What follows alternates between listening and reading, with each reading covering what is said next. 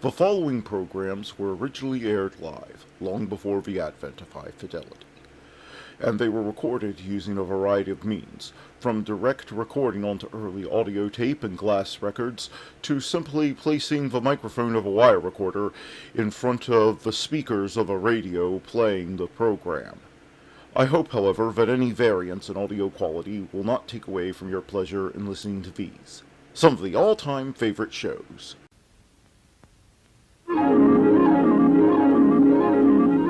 The following program is brought to you in living color on NBC.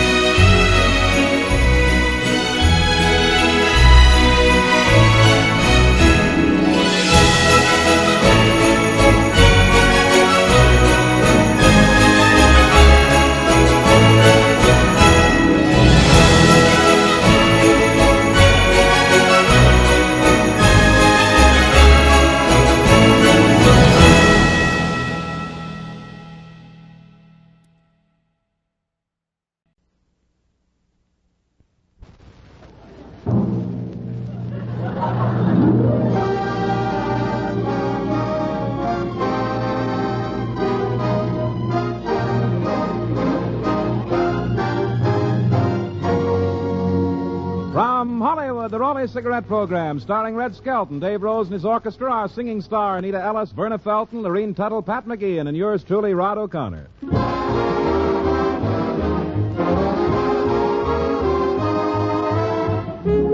From Metro-Goldwyn-Mayer, we present the star of the Raleigh Cigarette Program, Red Skelton.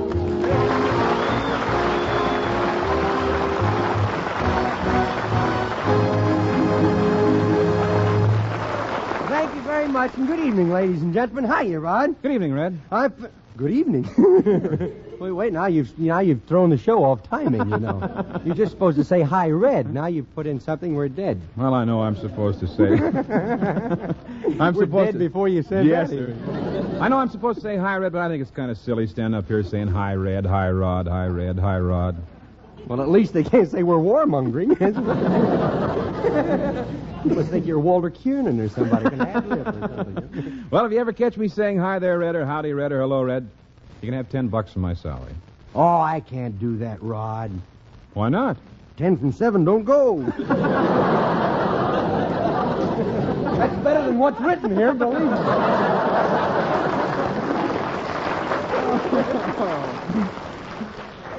Yes, sir. Anytime I say one of those corny hi, Red, you can have $10. Okay, it's a bet now. Okay. Only, but I'm superstitious about betting. I don't like it even money, you know, like that. So either make it higher or lower. Or you want it higher or lower? Higher, Red. Hi, Rod. That's $10 you owe me.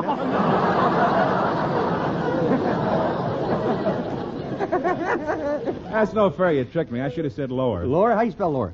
Hello. Hello, Rod. You want to ad-lib and go broke, go ahead. Let's talk about something else. All right. Hey, do you know anybody like to buy some medals cheap from the last war? I mean, medal's the kind that you pin on your chest? Yeah. No, why? I hear that General Myers wants to sell his good conduct ribbon cheap.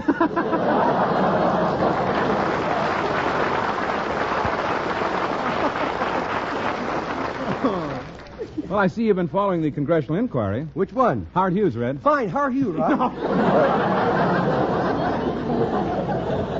You be Abbott and I'll be Costello, huh? You take the high hooper and I'll take the low hooper and I'll be looking for a sponsor before you. Huh? Well, I gave up the bets off. I'll give you the money after the show. Oh, forget about it. Hey, I've got an idea how we can make a fortune, though. Really? Yeah, a new way of making money. You listening? Sure, go ahead. I'm all ears. Yeah. I knew your rabbit blood would come out sooner or later. No, I've got a new way of presenting a program. Now, there are a lot of programs on the air nowadays with contests. Mm-hmm. Well, I've got a contest to end all contests. How does it work? Well, it's open to anyone who's listening to the Raleigh Cigarette Program. Raleigh listeners, this is all you have to do, is to send us $10,000 or a brand new convertible coupe or a combination radio phonograph, and we'll send you a statement of 25 words or less saying how we appreciate it.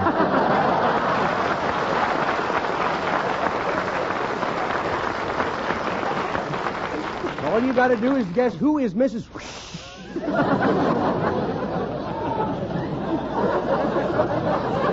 I'm proud of that. That ain't it. Well, you know, I think if you run a contest, you've got to give the people something. Yeah? Even if it's only something silly looking to put on their mantle. Yeah, I know. Well, you don't have to look at me, Doc.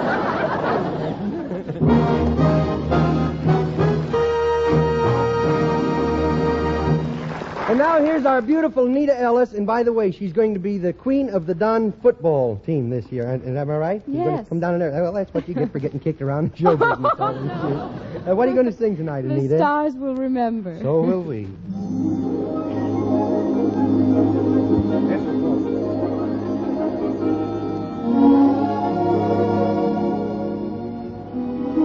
The stars will remember the night we said goodbye. The stars will remember, so will I. A rose as a token, a kiss that brought a sigh. The stars will remember, so will I.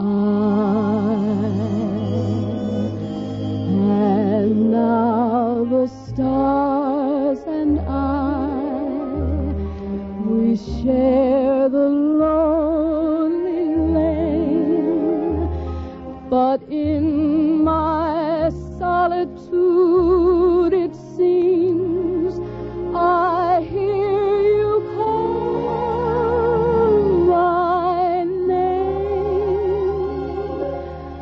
The world may forget you as time goes passing by. The stars will remember, so will I.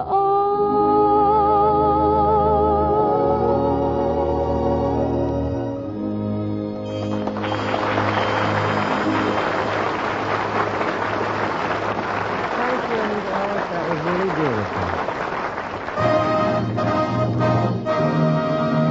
The Skelton Scrapbook of Satire.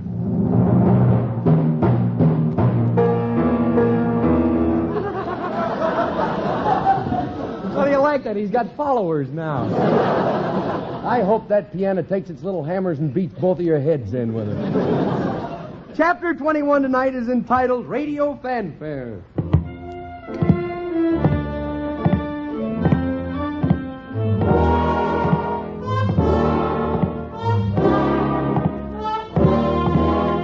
Well, here I am.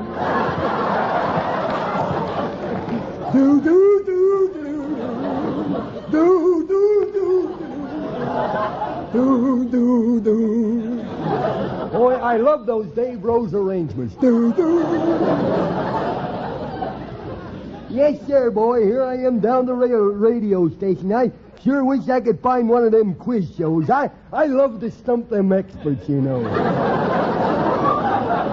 I really stumped them, too. I've been on 10 of them, and not one of them could figure out what I was. Now they got me in the funny papers every Sunday, you know. And then, oh, there's Rod O'Connor. Howdy doody. Howdy, Clem. Say, where's the newsroom around here? My ma sent me out to get the weather reports and had to come in out of the rain, you know. Weather report? Yeah, if it ain't gonna really rain, why, she's gonna wash my face, you know. That's a brilliant line, isn't it?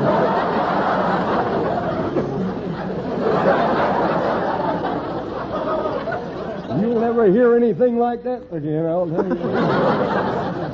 Well, I've got a Best Pocket radio here. Let's see if we can get a weather report. Okay. Listen. It's gonna be windy, isn't it, huh? No, Clem, that sound of fresh, pure moisture stands for the all-new Raleigh 903 cigarette. Sounds like it's got a slow leak in its pump. No, it's moisturized to cut down throat irritants. Good. Yes, it's moisturized to cut down those throat-irritating tars present in even the finest tobaccos. Well, I guess it's like me and my ma. We moisturize the milk we sell. You mean pasteurized? No, we don't put pasture in it. We just moisturize. You see, we put water in it. That's to cut down the strain on the churn, you know. Well, but moisturizing with the new Raleigh 903 process is different, revolutionary. Mm-hmm. That's why a jury of 14 distinguished doctors agrees no other leading cigarette gives you less throat irritants than the new, richer tasting yet milder smoking Raleigh 903. Yeah. Well, a lady and her little... Oh, wait a minute, that's the wrong one. Wait a minute. When my moss... Butterfingers, I can't turn one page at a time.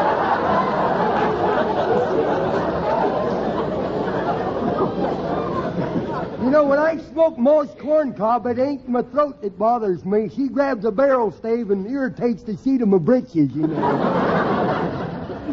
Well, then take my tip. I tell everybody to smoke the new Raleigh 903. Moisturized to cut down throat irritants. Well, maybe we would... The taste is really rich, yet the smoke is mild. See, I memorized this, and I came in,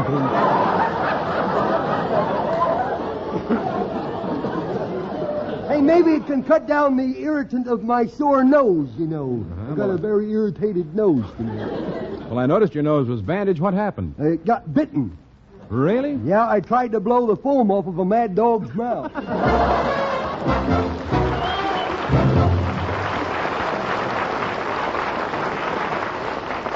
Chapter 3 of A Little Boy and His Dog.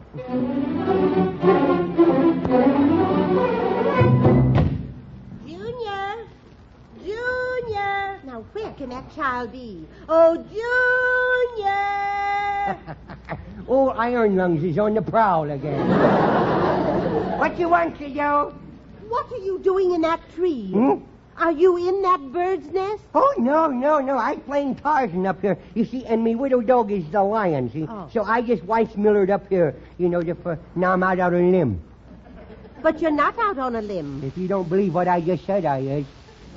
And here, I'll help you down. No, I can jump. Ooh. Are you all right? Well, now, let's see. Oh, wait, my leg. My leg's missing. I love my leg. Junior, I lost my leg. your leg is not missing. Yes, it is too. My leg is gone. You only have 2 legs, and they're both there. What? I'm talking about the chicken leg I got out of the ice bar. Oh, look, the puppy's eating it. Here, come here. Give me that. Chicken bones is bad for puppies. They'll splinter and make you choke to death. You shouldn't do that. Oh, I give up. Huh? Which reminds me, you'd better bring your dog inside and hide him. Why? Your mother will be home from work soon, and if she sees him before I have a chance to explain, she might not let you keep him. Now, hurry. Okay. Come on, puppy. Come on, boy. Come on, go in the house. Get in the house. You know, he hates to go in the house. I wonder why. He used to belong to a veteran, and he don't know where the house is. Come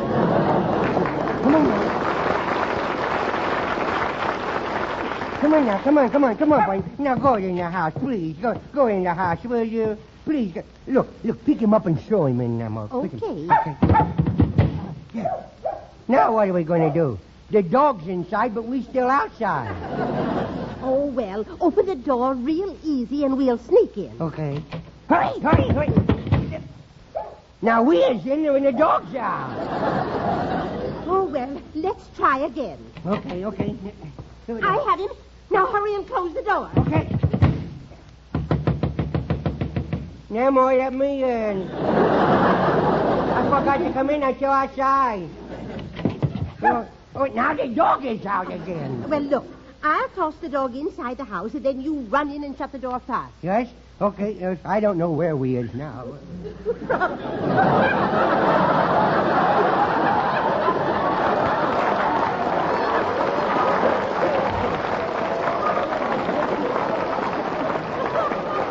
All right, now, I got you hold of him now. 1, 2, 3, fight!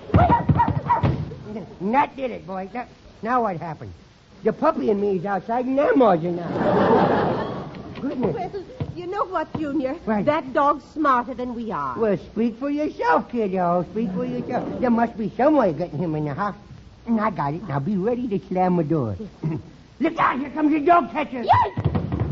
We do it. Boy, here, dog, now get your head from under the rug there. I was only kidding about the dog catcher. You know. Oh, I better phone your grandfather and warn him that there's a dog in the house, and to be friendly so he won't get bit. Ah, why, the way he staggers around, the dog couldn't get a good hold on him. Junior, your grandfather does not stagger in. He's been awfully tired lately because he has to take care of this family, and he has quite a load on his shoulders. I got news for you, kid. He's got quite a load, but it's not on his shoulder, boy.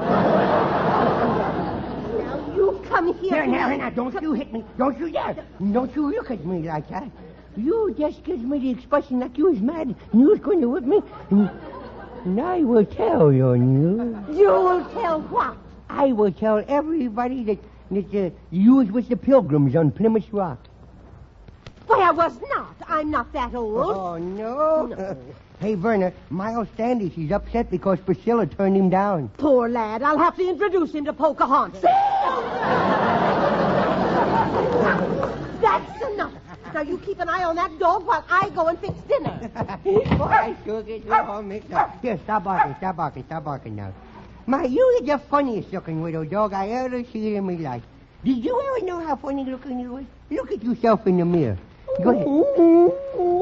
Oh, don't be sad about the way you look.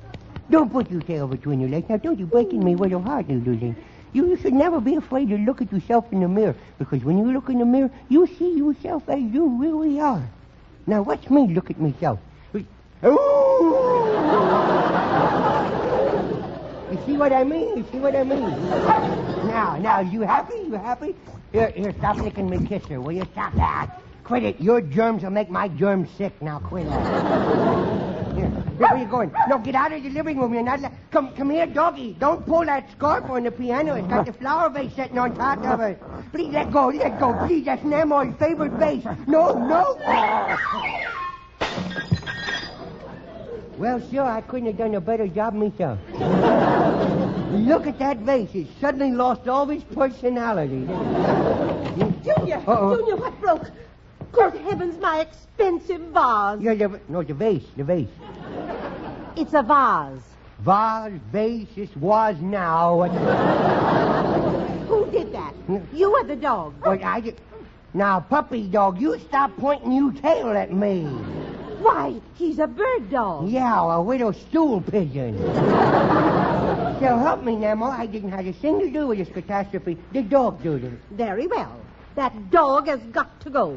Oh, no, Nemo, no. You get him out of here. Oh, no, please. I can't help it if a widow of me has rubbed off on him. I said that dog has got to go. But he's so smart. He's so intelligent, he is. Smart? I've been training him, you know. He's really... I show you. Want to see the trick I taught him? Yes. All right, come on, boy. Here. Now, set up and beg. Come on now, set up and beg. All right, have it your way. Lay down and beg then. Junior, I think you better get rid of him. Oh, now, look at the way he's licking you hand, Nemo. He loves you. He knows you're either a kind woman or he wouldn't be licking your fingers like that. You must use Jergens lotion or something. You know, he either licks your hands because he likes you, or you should start eating with a knife and fork. I don't know which. You know. He knows that you wouldn't turn him out. He knows that. Why, you heart is too big. Why, you heart is as big as you is. In fact, I think that's why you is so big. You're nothing but a big, fat heart, you know.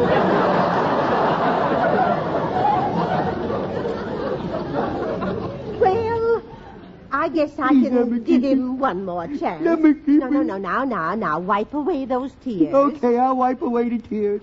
Boy, someday she's going to find out about this onion in my hanky, and I'm going to be a dead duck. Now, if you really want to keep that animal, you hurry and hide him until I have a chance to talk to your mother. Huh? You know she doesn't approve. Right, Captain. Come on, puppy. Come on. Right.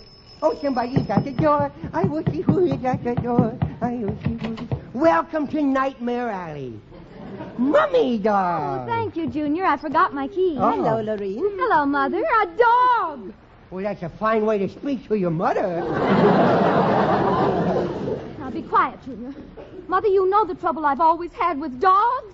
Where did he come from? I don't know. Where did I come from? If I had the return address, you wouldn't be here now. Boy, you sure does love me, don't you, huh? Junior, where did you get this dog? Well, he followed me home. Oh, I know that gag.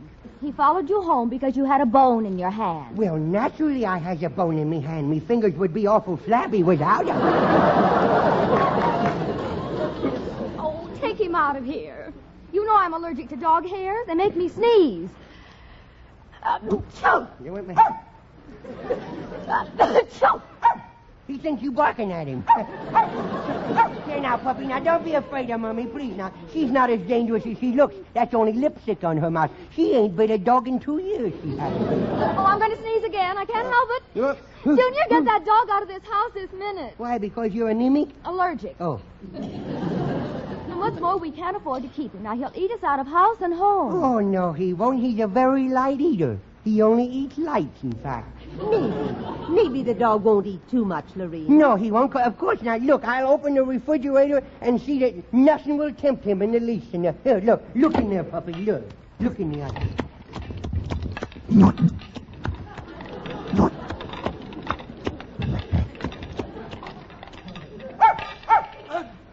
Well, you might as well turn off the electricity. Junior! He's cleaned out the refrigerator. Oh, no, he didn't. There's a few ice cubes left in there. Heat them up for dinner. I'm kind of hungry, my child.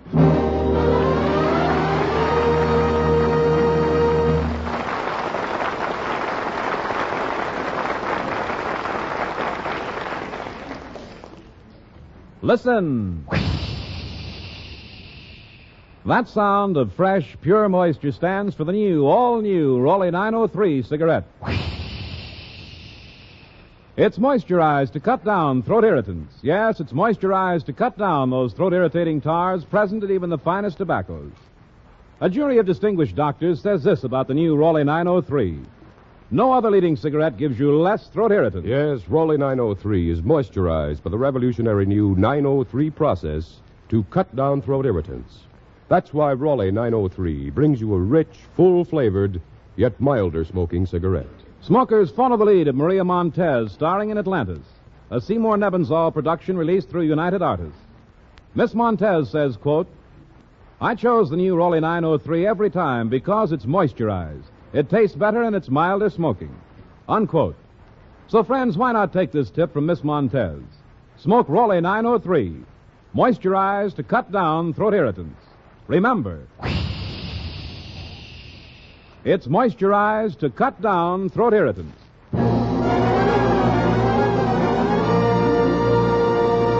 Dave Rose and the Raleigh Cigarette Orchestra play the Serenade from Student Prince.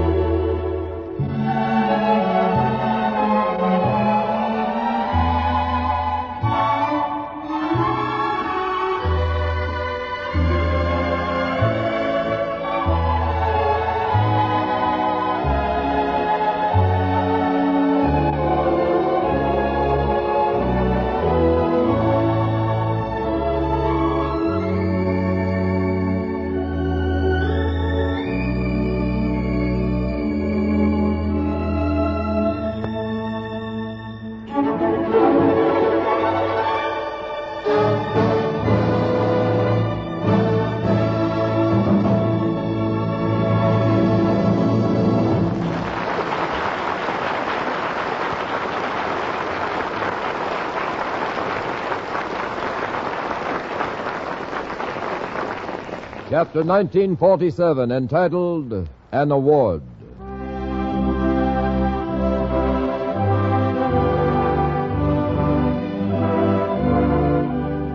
Red, we have a pleasant surprise for you.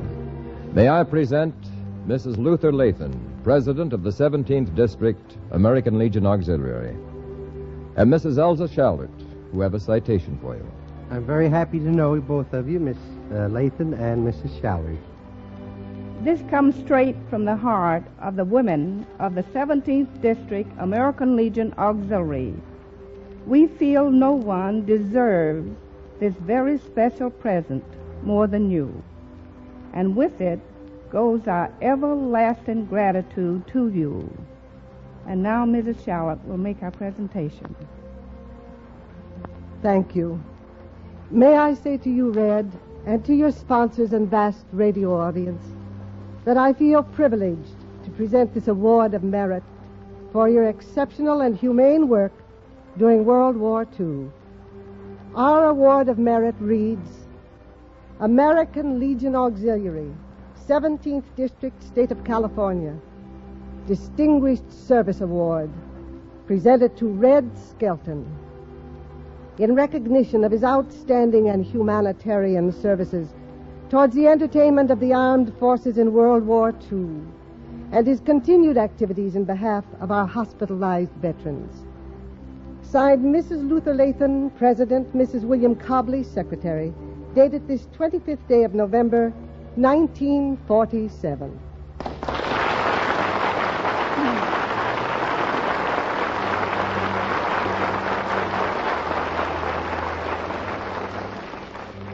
And Red, I've been asked by the auxiliary members to tell you that they will always remember your generosity of spirit. Also your willingness to go to the far outposts where there were small units of the armed forces who needed a chance to laugh to overcome their homesickness in those early trying days of the war. We felt you were unique in these efforts, and furthermore, you have continued your great work in this vital post-war period. Thank you, Red Skelton.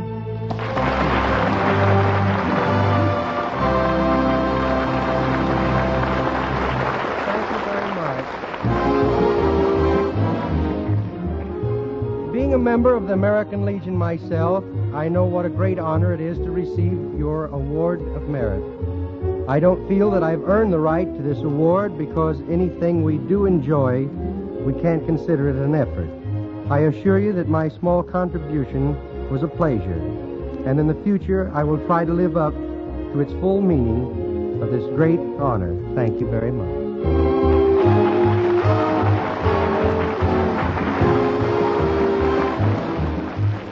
Thanks for being with us tonight, and we hope you liked our program well enough to be with us again next Tuesday night. So until next Tuesday, then.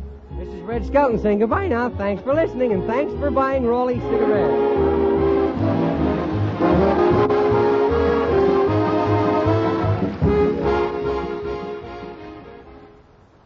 Sir Walter Raleigh, the pipe tobacco that rates superior on all 5 counts. Check them. A rich, ripe, full-bodied, burley blend. Sir Walter Raleigh pipe tobacco. Mellowed with rum for extra smoothness. Deep down, satisfying goodness. That's Sir Walter Raleigh pipe tobacco. Clean smoking all the way down. No soggy heel. Leaves only a clean, dry ash. And that's Sir Walter Raleigh pipe tobacco. Crimp cut for slow, even, cool burning. Yes, Sir Walter Raleigh pipe tobacco. The brand of grand aroma. Keeps home sweet home. It's Sir Walter Raleigh. Sooner or later, your favorite tobacco. Yes, a favorite with college men, servicemen, businessmen.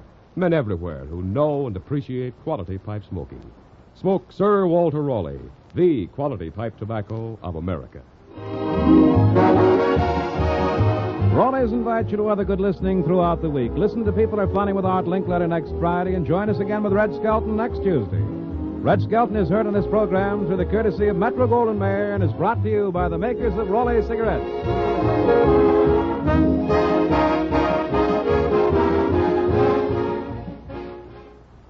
This is NBC, the National Broadcasting Company.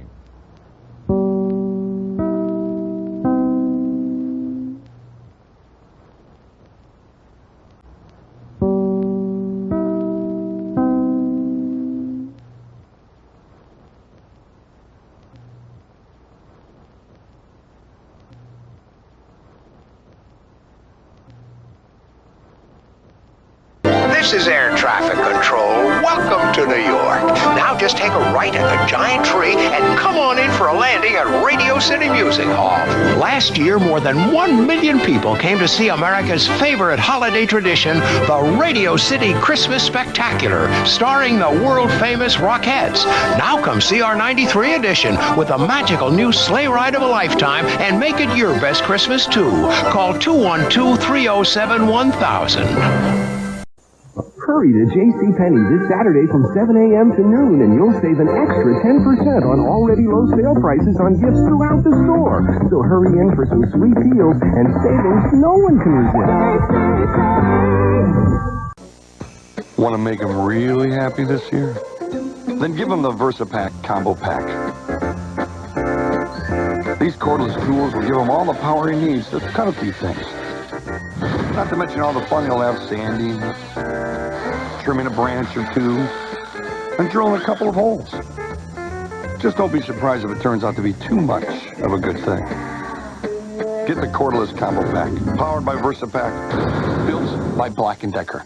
Well, all these gifts, you're amazing. I just can't wait to see what's inside. This one is for you, Justin. Where's Emma? Has anybody seen Emma? This ornament is so cute. Laura, how many gifts do you have down there? While it may not be easy to tell who's been naughty this year, it's always easy to tell who's been nice. Hey, Laura, this card.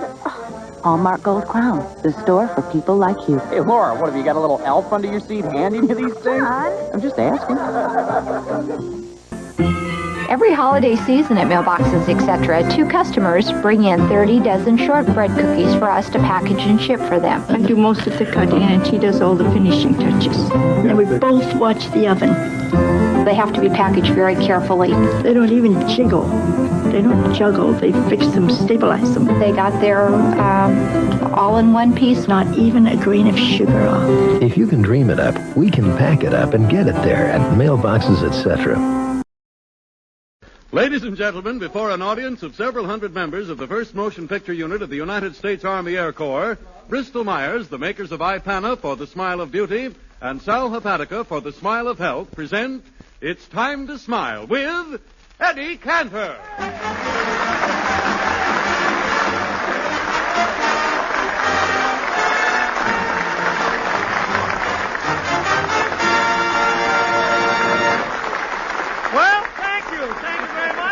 Thank you, and Merry Christmas. Merry Christmas. Merry Christmas. Jingle bell, jingle bell. Noel.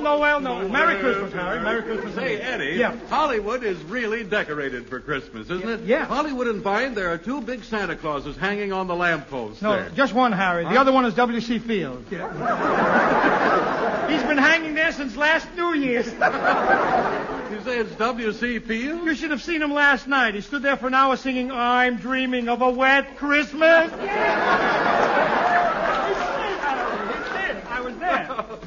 Well, I guess everybody's eagerly awaiting Santa Claus, Eddie. Look, Harry, I don't want to shock you because you're such a young boy. What's the matter? But Santa Claus has decided not to come here this year. It's too dangerous the way things are. I don't understand. Well, what do you mean? If his reindeer show up in Los Angeles, the butchers will grab him. No.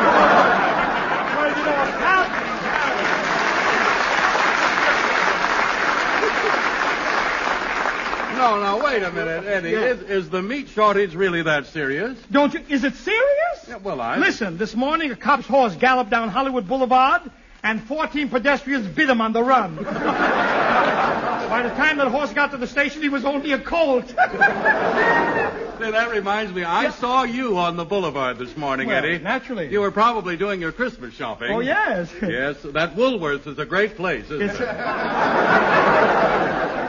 I was in all the stores, Harry. In all the stores well, I was. I didn't know. And you wouldn't be so insulting if you knew what kind of a gift I got for you.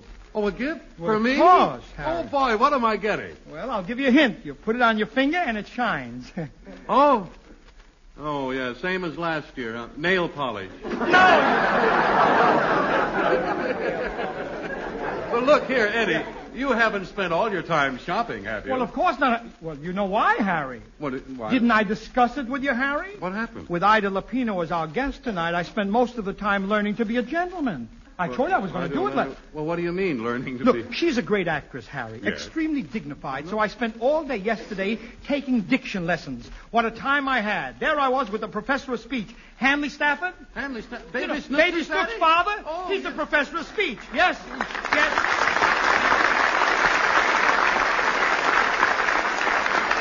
And Harry, when I was in his place yesterday, he was saying to me... Now, Mr. Cantor, you must learn to speak in glowing terms.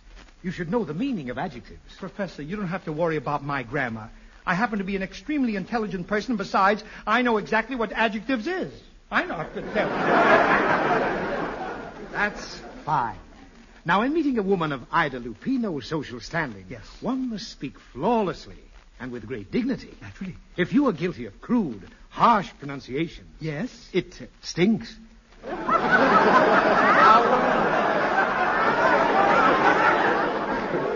To begin your lesson on diction, read the first sentence in this book. In this book? Okay. Yes. Peter Piper picked a peck of pickled peppers. No. You must get those pear-shaped toes. Oh, round, yes. For instance, pooter pooper, pook to pook, pookle pooper.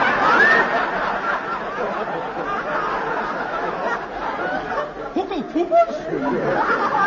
Where do you buy them, in a Dulacatoos? Precisely. All right, now you try the line.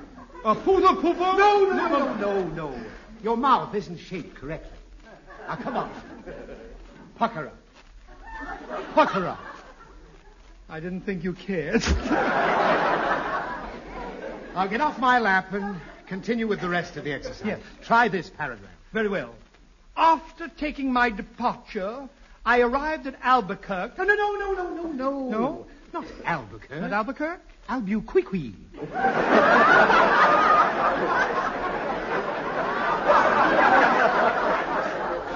From Albuquerque, I went to Louisiana. No. Not Louisiana. Louisiana. All right. From Louisiana, we arrived in Ohio. Fool around with that one, wise guy. Oh, that's silly. Why would anyone want to fool around with Ohio? Okay, Professor, what is next? Now repeat after me. I would appreciate your giving me 4 gallons of gasoline. I would appreciate you giving me 9 gallons of gasoline. I said 4. I've got a B book.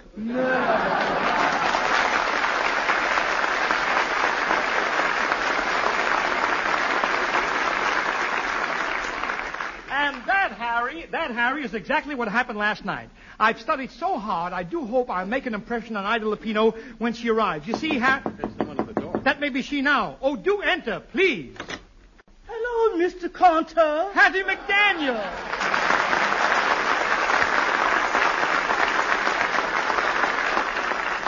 Hattie, the way you spoke, I thought you were Ida Lupino. Boss, is you off the beam? No. Tell me, Hattie, where have you been all day? I've been Christmas shopping. Yeah? Rochester's in New York, so I sent him something to keep him warm. To keep warm, huh? What size? 2 gallons. Have you heard from Rochester since he's been to New York, Hattie? Constantly. Just listen to his last letter. He says, Dear Cuddles. Cuddles? It's cold here in New York, and I'm still warm from your goodbye kisses. Wish you were here, 'cause it's getting time to refuel.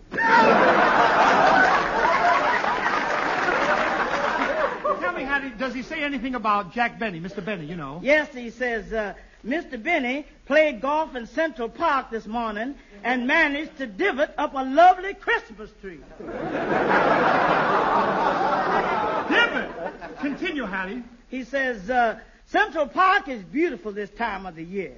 This morning I visited the duck pond. Now if I can locate a cranberry pond, our Christmas dinner will be complete. What else does Rochester have to say in the letter? He says, we'll return to California soon. Mr. Benny is anxious to get back to Carmichael as there's a meat shortage. Yeah. He has given me a straight razor for Christmas and wants me to shave Carmichael in my own inimitable way.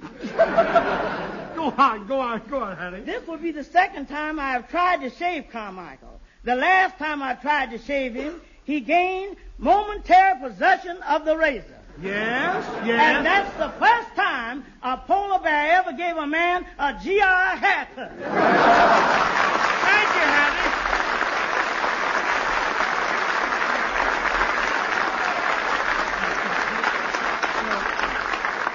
Gee, I wonder what could be keeping Ida Lupino. Maybe I better go out and phone her. Harry, will you take over while I'm gone? Oh, yes, I'd be glad to, Eddie. I better be careful how I speak to her. I must remember my diction.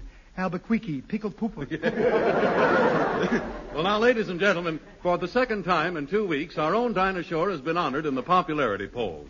This morning, she was notified that the newspaper and magazine radio editors of America, in a poll conducted by Radio Daily, have elected her as the best female popular singer in the country. And now our own Dinah is going to sing, This is the Army, Mr. Jones.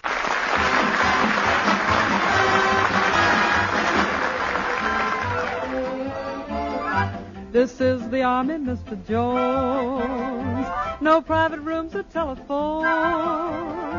You had your breakfast in bed before, but you won't have it there anymore. This is the Army, Mr. Green. We like the barracks nice and clean. You had a housemaid to clean your floor, but she won't help you out anymore. Do what the buglers command. They're in the army and not in the band. This is the Army, Mr. Brown. You and your baby went to town. She had you worried, but this is war, and she won't worry you anymore.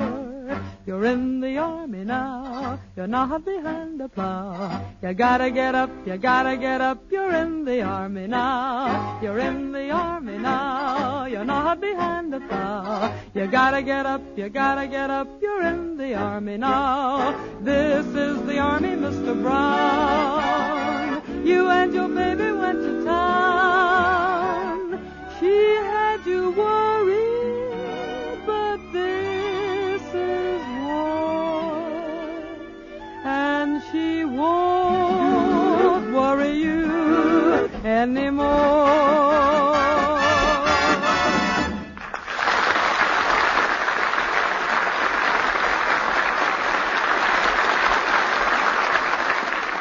Oh, Dinah, Harry, I finally got this diction business figured out. You see, it's all in your breathing. Oh, shucks, there's nothing. I've been breathing for years. But not this way. Look, I'll show you. First, take a deep breath and hold it for the count of 20. Count of 20. Like this? That's it. 1, 2, 3, 4. But Mr. Cantor. Yes, Dinah? I don't see what breathing's got to do with it. Well, it's really very simple, Dinah. You see, your voice comes from your diaphragm, so... Yeah. Okay, Harry, okay. 5, 6, 7, see, Dinah? If you hold your breath for 20 counts, then... Mr. Cantor, Harry's getting purple. Keep counting. 8, 9. Harry, you shouldn't have done that. Now we'll have to start all over. Gosh. Oh, look, Eddie, forget about my diction. I'm here to tell people how they can feel better, faster, and it's what I say, not how I say it, that counts. I think you're right, Harry. All right. That makes me... Yes, ladies and gentlemen, please remember this one thing. The next time you wake up feeling dull and headachy due to the need of a laxative, just remember Sal Hepatica and take it right away. Because then Sal Hepatica brings gentle, speedy relief, usually within an hour. So why wait until night to take the laxative you need in the morning? Then risk feeling miserable all day. Sal Hepatica has this additional advantage. Sparkling Sal Hepatica also helps sweeten an upset stomach by helping to reduce excess gastric acidity. So get a bottle of Sal Hepatica from your druggist tonight or tomorrow. And any time you need a laxative, morning, noon, or night, see how much faster you feel better when you take gentle, speedy Sal Hepatica.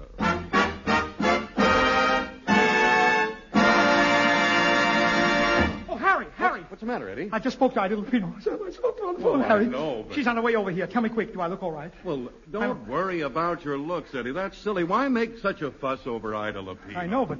After, what if she is young and beautiful? What if she does have a pretty face? What? Beautiful hair? Yeah. What if she's got a gorgeous figure? And take a look, Eddie. Do I look all right? Of course you look all right, Harry. Stop it.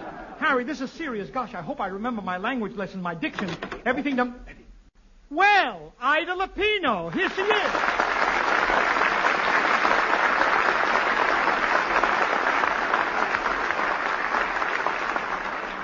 Miss Lupino, it is indeed an honor and a privilege to have my program graced by so charming and cultured a lady. Quit stalling, Popeye, and let's make what the belly laughs.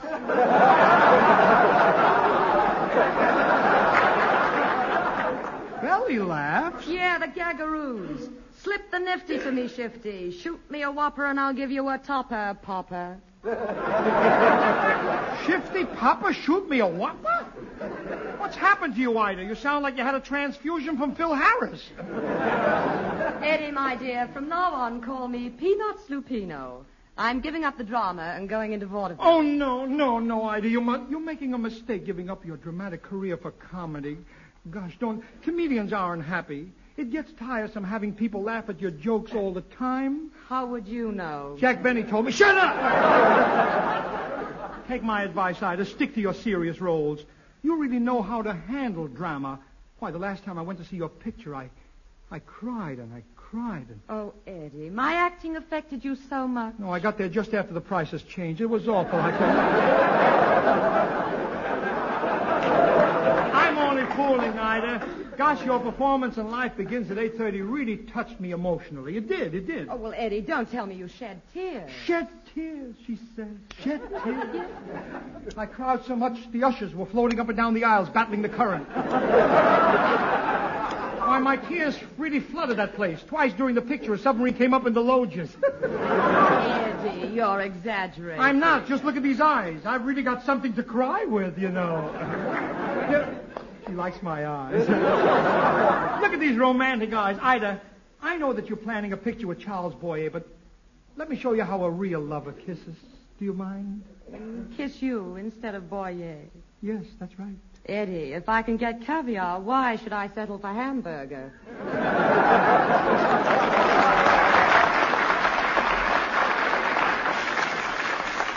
A hunk of hamburger might come in mighty handy on a Tuesday night, babe.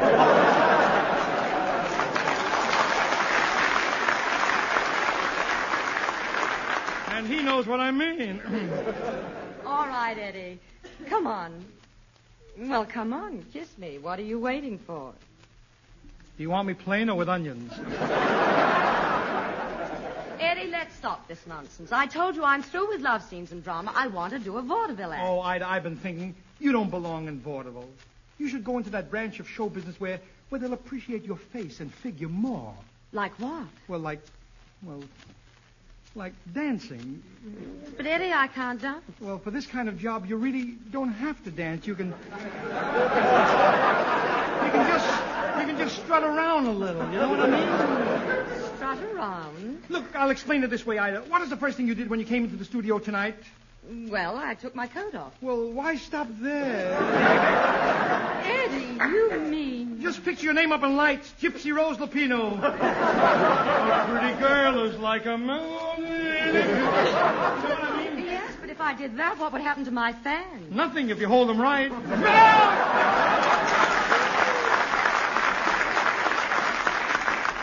Eddie, no, I'm definitely going into vaudeville. Well, if you insist... Look, Ida, I like you, but...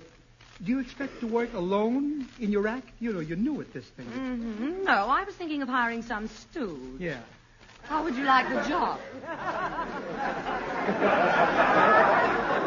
That is one of the dirtiest remarks I've ever had on this Time to Smile program. With I pen and cellophane. I want to tell you something. If you think that Eddie Cantor would act as this...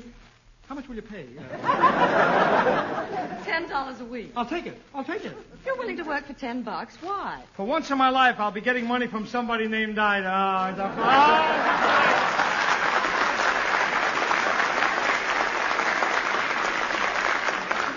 Okay, it's a deal, Eddie. Here's the routine, and let's rehearse the act right now. We'll do it. All right. Cookie Fairchild, music, if you please.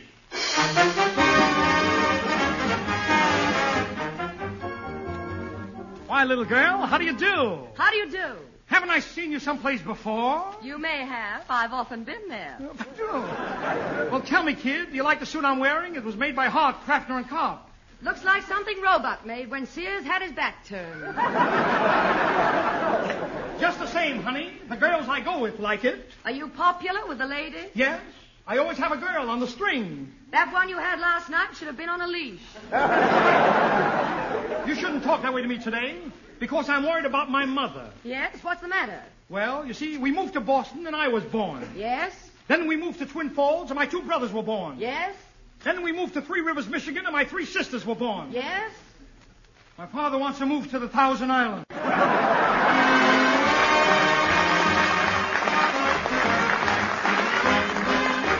The bells are ringing for me and my... Isn't he the nicest man? Bought my ring at the 5 and 10.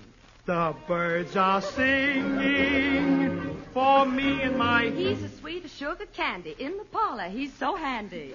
Everybody is knowing to a wedding they're going. And for weeks they've been sewing.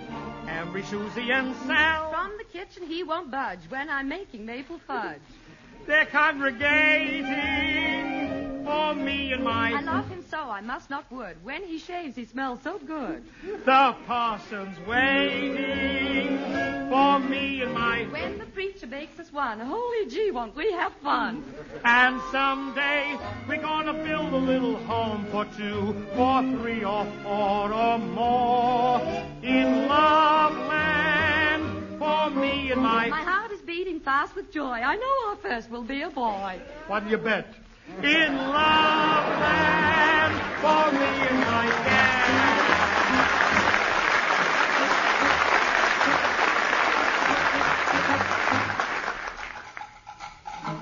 You know, Ida, I've got dancing in my blood. You must have poor circulation. Hasn't got to your feet yet. By the way, Eddie, whatever happened to that watchdog you had? Oh, we gave him away.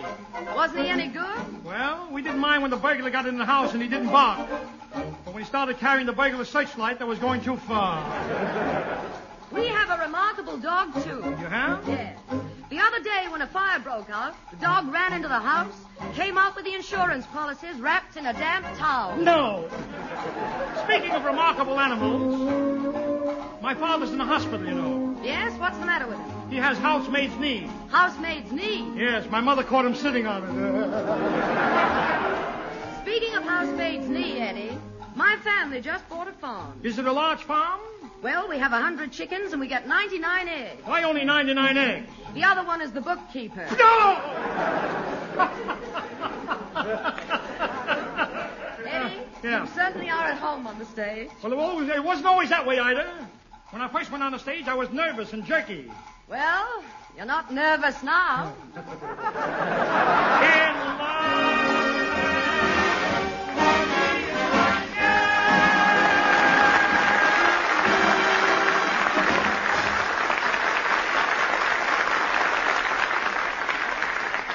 Ida, at that, you know, we'd be great in vaudeville together. Why do you say that we actually form a team, huh? Well, Eddie, are you sure I'm the partner you want? Of course, Ida. Why, with your talent, we couldn't miss. Now, listen. I start the act with a buck and wing. Then I do a quick change into a blackface number. That's when I go on. No. I lead right into a couple of jokes. Big laugh, see? Then me. No. Then I've got a great juggling routine. And now me. No, finally, I top off the act with a sensational acrobatic stunt. There I am, balancing 6 goldfish bowls and riding a bicycle on a tightrope 50 feet over the stage. But, Eddie, what about me? Do you have to do anything? Why, you'll stand on the side of the stage and smile. And who will look at me? Just smile? Is that all? Is that all, Ida? You should never underestimate your smile. Harry can tell you that. That leads you. Yes, Eddie is right, Miss Lupino. A lovely smile will get attention every time. And because an attractive smile means so much to everyone, ladies and gentlemen, it certainly pays to take care of your smile. And about the best way I know to do that is between regular visits to your dentist to faithfully use iPana toothpaste and gum massage. Because healthy gums are mighty important to sound teeth and sparkling smiles.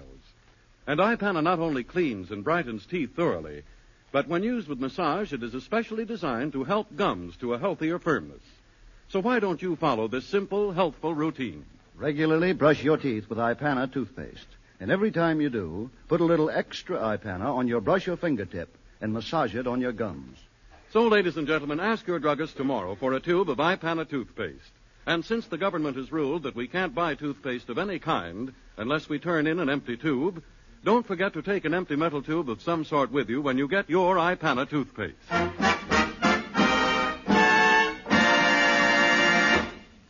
Eddie. Yes, Ida? I really enjoy doing our vaudeville act. Let's team up and do it in a theater. Oh, no.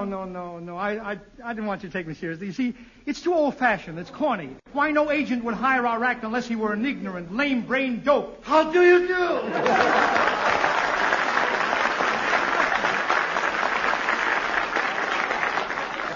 Russian. You? You are in the theatrical business? I'm not in the monkey business. I shall produce a great play. The Fuhrer died at dawn. Not the Fuhrer. The General died at dawn. I can dream, can't I? Oh, stop it. Russian, I want you to meet my partner, Ida Lupino. Charmed, I'm sure indeed. Allow me to shake you by the ankle. By the hand. You shake what you like and I'll shake what I like. Russian, you must recognize Miss Lupino. Did you see Life Begins at 8:30? Did I see Life Begins at 8:30? Did I see? I was in it. You was in it? Yeah. That's impossible. I was the leading lady. Are you sure you were in Life Begins at 8:30? Maybe I left at 7:15.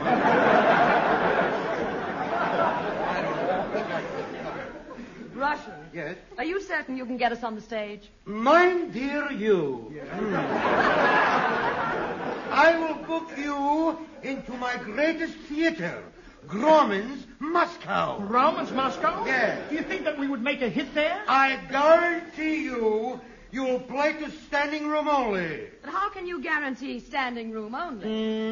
No seats. Oh, you're impossible, Russian. I don't want you as my agent. Please don't say that. I get a thrill working for you, Miss Lupinats. No. You get a thrill working for Miss Lupino. Why do you say peanuts? That's what I get working for you. Get quiet. Try to pay no attention to him. He's no producer. He does this every week. He's an imposter. Don't say that. Dad, don't say it. I come from a theatrical family. You do? My poor father was the world's greatest showman. No. What happened to him? He was killed by a weasel. Little weasel killed your father? Yes.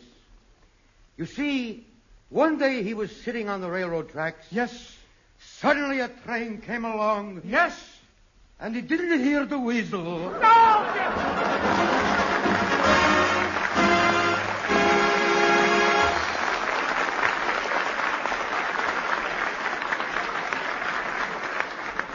And he didn't hear the weasel. Ida, you've been a good sport taking all this ribbing, and I do want to thank you for coming here tonight. No, Eddie, I want to thank you. No. Yes, I've learned a great lesson from you tonight, just watching you work. Well, thank you, Ida. Yes, Eddie. It's taught me never to be discouraged. Uh-huh. Any man who can get as far as you have without talent, without look. Good night, Ida. With no personality. Ida. With absolutely Ida, good nothing. night. Good night, Ida. Good night.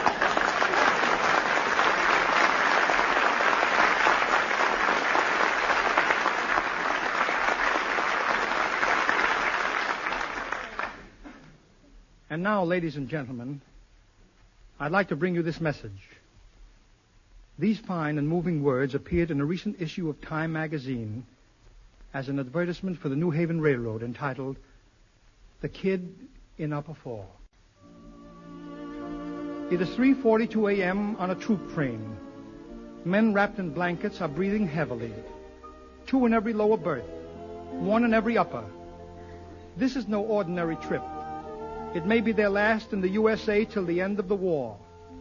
Tomorrow they will be on the high seas. One is wide awake, listening, staring into the blackness. It is the kid in Upper Fall. Tonight he knows he is leaving behind a lot of little things and big ones.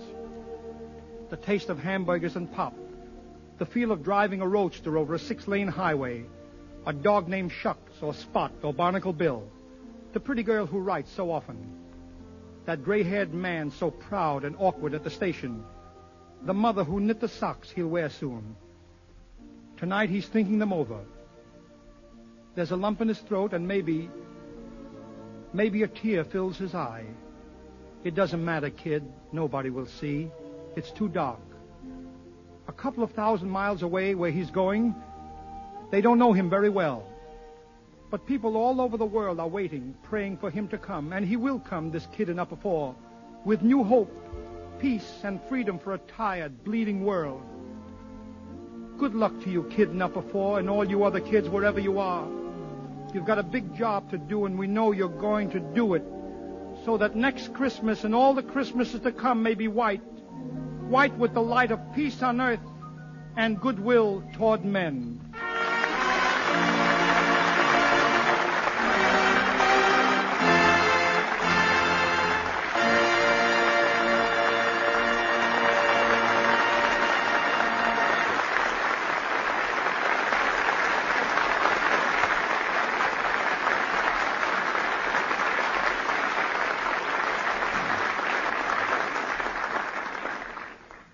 Thank you. Thank you for being with us tonight, ladies and gentlemen.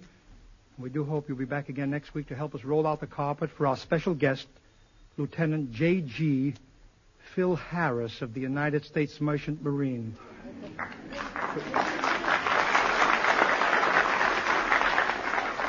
We'll also have our regular gang on hand, Dinah Shaw, and Harry Von Zell, the Mad Russian, the ambassadors, and little Cookie Fairchild in the orchestra. So remember, I love to spend each Wednesday with you as friend to friend. I'm sorry it's true. I'm telling.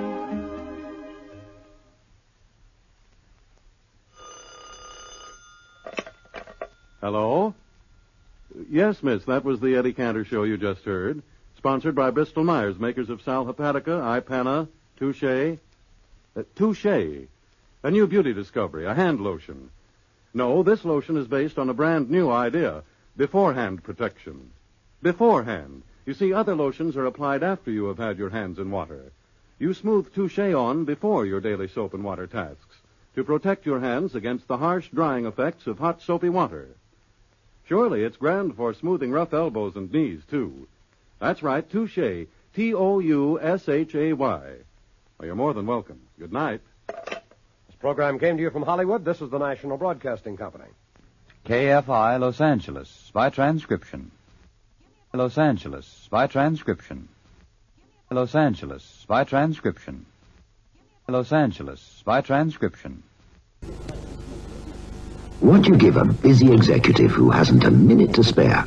A Timex quartz with hands, accurate to a second a day. What you give a super mum who's cooked Christmas dinner? A Timex dress watch, perfect for timing the turkey. What you give two young people who wish Christmas could last forever? Two Timex watches, Christmas presents that last and last. Trust Timex to solve the present problem. Here are just a few of the hundreds of decorations you can save on at Kmart. A 7.5-foot tree for just $77. Decorated wreaths for just $6.99. 100-count Westinghouse lights for $3.79. Come to the Trim-A-Home department at Kmart. It has everything you need to make a holiday work of art in your home or wherever else you live. Kmart. We know how to make your holidays bright. Holiday gifts used to give me fits, keeping track of who gets what. But look where I hid my list this year. Right here in my Atari computer system. See, my niece Shoshi gets Moon Patrol from Atari. Joshua gets pole position. Hey, an Atari computer makes a great gift in itself. The kind the whole family winds up enjoying. And wife's got my gift in here, too.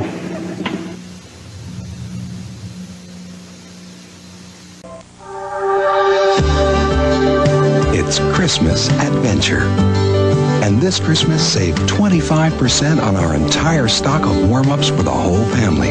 They're colorful, comfortable, and this week they're all 25% off. Adventure. It's Christmas, Venture Christmas, family, friends, and memories. McDonald's presents gifts your kids will love. Holiday Huggable Muppet Babies. You can get your kids Baby Kermit or Baby Fozzie or Baby Piggy for a limited time only. They're soft and huggable at a special low price with any McDonald's food purchase. Holiday gifts at a special low price. Can I baby cookies? Holiday huggable Muppet Babies. Only at McDonald's for a limited time. So hurry on in. The Fibber, McGee, and Molly Show.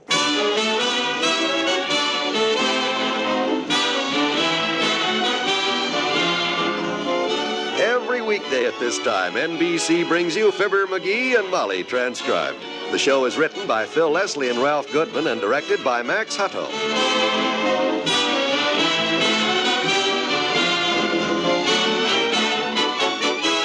We'll join Fibber and Molly in just a moment. Within the next 20 seconds, a fire will break out somewhere in the United States. Lives may be lost, property damaged, homes or buildings destroyed. Yes, there are 4,600 fires in America each day of the year. They kill 11,000 persons and disfigure or severely burn thousands more. The unfortunate part of this picture is that most of these fires could have been avoided. For example, 90% of all fires which start in the home can be traced to human carelessness.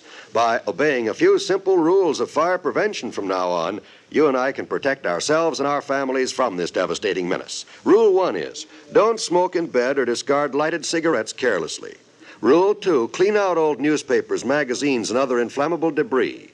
Rule 3, promptly repair defective wiring as soon as you notice it. Fires won't wait until tomorrow. Rule 4, use only those cleaning fluids which will not burn. And last but not least, be careful with matches. Remember, it doesn't pay to gamble with fire. The odds are against you every time.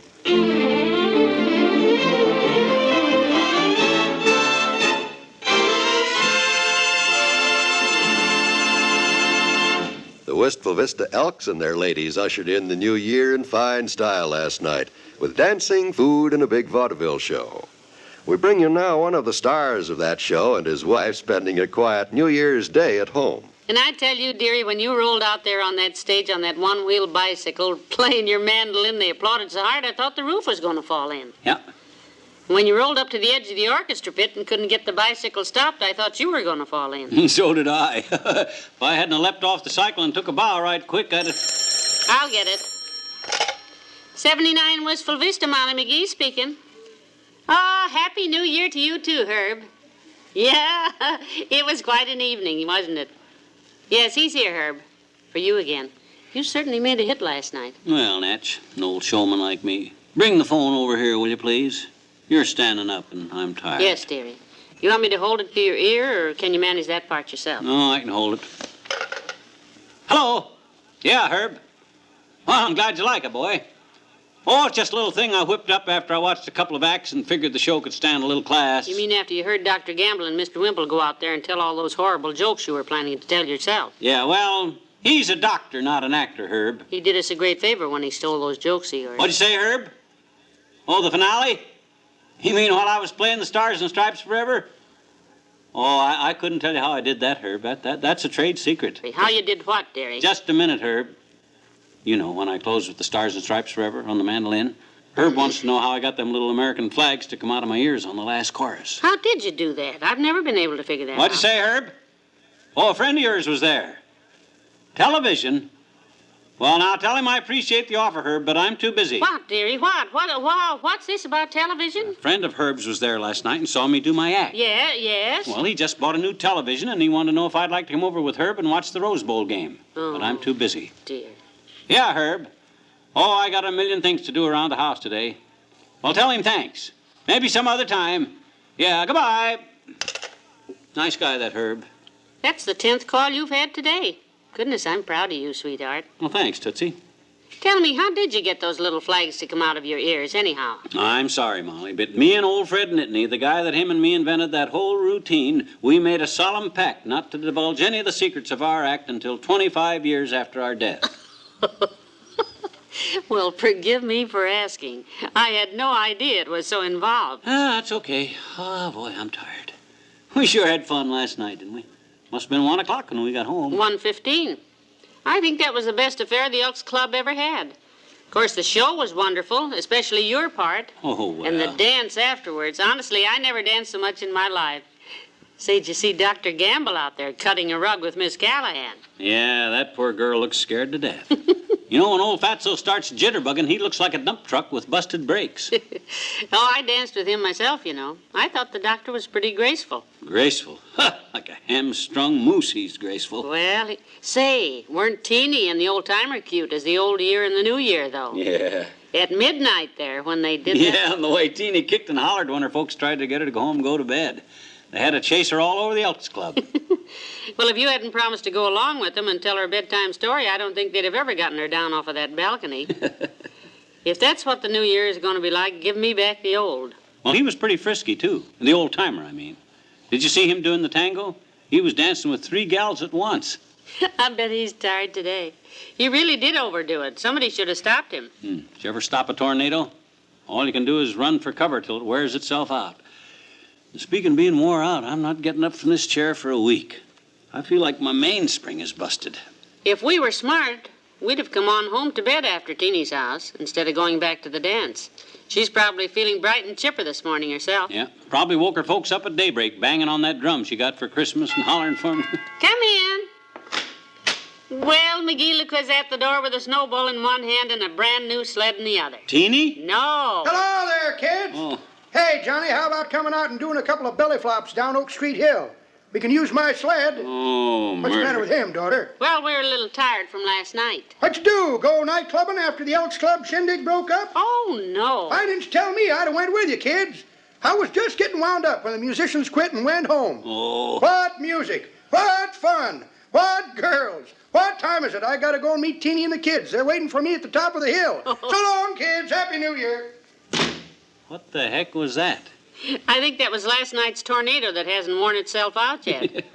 I don't know where he gets his pep because at his age...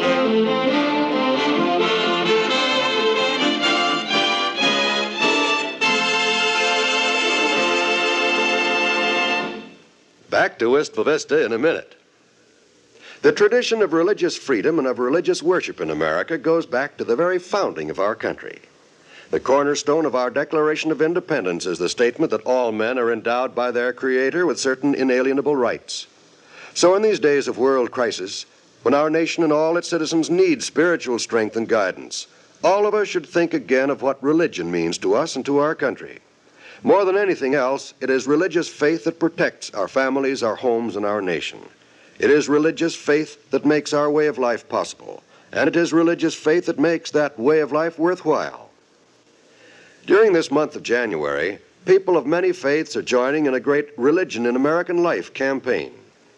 Wherever you are, whatever your faith may be, you are asked to join in this campaign. Be sure to attend and support the church or synagogue of your choice. Light their life with faith. Bring them to worship this week.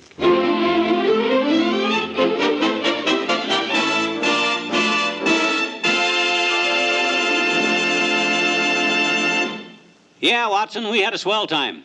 Horse Watson, kiddo. Yeah, great. Be sure and tell him what a nice job he did as MC last night. What'd you say, Horse? My act. Oh, yeah, well, I'm glad you liked it, Horse. Just a little something I whipped up before curtain time. Got a million routines, of course I have. Tell him what a nice job he did as MC. Yeah, I and Fred Nittany, the guy that him and me had us an act together from Starved Rock, Illinois, together in vaudeville. We played all the top spots. Jerry, don't forget to tell him what a good MC he was. Yeah, that was I and Fred's old finale I finished with. Used to play my mandolin sitting on old Fred's shoulders while he rode the unicycle. What'd you say?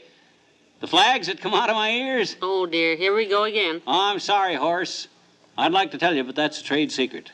Can't give out any information on that on account of a pact I made with old Fred.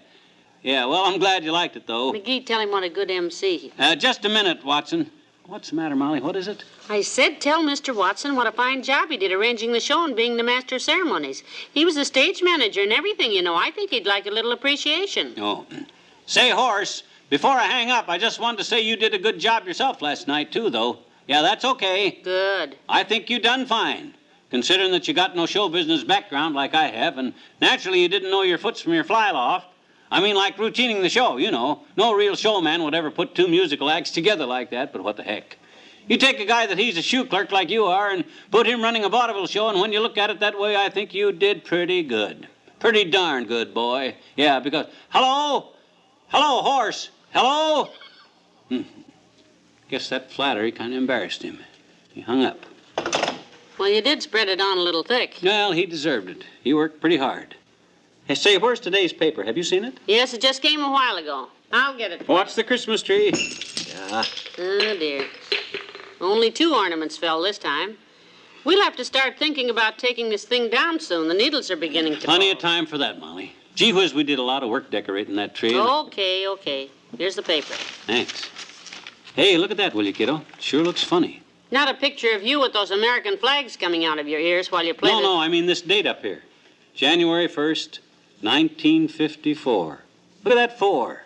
Doesn't it look funny? It sure does. Yes, this is the first day of the new year. You make it sound like the news scoop of the century. Ah, yes, a new day dawns. A new clean slate lies ahead of us, unmarked and unblemished. And by this time next year, thereupon will be written the future of our spinning universe in bold, clear letters. What does that mean? I don't know. I'm thirsty.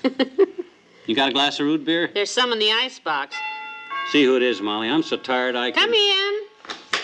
Well, Dr. Gamble. Hello, my dear. Hi, Doc. Too bad you didn't get here sooner. You just missed a bit of homespun philosophy that would have spun you around and sent you home talking to yourself. Well, if he's in a philosophical mood, maybe I better not stay. He's bad enough when he's... You ought to wonder whether to come into my house or not, you big chiseler, you joke stealer. Me? I don't know what you mean. Sit down, Doctor. Look at that innocent look on that putty puss of his, Molly. Doctor, I've been wounded deeply. To think that you, my nearest, dearest, and fattest friend, would steal my act at the Elks Club. Steal 10 of my best jokes so that you and Wimple could go out there and tell them before I got a chance to. So I had to do a whole new act. I don't know how to thank you, Doctor. Well, believe me, kids, I learned my lesson. When Wimple walked out there and I asked him where he was going with those Coca-Colas, and he said he was taking the case to court, I thought they'd kill us. And when he came back with a step ladder and said he was taking the case to a higher court, they should have. Yeah. Believe me, I've learned that crime doesn't pay. Ah, you guys just didn't do 'em right, Docky. You gotta be actors, boy, that's all. Now you take me and old Fred Nittany. We used to get laughs with that stuff all the time. In 1923, maybe. But this is 1953. 54, Molly. A new year is here. Oh, yes. Yeah. It's hard to get used to it.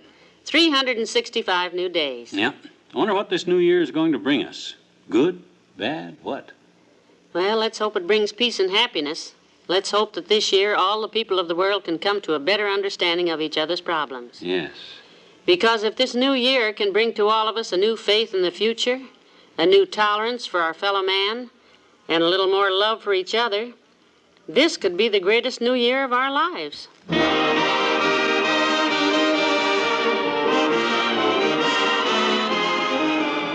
Fibber and Molly will be right back. How about it? Have you broken any New Year's resolutions yet? Well, if you haven't, don't worry about it. There are still 364 days left in 1954. Plenty of time to shatter all those resolutions you've been badgered into making for the new year. Of course, we hope you can be the exception and keep all your resolutions this year, especially if you have resolved to work more enjoyment into your life in 1954. One way we'd like to help out with such a resolution is to send along to you the very finest of all radio entertainment on the NBC radio network. During 1953, NBC spent millions of dollars to bring you an improved program schedule. And during 1954, we will continue to bring you the finest of the available radio programs. So accept our invitation to be our guests whenever you want wonderful radio entertainment throughout this new year, whether it be comedy, music, adventure, news, or drama. Just set your dial to the spot where you hear the familiar 3 NBC chimes, your invitation to the best in listening.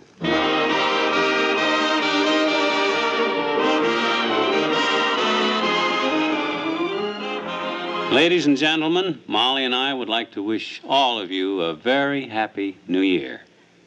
Good night. Good night, all.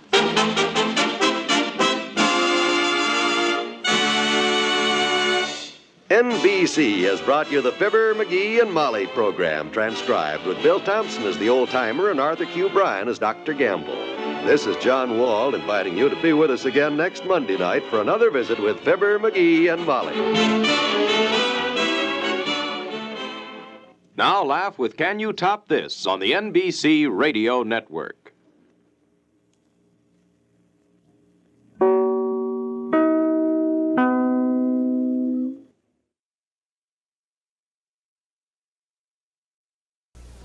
Radio Shack is loaded with exciting, sensible, low-cost gifts, like the Science Fair 150-in-1 electronic project kit. Kids can learn about electronics by building safe battery-operated radios, transmitters, computer circuits, electronic sound effects, even LED digital readouts. They get 150 different gifts they can enjoy long after Christmas is over. The gift-priced Science Fair kit, only at Radio Shack, a Tandy company. The Garlic Sisters on Denny's Holiday Mugs. We can get more trimmings from my favorite restaurant. They don't sell decorations. You said they have reindeer, Santa, even Scrooge. They're magic mugs that change when you pour in hot coffee. I always leave Santa cookies and milk. Santa's on the mug that holds the coffee. He works so hard. Let's leave him a magic mug from Lenny's. Denny's. At $4.99 each, the 4 new magic mugs make great gifts, and they're our way of saying... Happy holidays from Denny's. Denny's. Christmas time at Lowe's. Here we are.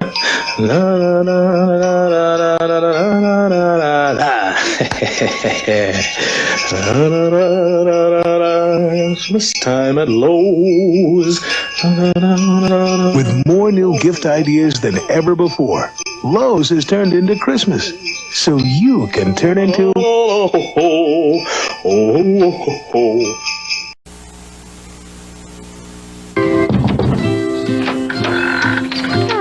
Surprise! We heard you liked Raggedy Ann and Andy, so we got these just for you. Oh, thank you. They're so special.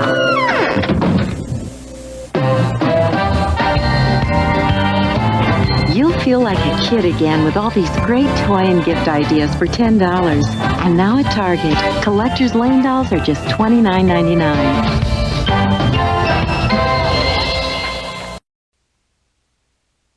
We present now a special transcribed Christmas message from the President of the United States to the American people.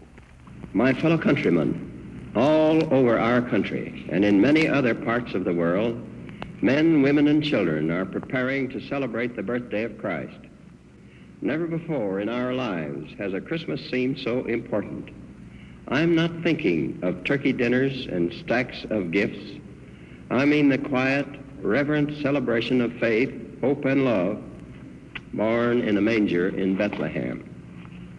Across all the continents of this world, peace-loving people today feel apprehension and loneliness and fear.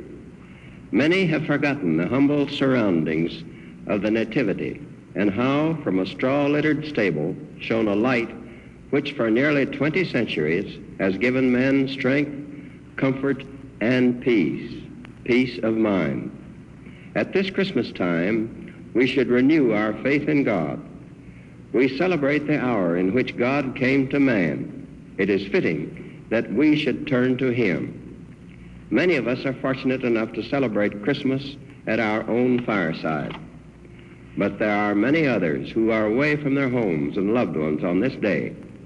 Thousands of our boys are on the cold and dreary battlefield of Korea. But all of us, at home, at war, wherever we may be, are within reach of God's love and power. We can all pray. All of us should pray. We should ask the fulfillment of God's will.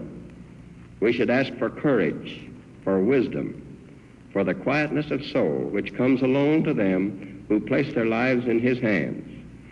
We should pray for a peace which is based on righteousness. The nation already is in the midst of a crusade of prayer. On the last Sunday of the old year, there will be special services devoted to a revival of faith in God. I call upon all of you to enlist in this common cause. I call upon you no matter what your spiritual allegiance may be. We're all joined in the fight against the tyranny of communism. Communism is godless. Democracy is the foundation of faith. Faith in oneself, faith in one's neighbors, faith in God. Democracy's most powerful weapon is not a gun, a tank, or a bomb. It is faith. Faith in the brotherhood and dignity of man under God. Let us pray at this Christmas time for the wisdom, the humility, and the courage to carry on in this faith. Ladies and gentlemen, you have just heard President Truman's Christmas message to the American people. This is NBC, the National Broadcasting Company.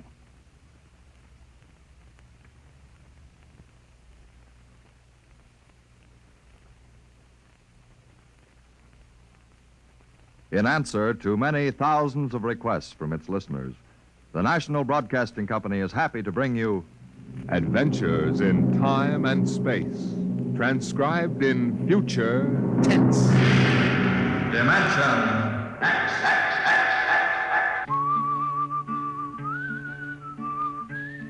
This is the story of Riesling, the singer of the spaceways. You've probably sung his songs in school, in English, French, or German. The language doesn't matter, but it was an earth tongue. But the real story of Riesling is not found in the footnotes of a scholar's critique or a publisher's biography. It is in the memories of the old-time spacemen, the pioneers who pushed the thundering old-fashioned rockets to the far, strange ports that are our commonplace heritage. These men know the true story of Riesling. The arching sky is calling spacemen back to their trade. All hands stand by, free falling, and the lights below us fade. Outride the sons of terror, far drives the thundering jet, up leaps the race of earthmen, out far and onward yet.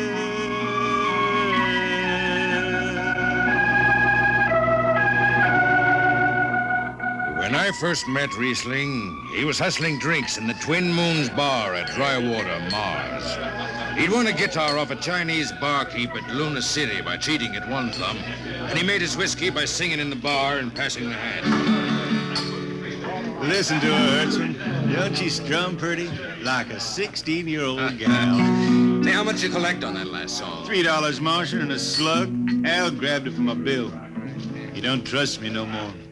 Funny, never did have no luck with hound dogs nor Martian barkeep. Hey, Riesling, look over there by the bar. There's an Institute 4 striper giving you the eye. Know him? Captain Hicks off the Goshawk. He's sure giving you the once over. Maybe he's got a job. They don't make never no mind to me. I've been blacklisted. Hicks logged me for making up a song on watch. Right fine song, too. Hold it. Here comes the brass arm. Riesling, I've been looking for you. I've been right here, Skipper. You saw to that. I need a jetman on the Goshawk. Interesting. Real interesting. Well? I got news for you, Skipper. You blacklisted me, remember? Well, you kept your nose clean, and we need an experienced man. Been a little changing down aft in the Goshawk, ain't there, Skipper? How'd you know that? You got that new atomic pile drive. Last 3 of them tea kettles blew somewhere in the asteroids. Look, it's double pay, but if you're scared... Scared? Listen, fella. For double pay, I'd jump off the top of the Harriman Tower if you allowed me rubber heels for the landing. All right, then. You show up tonight to sign the book. Sober. Got no choice, Skipper. Money and me is total strangers. We lift at 11:30 Mars time. Sober, you understand, Riesling? You taking the job? Well, that Goshawk is one stinking old tub. Her engine's got more bugs than a beagle dog in spring. And that new drive is about as safe as a pretty gal in the Ozarks.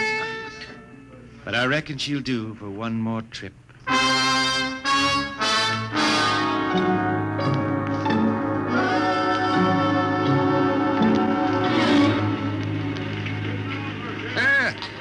Welcome home, Riesling. Hi, Jimmy Legs. Meet my friend Hertzman. He's signing on as a wiper. This here's Jimmy Legs Casey. He's bosun. Can't hold his liquor no more than a sieve, poor boy. Hey, Mr. Casey. Riesling, you sober enough to sign the book? Drunk or sober, I'll make my mark. Stand aside. 3 X's? Took me a middle name. Yeah, you two lay below. And Hertzman. Aye, sir. Get him sobered up before the skipper makes rounds. Jimmy Legs, I'm sober as a hanging judge. Yeah? Well, you can leave that bottle here. What bottle? The one in your back pocket. Oh. Glass buttons, maybe, huh? Give it here. Jimmy Legs, I swear I'm going to write a song about you. Go ahead, threaten me. Now get below. We raise ship in 30 minutes.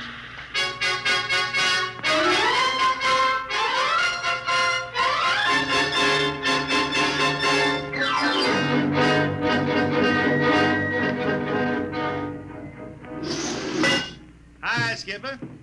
Riesling, what the devil are you doing up here on the bridge without permission? Figured I'd take a little stroll. Riesling, get below before I have... Hold on, Skipper. You'll have that gold braid just crawling up your arm. I'm up here on business. Well? That number 2 jet ain't fit. Cadmium dampers are warped. Why tell me? Tell the chief engineer. I did. He says they'll hold. Well? He's wrong. He's wrong. He's got a Harriman Institute degree in power electronics. And some drunk space rat says he's wrong. Skipper, I was damping jets when that shirt-tailed tad wore pins for buttons. I've got no time for you, Riesling. Casey, sound takeoff. Aye, sir. I'm telling you, Skipper, that number 2 jet's gonna blow. Dampers warped crooked like a turtle's back. Riesling, drag your deadhead out of here. Get below. Go ahead from the control tower, Captain. All right, Casey. Fire 1 and 4.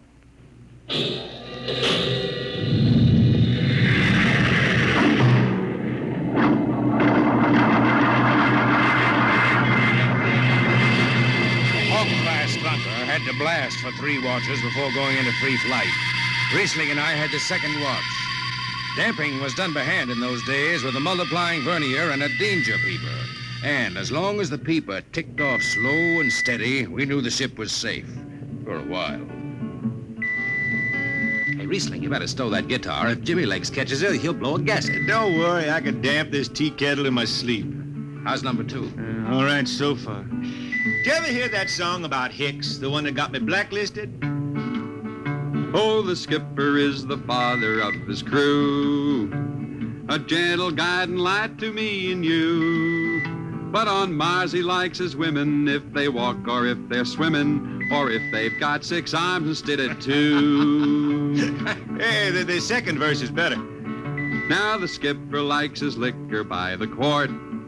Yes, he'd go from Mars to Venus for a snort. He'll drink rocket fuel and... Hell, hi, Skipper. Didn't see you come in. You were too busy, eh? Who's watching the gauge? I got an eye on it. Don't you fret none. Riesling, I'm going to fix it so you can't get a berth on a rocket-powered pogo stick. Report to Casey under arrest. I don't rightly think I will. You what? You kind of forget, Skipper. According to Space Code, you can't remove a jetman till the end of the watch, right? Now, look, you corn-fed space lawyer. Now, is that a rule or ain't it? Riesling, your shift is over at 2300. And I'll see you ride the rest of the way in slop locker. Maybe. Maybe. In the meantime, you clear out of my power room. I gotta make me up a 3rd verse for my song.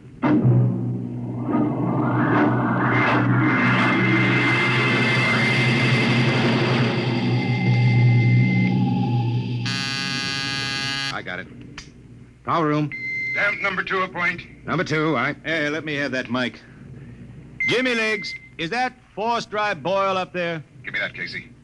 Riesling, I've taken just about enough from you. And I've got a little news for you, Skipper. Number 2 jet is bulging like a fat lady in a satin skirt. Listen, you clown, that Skipper, I think I'm gonna junk my song and start over. I could do much better on you. This is the last time, Riesling. Damp number 2 a point. Why, sure. Look out, Hurt. I'll take it. You watch the gauge. Now. Riding easy here. She's bucking a little. Riesling, hit the emergency. She won't. Damn! It's that floor. There go the lights.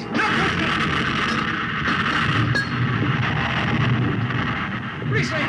Stay down behind the baffle. I've got to take a look. It's radioactive. Look out. I've got to piece the hot stuff out of the tube. What's going on down there? Shut up, Jimmy Legs. I'm busy. She's tight now. What happened? Number 2 blew, you lunk-headed space rat. You all right? A little sunburn. The lights are gone. What's the matter with the emergency circuits? Riesling. Jimmy Legs, get some lights down here. It's dark. Get the emergency light on. They're on, Riesling. They went on after the blast. The lights are on. What are you talking about? Jimmy Legs. Jimmy Legs, turn on the lights. It's dark. Turn on the lights.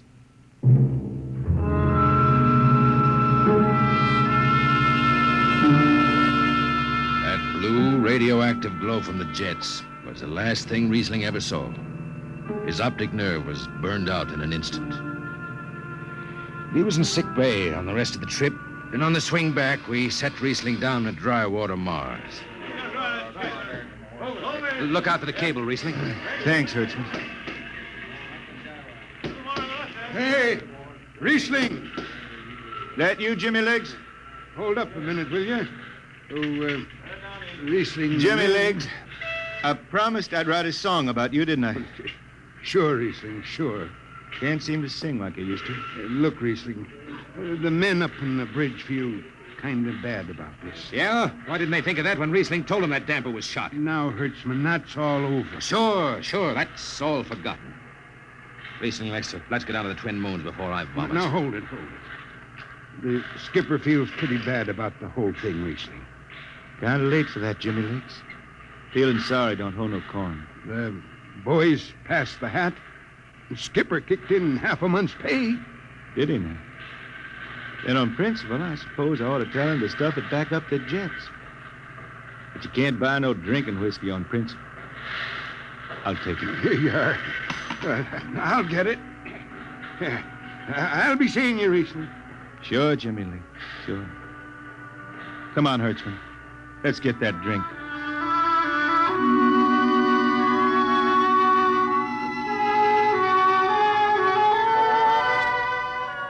That was all.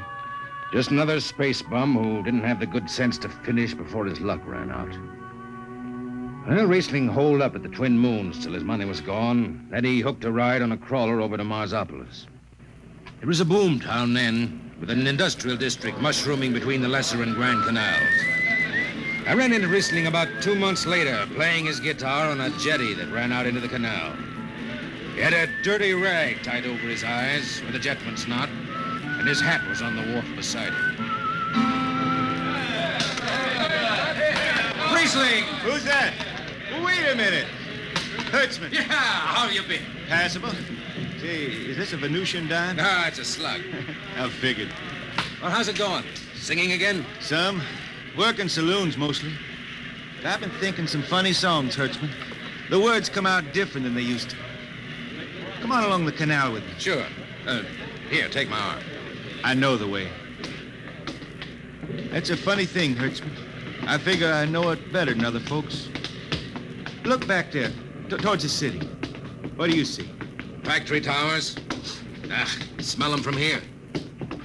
But it don't seem that way to me. I remember them old buildings, old before Bible times on Earth. Thin and graceful like the fairy palaces my Grammy used to tell about down home in the hills. Well, they've torn them down now, or else blocked them up with cinder bricks. Hertzman, when I stand out here on the canal, I can see it the way it used to be. The water, ice blue with the stars shining up out of it. Way off there, the city with the towers sweeping up like a bird flying off a tree. I can see it. It's the dirtiest stinkhole in the system. Not always. Depends on how you see it. Bone tied the race that raised the towers, forgotten are their lores. Long gone the gods who shed the tears that lap these crystal shores. Slow beats the time-worn heart of Mars beneath this icy sky. The thin air whispers voicelessly that all who live must die.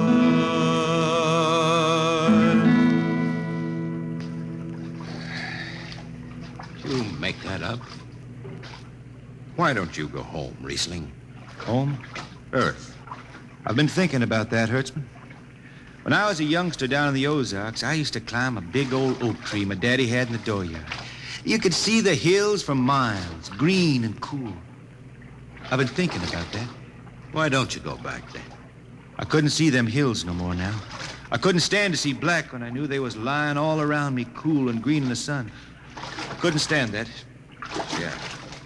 Well, let's get back to town, Hertzman. Today I made $3.50 mush, and I'm all set to drink it down before dawn. Come on!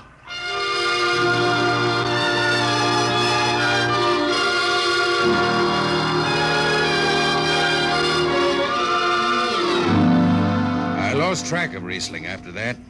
I shipped out on a slow freight of the Condor class for Luna, and he hitchhiked a ride to Venusberg on an ore ship in the Tri-Planet run. So he beat around the system, Venusberg to Layport to Drywater to New Shanghai and back. Any spaceport was his home, and no skipper had refused to lift the extra mass of Riesling and his battered guitar. He made up his songs sitting out watches down in the power rooms with old shipmates, while the monotonous beat of the jets shook the hull plates. Hear the jets, hear the jets, hear them snarl at your back when you're stretched on the rack. Hear the jets, feel the pain in your ship, feel the strain in your grip. Hear the jets, feel her rise, feel her drive, strand steel come alive on her jets.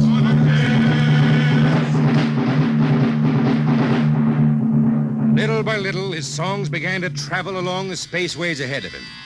Raw spaceman songs with titles like Since the Pusher Met My Cousin and The Spacesuit Built for Two. But more and more, we began to hear a different kind of song. Strange, sad songs, the ones you find printed in the centennial editions. Dark Star Passing, Death Song of a Woods Cove. And then, finally, The Green Hills of Earth. It grew for 20 years, that song. They say it started way back when Riesling was down in the labor camps on Venus, singing for the indentured men. Now, if someone will kindly pass a bottle. Oh, it is not much, Riesling. Here, it'll do. What is that stuff? Tequila. You cannot make him good here on Venus. What do you use? Carac bush. Home it is different. Where are you from, son? Tasco, Mexico. That's a long way from here. See, a long way. How'd you come to sign on?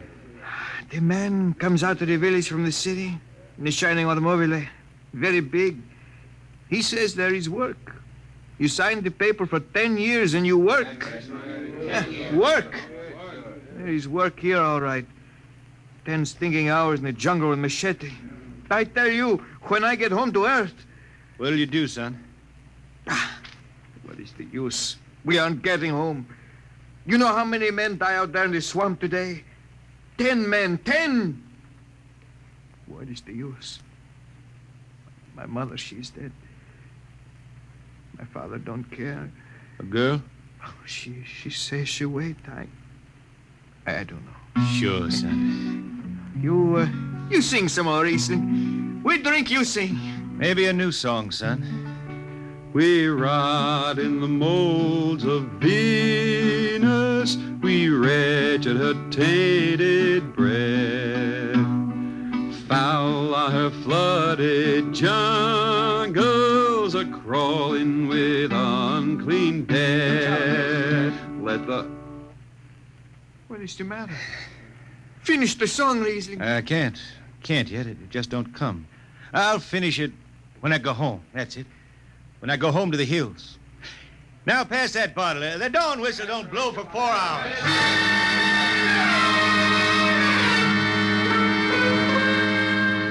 That's where the Green Hills started. And I was there when it was finished. It was 20 years after that. And there wasn't a man flying or on the beach hadn't heard of Riesling and his songs. He was getting old now for a spaceman. He was a familiar figure through the whole system. Tall, gaunt, and with that dirty bandage tied across his blind eyes. I was chief jetman then on the old Falcon. We were cradled at Venus Ellis Isle, scheduled for a direct jump to Great Lakes, Illinois, on Earth. I was checking in dunnage when Riesling felt his way up the gangway and came through the lock. Riesling! Who's that? Mike Hertzman. Hertzman. Well, what are you doing on this old hog? I figured I'd ride her back to Earth. Earth? Are you going home, Riesling? I thought you were never going to make that run. I've been hankering to set foot in the Ozarks again. How about those hills? I've been singing about them so long now, Hertzman. I got to finish the song. I got to set foot in the dooryard and hear the wind through that oak tree. About the last thing I'll be doing. I got to get home before it... Riesling, there's a new company policy in effect. You see, Hertzman, I'm getting just a little old. But Riesling, listen. No more deadhead rides. The new code book is in force. Oh, I seen code books come and go. The skipper's one of them youngsters fresh out of Harriman Institute cadet training. He's liable to throw the book at you. At me? I've been around space as long as Halley's Comet and Brewster's Ridge. I'm going back to Earth, the cool green hills of Earth. I'm going home. All secured, Hertzman. What are you doing here? That's Riesling, Captain. Riesling, huh? I'm dragging it back to Earth, Captain. Not in this ship. Hertzman, have this man removed. Funny thing, Captain, I've sprained my shoulder suddenly. Look, Skipper, you're a youngster. You're pretty new out here. I'm going home.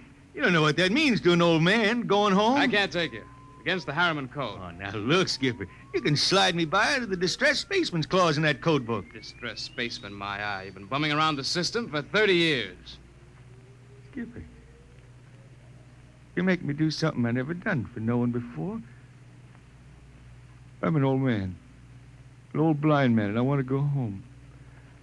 I ain't never crawled in front of a four-striper in my life, but you gotta let me drag home. The law says a man's got a trip coming to him. You can stretch for a poor old blind man, now can't you? You got it, Skipper. All right, you old space rat. But keep out of the way. I run an efficient ship, and I don't want any trouble. No, sir, no trouble. I'll just lay down to the power room. I kind of like to be near the jets when they blast off for Earth.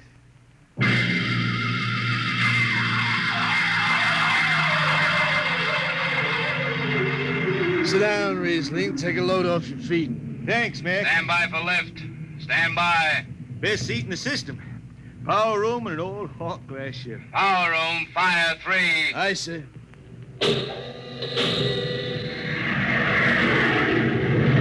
The cool green hills of Earth. Still singing that, Riesling? Oh, some. I changed her a little. Gonna finish her now, Mac. Going home to finish her. Yeah. Have you seen those new automatic dampers, Riesling? Don't have to do nothing but sit and watch. Where's the peeper? Turned off. She's all automatic. You have it soft nowadays. When I was twisting her tail, you had to stay awake. You got an old hand damping plates on? All but the links. Iron shipped them. They cover up the dials. You might need them. No, the automatics handle everything. Well, you're finally going home, Riesling, huh? Won't seem the same out past the moon. I've been waiting for this a long time, man. Gonna be good to get home, I reckon. The argent sky is calling spacemen back.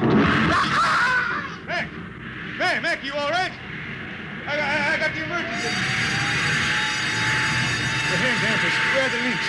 Mac, you ought to be on the wall here something. I got him. Power room, what's the alarm? Emergency squad coming in. Stay out, the place is hot. Radiation blast. Stay behind the baffle. I got the link shift. I can hand damper now. What's going on in there? I'm still in Jet 3. Is this McDougal? McDougal is dead. This is Riesling on watch. Riesling, get out of there. You'll kill yourself. Don't worry, Skipper. I know this power room like the inside of my shirt. Somebody's got a damper. Riesling, I'm sending in a crew. No use. The whole room will be hot for an hour and the other jets won't hold.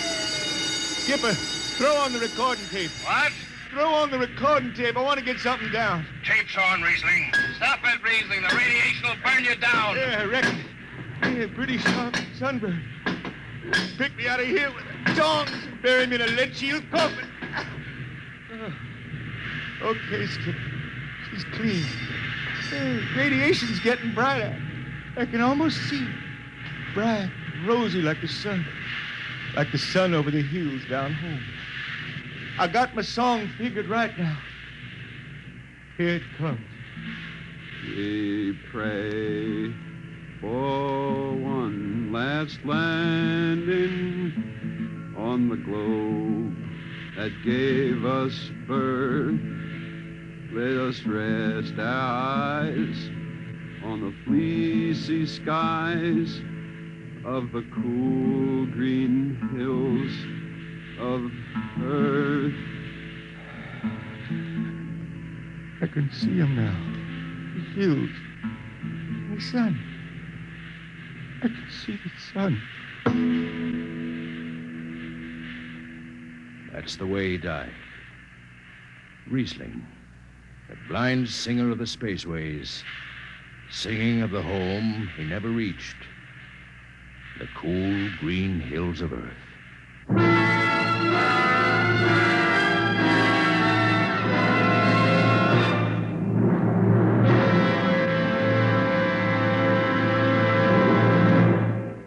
Next week, we bring you another story many of you have requested that we repeat. It's the strange tale of man's first visit to another planet and why he decides that Mars is heaven.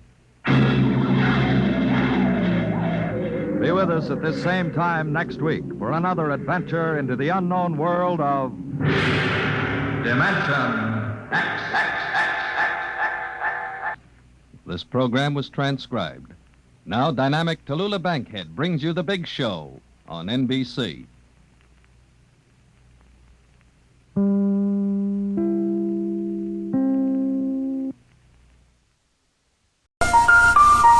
If you buy any of your gifts at Zales this year, don't be surprised if the tree isn't the only thing that lights up on Christmas.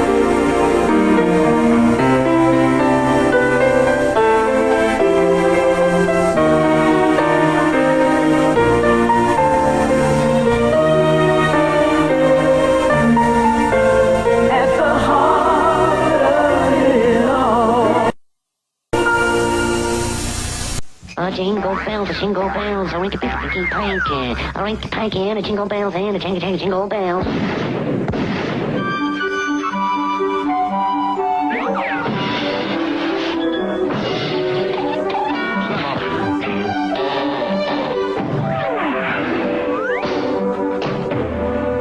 Bugs Bunny Christmas and the Grinch, Sunday at 9:35 Eastern on the Superstation.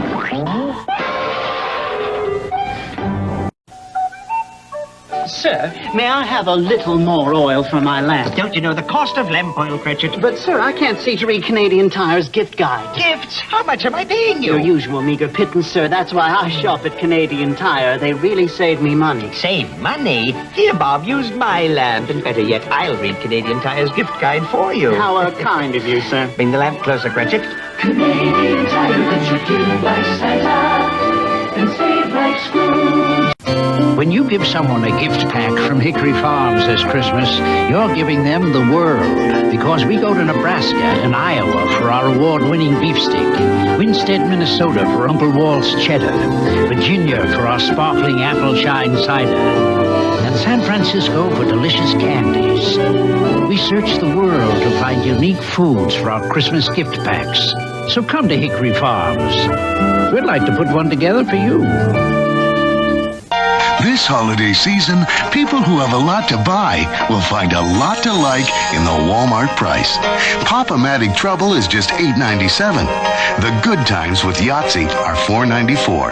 Scattergories Junior is $10.97. Assorted Trivial Pursuit games are $24.94. The longer your list, the more you'll like it. The Walmart price. 'Tis the reason you'll be jolly. Walmart. Always.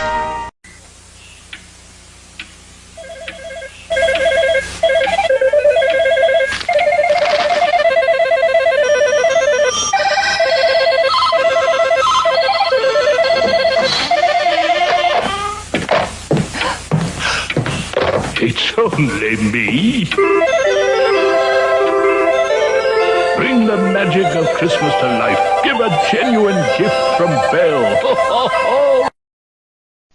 Lux presents Hollywood.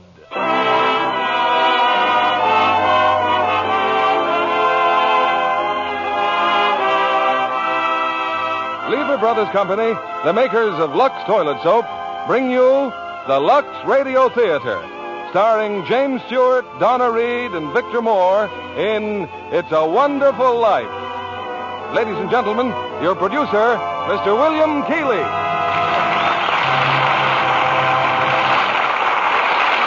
Greetings from Hollywood, ladies and gentlemen. Tonight we bring you one of the season's most inspiring hits, a Liberty Films production that's been nominated for the highest screen award. Yes, It's a Wonderful Life.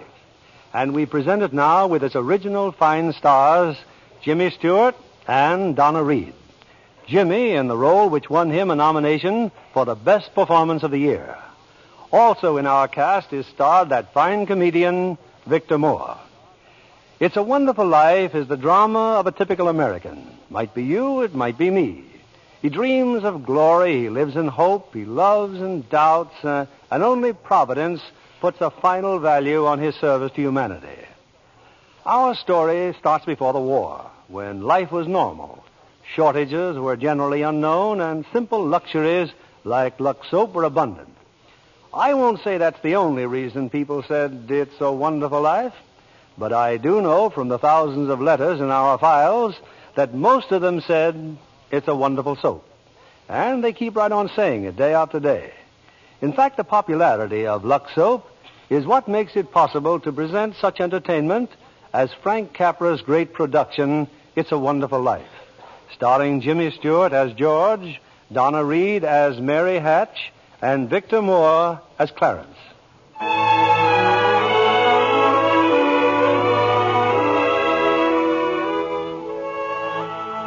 This is the story of George Bailey, citizen of Bedford Falls, New York.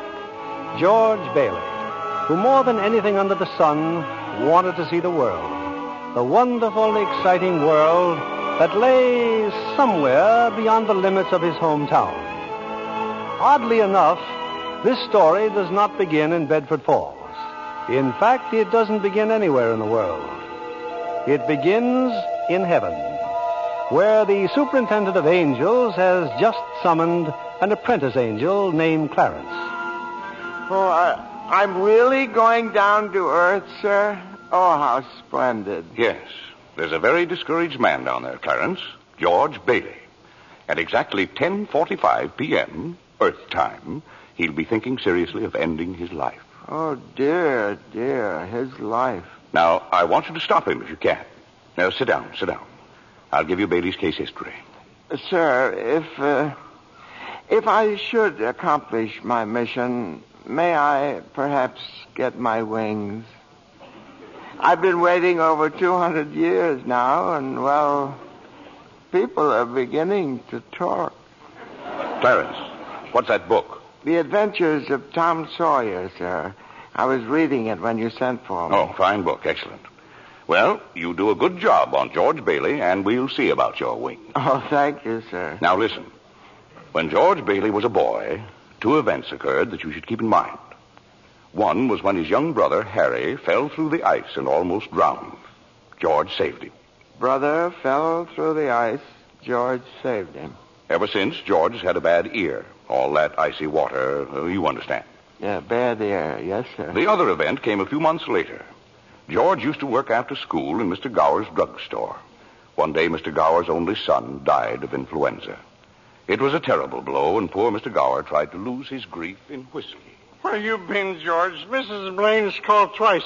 What happened to her prescription? You lost it, didn't you? No, Mr. Gower. Here it is. Well, you good for nothing. Don't you know that Blaine girl's very sick? Mr. Gower, my ear. You're hurting my sore ear. Teach you to loaf, you lazy brat. Mr. Gower, you don't know what you're doing. You put something wrong in those capsules. Shut up. Oh, I know you feel bad, but look, Mr. Gower, look. This bottle, you used this bottle to make up the capsules. It's poison. Poison? Don't hurt my sore ear again, Mr. Gower. Oh, George. That's what it's the liver, Mr. Gower. All I wanted was to make sure. George.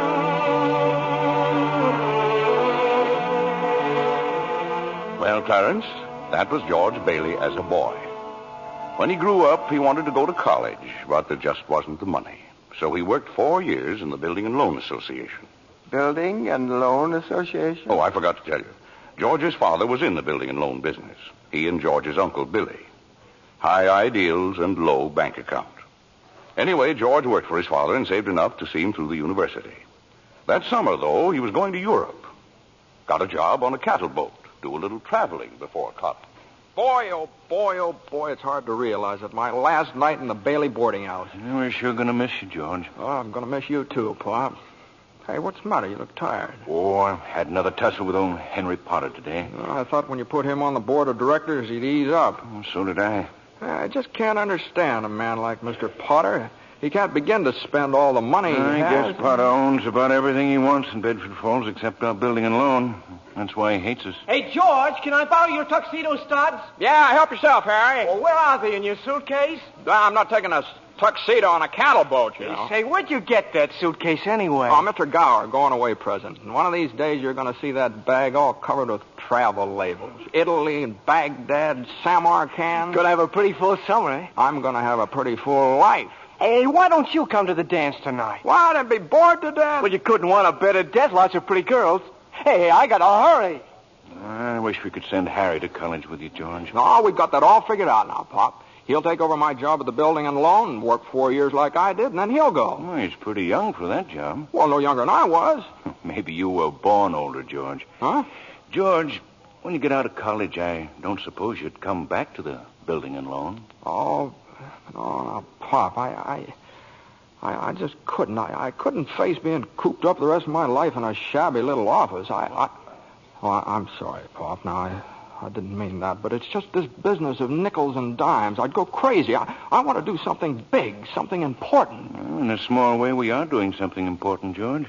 In that shabby little office, we help people figure out how they can own their own homes. I know, Pop. I just wish I felt that but I just feel like if I didn't get away, I'd bust. You're right, boy. You get yourself an education, then get out of here. Oh, Pop, you want a shock? I think you're a pretty great guy. Well, thanks, George. I'm glad to hear it. Look, why don't you go on over to Harry's dance? You'd have a good time. Well, I don't know. Maybe it will drop in. Yeah, maybe it will at that. So, George Bailey went to a dance. Is that important, Joseph? Why, it was at the dance he met Mary Hatch. Oh. And 3 hours later, he was walking her home. George and Mary were feeling pretty good, Clarence. As a matter of fact, wonderful. Buffalo girl, can't you come out tonight? Can't you come out tonight? Can't you come out tonight? Buffalo girl, can't you come out tonight? And dance by the light of the moon. Hot dog, oh boy, just like an organ. At least. Hey, you know something? If it wasn't me talking, I'd say you were the prettiest girl in town. Well, why don't you say it? Well, I don't know. Maybe I will. Hey, how old are you anyway? 18. 18? Too young or too old? No, it's just right. It sort of fits you. Hey, look where we are.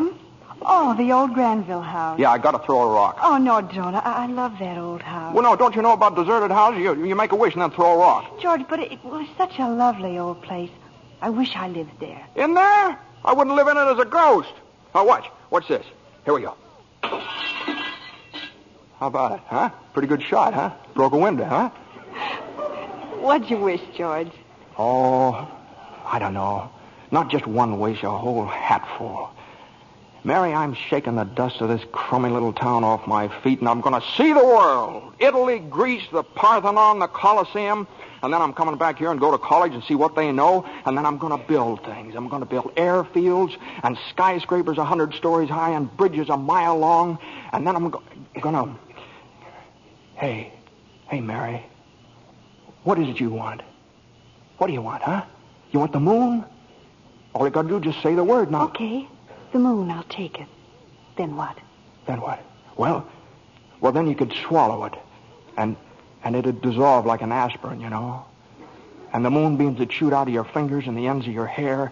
And you think I'm talking too much? Yes, why don't you kiss her instead of talking her to death? How's that? Youth is wasted on the wrong people. Why, hey, just a minute, mister. Hey, you come back here, I'll show you some kissing if you want to. George! Hey, Uncle Billy, look here. I'm going to kiss Mary. Watch. George, get in the car quick. Your father's had a stroke. What? George, get in, hurry.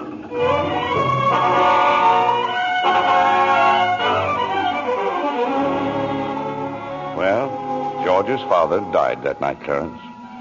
So, of course, George couldn't go to Europe. But that fall, just as he was ready to leave for college, the directors of the building and loan had a meeting.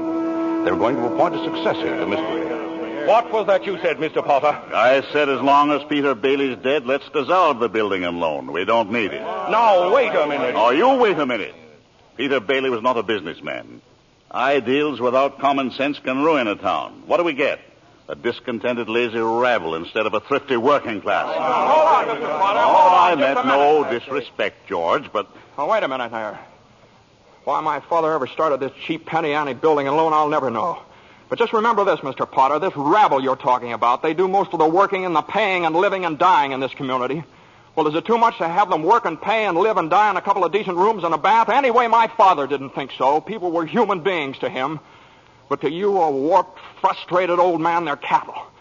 Well, in my book, Mr. Potter, he died a much richer man than you'll ever be. I'm not interested in your book, George. I'm talking about the building and loan. You're talking about something you can't get your fingers on that's galling. That's what you're talking about. Well, this town needs this measly one-horse institution, if only to have some place where people can borrow a few dollars without crawling to you. Now, come on, Uncle Billy. What happened, George? Yeah, all we heard was a lot of yelling. Boy, oh boy, you should have heard George. Yeah, they're in there voting us out of business. Oh, who cares? I can get another job. I'm only 41. 45. Well, you get out of here, George. You missed your boat trip. Do you want to miss college, too? George, we've just voted Potter down. We're still in business. Whoopee! We're still in business. We're still in business. But there's one condition, George. They've appointed you to take your father's place. Appoint me, but I'm going to college. Look, this is my last chance. Uncle Billy's your man. George, you've got to take it. They'll vote with Potter otherwise. They said so. They even...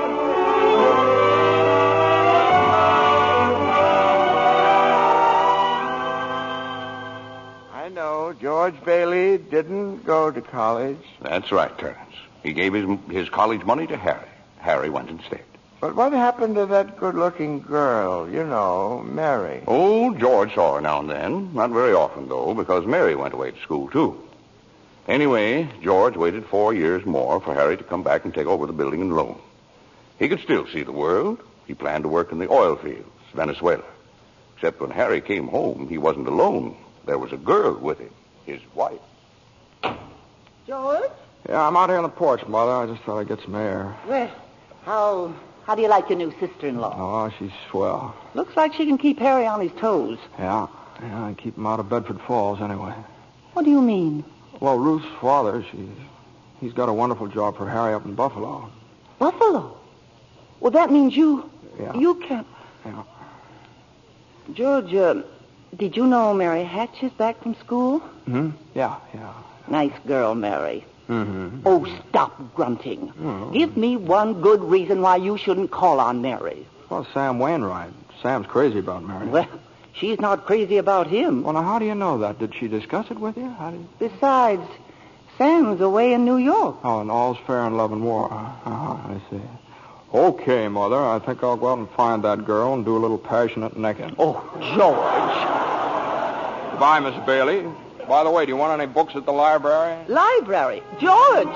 George, you go and see Mary. Do you hear?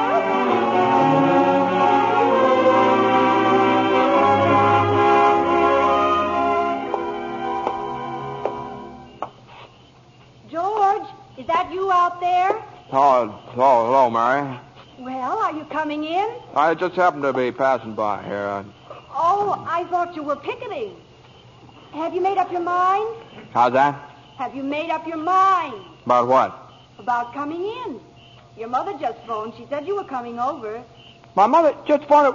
What does she mean, Carla? I just happened to be passing by, that's all. I didn't...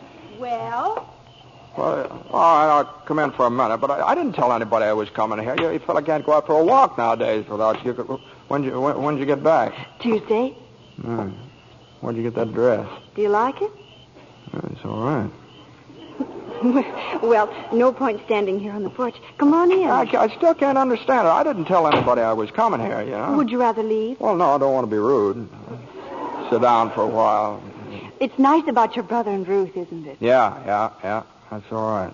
Don't you like her? Well, of course I like her. She's a peach. Oh, just marriage in general you're not enthusiastic about, hmm? No. Marriage is all right for a lot of people. It's all right for Harry, and Sam Wainwright, and you. For Sam? Harry? It's George Bailey, Mother. What's he want? I don't know. What do you want? Me? Not a thing. Not a thing, and I just came in to get warm. He's making violent love to me, Mother. You just tell him to go right back home. Sam said he'd call you tonight from New York, didn't he? I guess so. How about some music? Your mother needs... I didn't come here to... What did you come here for, then? I don't know. You're supposed to be the one with all the answers. You tell me. Oh, why don't you go home? I don't know why I came here in the first place. Good night. Good night. The way you're shouting, you'd think that... You'd think what? All right, I'll get it. George, on your way out, would you mind turning off the phonograph? I'd be very happy to. Doggone crazy song. Hello? Sam? Mary, gee, it's good to hear your voice. How are you, Sam? I forgot my hat. Hee-haw. What? Oh, I was just talking to an old friend of yours, George Bailey. Oh, Mossback George? Old Mossback George. Well, put him on. I'll talk to him, too. Wait a second. George. He doesn't want to speak to George. He does so. He asked for him. Why'd you call me? Because if you're... I'm in a hurry. Sam wants to talk to you. Oh. Hiya, Sam. Hey, fine pal you are, trying to steal my girl. What do you mean? Nobody's trying to steal anybody's girl. Here, Mary, take the phone. No. Wait, George. I want to speak to you both. Tell Mary to get in the extension upstairs. He says for you to get on the extension upstairs. I can't. Mother's on the extension. We can both hear, George. Just put your head a little closer. What? There, that's better. We're listening, Sam. Well, I have a big deal coming up that's going to make us all rich. George, remember that time you told me about making plastics out of soybeans? Soybeans? Yeah. Soybeans, yeah. Well, my father's checked into it, George, see? And now he's going to put up a factory. How do you like that?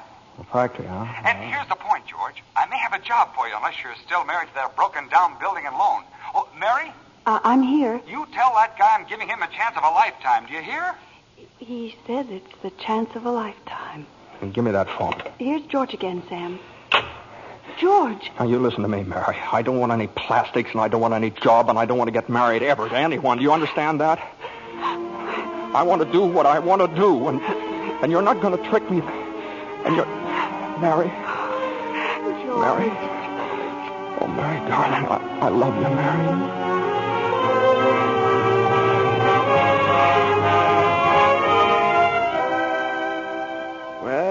Well, so George Bailey and Mary Hatch were... Yes, George and Mary were married.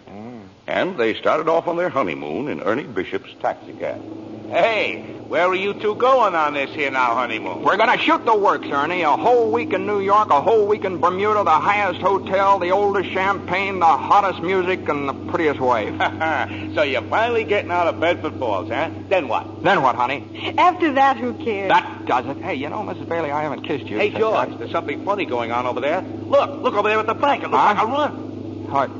Pull over a minute, will you, Ernie? George, let's not stop. Please, let's go straight to the station. No, wait a minute. I better see what it is. I'll be right back. George, please. George!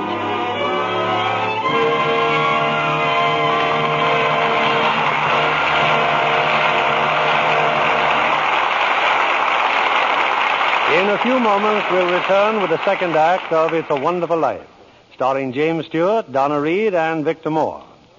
Meanwhile, here's our Hollywood reporter, Libby Collins, looking very smart, too, may I say. Well, thank you, Mr. Keeley. After seeing Paulette Goddard's wardrobe for Paramount's new comedy, Suddenly It's Spring, I just had to rush out and buy something new. Looking at all those lovely clothes was just too much for my self-control. Well, you look stunning, Libby. Oh, thank you again, Mr. Keeley. Now, tell me about the picture. I understand that Paulette's portrayal of an ex-whack is truly delightful. Oh, yes, it is. And Fred McMurray gives a perfect characterization of her wayward husband. Between the two of them, Suddenly It's Spring is a high-spirited comedy with emphasis on the romantic side. Well, naturally. But really, Mr. Keeley, that wardrobe of Miss Goddard certainly will make clothes-conscious girls sit up and take notice. I'll bet you think so, too, Mr. Kennedy. Well, Libby, men seldom know much about styles. Well, what I notice about a dress is the general effect when a woman wears it. Some girls always seem to have that right-on-the-beam look. You know what I mean. Well, I think what you have in mind, Mr. Kennedy, is good grooming. Screen stars certainly put great emphasis on it. A perfect hairdo, fresh, beautifully cared-for skin. Those are essentials. That must be the reason Lux Toilet Soap continues to be a studio standby, no matter how often other styles change. Well, that's what Miss Goddard told me. She says her beauty facials are so quick and easy and work so well. She's never without a supply of Lux Toilet Soap. I can depend on it for daily complexion care, she said. I wish you'd tell the ladies in our audience how easy these Lux Soap facials are, Libby. Well, here's what Paulette Goddard does. She says, I cover my face with the fragrant Lux Soap lather and work it well in. I rinse with warm water, then cold, and use a soft towel to pat my skin dry. Gives skin quick new beauty, she says. Daily Lux Soap facials do make skin lovelier. Recent tests by skin specialists proved it. In 3 out of 4 cases, complexions became softer and smoother in just a short time. A lovely Lux complexion makes a woman so attractive.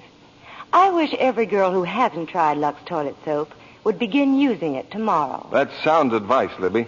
When 9 out of 10 screen stars recommend a beauty soap, you know it has to be good. So why not try Lux Toilet Soap, Hollywood's own complexion soap? We pause now for station identification. This is CBS, the Columbia Broadcasting System.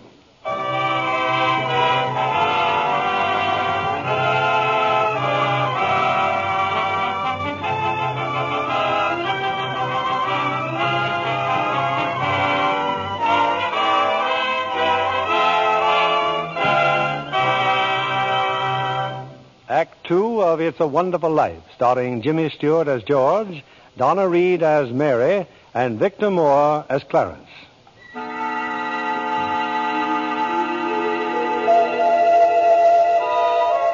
Well, we're back in heaven again, where the superintendent of angels is reviewing the case history of a mortal named George Bailey. Clarence, the apprentice angel, is very eager to depart on his mission to the earth. Poor George Bailey. Oh, he's certainly in desperate trouble, Joseph. I'll go to him at once. Now, you sit down, Clarence. Sit down. We're nowhere near the point where George Bailey's thinking of taking his life. We're not? Now, where were we? Yes. George and Mary had just started out on their honeymoon when they ran smack into the financial panic of 1932. In the waiting room of the building and loan, 100 frantic people were clamoring for their safety. Hey, what's going on, Uncle Billy? What's happened? All those people out there. This is a pickle, George. All I know is the bank called our loan an hour ago. I had to hand over all our cash. Holy mackerel. Whole town's gone crazy. Bank's in the same spot we are. Our charter, too. What about our charter? Our charter says we have to stay open until 6 p.m. The state can take away our license if we don't. How can we stay open till 6 without any money? George, where are you going? Out to talk to those people. Come on. Now, please, folks. Now, just a minute. Now, please. How about our money, George? Where's our money? Now, come on, now, please. Oh, wait a minute. Now, listen to me. Now, you're thinking of this place all wrong. Your money's not here. Oh, wait a minute. Now, let me tell you, your money's in people's houses. In the Kennedy house, and the McLaren house, and in your house, and 100 others. Now, what are you going to do? Foreclose on them? I got $240 in shares. Now, let me have it. All right, Charlie. Now, you'll get your money in 60 days. 60 days? Well, now, look, that's what you agreed on when you bought your shares. I got my money. Old man Potter's taking over the bank. He'll pay you 50 cents on every dollar. Then let's take our shares to Potter. Half is better than nothing. Now, wait a minute. Please, folks. I beg of you not to do this. If Potter gets hold of your shares, he'll be owning this building and loan. And he's got the bank, he's got the bus line, he's got the department stores, and now he's after us because he wants to keep you living in his shacks and paying the kind of rent he decides to charge. Now, we can get through this thing all right, but we've got to stick together. We've got to have faith in each other. My husband's out of work. We need money. I've got doctor bills to pay. I can't feed my kids on save. How much do you need? We still got some money. Hey, Mary. Here it is, George. You told me to hold on to it. Would have made a nice honeymoon. Bought furniture, too. Hey, now, wait a minute, folks. Listen. I've got $2,000. All right, Charlie, how much do you need? $240. No, Charlie, now listen, just enough to tide you over. I said $240. Okay. Uncle Billy, give Charlie $240. All right, Ed. Now, how much just to get by on? $20, I suppose. Now you're talking. Now, Mrs. Thompson, how about you? $20 will do me. Good. $20. Uncle Billy, pay it back when you can now. Pay it back when you can. All right. Who's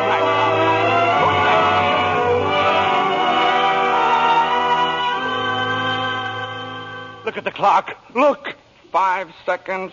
4 seconds, 3, 2, 1. 6 o'clock. We made it. Lock that door, Eustace, quick. Boy, we're still in business, Uncle Billy. We've even got $2 left. George, there's a call for you. Okay, and then call my wife, will you? She's probably over at Mother's. Mrs. Bailey's on the line. No, I don't want Miss Bailey. I want my wife, Mrs. Bailey. Mrs. Bailey, that's my wife. That's my... Give me the phone, will you? Hey, Mary, listen, Mary, I'm sorry. Come home. Well, what home? Well, 323 Sycamore. Well, whose home is that? What? Well, Mary, how can I... Well, sure, all right, sure, I'll be there. Clarence, guess what 323 Sycamore was? His mother-in-law's house, huh? Oh, no. Number 323 Sycamore was the old Granville house, the one George threw rocks at and made wishes. Yes, sir, that's where they spent their honeymoon. That's where they started housekeeping. They were still living there 2 years later when old man Potter asked George to stop over at his office. Sit down, George. Sit down, do. Have a cigar? Well, thank you, sir. George, you're a young man, married, making, say, $40 a week at the building and loan. 45. 45. Now, if you were some ordinary yokel, I'd say you were doing fine. But George Bailey is intelligent, ambitious. He hates the building and loan almost as much as I do. He's been dying to get out of town ever since he was born, but he's trapped. Trapped into frittering his life away playing nursemaid to a lot of garlic eaters. Do I paint a correct picture, George, or do I exaggerate? Well, what's your point, Mr. Potter? My point is that you're the only man in town who has licked me. George, I want to hire you. Manage my affairs. I'll start you off at $20,000 a year. $20,000 a year? Are you sure you're talking to me? I'm George Bailey. Don't you remember me? The building and loan, remember? Yes, George Bailey, whose ship has just come in, providing he has sense enough to climb aboard. Well, but what about the building and loan? Confound it, man. I'm offering you a 3-year contract at $20,000 a year. Is it a deal or isn't it? No. The answer's no, doggone it. If you offered me $1 million to stay around this town and play stooge to you, the answer'd still be no. Now, let me alone. Don't bother.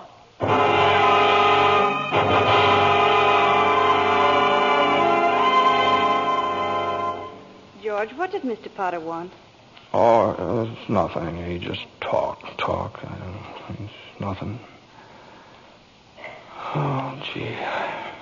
Mary Hatch. Mary, why in the world did you ever marry a guy like me anyway? To keep from being an old maid. I was going to see the world. I was going to build things. I was going to give you the moon. What have I given you? Not even a new dress, not for months. Gee whiz, I feel awful. So do I. Mornings especially. I could have married Sam Wainwright, anybody else in town. I didn't want to marry anybody else. I want my baby to look like you. No, you didn't even have a honeymoon, and I promised you that you what? My baby. Hey, Mary, you mean you're on the nest?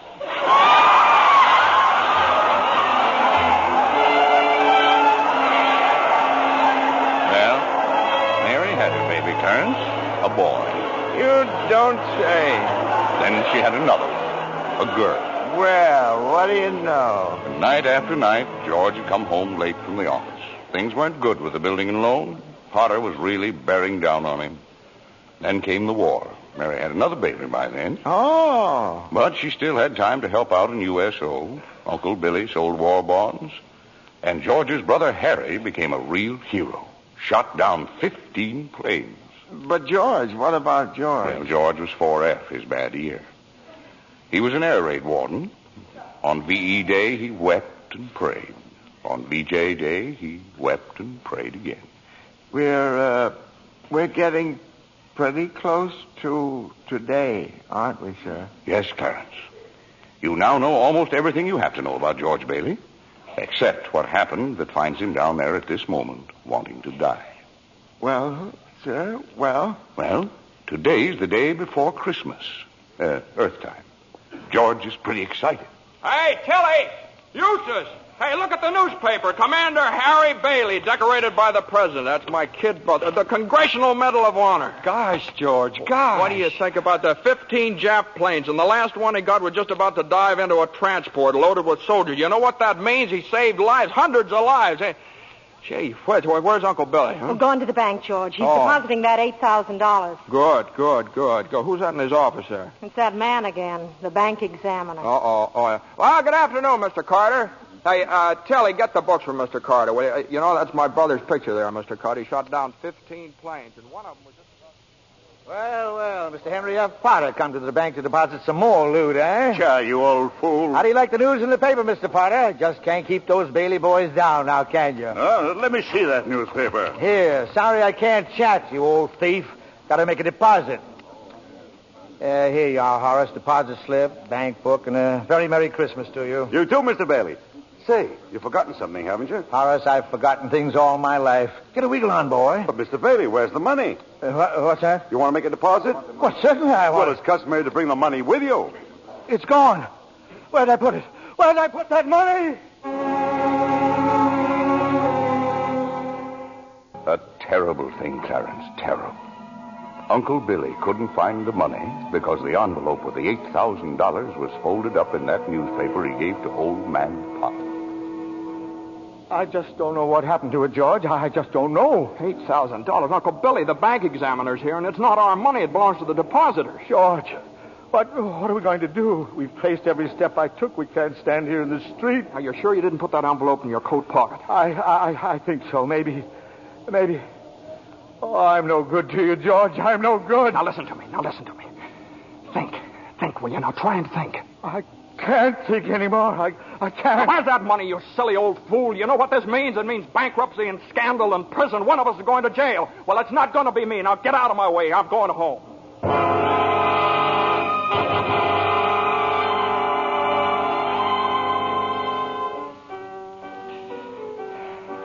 George, dear, what's wrong? You haven't said a word since you came home. Oh, well, that banging on that piano. Does she have to just keep playing that same piece over and over and over and over again? I have to practice for the Christmas party, Daddy. What is it, dear? Another hectic day. Yeah, another red letter day for the baby. Dad, Murphy's got a brand new car. You should see it. What's the matter with our car? Isn't it good enough for you? I'm sorry, Dad. I only... Run upstairs, Petey. See if Zuzu's all right. Okay, Mom. Now, what do you mean? See if Zuzu's all right. What do you mean? Oh, she caught a little cold coming home from school. She didn't button up her coat. Well, what is it? What do you mean, just a cold? George, the doctor said it was nothing serious. Was the doctor here? Well, I thought he'd better look at her. It's this old drafty house. It's no wonder we don't all have pneumonia. Might as well be living in a refrigerator. Why'd we have to live here in the first place and stay around this measly, crummy old town? George, what's happened? Everything's happened. You call this a happy family? Why do we have to have all these kids? Daddy, how do you spell frankincense? I don't know how you spell. You ask your mother. Where are you going? Upstairs to see Zuzu. Hello? Oh, thank you, Mrs. Welch. I'm sure she'll be all right. Who's that? Zuzu's school teacher. What? Oh, yes, the doctor says she'll be fine tomorrow. Here, give me that phone. George, please. Mrs. Welch? Well, this is Mr. Bailey. Say, what kind of a teacher are you anyway? What do you mean sending Zuzu home like that half naked? Do you realize you probably end up with pneumonia just because of your stupidity? You know, maybe my kids aren't the best dressed kids in town, but at least... Hello? Janie, will you stop playing that lousy piano? Cut it out. Stop it. George, for heaven's sake, what's wrong with you? I'm sorry. Janie, I'm sorry. Mary... I've just got to get out of here.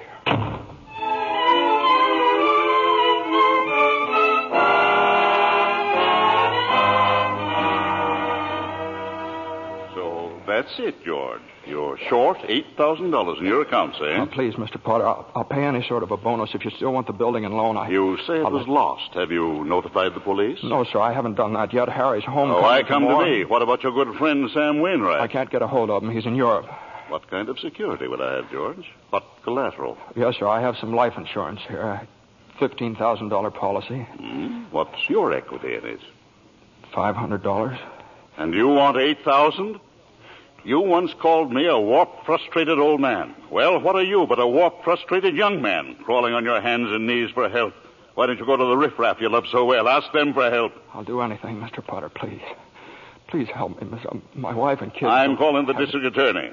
$500. You know something, George? You're worth more dead than you are alive. Now get out of here. Get out.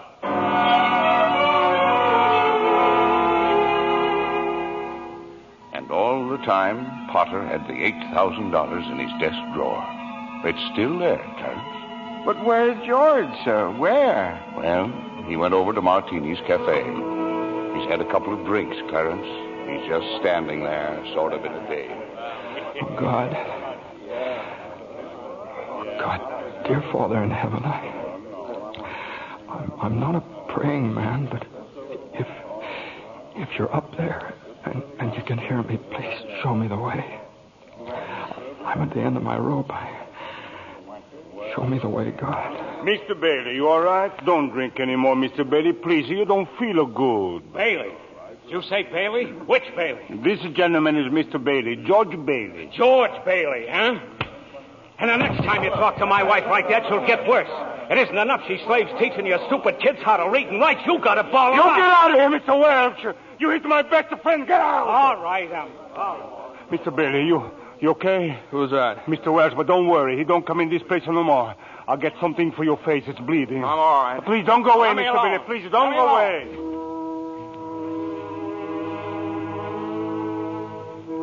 Well, George left Martini's cafe 5 minutes ago, Clarence.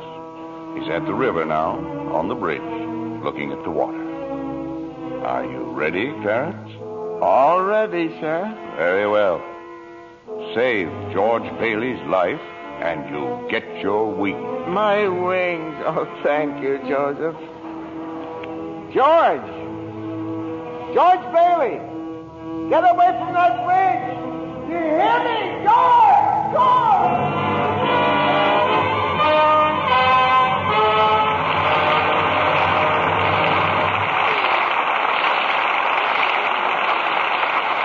In just a moment, we'll bring you Act 3 of It's a Wonderful Life, starring Jimmy Stewart, Donna Reed, and Victor Moore. The popular theory about beautiful blondes is that they're content to be merely decorative. Our lovely guest tonight, Miss Susan Blanchard, completely disproves that idea. Besides being a hard-working fox starlet, Susan, I understand you're a wonderful cook. I really love housekeeping, Mr. Keeley. But most of all, I enjoy the training I get at the studio. It's work, but it's fun, too. You're an Easterner, aren't you, Susan? Yes, a native New Yorker. I thought so. It was the Broadway theater that inspired me to think of show business as a career. Well, that's interesting. I used to save my allowance and go to every play I could. One of my favorite actresses was Jane Wyatt. Uh-huh. Imagine, Mr. Keeley, what a thrill it was for me to meet her right here in Hollywood. Jane Wyatt's latest picture, Boomerang, was made in the East, I understand. Yes.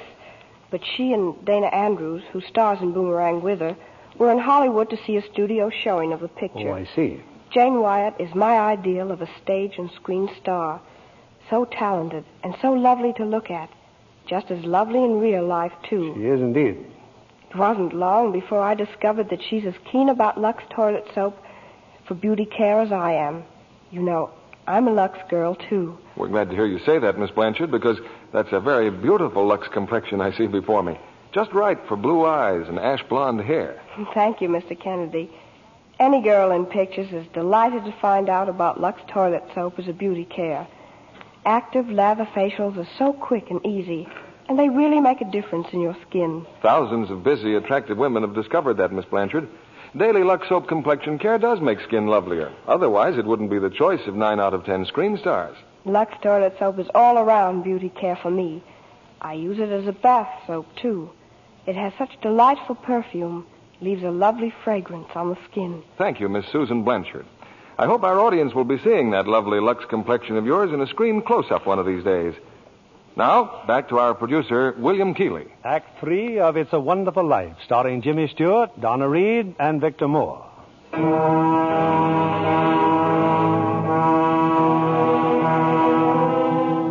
Numb with despair, convinced, as Mr. Potter said, that he's worth more dead than alive, George Bailey stands on a bridge, staring at the dark and frigid waters below. Suddenly, there's a splash.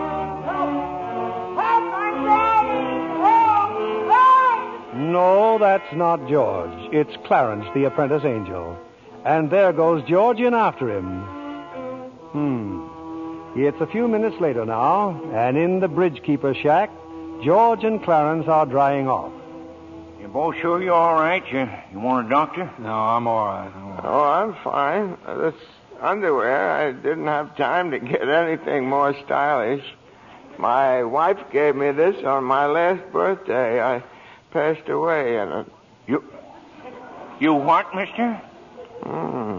I see Tom Sawyer is drying out, too. Who? My book. I left in such a hurry, I brought Tom Sawyer with me. Hey, how'd you happen to fall in? Oh, I jumped in. I jumped in to save you. Jumped in to save me? Well, I did, didn't I? You didn't go through with it, did you? Go through with what? Suicide. Hey, it's against the law to commit suicide around here. Yeah, it's against the law where I come from, too. Where do you come from? Heaven.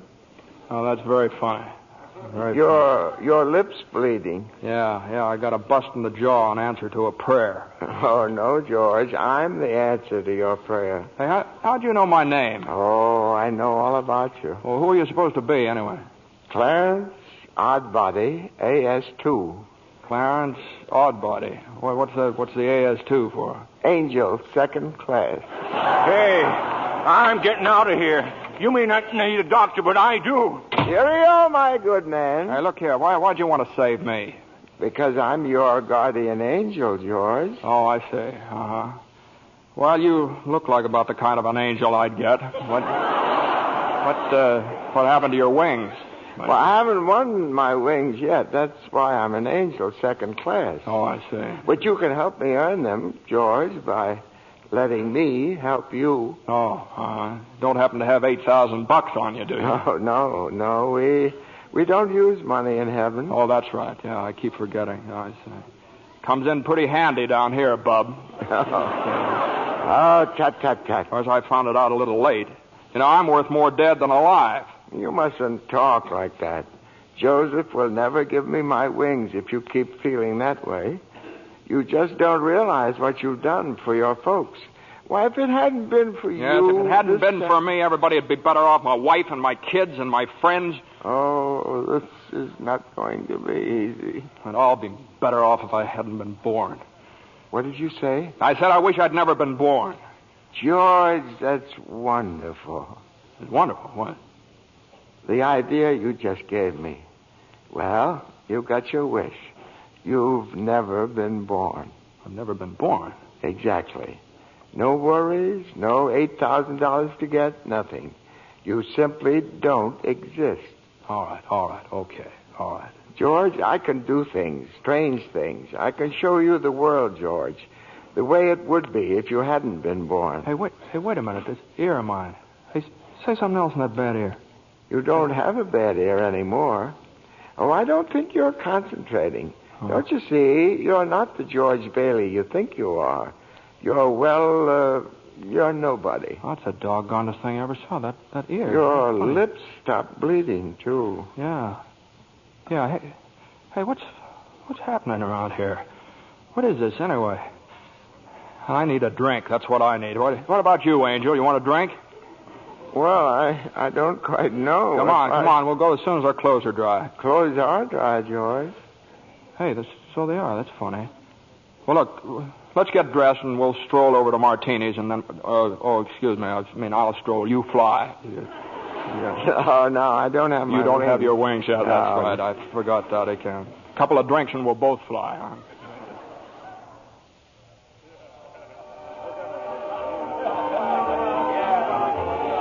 What'll you have, fellas? Hey, where's the boss? Where's Martini? Look, wise guy, I'm the boss, see? Okay, well, double scotch, quick, will you? What's yours?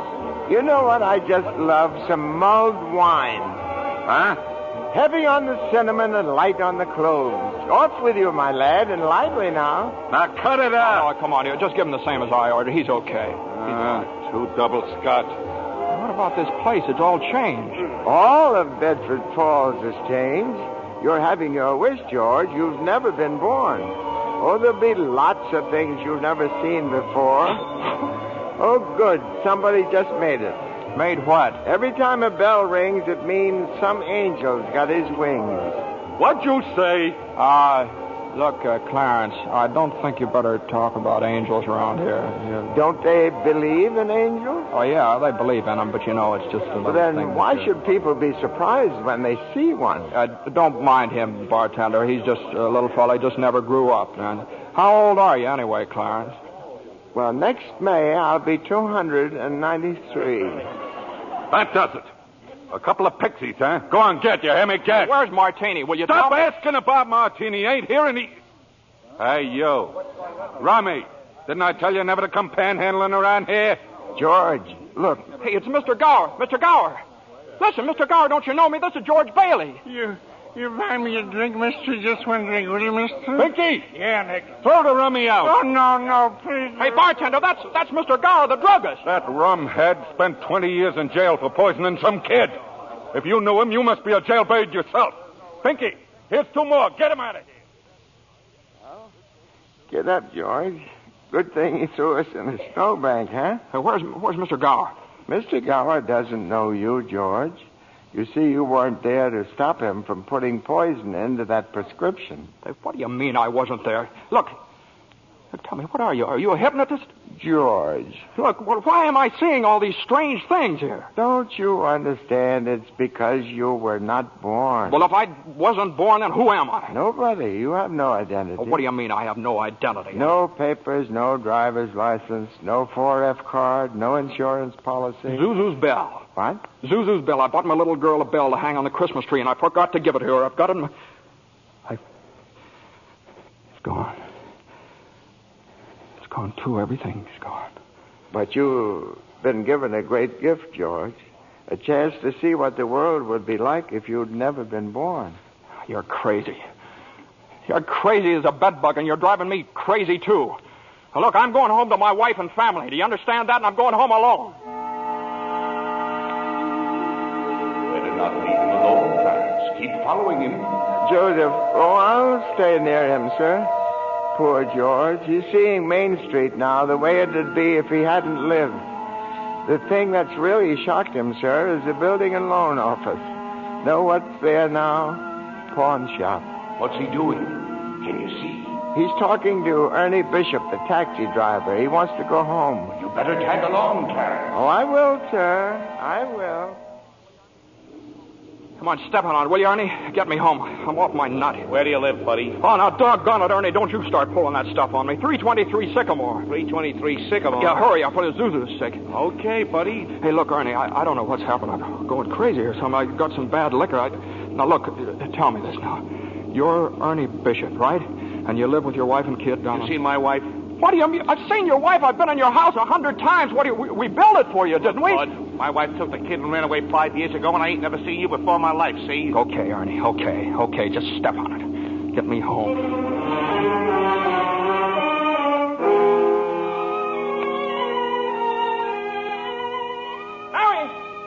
Mary, where are you? Janie, Petey, Zuzu. Zuzu, where are you? This is just an old abandoned house, George. You have no wife, no children. Where are they? What have you done with them? Hey, I'll bait that tin. See, I told you. All right, up with your hands. Oh, Bert the cop. Thank heaven you're here. Now, look, why don't you be a good fella and I'll take you to a doctor? Bert, listen to me. What's the matter with you guys? Now, listen, it's that fellow there. He says he's an angel. He tried to hypnotize me. I hate to use my nightstick, but I guess I... Ow! Run, George, run. He can't hit you while I'm biting him. George, run. My teeth aren't what they used to be. Joseph, help! Joseph! Where'd they go, Ernie? Where'd they go? I don't know. They just disappeared.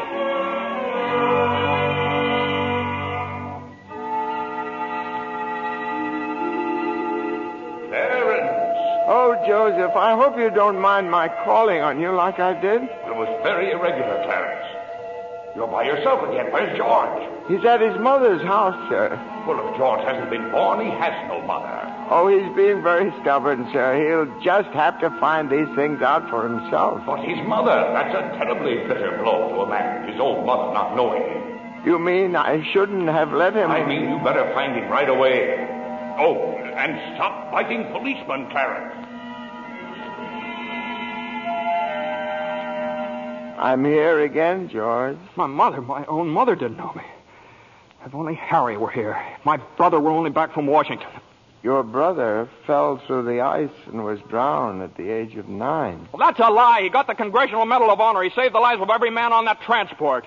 Every man on that transport died. Strange, isn't it? Each man's life touches so many other lives. Harry wasn't there to save them because you weren't there to save Harry. Don't you see, George? You really had a wonderful life. Don't you see what a mistake it would be to throw it away? Clarence. Yes? Where's Mary? Please, where's my wife? I'm not supposed to tell. Tell me where she is.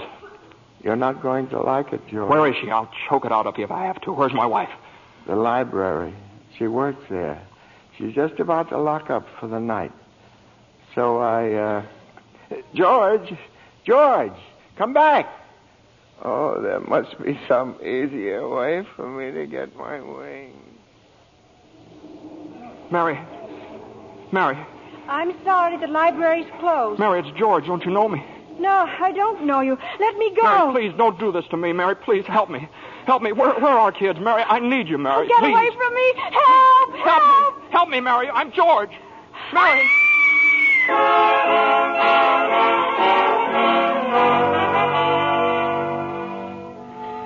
Clarence. Oh, where is he, Joseph? Where's George? I'm afraid I've lost him, sir. You knew you shouldn't have let him try to see Mary. Now they're after him, a mob. They think he was trying to hurt her. Joseph, I won't even get one wing, will I? You have one more chance, Clarence. Get over to the bridge by the river. I think George has seen just about enough. But the mob... But don't worry. They've lost him, too. Now, hurry up. Oh, thank you, Joseph. Thank you. Clarence, where are you? I'm here, George. Help me, Clarence. Get me back. I don't care what happens to me. Only get me back to my wife and kids, please. I want to live again. Oh, thank you, George. Thank you, boy. I want to live again, please. Oh, God, please let me live again. George? Is that you down there, George? Now, get out of here, Bert. Get out here. You come in any closer, I'll let you have it. What the hell are you yelling for, George? Come on. George, Bert, do you know me? No, I've been looking all over town for you. Where you been? Hey, Bert, I'm alive again, Bert. You sure you're all right? Hey, your mouth's bleeding. It is. Hey, my mouth's bleeding. Bert, look at the blood come out of there, would you? And where's Zuzu's Christmas bell, Bert? I had it right in my pocket. Here it is. Hey, it's in my pocket. What do you know about it? Hey, Merry Christmas, Bert. Well, Merry Christmas. Get in the car. I'll drive you home. You will, Bert? We'll do that. And turn the siren wide open, huh? Merry Christmas, Bedford Falls. Hey, Merry Christmas, old building alone. Merry Christmas, Mr. Potter. Yippee! Come on. Hey, Bert, come on in with me, huh? What is these people, these reporters? Hey, Merry Christmas, reporters. Hey, Mr. Bank Examiner, Merry Christmas. Mr. Bailey, there's a deficit. I know, $8,000, I'll bet, huh? George, I've got a little paper here. I'm sorry. I bet it's a warrant for my arrest. Isn't that wonderful? Merry Christmas. Hey, where's Mary, you know? Look at this wonderful old drafty house. Isn't it wonderful? Have you seen my wife? Where's Mary? Mary! Merry Christmas! Kids! Hey, kids! Janie! Petey! Hey, I could eat you up. Where's your mother? She went looking for you, Daddy, with Uncle Billy. Oh, Daddy. Zuzu, my little ginger snap. How do you feel, huh? Fine, Daddy. Not a snitch of temper. Not a snitch of temper. Hallelujah! George, darling. It's Mommy. Mommy's home. Mary. George, where have you been? Mary. George, Mary, now look, just let me touch you. Oh, you're real, Mary. Oh, you've no idea what happened to me. You've no idea what's happened either. They're on their way here. Who's on their way? Oh, the police department? The FBI, the National Guard? I'm alive again, Mary. Oh, listen, Mary, I'm alive again. Oh, yes, darling, yes. Now close your eyes and come on downstairs. What is it? Can't open my eyes yet, Mary? What's going on here? Now keep your eyes closed. Now, I'll just walk you over here by the Christmas tree and... Well, the people, I hear lots of people. What is it? Lots of people. Just 1 minute now. We're all ready, Uncle Billy. Come in, everybody. John, look! Just look! Uncle Billy! Charlie! Money, George. A laundry basket filled with money. Money for you. Mary did it, George. Mary! I don't understand. What money? What? People heard you were in trouble, darling. These people, your friends, they've collected this money for you. The $8,000. Charlie. Hey, there's Martini. Mr. Gower. Hey, how are you, Mr. Gower? Mrs. Thompson, Ed, Tom, everybody. None of us would have a roof over our heads if it wasn't for you, George. Gosh, this is wonderful. Hey, Mary, look who's coming in. Mother. Hi, Mother. Hey, and Harry. Got Mary's telegram, George. I flew in as fast as I could. Hey, everybody, a toast. How about a toast? Oh, good idea, Ernie. A toast to my big brother, George, the richest man in town. Daddy, my Christmas bell. You didn't forget. Here, honey. Here's your bell. Daddy. Darling, what's this on the table here? This book? The Adventures of Tom Sawyer. Look, there's something written in it. Dear George, remember no man is a failure who has friends. Thanks for the wings. Love, Clarence. Clarence? Yeah, he's a very dear friend of mine. Daddy, Mrs. Welch says every time a bell rings, an angel gets his wings. That's right, Zuzu. That's right. That's right. Attaboy, Clarence. Attaboy, Clarence. Happy landing.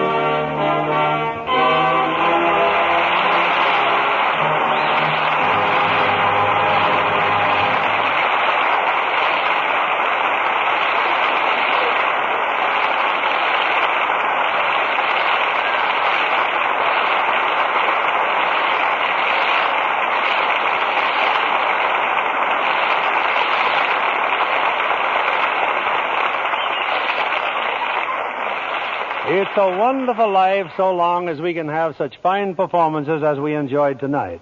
From Jimmy Stewart, Donna Reed, and Victor Moore. Jimmy, I'd like to thank whatever guardian angel whisked you back from Texas for our show this evening. Well, that guardian angel was an airline's wing, Bill. You were in Texas for the premiere of this picture, weren't you, Jimmy? Yeah, Frank Capra and I went down for 5 openings, as many nights. Pretty good All down of there them in Texas. yeah. Jimmy? Yeah, every one of them. The 5 premieres over Texas. You know, it's a pretty big state. Takes that many to do it. Jimmy, I'm sure your fans were proud to read that you received an honorary degree from Princeton just the other week. Yes, how about that, Jimmy? Do we call you professor now? No. It's just an M.A. Oh, Master of Arts? Well, it might have been. I don't know. It might be for murdering architecture. That's what I studied at Princeton. Well, you know, Donna has an honorary degree to her credit, too. LLC. What's that, Bill? LLC? Well, you can see for yourself. A lovely Lux complexion. Well, thank you, Bill. Or rather, thank Lux Toilet Soap. It's a wonderful complexion care.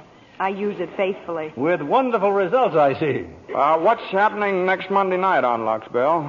Next week, we have another of the season's most successful films.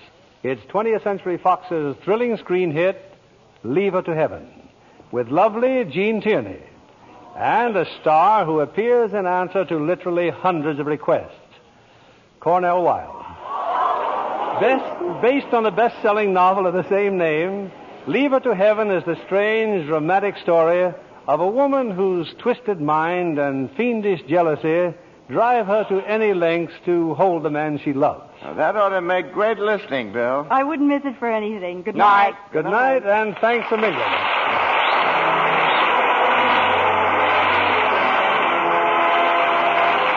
Lever Brothers Company, the makers of Lux Toilet Soap, join me in inviting you to be with us again next Monday evening when the Lux Radio Theater presents Jean Tierney and Cornell Wilde in Leave Her to Heaven. This is William Keeley saying good night to you from Hollywood.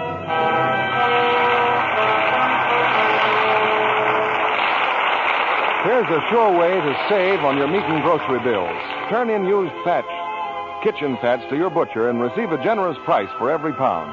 The worldwide supply of fats is still desperately short, and every drop you save helps in the making of soap, refrigerators, and other needed items. So save and turn in your used kitchen fats.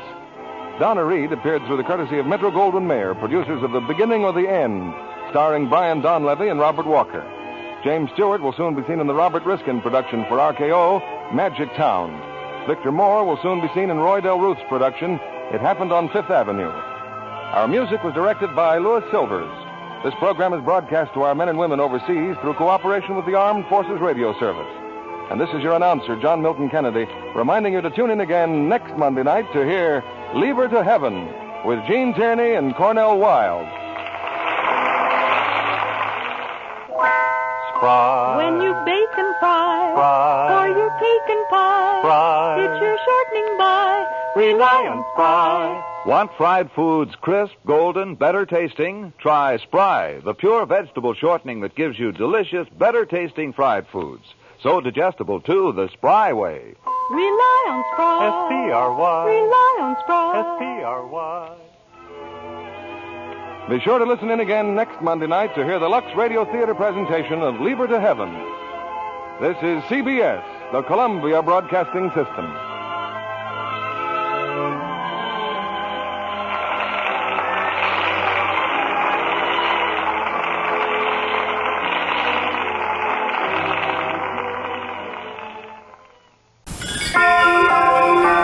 Let's light up the night like never before. Let's do it upright. Let's go for more. Go fish. This season, go for something more at Long John's. Beautiful holiday crystal. Just 69 or 99 cents with any meal. And Long John Silver, you're gonna get your wish. Go fish. Go for our 6-piece batter dip shrimp and fries special. Just $1.99. From hilltop to high-rise, menorah to manger. Every family celebrates the holidays in their very own way. But no matter what you do, we're here to make it easier. With convenient hours, packaging supplies, and overnight deliveries even on Christmas Day. So whether it's choirs or Kwanzaa, palm trees or chimneys, you can count on the U.S. Postal Service to help you handle the holidays. Hey, Mark Michaels, Wilco is you. I'm sort of at the end of my rope right now. I see. Does Wilco babysit? Well, no, but we can help keep your kids busy with more toys than any kid ever dreamed of. Big-name toys like Mattel and Hasbro, lovable toys, toys that reach for the stars, and toys that bring you back to Earth. Toys, toys, toys. Sure looks like Wilco's a lot of fun. It looks like you are, too. Come on, shop the Wilco way. Take a value home today. For someone very special, that's what the card will say. The gift inside, it's Emerald for her on Christmas Day. Emerald has precious gifts to make the feelings grow. A sachet of pomander, a spray of fragrant glow.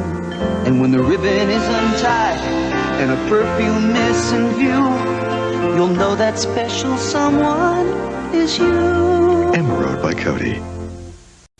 While shopping for holiday gifts, the typical consumer endures 23 different sales pitches. But come on, are they really saying anything? At Best Buy, you'll find lots of great gifts. Gifts they can watch, gifts they can listen to, gifts that don't come with a lot of hot air.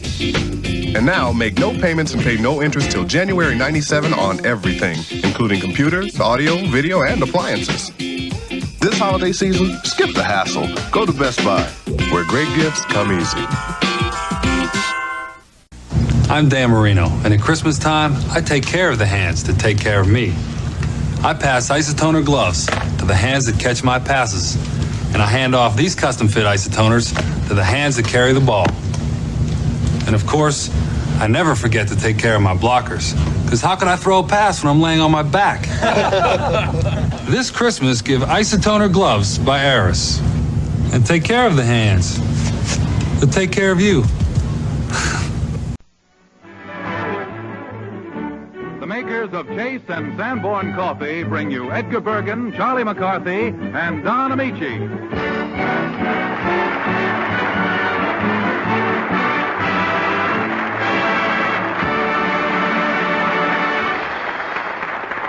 New Year's greetings, ladies and gentlemen, and best wishes for 1945 from all of us. Our guest, Charles Laughton, and our regular group, Ray Noble and his orchestra, Bill Foreman, Joan Merrill, Effie Clinker, Edgar Bergen, and Charlie McCarthy.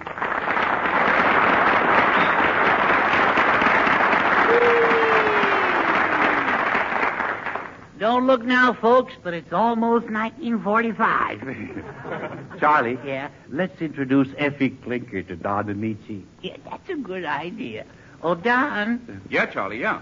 Don, would you like to meet a beautiful girl? Well, I certainly would. Yeah. Yeah. I'll fix it. Yeah. Effie. What have I done? What have I done here?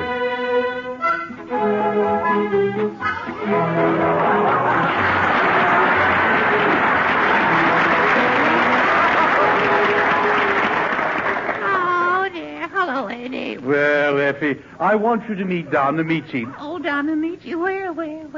No, over here. Oh, so you're the charming Effie Clinker, huh?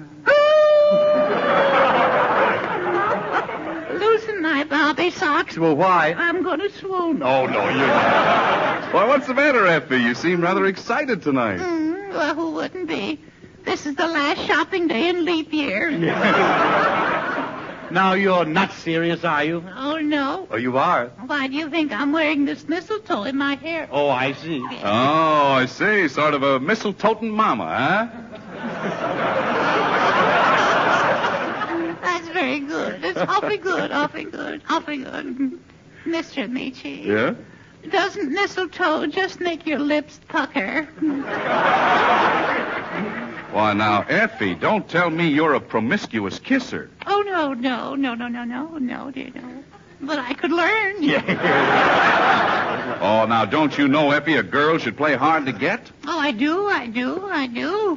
In a cooperative sort of way.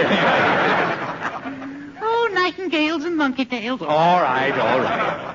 Effie, you must come over to the party I'm giving at my house tonight. Oh, good. Yes.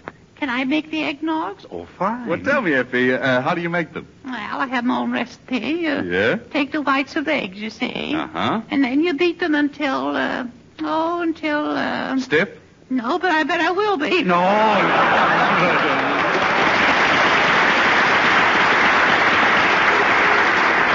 Effie, I'll see you later. Right now, I have a date.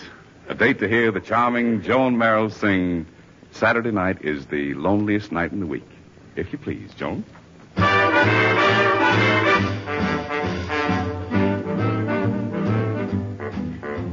Saturday night is the loneliest night in the week. 'Cause that's the night that my sweetie and I used to dance cheek to cheek. I don't mind Sunday night at all. That's the night friends come to call. And Monday to Friday go fast. And another week is past. But Saturday night is the loneliest night in the week. I sing the song that I sang for the memories I usually see. Until I hear you at the door. Till you're in my arms once more. Saturday night is the loneliest night in the week. Saturday night is the loneliest night in the week. 'Cause that's the night that my sweetie and I used to dance cheek to cheek. I don't mind Monday night at all. Sunday's the night that friends come to call. And Monday to Friday goes fast. And flash, flash, another week is past. But Saturday night is the loneliest night in the week. I sing the song that I sang for the memories I usually see. Until I hear you at the door. And you're in my arms once more. Saturday night is the loneliest night. Loneliest night. Saturday night is the loneliest night in the week.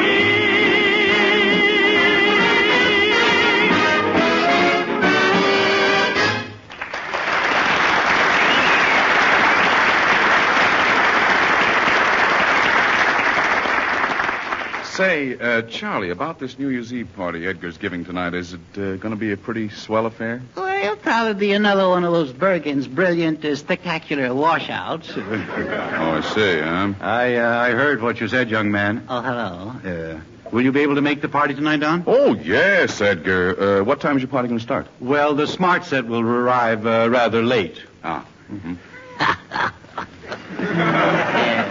And the smarter set won't arrive at all.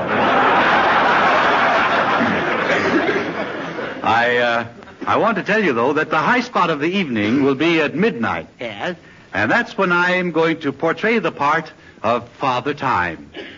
Oh, you picked a nice role. Yeah. You won't have to make up. All right. I've invited several movie producers, and if I do say so myself, I have something I think they've all been looking for. Oh, I'm not that handsome. Oh, yeah. Or am I? Yeah. But this is, I do really think, a superb play. Yeah? Yes. Well, who wrote it? Modesty forbids me from mentioning the genius's name. Whoever could you mean? As if I didn't know. Yeah. Well, I wrote it. No. Yes. And I might add, this play of mine is 10 years ahead of the time. We'll wait. And what's more, my play is allegorical. Where are you going to get the alligators? No. How would you like to hear one of my best speeches? With cotton in my ears. No, please, no. That's too late. Yes. I like this particular scene. I'm glad you do. I am old, 1944. It's been a long, hard year. But I am content to go. Mm-hmm. Would you mind aiming those T's a little to the windward? All right. They're a bit juicy. That is, if you don't mind too much. Yeah, it's all right. Young man, I want you to know that I have taken diction lessons. From who, Donald Duck? No. And some more of my best lines are, off with the old, on with the new. Pew, pew, pew, pew, pew, pew. I am a wretched soul, bruised by adversity. Why don't you sue him? Oh, now, please. Charlie, do you realize that tonight's performance may alter the whole course of my life? Is that so? Yes. Well, no matter where they take you, Bergen, I'll always come and see you on Visitor's Day. Well, thank you. And I've written a wonderful part for you. Yeah? Yes. Well, now it looks better. Yes. You play Little New Year of 1945. I do? That's right. See, I'm sort of the juvenile lead. That's right, yes. You come out wearing a ribbon across your chest that says 1945. Yeah? Yes. See, won't that be kind of drafty? No. What else do I wear? I hope. Yeah. Well, what do babies usually wear? Well, Oh, no. Oh, no. You mean with a safety pin? Well, of course. No, you don't, Bergen. Listen, No, Charlie. No, 1,000 times nay, Charlie. No, listen. Take your hands off. No, all right, listen. You don't get me wearing one of those three-cornered snuggies. Now, Charlie. No. Charlie, what do you think I am, Gypsy Rose McCarthy? All right. Listen, Charlie, it's too late now. I can't get anyone else to play the part. Mr. Bergen, Charlie. No, Charlie. No. All right. Do you realize what you're asking me to do? Yes. Do you realize? All right. Do you realize what you're doing to a child of my tender years? Yes, but now be reasonable. No, I won't be reasonable. Charlie, let go of my lapel. Charlie. No. This is very important to me. I will not appear in public wearing nothing but my goose pimples. No. Charlie. No. You look cute. No, I wouldn't. My legs are so sway-backed. Oh, they're not sway. Why, you'll make a splendid 1945. No, I won't. Yes, you will. I'm so puny. You're not. Everybody will think there's a tough year ahead. No. Ah, you're so sensitive. Well, I I have reasons to be. Why? No, certain other things. What is it? Well, if you must know, I got a mole on my tummy. Oh! Yeah. But, Charlie, everything depends on you. What do you mean? Well, I'm in a spot, Charlie. Oh, you are? Yes. Oh, you're in a spot. Well, of course. Why, I'll do anything if you'll agree to play this part. You will? Yes. Well, now you said something. Yeah. That's all I wanted to know, Bergen. Yeah. And you will play it? On one condition. All right. First, you got to cancel all those New Year's resolutions you just made out for me. Yes. But, Charlie... And second, now that you'll sign all my report cards in the future with your eyes closed. Yeah, but, Charlie... And, of course, my 75 cents allowance... Yes. ...will come up for renegotiation. Is that so?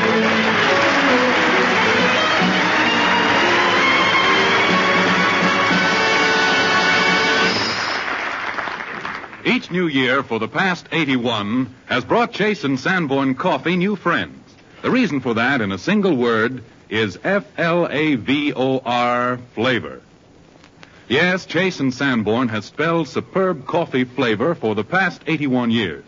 And today it's doubly popular because it passes both of the two big coffee tests. With meals, breakfast, luncheon, dinner, supper, Chase and Sanborn Coffee sets off all the other food flavors to supreme advantage. And all alone between meals, its delicious flavor is even more attractive, more pleasing, completely satisfying. In the middle of the morning or mid-afternoon, when you want coffee for coffee's sake, Chase and Sanborn all by itself really makes the occasion. In the past year, more people enjoyed Chase and Sanborn Coffee than ever before. That's the biggest swing in our 81 years of making finer coffee. You're entitled to Chase and Sanborn goodness, too. There's no reason to take anything less. So make the most of your opportunity in the year ahead. Always ask for Chase and Sanborn Coffee.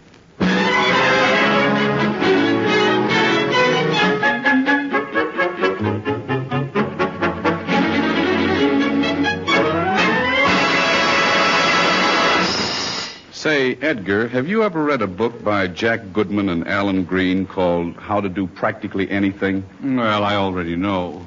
No. Oh, I see. Well, tell me, how are you at skiing? Well, it so happens I just bought my first pair of skis. Oh, well, then sit down, and listen to what the Messrs. G say about skiing. Skiers are an institution as old as the hills. The hills, however, are somewhat smarter. They stay put. Skiing entered my mind one evening as I was in the parlor practicing approach shots with my niblick. I'm sure if my wife hadn't entered the room so suddenly, I would not have been startled into knocking the ball into her favorite vase. You can't even be trusted in the living room. Darling, I'm thinking of giving up golf. Good. For skiing. Skiing? Mm-hmm. What would you do with those great big things on your feet? Those other great big things. Tomorrow we buy skis. Buy skis? Never. Well, what do you expect me to ski on? Being a perfect lady...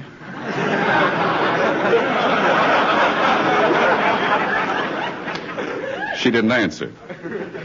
The first thing to know, of course, is a few simple skiing terms. Herring boning, for instance. Herring boning is a method of going uphill. The expert skier leaves tracks in the snow resembling a herring spine. Your tracks will resemble your spine. And then there's the kick turn. Now, to describe the kick turn would involve a long discussion on how to get back on your feet. And this would get us into a discussion of how to remove fouled skis. This is a maneuver in which you draw one knee sharply up to your chin. Of course, that gets us into the problem of what to do for a bitten tongue. But enough of details. I shall never forget my first downhill run. The wind was whizzing past my ears, and I was whizzing past other people's ears. Suddenly I knew why people went skiing. Here, at last, was the poetry of motion. Poetry. Unbroken poetry. 2 broken arms. And a pair of skis for sale.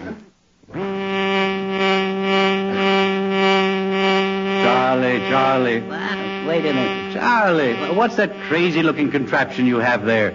Well, this is a machine I built so you can look back into any time in history. Oh, I see. I call it the McCarthy look-back-oscope. Sort of a time machine. Yeah, that's right. I brought it over to demonstrate it. Well, you switch on a little thing there, and you'll be surprised what turns up. Hello, Edgar. Happy New Year to you, Charlie. Well, Charles Laughton.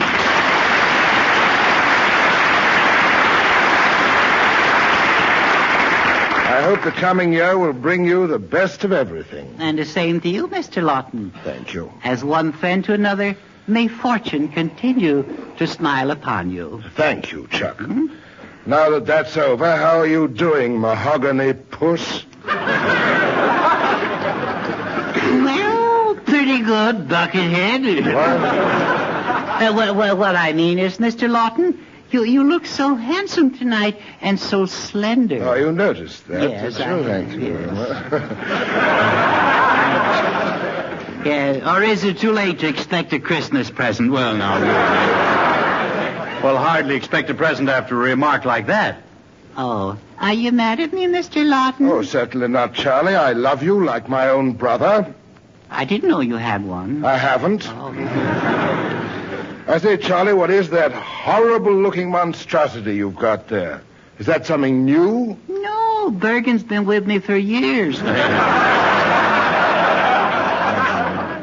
No, I mean that crazy-looking machine. Well, that's a contraption Charlie whipped up. It's for looking into the past, Charles. Well, it looks more like a combination pants presser, lightning rod, and nutmeg grater. That's right. That's right, wise guy, yeah. Go ahead and laugh. Go ahead, yeah. You know, they laughed at Franklin, but he went ahead and invented lightning anyway. Well, he did. All right. Bunch of smart Alex. All right. Forgive me, Charlie, but...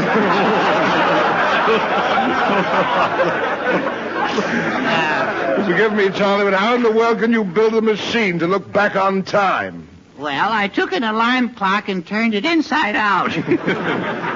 I presume it operates on the theory of chronological inversion. No, it doesn't. Nothing of the kind. It runs on batteries. Oh, I see. Would you let me see that thing?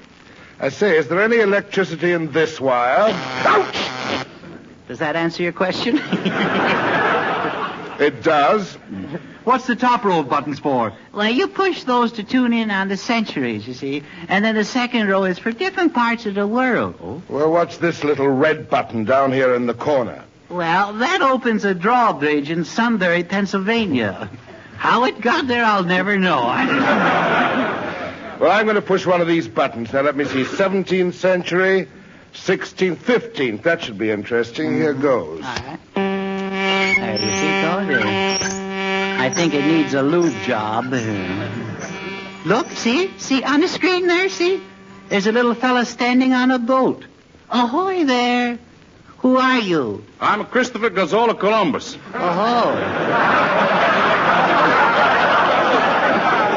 Christopher Columbus, huh? Yeah, sure. What else? I got a special rates for fishing trips. Fishing trips? Yeah.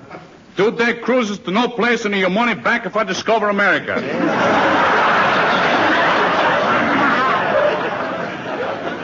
You'd swear that was Don Amici, wouldn't you? Let's try something else. Say about the 16th century. Okay. I'll set it at 300 kilobicycles and Super Heptabob. Press the button. There it goes, yeah. See? But look, Charlie. Why, there's a beautiful palace. There's a king. Why, that's Henry VIII. Ha-ha! Welcome, me hearties. Wouldst care to look around? Oh, we'd love to, Your Majesty. Wouldst prefer ye 40-centi tour or ye 60-centi tour?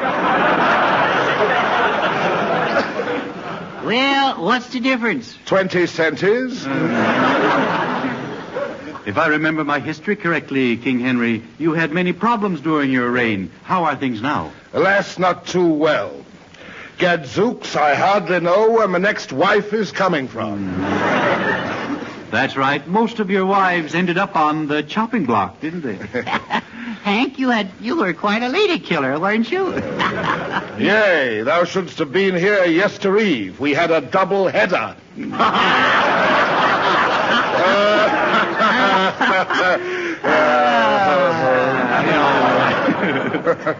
Why did you behead your last wife? Didn't like her hairdo. I see. Pardon me, Your Majesty. You haven't eaten for 20 minutes, you know. So I brought you a tray of roast of veal, pork pies, stuffed tripe, and a nice side saddle of mutton. A pretty sight, forsooth. Hand me that leg of veal and bring 2 more. Well, why stuff yourself with veal? Hast thou not heard it goes back on ration points tomorrow? See, you know, that food looks pretty good. Do you mind if I take this little chicken leg? Oh, you don't have to break my arm. Well, then keep your dirty lunch grapplers out of my chow, you nasty little snitch. Well, I'll get rid of you. Push the button. Now, look what we tuned in out here. Oh, there's a fella with his arm around a girl. Ah, my beautiful Josephine. Oh, my Napoleon. Oh, Napoleon, I love you. Yeah, this is good, Napoleon and Josephine. Ah, Josephine, my beloved. I ask from you but one little favor. You have but to ask. When you use the toothpaste, will you please put the cap back on? I think she gets around, doesn't it? Yeah. Let's push this 1700 button. Okay. Look. There's a man under a tree. You know, he looks a little like Sir Isaac Newton, Charlie. What's he saying? In the shade of the old apple tree. Well, it is Newton. Yeah, what are you sitting under an apple tree? Well, you see, old boy, if I sit here long enough, an inspiration strikes me. There's one now. Oh, I remember. That's the way you discovered gravity, wasn't it? Perfectly right, yes. I'm now working on mass production, you know. Gravity will soon be in the homes of the poor as well as the rich. Then you think you'll clean up with it? Well, my dear fellow, think what it'll mean to the suspender business. I say, would you be good chaps and mind pushing another button and just stop pestering me? Yes. That's a good idea. Yes, it is. Let's push the first button and we can go back just as far as we can. Yes, all the way back. Why, we might even talk to Plato. Yeah, or one of those Greek philosophers like Acidophilus or what's his name there. Oh, boys. Ooh. Oh, how do you do? Are you Socrates or... You mean Socrates? Oh, no, I'm Nero. Oh.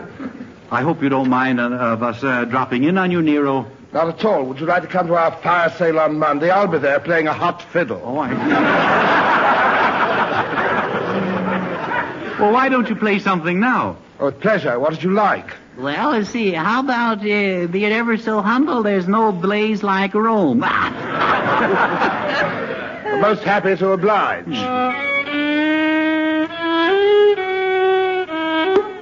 Oh, fiddlesticks. There goes my E string. Yeah. Where are you going? Out to get another string. Here, kitty, kitty, kitty, kitty, kitty.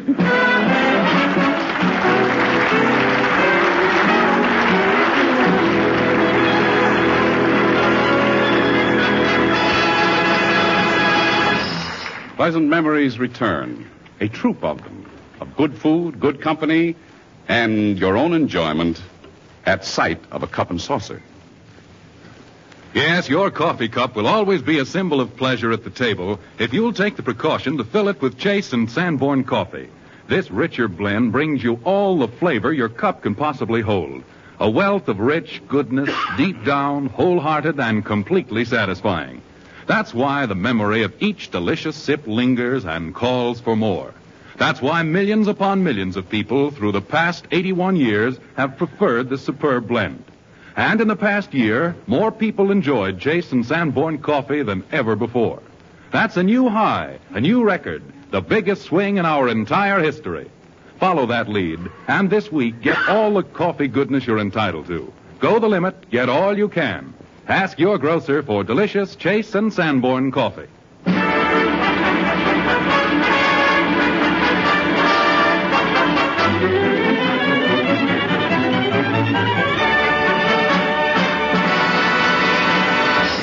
Well, I guess that's it. Happy New Year, everybody. And you, Bergen, I know you have a Happy New Year. Well, why, Charlie? Why are you so sure? Well, every year's happy for you if I'm around. Happy New Year, everyone. Happy New Year, Charlie and Ed Bergen.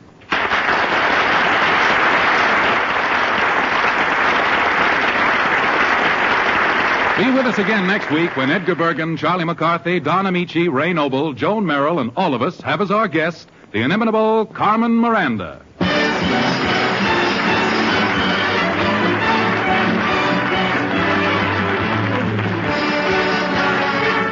This week, when you're buying coffee, think of us and ask for Chase and Sanborn coffee. Coffee made to serve in times like these. Charles Laughton is currently being seen in The Suspect.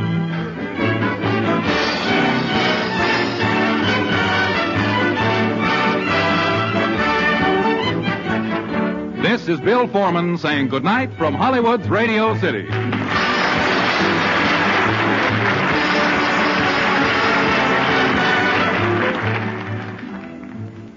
Made your New Year resolutions yet, ladies? Here's a good one. Resolve to keep your family happy with plenty of fine table spread. Give them Blue Bonnet, the delicious new margarine, a product of the makers of Flashman's Yeast. Blue Bonnet is wonderful. It brings you flavor, nutrition, economy, all three. Serve Blue Bonnet to your fussiest guests. They'll love its fresh, delicate flavor. Give it to the family at every meal. Delicious Blue Bonnet is a real food, rich in energy, rich in vitamin A. And it costs so little in points and money that you can spread it on twice as thick. So, ladies, remember the letters FNE for flavor, nutrition, economy. Blue Bonnet margarine gives all three: flavor, nutrition, economy. Get Flashman's Blue Bonnet from your grocer the very first time you go to the store.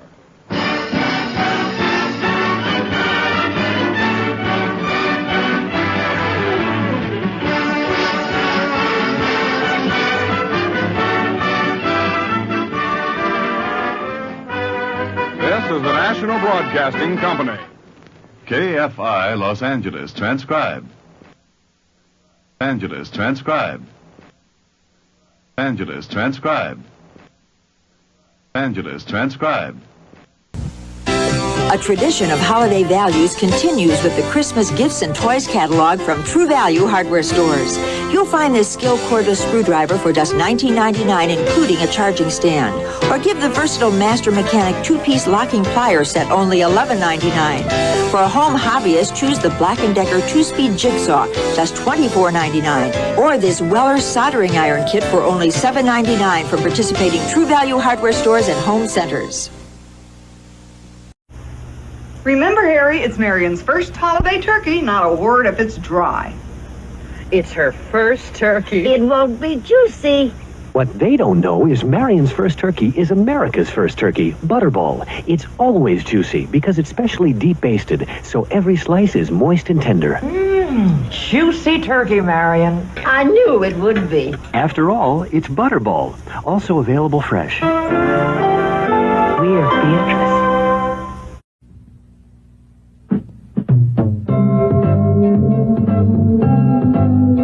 From all around the world they come. Christmas cargoes to Pier 1. Come celebrate, the ship is here. Pier 1, the peppermint pier. Pier 1, the peppermint pier. Ow! So you think Santa will like these red and green M&Ms? I don't know. I never met the guy. He does exist! They do exist. Santa?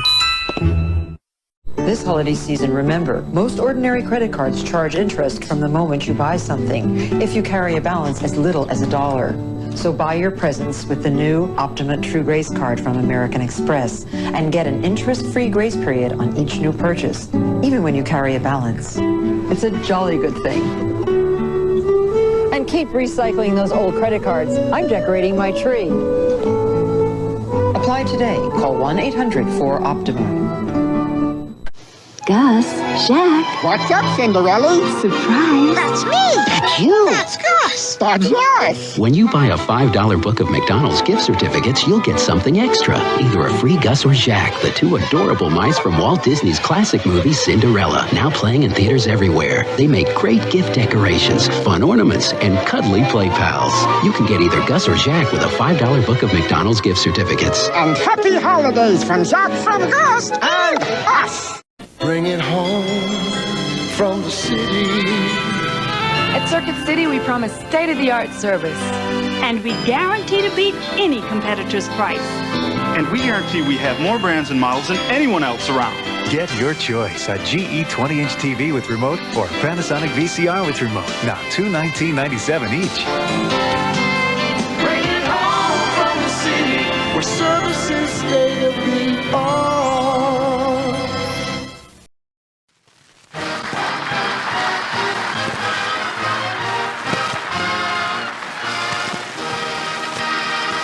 On this Christmas Eve, we're happy to 1,000 voices from the Great Lakes Naval Training Station, which is our way of wishing you Christmas greetings.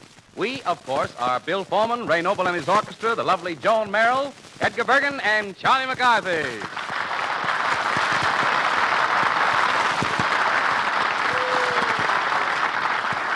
Hello, folks. This is Charlie McCarthy wishing you all a Merry Christmas and a Happy Bergen. Merry Christmas, Charlie. Well, hello, Mr. Moochie. Well, I suppose you've written to Santa Claus, huh? Yes, I wrote to him. Just to play safe, I sent a carbon copy to Bergen. I'm no fool, you know. I'm no fool. I suppose you hinted at what you wanted. Brother, I hinted for 8 pages, I hinted. But every year, Bergen turns a deaf purse. Oh, well, Charlie, why don't you be a little more subtle? Well, that don't work either. No? Last year I was subtle. I hinted for something with 2 wheels and a handlebar. And what did you get? A lawnmower. Charlie and Edgar will be back in just a few moments. A few moments made lovely as the charming Joan Merrill sings a cowboy song by the urbane Mr. Cole Porter. Don't Fence Me In. If you please, Joan.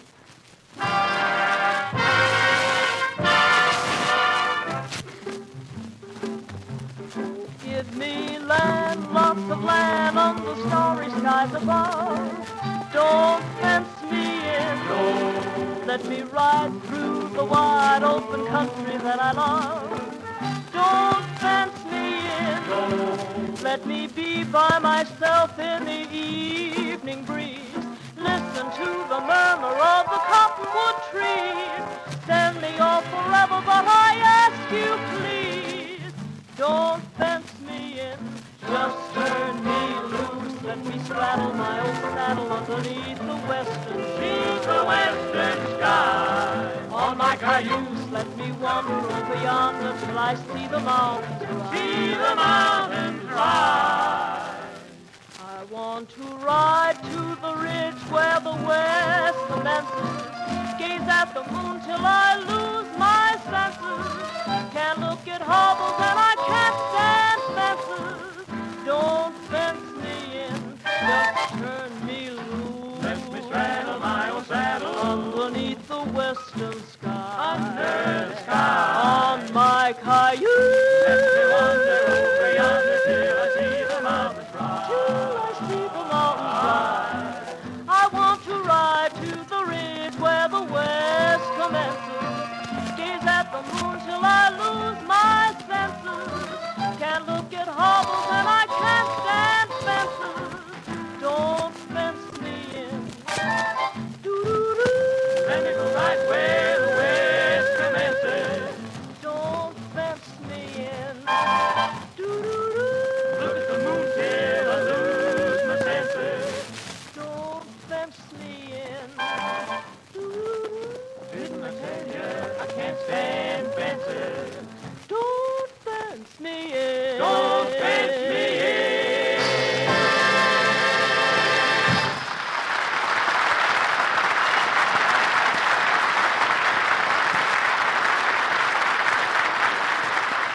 Oh, that was lovely, Joan, lovely. Thank you very much. And now, ladies and gentlemen, a few words from your Yule log, Charlie McCarthy. Oh, thank you, Doc. My pal, my friend. You know, you're the nicest Don Amici I know. Uh-oh. When you talk like that, I know you want something. What is it, Charlie? Well, it just so happens you're right this time. I do need help. You see, Bergen said that if I would recite The Night Before Christmas this evening, he'd give me a special Christmas present. Well, that's fine. Have you memorized it? Well, part of it, that's all. Which part? Just the title. What do you want me to do? Well, make Bergen forget about the poem, but not about the presents. Well, now, let me see. Wait a minute. I've got it. Why don't you say that after you learned it, a blow on the head made you forget it? Yeah, that's good. Yeah, and I'll be glad to cooperate with a baseball bat. Yeah. That's that. Well, now, look, why should I help you? Why didn't you learn the poem in the first place? Well, I was just too busy, Don. Busy doing what? Well, I was one thing or another. I was playing hooky for a sick friend. Oh, there you are, Charlie. Oh, how are you? Don, you're just in time to hear Charlie recite that lovely Christmas poem, The Night Before Christmas, by Clement Clark Moore. I bet he wouldn't have written it if he had to memorize it. All right, Charlie, go ahead and recite it. Well, I could recite it much better, Bergen, from memory, with a book in front of me. Yeah. I'll give the introduction. No, Don. Fanfare, Mr. Noble. No, Don. Ladies and gentlemen, you are now about to hear that famous classic, The Night Before Christmas, perpetrated by Charlie McCarthy. Cut it out, fellas. This is so embarrassing. No, now you go right ahead and recite it, Charlie. No, please, Bergen. No. Now, you mustn't be nervous. Well, I've always been timid. No. You go right ahead, Charlie. No, please. Charlie, go right ahead.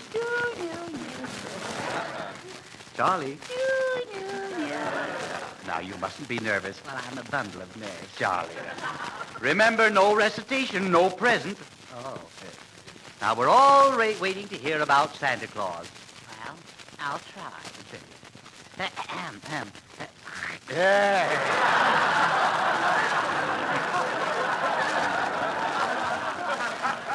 There ought to be one down there. Yeah. We're waiting. All right. Listen, my children, and you shall hear of the midnight ride of Santa Revere. No. Don't tell me after all. Yes, you're a little confused. Well, I'm a bundle of nerves. Yes, I know. Now, you start over again. Yes. Under the spreading Christmas tree, a village Santa stands? No. Perhaps if I just help you with a little start. That would be good. Yes. 'Twas the night before Christmas, and all through the house. Egad, Bergen, you took the words right out of my mouth. Yes. And believe me, it felt good to get rid of them, too. Yes. Now, what's the next line? I see, what's the next line? The next line? Yes. Oh, there's more, isn't there? Yes, of course. Well, there's all through the house. Let's see. Quiet, please, Bob. What's the next line, fellas? No. Not a... What? Remember what it is? No, okay. Not a creature was stirring, not even a louse. No. Not a creature was stirring, not even a mouse. Yeah. And that's the way it goes. Yes. The stockings were hung. Huh? Stockings were hung where? On the nail. No. The stockings were hung by the chimney with care, in hopes. In hopes? In hope. In hopes that the laundryman soon would be there. No.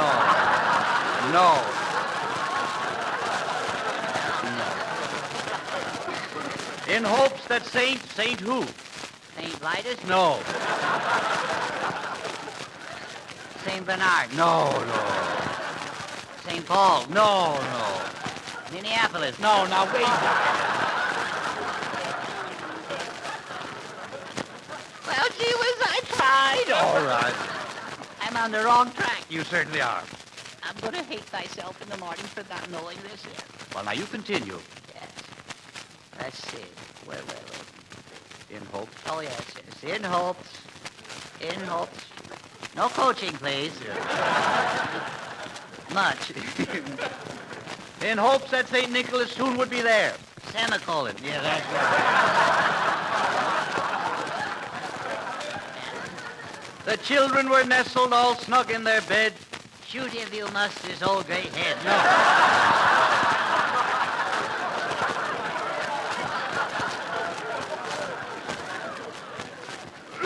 Well, I give up. Charlie, surely you know the part about Santa Claus. What part? Yeah. The arms and legs? No. About how he rides through the skies. Oh, yes. Oh, yes, of course. He flies through the air with the greatest of ease.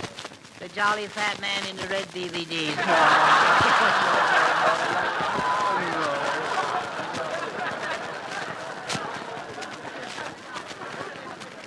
What is it? Well, that part I'm a little rusty on. Right in there. Yes.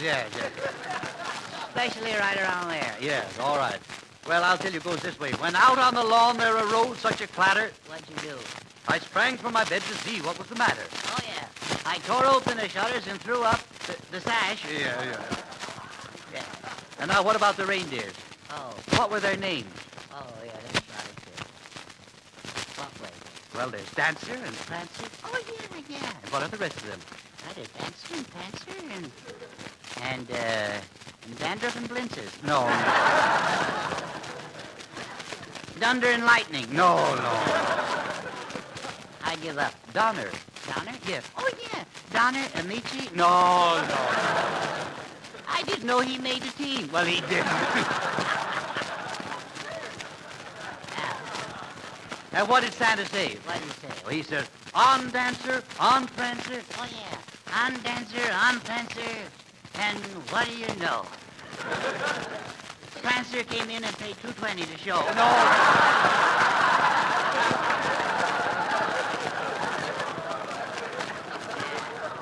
And what happened after that? Santa Claus lived happily ever after. The end. Give me the present. Wait a minute. Not so fast. You know, Charlie, I don't believe you studied that poem at all. Well, I wasn't letter perfect, was I? No, you weren't. This being Christmas Eve, Bergen, I cannot tell a lie. I didn't study. No. Well, I'm disappointed in you. Yes, sir. But inasmuch as you were man enough to own up, Oh, I did that, sir. I'm going to give you the present anyway. Oh, thank you, Bergen. And here it is. Oh, thank you. What is it? It's a beautifully illustrated copy of that famous poem. And I guess that's it. This is Christmas, Bergen, not April Fool.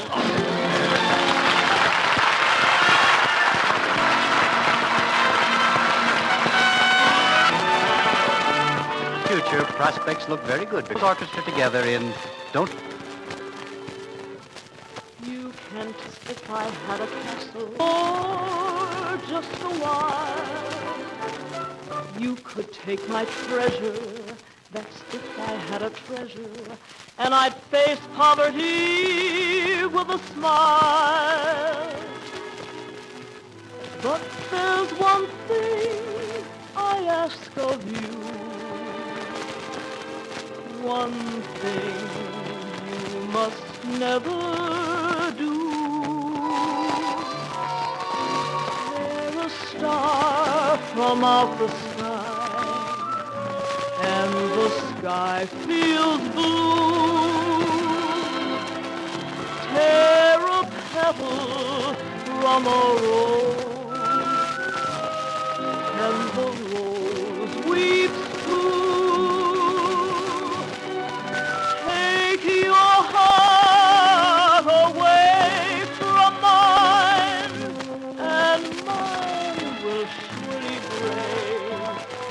My life is yours to take, so please keep the spark away. Would you take the wings from birds so that they can fly? Would you take the ocean's roar and leave just the sky? All this your heart won't let you do. This is what I beg of you.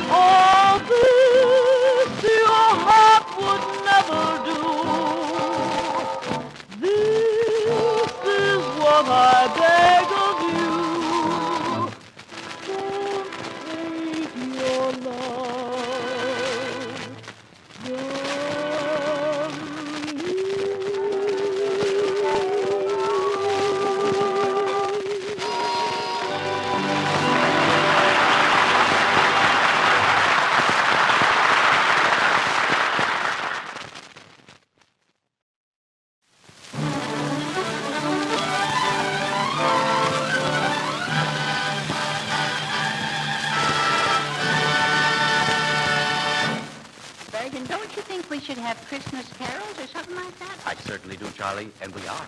We're going to have a chorus of 1,000 voices with us. 1,000? Well, you can't listen to that many voices at once, can you? Well, you can if your ear is trained for it, Charlie. For instance, when Ray Noble's band plays, he not only listens to it as an orchestra, He does, yeah. but he hears each and every individual instrument. Yeah? Yes. And he doesn't do anything about it? Well, the point that I'm trying to make, Charlie, is that to fully enjoy the best in music requires training. And that's why I've arranged for you to take lessons from a famous singing teacher. Well, now, that's nice with you, Bergen. I didn't know you knew so much about music. Well, I appreciate classical music, although I don't think you could call me a long hair. No one could call you that, Bergen. No. Hello, excuse me, please, Signor Bourbon. Oh, no, Bergen, yes, Bergen, hello, Professor. Yes. Who is this, Bergen? I am Donaldo Pizzicaro Amici Victrola Gazzolo, the famous singer. Yeah. I'm going to give it to you good. If you're a singer, Gazzolo, I'm John Charles Thomas. No, I'm pleased to meet you, Mr. Thomas. The pleasure's all yours. Well, let's get going now. At first, I'm going to teach you the music approach. Yeah. You know, the harmony and the applied stuff. Yeah. You're going to get knee-deep in it, too. Yeah. Now, tell me, Professor, are you familiar with Mozart? Oh, Mo and I just like that. What about the others? Sure, I know them all. I know Rimsky-Korsakov, Streptokowski, Rossini, Puccini. How about Jack Dini? That's all right. That's good. Good, yes. Yeah. Say to me, what do you know about Chopin? Well, Chopin, you play it like ping pong, only you use a larger racket. Oh, no. That's right. That's perfect. Now, first of all, to listen to music, you've got to have the music. Yeah. I'll go along with you so far, yeah. When the music, if it comes out loud, is a fortissimo. If it comes out soft, is a pianissimo. Then we got a high key and a low key. Yeah? And sometimes you got a no key. In that case, you climb in the window. Now, John. It's cute. Well, now, Professor Gazzola, suppose we get on with the lesson, if you don't mind. Okay, Mr. Boom Boom. Bergen. What? Bergen. Yes. Now, Charlie, you sing after me. Me. You. Perfect. Absolutely perfect. Now we try another one. Do, re, mi. Speaking of a do, re, mi, that reminds me. When do I get my pay? Well, I don't blame you for being worried. All right, now, just a moment, Professor. Before we talk about that, I'd like to know just a little more about your background. Oh, so happy for telling you. So happy. For 20 years, I was a Venetian gondolier. Oh, is that so? Yes. Were you the menace of Venice? John. Well, I've been in Venice, Professor, and it's a romantic spot with those singing gondoliers. Oh, beautiful. Yeah. I remember I used to sing it like this. Oh, sole mio, splash. What's the splash? Well, I got to push the boat. Oh, yeah. 2 years later, I sing it like this. Oh, sole mio, put. What's the put? I make a plenty money. I got to outboard some more. Oh, good. You know, I write the songs, too. Well, you write songs? Oh, sure. Well, then you must meet our famous songwriter, Ray Noble. Oh, Ray. Yes, Edgar. Meet Professor Gazzolo. Oh, you know something about the music? Oh, yes, well, sir. Why, some of my best songs are music. Well, who do you think of that, huh? Say, who are you studying under, The people upstairs, old boy. Oh, he's a very funny man, eh? Yeah, well, don't encourage him. Oh, no, huh? He's a bad one. Oh, yeah. Professor Gazzolo studied music in Italy, Ray. Oh, did you really, old man? Dear me. And have you a bachelor's degree? No, senor. I got the 4 bambinos. Well, I'm glad you fellas have so much in common. Now, I'd like to ask you one question. What do you think is the finest piece of music ever written? Well, Edgar, if you asked me, I'd say the Volcano song. Volcano song? Oh, you know. Lava, come back to me. Well, what's yours, Professor? Well, the song I like the best is You Ain't or Don't You Is My Bambino. That's very good. Bergen, ask me, Bergen, ask me. All right. Yes, all right, Charlie. What's your favorite song? Well, my favorite song is By the Old Chow Mein Pagoda Looking Cockeyed at the Sea.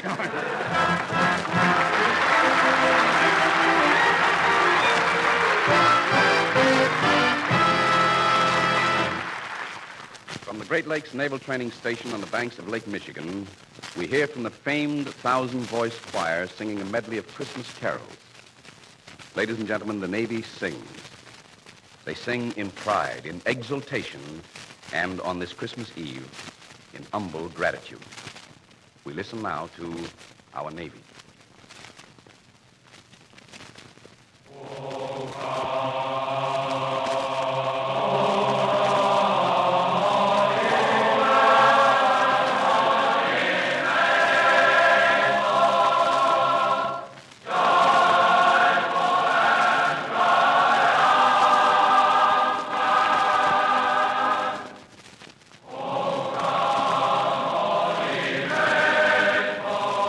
Joy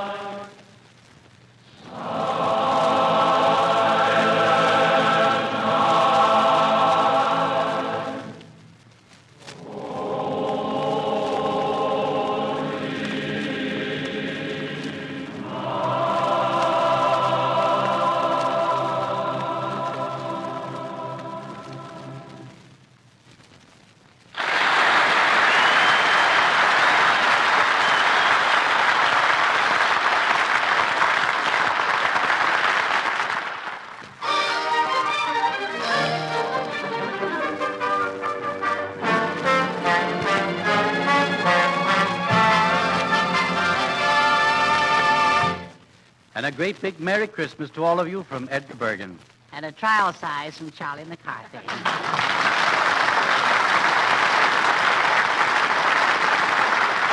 And Merry Christmas to you, Charlie. And Merry Christmas to everyone. For myself, I've had the honor and the privilege in the past of bringing you the American prayer. Its sentiments today are as powerful as they ever were. I think it says what is in all our hearts this Christmas. The American prayer.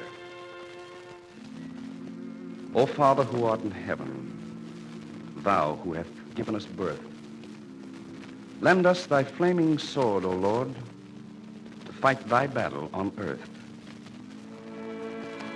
As we walk through the perilous darkness, lend us thy holy light that shines in thy heavenly mansion to guide our path in the night.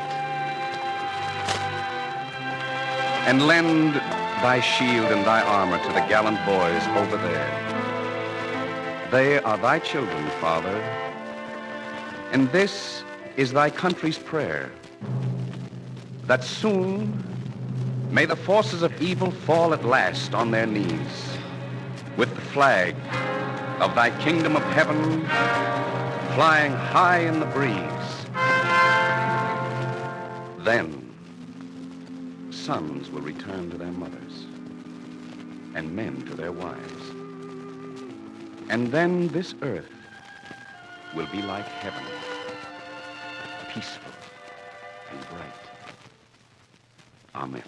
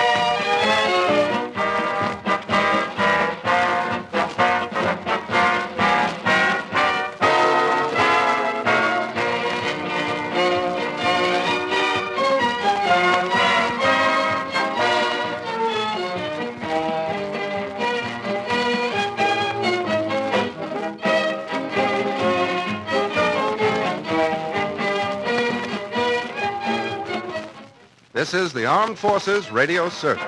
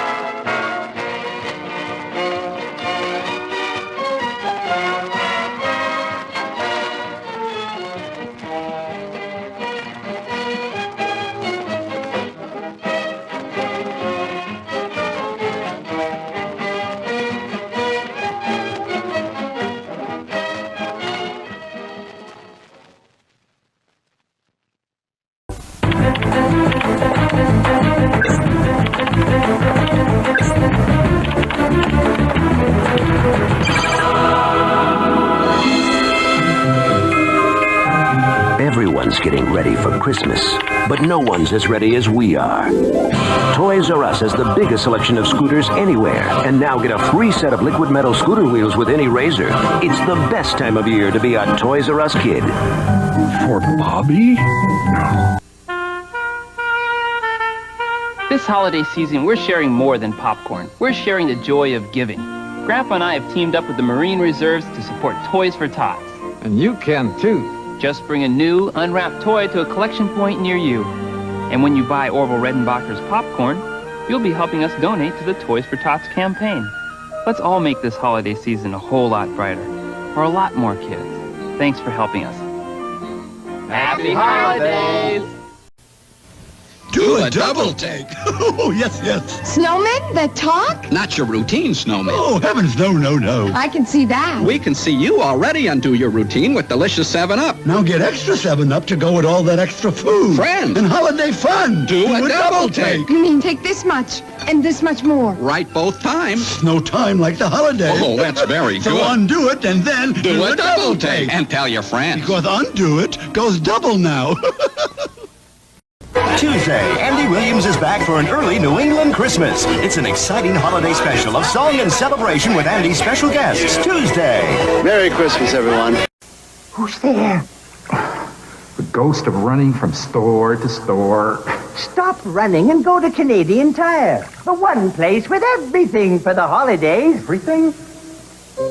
Like this Black & Decker Versapack cordless screwdriver, only $48.99. Wow. And these Energizer multi-packs, just $5.99 each. Plus earn Canadian Tire money. Now spit it. Care for some eggnog. Remember, Canadian Tire money lets you give like Santa, save like Scrooge. Every week we send a truck to your TJ Maxx. This week it's loaded with fabulous gifts for every man on your holiday list. Right now at TJ Maxx, terrific men's dress shirts. A special collection for just $12.99. These same famous names are 2 to 3 times that price in department stores. They make sensational gifts, so you'll want to pick up plenty. Hurry in now, because at this price, they're just as nice to give as to receive.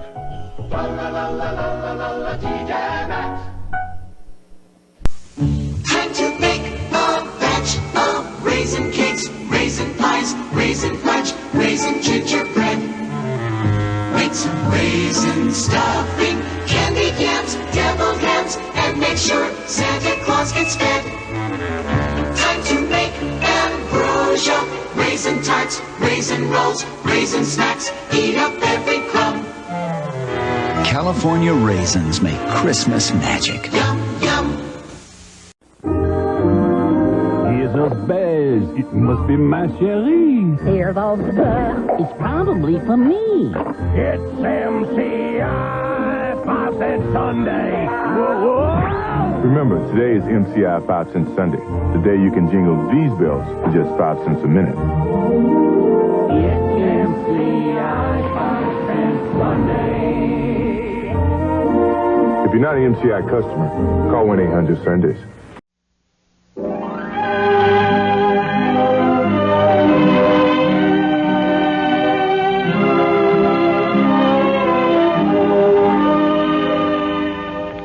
Good evening, ladies and gentlemen. On this Christmas Eve, once again, Lionel Barrymore sets aside his role as mayor of the town to take you back to a Christmas Eve 100 years ago with his unforgettable portrayal of Scrooge. And now, Lionel Barrymore in Dickens' A Christmas Carol.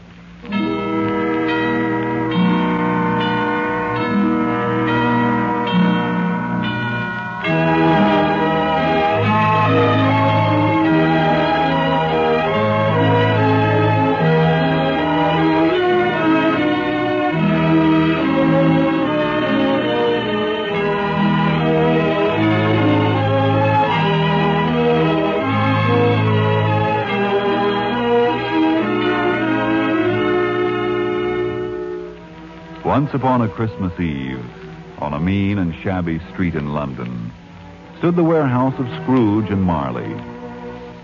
Marley was 7 years dead, but Scrooge never bothered to paint out the name. It was a waste of time, paint, and money. Oh, he was a tight-fisted hand at the grindstone, was Ebenezer Scrooge, a squeezing, grasping, clutching, covetous old sinner. A frosty rime was on his head and on his eyebrows and on his wiry chin. And the cold within him iced his office in the dog days and didn't thaw it out 1 degree at Christmas. A fact that could be attested by Bob Cratchit, his overworked and shivering clerk.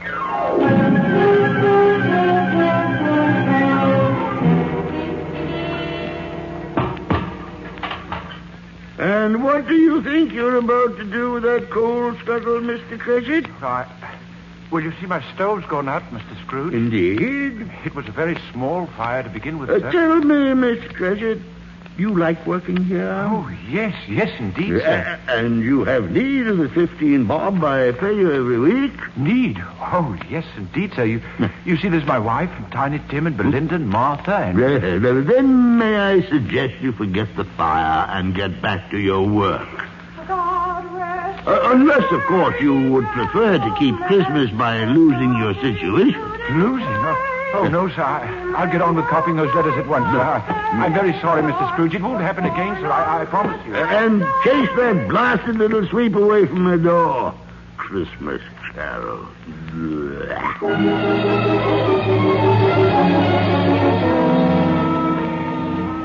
Yes, no wind that blew was bitterer than Ebenezer Scrooge. No pelting rain less open to entreaty. And what did Scrooge think of Christmas? Well, on this particular Christmas Eve, his only nephew, Fred, stopped by the warehouse to see him. Merry Christmas, Uncle. God save you. Humbug. Christmas, a humbug? Oh, come now. You don't mean that. I do. Merry Christmas. What right have you to be merry? You're poor enough. Very well, then. What right have you to be dismal? You're rich enough. Humbug. Oh, don't be cross, Uncle. What else can I be when I live in such a world of fools as this? Merry Christmas. Out upon Merry Christmas. What's Christmas time to you but a time for paying bills without money? Time for finding yourself a year older and not an hour richer. A time for balancing your books and having every item in them through a round dozen of months presented dead against you. Uncle. Yeah. If I had my way, every idiot who goes about with Merry Christmas on his lips would be boiled with his own pudding and buried with a stake of holly through his heart. Uncle. Nephew, keep Christmas in your own way and let me keep it in mine. But you don't keep it. Well, let me leave it alone, then. Much good may it do you. Much good it ever has done you. Oh, I've derived good from many things by which I haven't profited. And Christmas is one of them. Yeah. I've always thought of Christmas as a good time. A kind, forgiving, charitable, pleasant time. The only time in the long calendar of the year when people open their shut-up hearts and think of their fellow men. Humbug. And therefore, although it has never put a scrap of gold or silver in my pocket, I believe that it has done me good and will do me good. And I say, God bless it. You're a very powerful speaker, sir. I wonder you don't go into Parliament. Oh, don't be angry, Uncle. Come and dine with us tomorrow. Good afternoon, nephew. But why won't you? Good afternoon. Well, I'm sorry to find you so resolute. But Merry Christmas, Uncle. Good afternoon. And a Happy New Year. Good afternoon.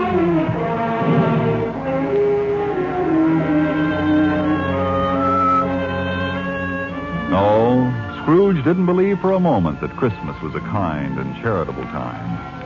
He proved it that very same afternoon when two gentlemen stopped at his warehouse to collect his Christmas donation to the poor. At this festive season of the year, Mr. Scrooge, it is more than usually desirable that we should make some slight provision for the poor and destitute. Indeed. Tell me, are there no prisons? Oh, plenty of prisons. And the workhouses, are they still in operation? They are, although I wish I could say they were not. The treadmill and the poor law, are they still in full vigor? Both very busy, sir. Very well, then. What do you want of me? A few of us are endeavoring to raise a fund to buy the poor some meat and drink and means of warmth. Now, what shall we put you down for? Nothing. Oh, you wish to be anonymous. I wish to be left alone. Mr. Scrooge. I don't make myself merry at Christmas, and I can't afford to make a lot of idle people merry. I help support the prisons and the workhouses. They cost enough, heaven knows. And those who are badly off they can go there. But many can't go there, and many would rather die than go there. Oh, if they'd rather die, they'd better go and do it. And decrease the surplus population. Besides, I find it quite enough for a man to mind his own business and not interfere with other people's. Mine occupies me constantly. Good afternoon, gentlemen. Good afternoon.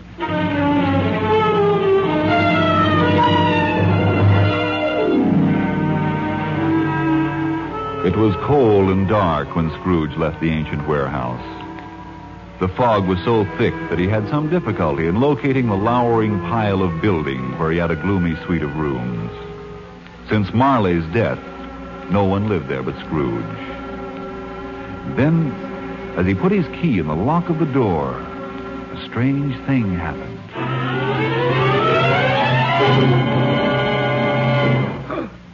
That door knocker. I could have sworn it was Marley's face.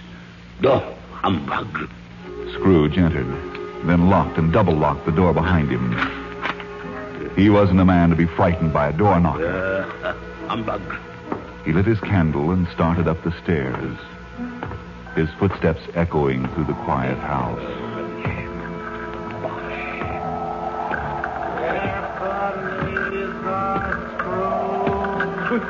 What's that? Who's there? What was that noise deep down below in the cellar, as if somebody were dragging a heavy chain? What's that? The sound grew louder on the cellar stairs, rose higher in the empty halls below, and then clanged and clattered on the stairs behind Scrooge as he fled.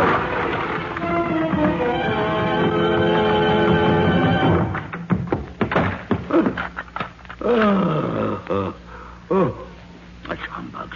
Don't believe it. Then, as though a part of the fog outside, the ghost of Jacob Marley passed through the closed and locked door. Ebenezer. Who are you?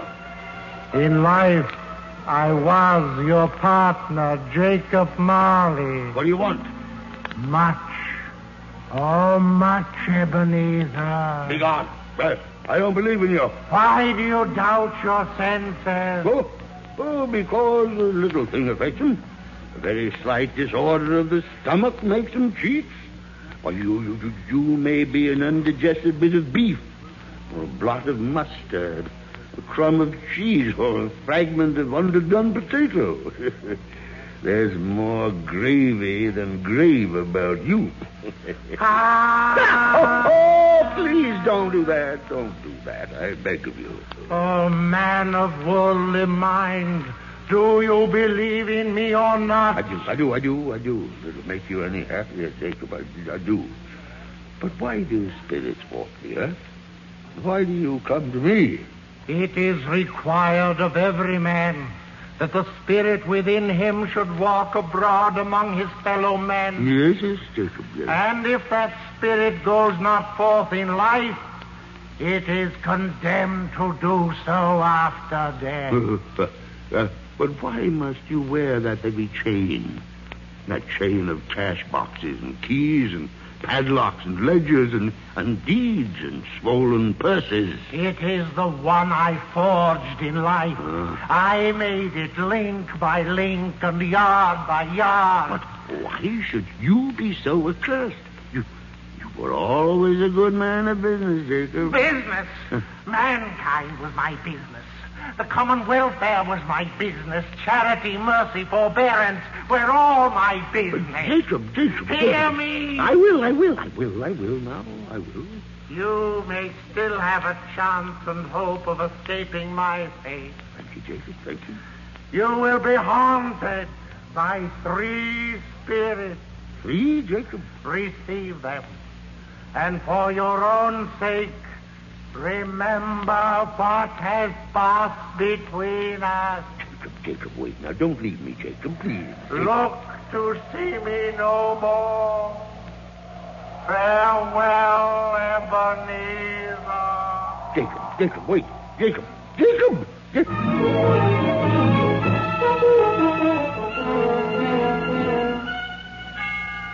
Ebenezer Scrooge. Huh? Oh. Who are you? I am the ghost of Christmas past. Rise and walk with me. Walk? In my slippers? Dressing gown and nightcap? Come, we will leave by the window. Oh, no. That's all very well for spirits, but I'm only a mortal and liable to fall. Bear but a touch of my hand thus on your heart, and you shall be upheld in more than this. Come, Ebenezer Scrooge.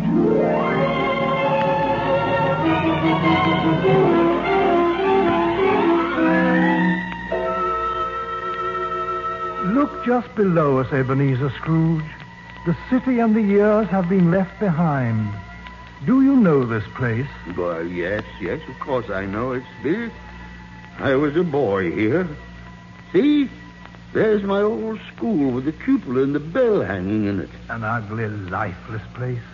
It looks quite deserted. It was Christmas Day. All the boys had gone home for the holiday. All? Who is that lonely child left behind and chided for his tears by the schoolmaster? I was that child, Spirit. Oh, no, Master Ebenezer. No tears, if you please. There's nothing more degrading than self-pity. Besides, Christmas isn't at all important. A very wise man, the schoolmaster. Don't you agree, Ebenezer? Of course I don't agree. Why, Christmas is very important to a child of that age, Spirit. Poor boy, I wish... Oh, well, it's too late now. What is it? Oh, nothing much. There was a boy singing a Christmas carol outside my warehouse. I wish I'd given him something, that's all. Yes? Come, let's see another Christmas.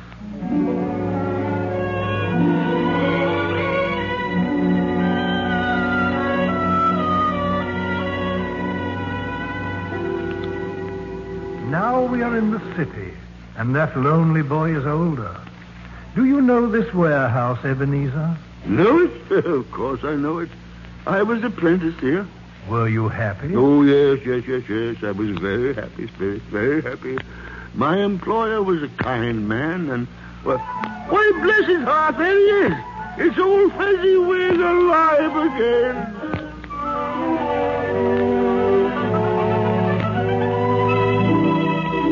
Yo ho, lads! No more work tonight. Christmas Eve, Christmas, Ebenezer. We're having a party tonight. A party, Mr. Fezziwig? Oh, who's invited? The butcher, the baker, the milkman, the cook. Ho-ho! Here's the fiddler already. Clear away, lads, clear away. Sir. Come, Master Fiddler, unlimber your fingers and give us something for dancing with plenty of life in it. Christmas Eve, you know, the best time of the year. God bless it.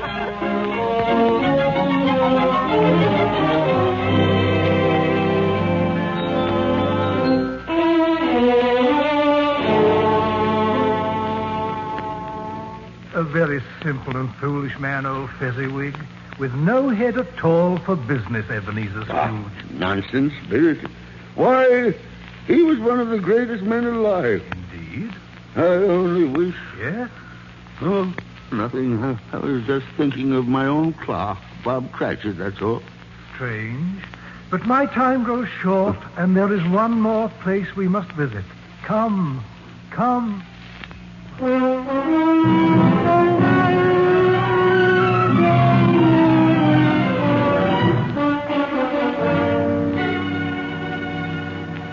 Look about you, Ebenezer Scrooge. That man and woman so busy wrapping up Christmas gifts for children. Do you know them? I know the woman, yes. We were to have been married. But she felt we weren't suited to each other. Didn't she release you from your promise because another idol had displaced her? A golden idol? Yes, she said something like that. Yes. Great pity. Listen, they speak.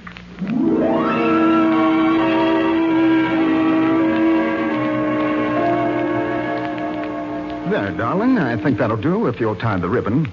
Oh, by the way, I saw an old friend of yours this afternoon, although he didn't see me. Who was it? Can't you guess? Was it Mr. Scrooge? Mr. Scrooge it was.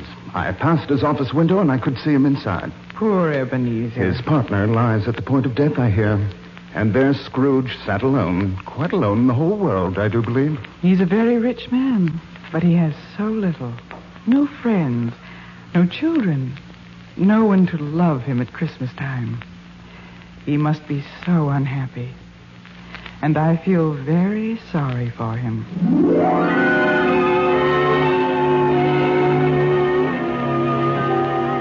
Spirit, remove me from this place. Not yet. Oh, not yet, Ebenezer Scrooge. You have seen the past.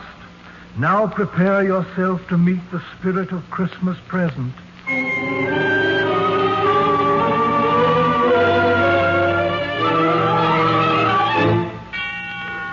Spirit, where are you? Don't leave me alone. Be not afraid, Ebenezer Scrooge. Behold in me the spirit of Christmas present. The place is strange. Where are we? There below us lies Camden Town. Oh, Camden Town. Ah, that's where my clerk, Bob Cratchit, lives. Yes, it is he we visit. See, there below us is the street and house we seek. Not a pretty setting, is it? Well, no. It isn't exactly palatial. But it probably serves its purpose. After all, he's only a clerk, you know. Ah, yes. And with so many mouths to feed, it's doubtless the best he can afford. Come, we will go in.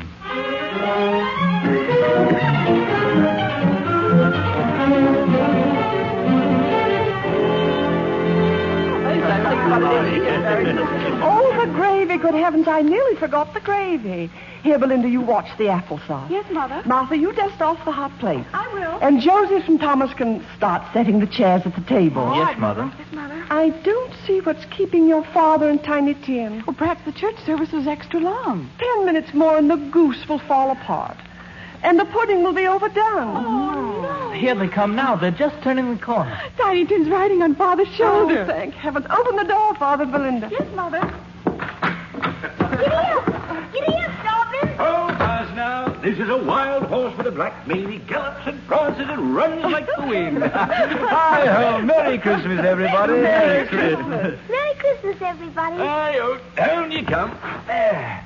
Joseph, Thomas, take him off and get those hands clean for dinner. Come on, Tiny Tim. Just wait till you see what's in the oven. There never was such a bird. Now, don't waste any time. Everything's ready.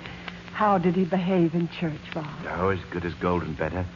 You know, somehow he gets thoughtful sitting by himself so much. Thinks of the strangest things you ever heard. I know. He told me coming home that he hoped that people saw him in church because he was a cripple. And it might be pleasant for them to remember upon Christmas Day who made lame beggars walk and blind men see. Poor boy. Poor boy.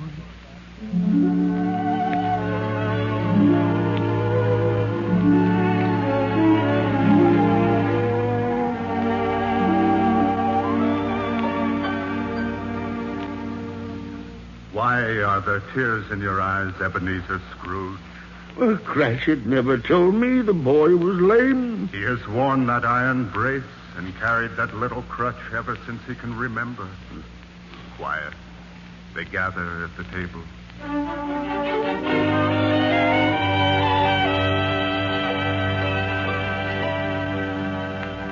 A toast. A toast to the founder of the feast.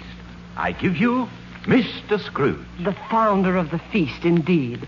I wish I had him here. I'd give him a piece of my mind to feast upon. My dear, Christmas Day. Well, I'll drink his health for your sake and the day's, not for his. And a Merry Christmas to us all, my dears.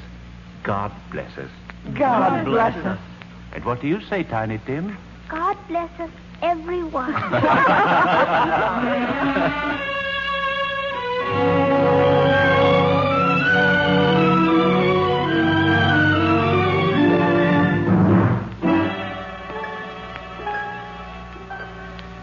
Come, Ebenezer Scrooge. My time is up. You must go to meet the third and last spirit. Wait, Spirit. Please, wait. And tell me this before you leave me. Yes? Tell me, will Tiny Tim live? I see a vacant seat and a crutch without the owner. Oh, now, don't say that. If these shadows remain unaltered by the future, the child must die. Oh, Spirit, no. Will it not be better if he does? As you once said, it will decrease the surplus population. Spirit. Farewell, Ebenezer. The ghost of Christmas yet to come awaits you.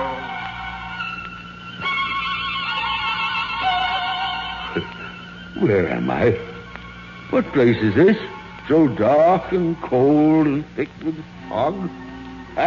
And who are you, dark phantom with the hidden face? I fear you more than any of the others. Are you the ghost of Christmas yet to come? But this is a burial ground, neglected and overgrown with grass and weeds, the resting place of those forgotten and unloved. Why do you point to that stone? What name is written there that I must read? The letters are too dim and fog's too heavy. Tell me, Spirit, who rests in this lonely, untended earth? You are that man, Ebenezer Scrooge? No, Spirit. No. You are that man. Spirit, hear me. I'm not the man I was. I'll not be the man I must have been but for this night. I will honor Christmas in my heart and try to keep it all the year. Hear me, Spirit.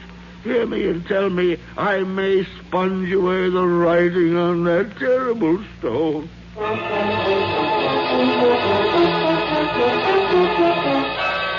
Spirit, hear me. Spirit. Why, you're not a spirit at all. You're my own bedpost. And there isn't any graveyard. This is my own room. And there's the door where I saw Marley's ghost. And there's the window where the first bit... Why, it's broad daylight. No fog, no mist. It's a beautiful, sunny, glorious day. And people on the street all dressed in their best. And church bells, too. Must be Sunday. Oh, boy. Boy, you down there? Yes, sir? What day's today, my fine fella? What day? Why, this is Christmas Day, of course. Christmas Day! Christmas Day! Then I haven't missed it. The spirits have done it all in one night. Say, hello down there. Yes, sir? Do you know the poultry shop at the corner? I should hope so, sir. An intelligent boy. A remarkable boy. So tell me, do you know if they've sold the prize turkey? The little one? No. The great big prize turkey. Oh, it's hanging there right now. Go and tell him to bring it here. Yes, sir. Come back with a man and I'll give you a shilling. Come back in less than 5 minutes, you'll get half a crown. Yes, sir. Look at him run. I'll send it off to Bob Cratchit, and he shan't know who sent it. What a joke it'll be. Why, it's twice the size of Tiny Tim. Now, let me see. I'd better get dressed. I've so much to do, and it's going to be a busy day. Yes, sir, very busy day.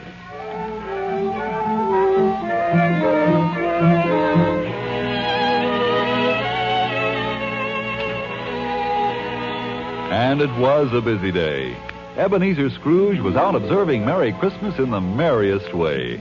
And he looked so delighted that people just couldn't resist speaking to him.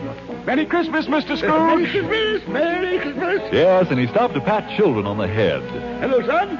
Merry Christmas, my dear. And gave shillings to beggars. God bless you, Mr. Scrooge. And he even went calling on his nephew. And his nephew's wife kissed him. Oh, he had a wonderful time and a wonderful Christmas.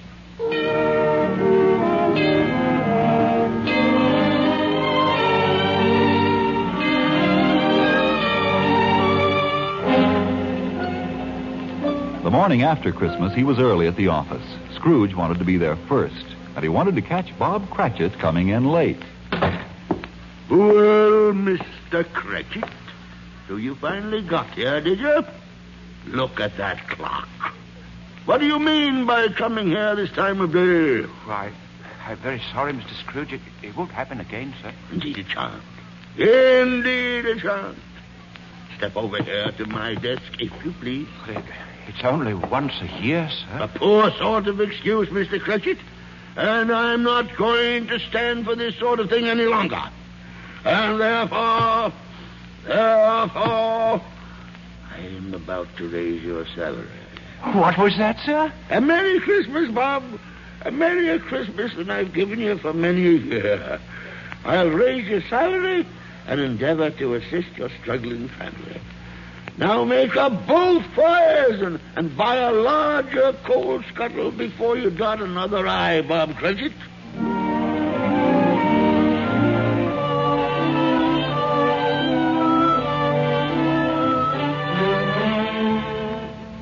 And Scrooge was even better than his word. He did it all and infinitely more.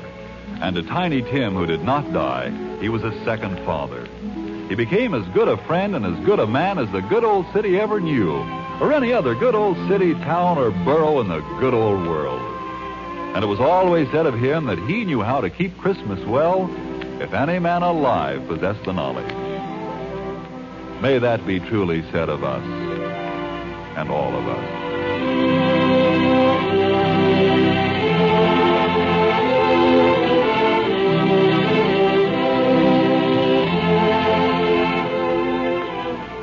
And so, as Tiny Tim observed, God bless us, everyone.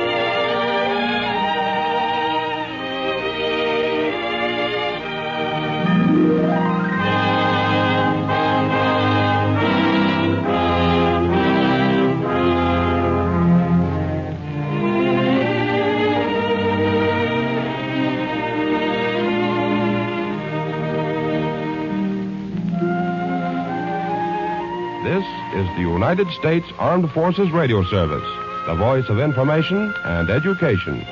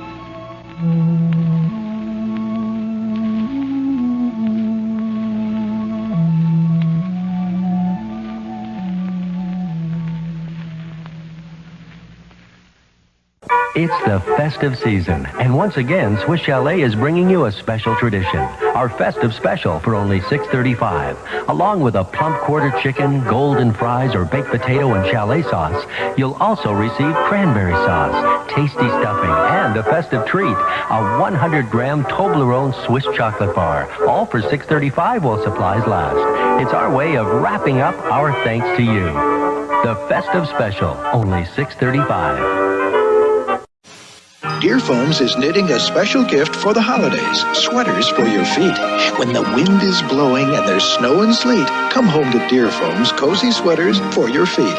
From all of us and our families too, Merry Dear Foams to you.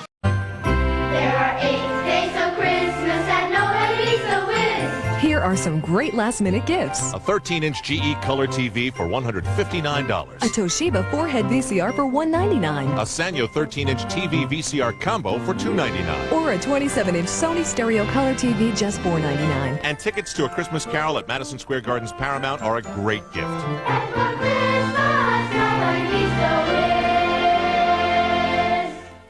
It's a Radio Shack Merry Christmas. You're always at home with a Radio Shack answering machine, so you'll never miss a call from a loved one. Merry Christmas, son. We hope you're enjoying your Radio Shack answering machine. Or an important client. Jim, call me right away. You got the deal. Congratulations. And you can feel secure knowing you can avoid unwanted calls. Hi, newlywed. This answer notes the time and date. 3 p.m., December 25. Radio Shack, answering America's calls. Answering machines from $59.95 to $199.95. This is a wonderful time of the year for our family. And one of the things we enjoy about it is giving each other gifts.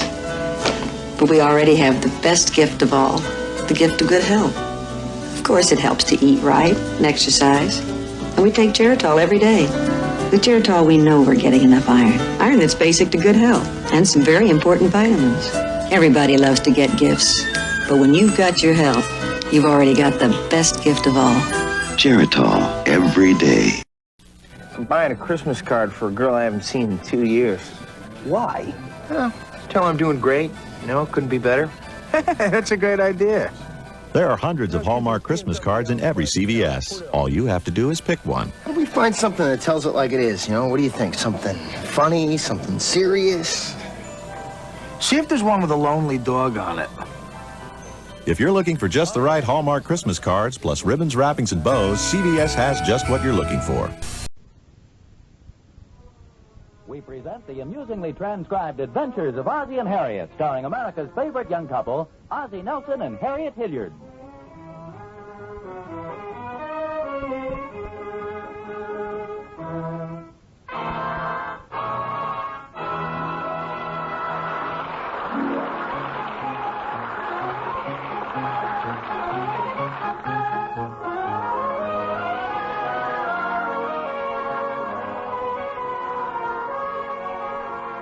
Say, things are pretty quiet in the Nelsons' living room for a Christmas night.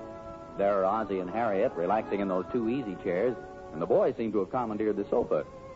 Well, anyway, by the looks of those open gifts piled around the center of the tree, I'd say their Christmas has been pretty successful. And by the looks of those 3 unhitched belts stretched around the centers of the Nelson males, I'd say Harriet's Christmas dinner has been pretty successful, too. Oh, it sure was a swell dinner, Harriet. Yeah, it sure was, Mom. Well, thank you. Boy, am I full. I couldn't have had another drumstick if you'd paid me. Darn right. Well, I'd say we all had our share. Ah, boy. I just want to sit here and relax. Do I get your new slippers for you, Pop? Oh, yeah, thanks, Rick. Well, they sure are swell slippers. Yeah, very nice. They cost $5.95. Ricky, Pop knows who gave them to him. Well, wait a minute. I'm not so sure, Dave. You see, the card says to Pop from Santa Claus. Hey, you didn't read the small print. Oh, let's see. Also known as Old St. Rick. Well, just to set the record straight, that perfume Santa gave me was very nice, Ricky. Oh, thanks, Mom. Well, David? Don't look at me, little man. I'm sending my thanks to the North Pole. Well, it certainly has been a nice Christmas for all of us, I'd say. I'll say it has. Yeah. Boy, I just wish it wasn't over. What are you complaining about? You spent all morning opening presents. Heck, I'm willing to work straight through the night. Well, as they say, all good things must come to an end. But Christmas is only half over as far as I'm concerned. We still got another whole week of Christmas vacation. Boy, no more school for 7 days. Yeah, no more presents for 364 days. I think you're a little ahead of yourself. We're still celebrating this Christmas. Heck, with the presents open and a big meal over, the celebration is kind of dead. Well, any way you look at it, fellas, we've had a very full and rewarding day. Why don't we all just sit back and enjoy a little peace and quiet? Well, that's enough of that. Come on, David, show me how to throw a curve with my new baseball. Why do you want to know how to throw curves? You always play right field. Not when it's my baseball. Okay, you win. Come on, Dave, I left the ball in the den. Has been a nice Christmas, hasn't it? Yeah, it certainly has. Well, it's like my mother used to say about Sunday dinners. They take so long to prepare, they're over before you know it. I suppose so. Well, Ricky had a point when he said the celebration was kind of dead now. Well, the anticipation is so great, I guess a normal letdown has to be expected. Yeah, even the Christmas tree looks a little forlorn. Yeah, the branches are drooping. The tree's getting old. We put it up pretty early this year. If Ricky'd had his way, it would have been up the day after Thanksgiving. Harry, don't you think Rick's making a little too much out of his gifts this year? Well, doesn't he always? Well, yes, but it seems to me he's losing a little of the real spirit of Christmas. I guess he is missing the point a bit, but that's to be expected. Well, David, too. All Christmas seems to mean to him is 2 weeks without school. Well, I'd say they're acting pretty normal for a couple of boys. Oh, I suppose so. But I don't think they realize what Christmas really stands for. Well, they're still young. It takes time to get the real Christmas feeling. Yeah, I suppose you're right. Anyway, it's nothing to worry about. You know, that big dinner of yours certainly helped to give me the old Christmas feeling. Well, I'm glad. I'm not sure I am. I think I'll take a little walk around outside before I fall asleep.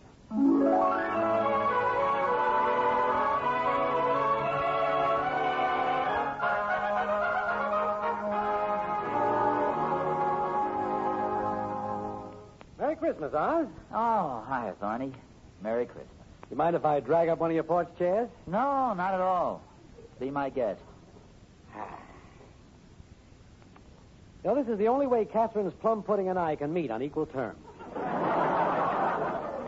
Apparently, we both had a full Christmas in more ways than one. Well, mine was wonderful. Best ever. You must have had a good time. Yeah, I'll say. I didn't receive a single necktie. You know, got 6 tie clasps. Ah, you never know. That's the way it goes. Of course, I know you got one tie. How do you like the pink and orange one I gave you? Oh, it's beautiful, Thorny. What else can I say? I gave it to you last year.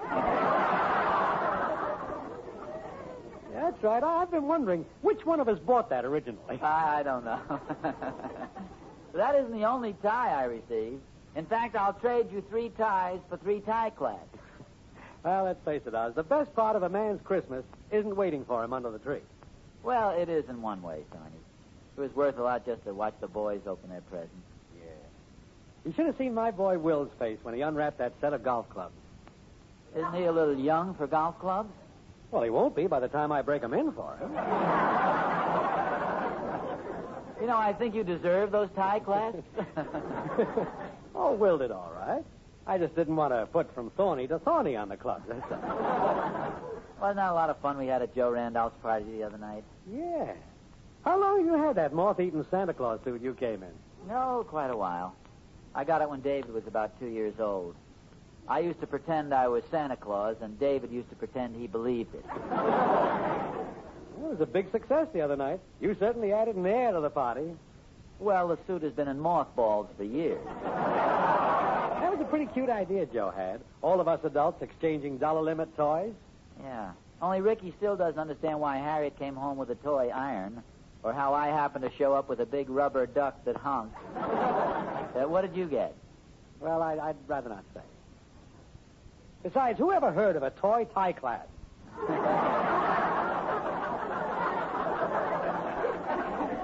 It was a lot of fun, though.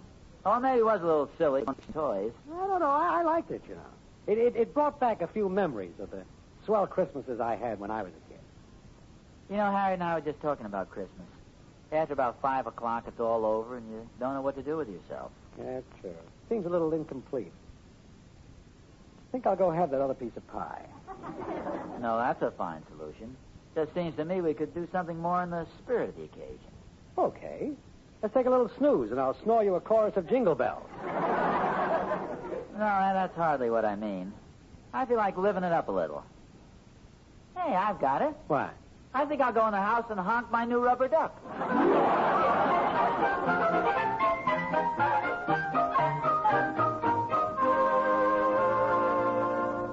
Okay, David, boy, oh boy, burn one right down the middle. Hey, you two, the front room isn't the place to be throwing a baseball around. Don't pay any attention to Rick, Mom. He talks pretty big, but we're just tossing it back and forth.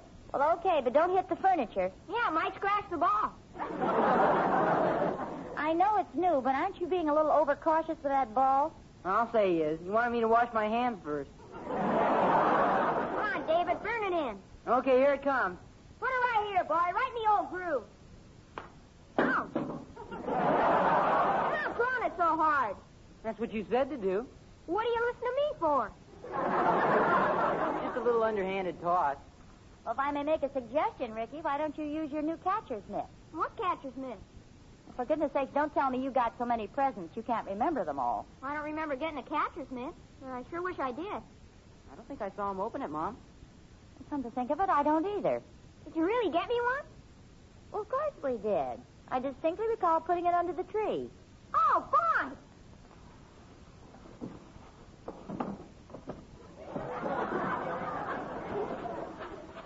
Hey, I don't see it. Where is it? Well, it must be there. All right. Don't anybody move. What's all this? Hey, Pop, have you seen my new catcher's mitt? Well, don't tell me you've lost it already. I haven't even found it yet. Well, apparently Ricky tore through his gift so fast this morning he missed his catcher's mitt. No kidding. Well, I didn't miss it. It just isn't here. Oh, it must be. I swear I put it right here by the base of the tree. Here, I'll help you look.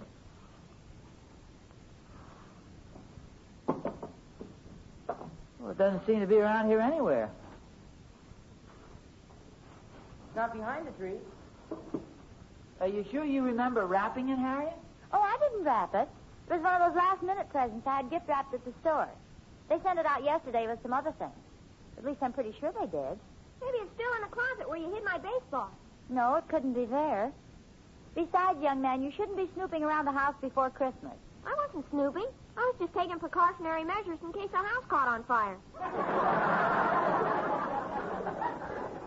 Well, it must be around here someplace. Maybe it slipped down behind the couch. No, I don't think it's there, David. I'll look. No. Hey, I guess I'm not the only one who has a gift missing. Why, what did you find? Those green sleeves Grandma Hilliard knitted for Pop. Ricky, those are socks. Oh. Oh, for goodness sake. They must have accidentally slipped behind there while I was opening up my gifts. You opened your gifts in front of the fireplace. Oh, well, I guess they accidentally slipped in the wrong direction. I didn't think of the fireplace.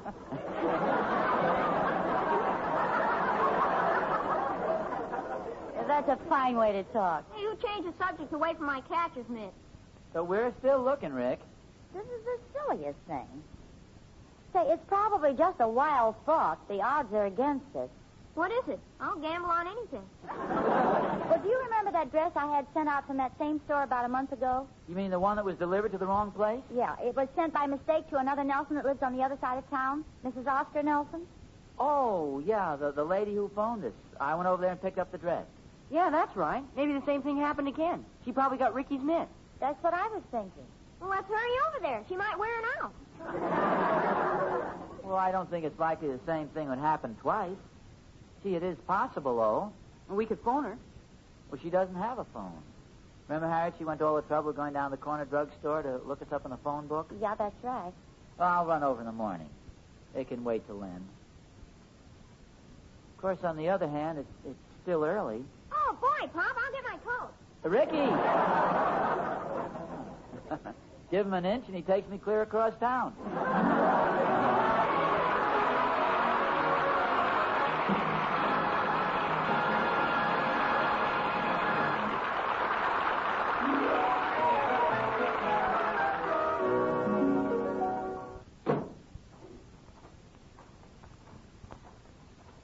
You think my catcher's mitt is here, Pop? Well, let's hope so. A little longer drive over here than I thought it was. That's a pretty old house, huh, Pop? Well, this isn't the newest part of town, son. Looks very nice, though. How's this work? You spin the little handle. Hey, that's pretty neat. You don't even need electricity. I wonder what they'll think of next. Yes? Mrs. Nelson? Yes. Well, I'm Mr. Nelson. That is, I'm Mr. Ozzie Nelson. Oh, certainly. You're the gentleman that came to pick up a package about a month ago. Yes, that's right. Oh, my goodness, here I keep you standing out in the cold. Won't you come in? Oh, yeah, thank you. This is my son, Ricky. Hello, Ricky. Hello, Mrs. Nelson. Well, this is probably sort of a shot in the dark, but Ricky was supposed to get a new catcher's mitt for Christmas, but the package seems to have been lost someplace, and naturally he's a little concerned about it. We thought maybe they made another mistake and delivered it to you. Oh, I see. Well, I'm sorry to disappoint you, Ricky, but nothing like that's been delivered here. We thought maybe it arrived here and you didn't know what it was or something. Oh, no, I'm afraid not. It's just a shot in the dark. We really shouldn't have bothered you on Christmas night, but you know how kids are about their gifts. Indeed, I do. I have 2 of my own. Kathy's just 2 and Jimmy's 5. Oh, well, that's a pretty interesting age. I'll bet you and your husband are awfully proud of them. Well, my husband passed away just about a year ago. Oh, I'm sorry. That's a shame. Yes, those things are kind of hard to understand sometimes, but the children and I have had a nice Christmas together. See, that's good. We're thankful that we're all healthy. Jimmy got a beautiful sweater, and I got Kathy the cutest little coat and dress. Did they get some toys, too? Oh, yes. Kathy's got her big teddy bear in bed with her now. You should see her. She's hugging it as tight as she can and sound asleep. I can remember when Ricky's teddy bear was the joy of his life. The day he got it, he had to stand on tiptoe to look it in the eye. Christmas is a wonderful day. Youngsters seem to get so much fun out of it. Sometimes I think it's a shame we all have to grow up. Yeah, sure is. Well, I guess we'd better be going. I'm sorry to have disturbed you. Oh, I'm glad you stopped in. Won't you let me get you a glass of apple cider first? No, thanks. I don't think so. I'm doing the driving. Well, I'm sure Ricky would like a couple of cookies. Oh, gee, thanks. They look good. Oh, now that's not enough for a growing boy. Come on, take a couple more. Gee, thanks a lot. Well, come on, son. Well, good night. It's a little late for greetings, but Merry Christmas to you both. Thank you. Oh, thank you. Merry Christmas to you and a Happy New Year.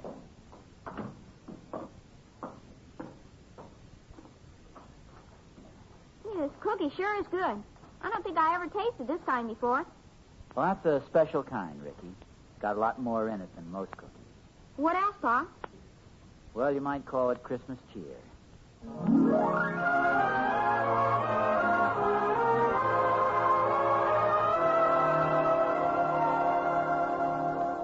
Well, you two are certainly gone long enough. Did you have any luck? No, we didn't. She didn't have the catcher's mitt. You didn't have hardly anything. What do you mean? Only they had a real little Christmas tree. There were hardly any presents under it. She's a widow, Harriet. She has a little girl, 2, and a boy, 5. Oh, I'll bet she has her hands full. It's a shame you had to bother her. Yeah, she didn't seem to mind, though. Now, you have to give her credit. She wasn't complaining about anything. She's very cordial, too. Gave Ricky some cookies. Yeah, they were real good, too. He probably took one look at him and decided he needed fattening up. No, I don't think that was it, Dave. She seemed like the kind of person who understands small boys. She sounds very nice. Somebody like that makes you appreciate how lucky you are. Yeah, I thought of that when I was over there. We sure are lucky. All the things we got for Christmas. You know, I wish there was something we could do for her. She was very brave about it, but I really don't think they had much of a Christmas over there. Maybe we can do something. Yeah, I wish we could. The stores are all closed. Do you have any suggestions? Well, there's a nice big ham in the freezer. I guess that wouldn't help the 2 youngsters. Hey, I've got it. The stuff Pop got at Mr. Randolph's party. Why don't we give this to the kids? My God, that's a good idea. I could throw in that toy iron I got. A lot of people got little toys at that party. Maybe we could round up theirs, too. Well, I'm sure we can. I'll get on the phone and start lining them up. I'll go out in the kitchen and see what I can find to go with the ham. I can drive around and pick the toys up. I'll go with you, David, and help collect the toys. You sure you guys don't mind doing this? Heck no, it'll be a lot of fun.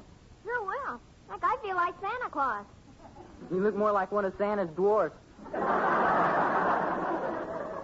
wise guys. Come on, let's go. Yeah, you might as well get started. Now, you fellas know who's at the party, don't you? And I'm sure they'll all come through. I'll be phoning while you're on your way. Okay, Pop. Come on, Rick. Wait till I hook up my sleigh. Oh, what a crazy-looking reindeer.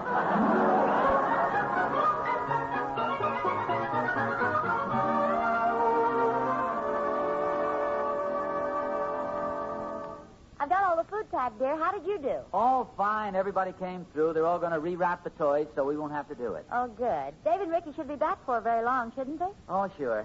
They've already been in a couple of houses I called. Did everyone seem willing to give their toys? Oh, very much so. You know, Harriet, I think everybody I talked to sort of brightened up when I told them what we wanted to do. Well, maybe they had the same feeling about Christmas that we did earlier this evening. Oh, it did seem like something was missing, didn't it? Now there's hardly enough Christmas left to get it all in. I don't mind admitting that I'll go to bed feeling a lot happier and warmer inside. You know what pleases me is the way the boys pitched in on this thing. I'm very proud of them. It's as if they'd suddenly grown up a little more. In fact, I guess we've all gained a little insight into Christmas. We sure have. Say, while we're waiting for the boys, why don't I help you clean up some of the wrappings and stuff under the tree? Lead on, kind sir. I'm always willing to accept an offer like that.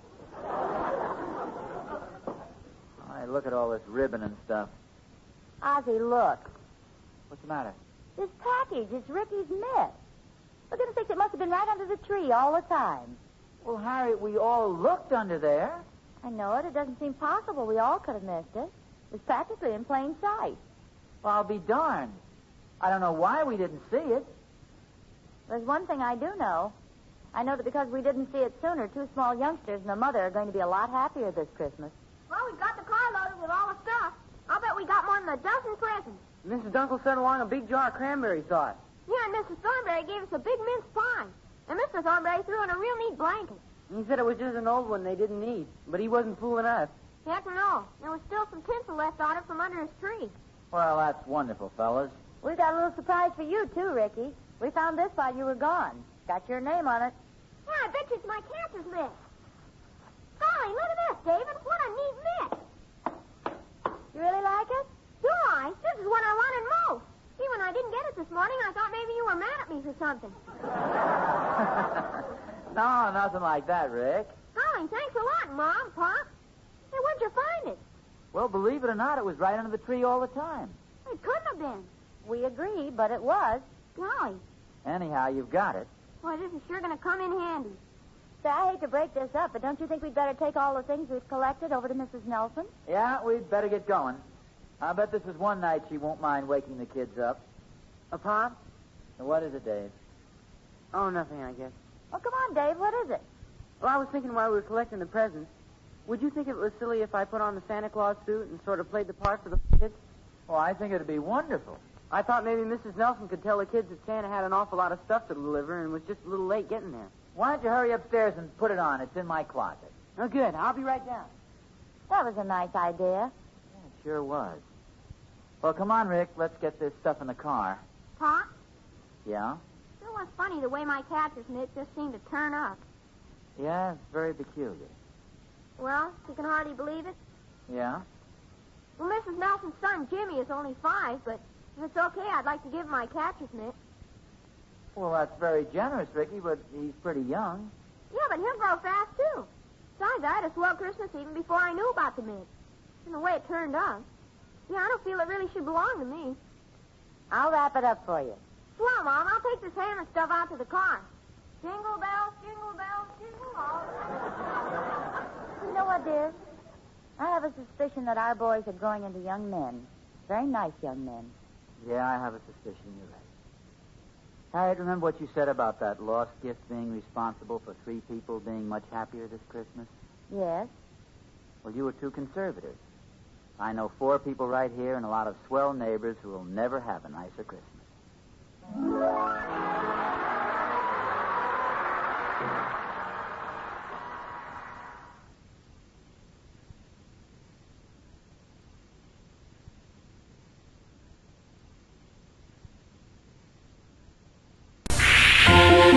Exchanging gifts has become a holiday tradition. And at JCPenney, so is saving 20 to 50% on the gifts you want most. Like terry-lined satin robes for her, Arizona jeans for him, and fine jewelry for everyone. Of course, if your present isn't just right, you can always exchange gifts with us, no matter where you are.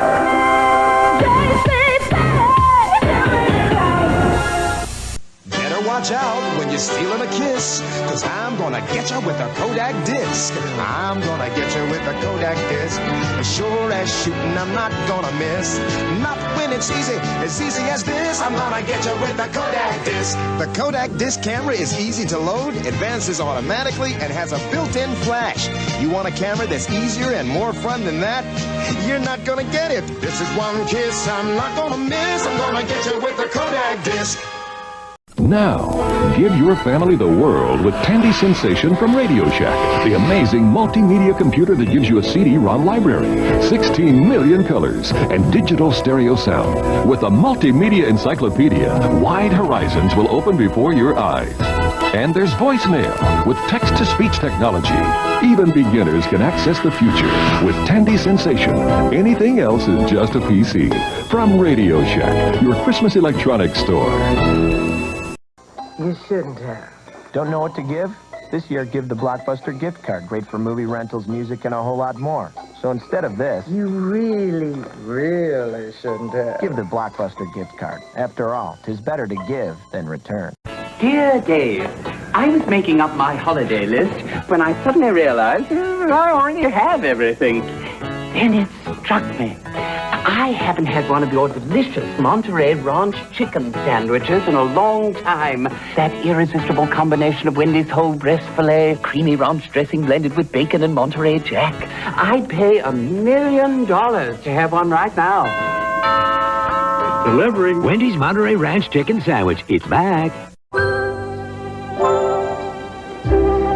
If Timothy Eaton could see the world today, he'd think it was on sale, but that people still weren't sure they were getting the best price. But at his own store, he'd be pleased to see customers don't have to wait for a sale. Excellent! Because Eaton Value gives you excellent prices every day. An idea Timothy Eaton made fashionable when he opened his first store back in 1869. The big holiday is on its way, and so are the big values during CarQuest Auto Parts Store's 12 Gifts of Christmas sale. Special holiday values like this professional quality heavy-duty booster charger, just $119.95, or this 10-amp battery charger, only $36.88. For the young ones, there's this big sturdy steel CarQuest toy truck by Tonka, only $9.99. Great savings, great gifts with CarQuest 12 Gifts of Christmas sale. CarQuest, the right place to buy auto parts.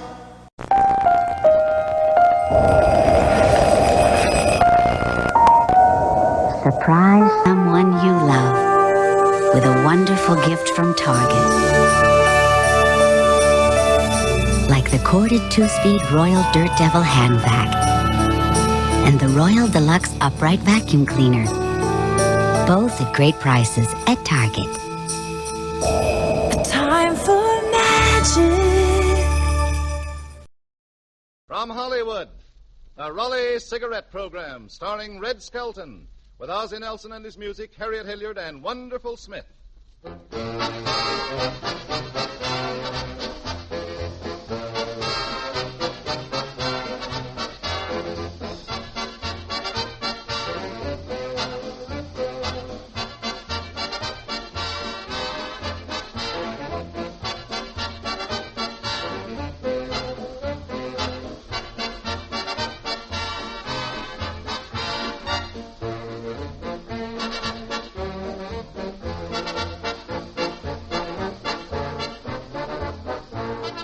Ladies and gentlemen, remember this about cigarettes. All your smoking enjoyment depends on the tobacco blend. That's what makes the big difference. And that's where Raleighs are distinctively outstanding. Raleighs give you an exclusive gold and rich blend, superior from every standpoint. For instance, only the lighter golden tobaccos are used. Tobaccos that any expert will tell you are choicer, more expensive. And where 2 or 3 kinds of tobaccos might be good enough for some cigarettes, Raleighs have no less than 31 different types of choice domestic and imported tobaccos, each adding immeasurably in making Raleighs richer in taste, fuller in flavor. Yes, Raleighs excel where it counts most, in the tobacco blend. And don't forget, Raleighs give you an extra, valuable coupons, redeemable for over 70 luxury premiums. Friends, it pays to get the pack with a coupon on the back. Raleigh Cigarettes.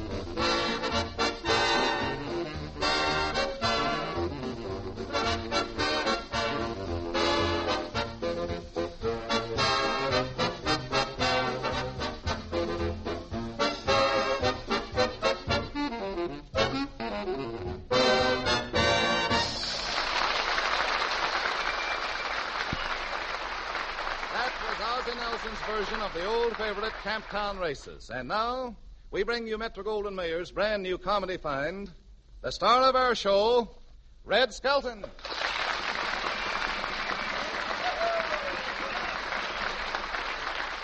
Thank you very much, and good evening, ladies and gentlemen. Say, Truman, I thought I'd never make it here tonight. I had a little trouble with my car. Really? Well, what happened to your car, Red? Well, it started to choke, so I patted it on the back, and it coughed up a pedestrian. Say, Red, I hear you've just started another picture out of MGM. Yeah. Isn't Eleanor Powell the star in it? Yeah, we have a lot of fun on the set, too. Sure She's enough? teaching me how to jitterbug. Oh, is that what you were doing at the Palladium the other night? I guess. Well, from the way you threw your partner around, I thought sure you were going to kill her. Partner? I thought she was my opponent. Oh, how are you, Harriet? Hello, Red. Say, we were just talking about my new picture. I'll take Manila. Oh, say, do you get to kiss Eleanor Powell in the picture? I hope so. I'm still puckered up from Lady Be Good. Say, I'll kiss you, though. Oh, no, you won't. Why? I'm here to say funny things, not kiss them. Yeah. Hello, folks. Oh, how are you, Ozzie? Say, I heard you folks talking about pictures. Yeah. You know, I made a picture myself. Say, Red, your picture takes place on a boat, doesn't it? Yeah. I thought you were allergic to boats. I am. Gee, I'll never forget the last time I went to Catalina. What happened? Were you ill? No, I felt pretty good until some wise guy starts singing shortening bread.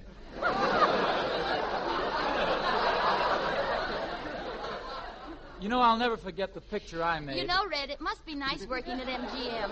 Have you got your own dressing room? No, I dress on the way to the studio in the Culver City bus. Now, wait a minute, Red. You dress on the bus? Mm-hmm.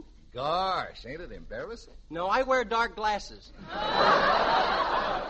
Say, is Veronica Lake at MGM? No, I've always had bulgy eyes. You know, it's funny. That picture I made... Yeah, oh, well, look, we'll get to it. Well, you see... What about it? What was it about, Ozzie? Well, I don't exactly know because they didn't release it. It was a gangster picture, and they paroled it. See, but I'm not worried about my picture career because the producer's crazy about me. Oh. He told me I was going places. He did? Yeah, he even bought me a sunsuit to wear there. Say, Red, Yeah. why do Fenton and Folsey, the cameraman at Metro, like you so much? Well, I'm the only one they photographed through cheesecloth. Oh, well, that's not new. They photographed a lot of people through cheesecloth. Yeah, but with me, they don't take the cheese out of the cloth. But this picture at MGM's really going to be a biggie. Mr. Brazell, the director, told me it's a must picture. Well, that makes 2 in a row. You mussed up the last one, too. Yeah. Red, who else is in the picture? Spies. The whole thing's full of spies. International or finance company? International, of course. Oh, in one scene, there's a very beautiful blonde spy, and she's in a black evening gown, and she tries to get a secret out of me. Yeah. And she hugs me, and she kisses me, and she hugs me and kisses me. Do you think I tell her the secret? No. Yes, I do. I'm just a big blabbermouth.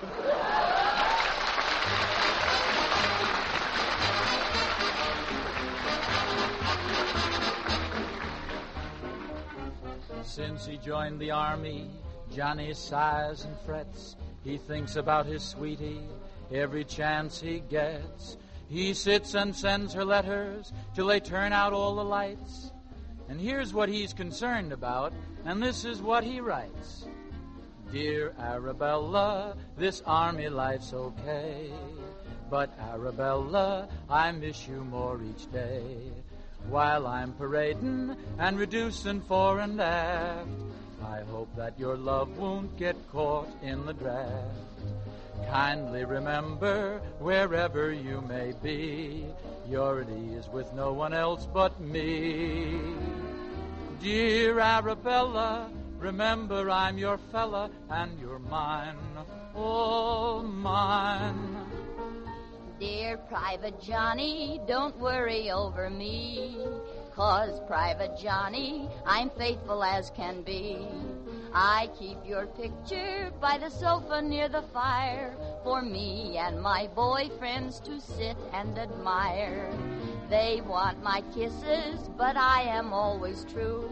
I close my eyes and make believe it's you. So, ducky fella, depend on Arabella, 'cause she's yours, all yours. Dear Arabella, this army life's okay. But Arabella, here's what happened yesterday. Now, our dumb top sergeant put me in the awkward squad. And I thought that I'd done fine. I won the parade by a half a yard. Then they shouted, "Fix bayonets." But they couldn't fool me. I said, "My bayonet isn't broken. Look and see." Dear Arabella, ain't I one bright fella? Are you mine, all mine? Dear Private Johnny, you know my love is true. Keep good and healthy, my chief concern is you. Keep muffled up, you catch cold so easily, John. And when autumn winds are chilly, winter draws on. Pa says we can't get married till you can afford a family. There are 6 of us, including Pa and me. So, ducky fella, be true to Arabella, 'cause you're mine, all mine.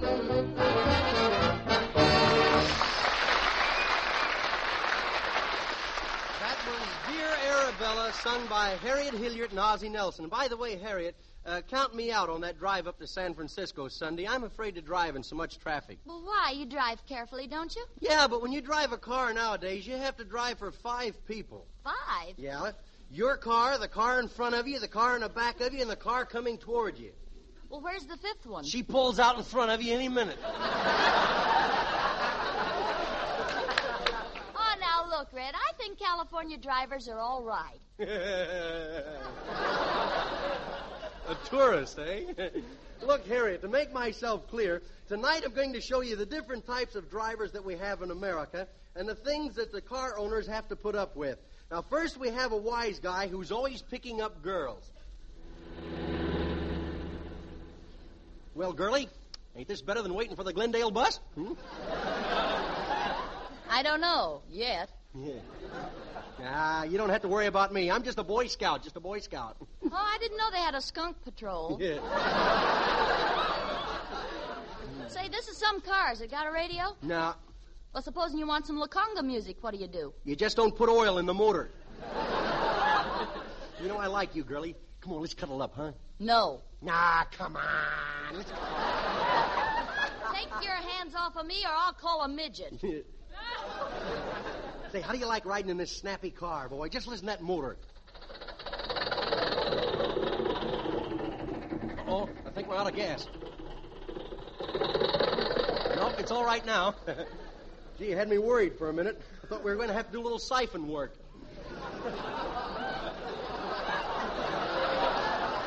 Hey, do you want to stop for a bite? I say, do you want to stop for a bite? Now, wait a minute, Dracula. Look, I'd better get out here. Why?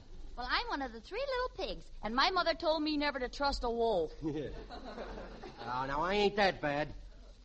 Look, the girl that gets me will get a bargain. Yeah, you do look a little cheap. Yeah.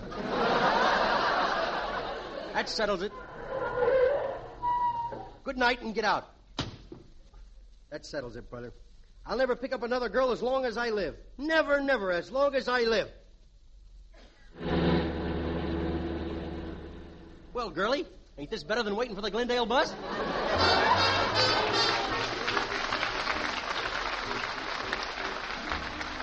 Say, did you ever see at the fail when you have a new car, something always happens to it? So let's look in on a lady and her little boy, a little mean kid on the block. See, and the lady's just driving up with a brand new car. Harriet, you be my mother and I'll be the little boy. Huh? Okay, Red.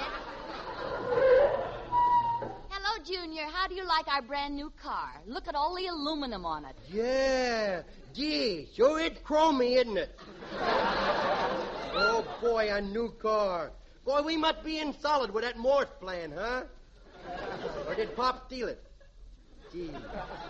Can I get in, Mommy? Huh? Can I get in? No. And if I catch you standing up in the seat or wiping your hands on the upholstery, I'll spank you with a hairbrush. You will? Yes. The hairy side? Now listen, you little corn pone. You know what I mean. Gee, ain't that a pretty car, huh? Gee, does it go fast like Buck Rogers' rocket ship, huh? Yes, dear. Gee, I bet Pop wish he had that when he was a bootlegger.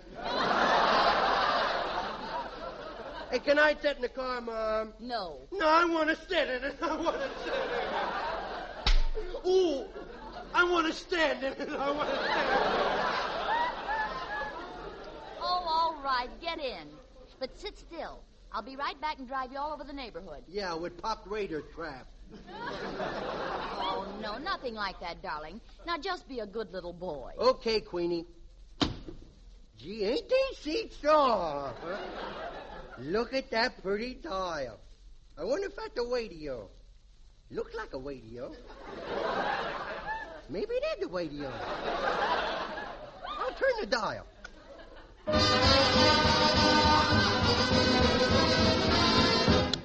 It is the radio.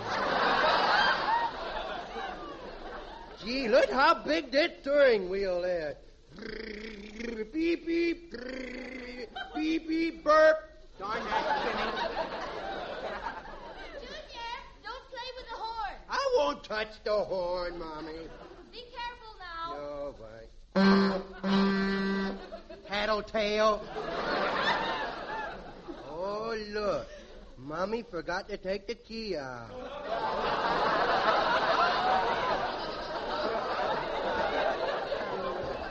If I do, I get a whipping. I do it. I got calluses anyhow.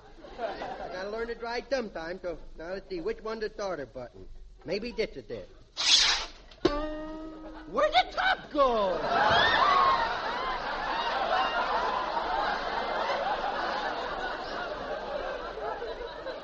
I'll try this one. Oh. Junior, turn that motor off. Dan. Mommy, I ain't scared. Somebody get me. Look, the sidewalk is moving, Mommy. Are you all right? It all depends on what you're going to do to me. Oh, dear. Look at our pretty new car.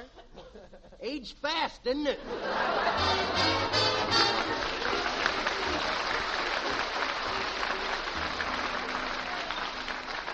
Say, Harriet, did you ever see a big old second-hand car puffing down the road and they finally hit a filling station? Yeah, what do you say? Let's do that one, Red. Okay.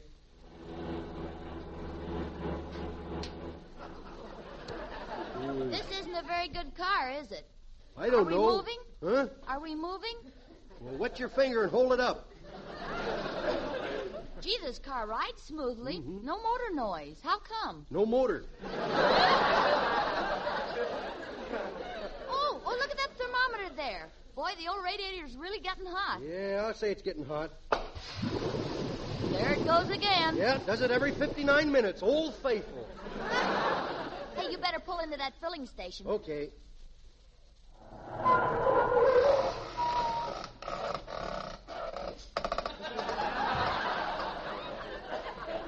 Well, here we are. We finally made it. Yes, sir. Glad to see you, sir. Which one are you, Wells or Fargo?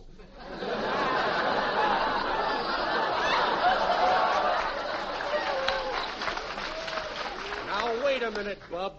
Welcome to the Monte Carlo filling station. The Monte Carlo filling station? Yes, sir. We fill your car, then shoot you for it. Double or nothing.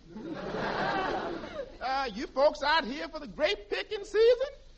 No, we're carrot bunchers.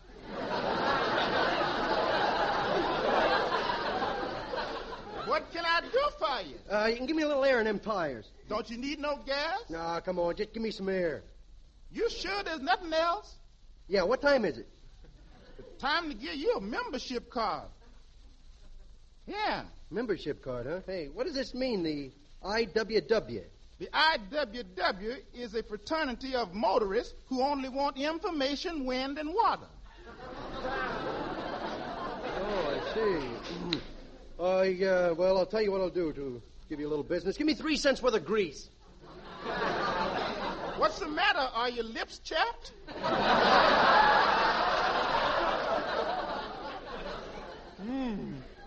Shall I check your oil and the upholstery? Yeah, you better check the oil there, bud. Do you use the 5-cent oil, or do you want something with the water pumped out of it? Well, look, what kind of oil do you use in your car? Well, I starts off by telling them that I is lonesome and that my regular gal don't No, understand. I don't mean that kind of oil. Maybe you better give me some gas, about 6 cents worth. 6 cents worth of gas? Yeah. What'll I do with it? Put it in the tank or just massage the carburetor with it? What are you trying to do? Wean this car? Look, I was only trying to be nice. I don't even know whether I need gas or not. Well, I'll just look in the gas tank and see. Hey, don't light a match and look in that gas tank. It'll blow up. Oh, no, it won't. This is a safety match. Oh, fine. I'll show you.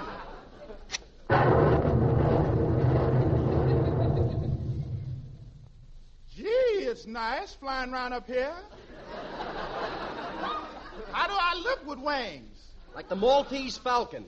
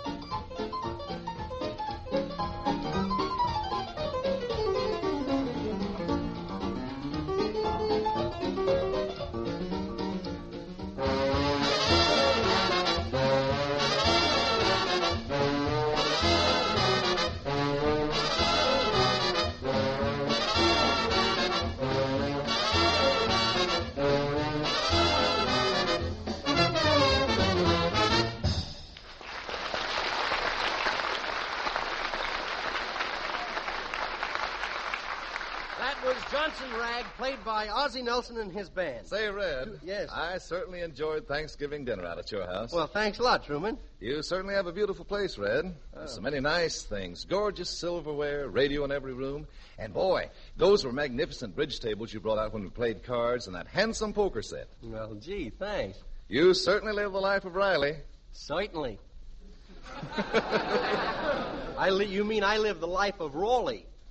I see, Red. They're all Raleigh premiums, eh? That's right. Well, friends, you'd be surprised at the many luxurious things you can get with the coupons that come on the back of Raleigh cigarettes. There are over 70 deluxe premiums. You can get automatic toasters, bridge lamps, smart luggage, candid cameras, electric razors, and that's only a few. Each one is highest quality, nationally advertised merchandise. Now, we have a 60-page catalog which pictures in full color all the Raleigh premiums. It's free. For your copy, just send a postal card to Raleigh in care of the station to which you were listening. And tonight, switch to Raleigh cigarettes. You not only get magnificent premiums, but you get a better cigarette. A smoother, milder, more flavorful cigarette because of Raleigh's exclusive gold and rich tobacco blend. Friends, with your very first pack, you'll realize it pays to smoke Raleigh's. The pack with the coupon on the back. Raleigh cigarettes. And now, back to Red Skelton. Oh, thanks a lot there, Truman. Boy, Red, there's a lot of trouble connected with driving a car, isn't there? Oh, yeah. Do you like those things? Say, I'll tell you where the fun really comes in. Is a guy trying to get his driver's license. What do you say we do that? This time I'll be the fellow going in for an application. Oh, say, officer. Where will I find the license bureau? Well, what kind of a license? Hunting license, fishing license, auto license, vendor license, dog license, marriage, or driver's license? Windy old bird, isn't he? Well, I want to get some driver's license. Well, that's right here. Mm-hmm. Your name, please. What? Your name? Name? Oh, name. Oh. Paul Understuff. But for short, my friends call me P.U. What do your enemies call you? P.U., but they mean it. Well, now you'll have to answer a few questions. All right. Are you married? No, I've always had bulgy eyes. Back again, huh? Now then, do you have any ailments? Oh, no. All of our family are American citizens. No, I mean, do you have any insanity in your family? Oh, yes, we all drive cars, you know. All right, now. What do you do when you're driving and a man steps out of the safety zone? I knock him right back in before he gets hurt.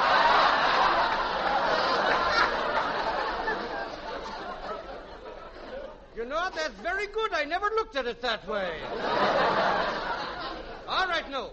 What does it mean when the light is green and then it turns orange? It means that there's a cop on the corner laying odds that you don't make it before it turns red. Okay. Now I've got to give you an intelligence test. Won't hurt, will it? No. All you have to do now, cover one eye with your hand. Okay. Oh. Yeah, just take it easy. You've covered your eye with one hand. Yep. Now read that top line. Over there, huh? Yeah, right on the wall there. Oh, P-O-L-I-C-E.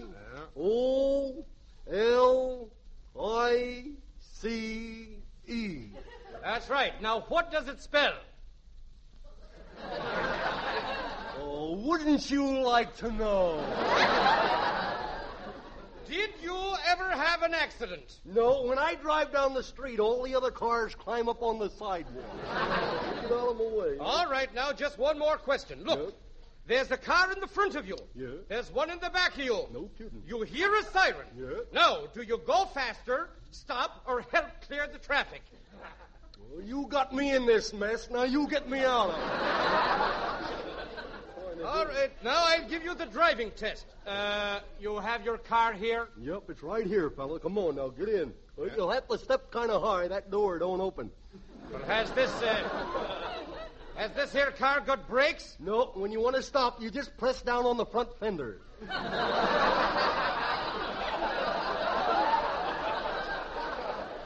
Well, you may have to crank it. I don't know. Well, what happened to the starter button? No, I don't know. I sent the car to the auto laundry, and it came back with the buttons missing. Hey, pull over there. Pull over. Why? You're driving down the left side of the road. Well, that's all right. I got my hand out. On second thought, where is your permit to drive without a license? Come on, where's your permit to drive without a license? No, wait a minute. Let's not get nosy, Buck. Turn up the street. Okay, I'll show you I know all the signals. Yeah. I hold my hand straight out, and then I turn to the right.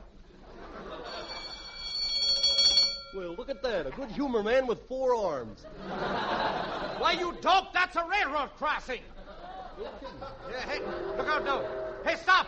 There's a train, and we're both heading for the same crossing. Yeah, my eyes are the same way. Wait a minute. Stop this thing now. Stop it.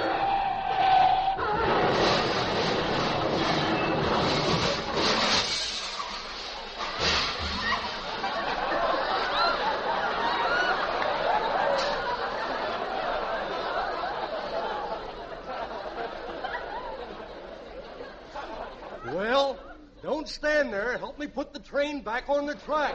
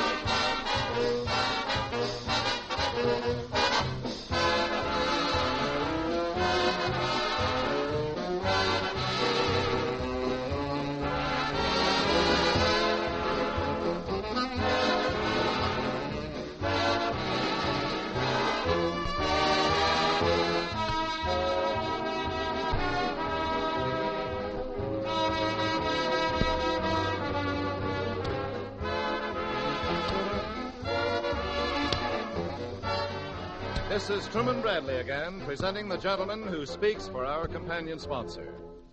Men, in every respect, Sir Walter Raleigh pipe tobacco is a gentleman's smoke. Its pleasing, fragrant aroma makes you a welcome man anywhere. And it's smooth, mild, and mellow, just as you want a tobacco to be. And Sir Walter Raleigh is flavor-packed, rich with a tangy, satisfying taste you can't quite get from any other tobacco. That's because Sir Walter Raleigh is made from a full-bodied blend of the finest burleys obtainable, especially cut for cool, even smoking right down to bowl bottom.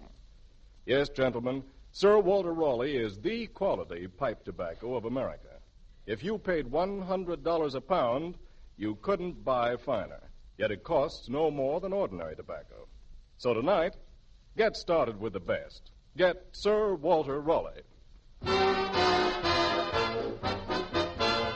Skelton with Ozzie Nelson, Harriet Hilliard, Wonderful Smith, and your announcer, Truman Bradley. We'll be back at the same time next Tuesday. We hope you'll all be waiting for us. Until then... This is Red Skelton saying goodbye now, and thanks for listening.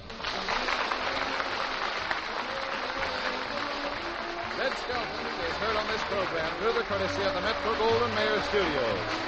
This is the Red Network of the National Broadcasting Company.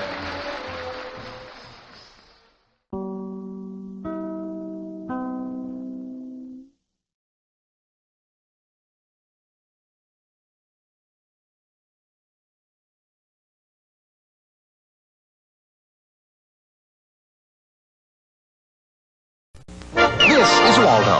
This is the world. This is a Hardee's commercial. Where in the world is Waldo? Hint number 1, hot French fries. Hint number 2, juicy hamburgers. Hint number 3, ice cold drink. So where's Waldo? Give up? Right here in this set of 3 Waldo and Friends holiday ornaments. And it's yours free when you buy a $5 booklet of Hardee's gift certificates. So if you want to find Waldo, look in Hardee's.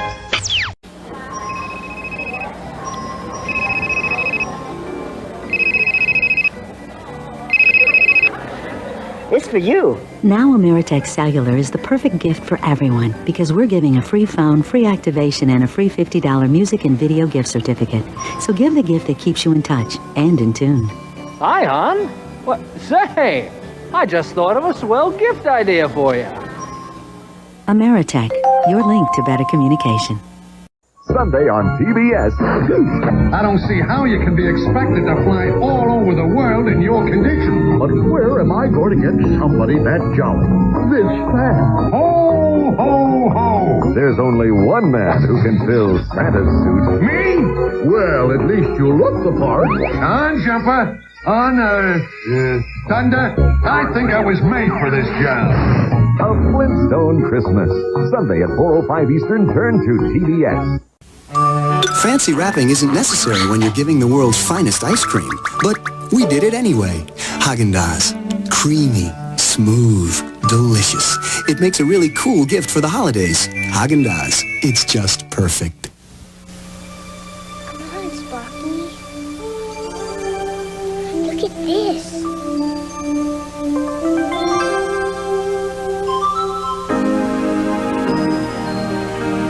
You still look sad.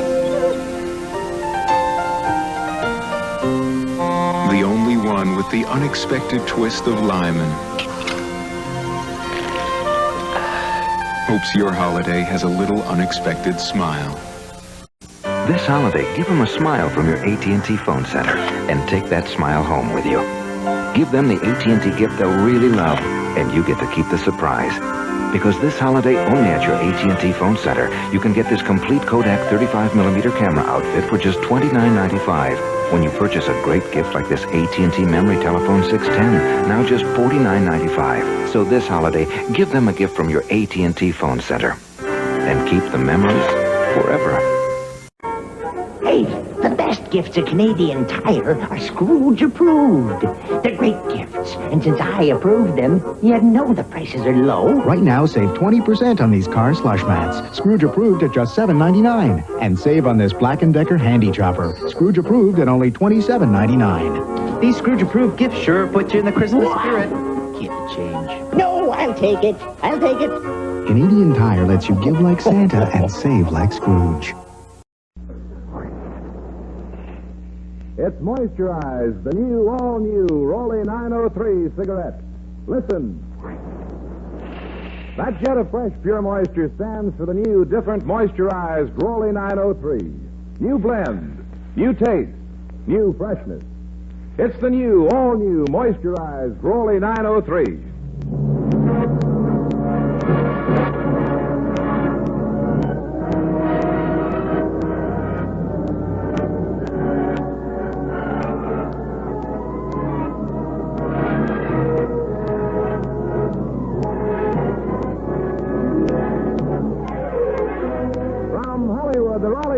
Program starring Red Skelton with David Forrester and his orchestra, our singing star, Anita Ellis, Gigi Pearson, Verna Felton, Pat McGee, and Wonderful Smith, and yours truly, Rod O'Connor.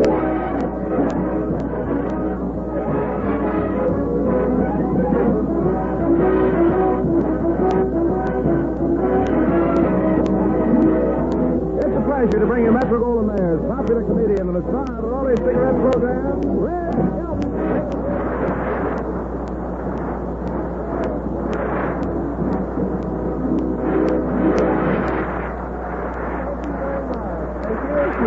Thank you very much, and Merry Christmas, ladies and gentlemen. They're all over the cast is applauding. Wait till they open up their presents. They won't be... 903, Rod. 903, and Merry Christmas to you, Red. Well, here it is, Christmas Eve. Yeah, and you know you know what I'm going to give you? Well, no, Red, I haven't the slightest idea. Then we're even. Neither have I.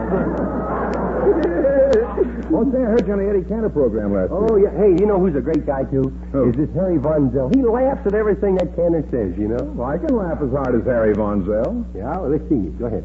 Well, say something funny like Cantor. I'm dead. No, I'm kidding, Red. It was really some show. Yeah, there's a real comedian. Eddie Cantor? Me. Well, he's been on the air a long time, hasn't he? Yeah, when Eddie first went on the radio, Marconi was just thinking of the idea. When you first went on the radio? He's sorry he ever thought of it. You know, it must have been exciting being on the air with Eddie Cantor. Yeah. He's discovered a lot of talent. Yeah. Deanna Durbin, Dinah Shore. Yeah, Sophie Tucker, John Wilkes Booth. Now, wait a second, Ed. How long has he been in show business? Eddie Cantor, let's see. Lincoln was shot in 65. I took a bath in 22. I I don't know. It's been a long time. You know, I thought it was cute the way you played Junior and Eddie played your father. Yeah, here, I got a nice card from Eddie Canner. I'll read it for you. It says, Dear Red, thanks for being Junior on our show. We really love Junior, and we all want him to return the microphone. I had to turn the page there. But all joking aside, ladies and gentlemen, everyone kids Eddie Canner about his big eyes, but very seldom anything is said about the big hand that he has. It's always ready to reach out and give help to some unfortunate person.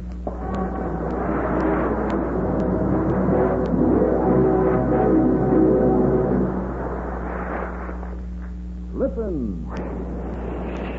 That Jet of Fresh Pure Moisture stands for the new, all-new Rolly 903 cigarette. It's moisturized to stay fresh longer. It's moisturized to taste better. It's moisturized to smoke milder. Yes, this new Rolly 903 is moisturized by the revolutionary new 903 process. That fresh, clean, beneficial moisture penetrates every leaf, every fiber of Rolly's choice tobaccos.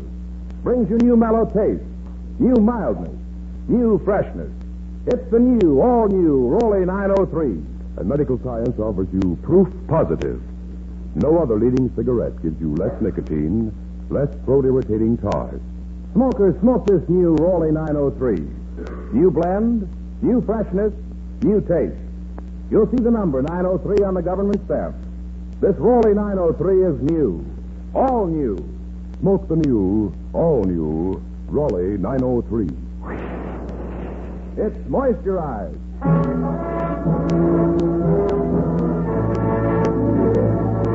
Anita Ellis sings Toyland by Victor Herbert.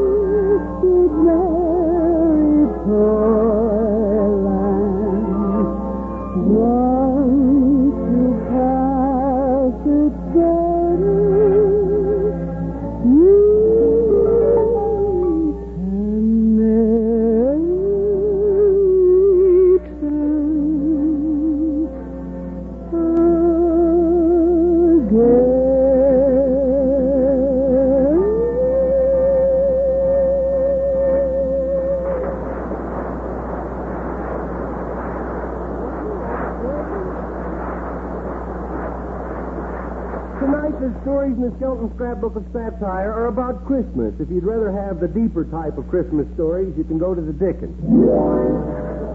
Chapter 1, The Black Market Christmas.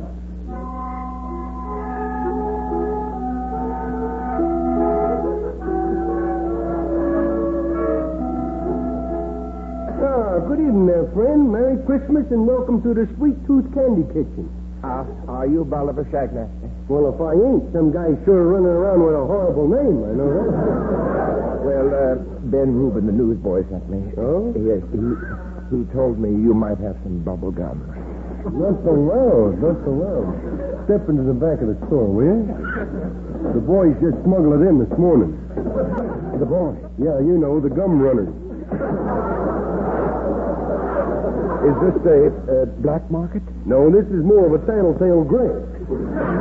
But I can't take any chances just talking out in the open. I was run in last week for cutting up extension cords and selling them to nearsighted kids for licorice.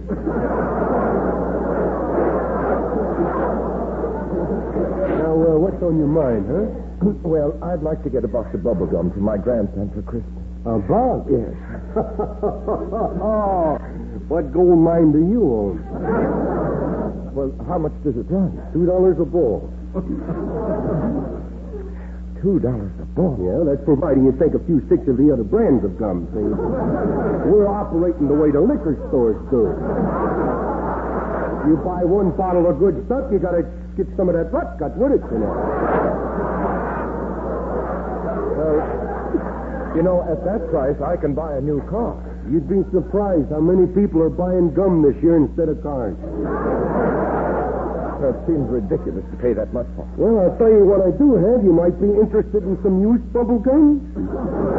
Might be able to scrape you up a box of that, sporty.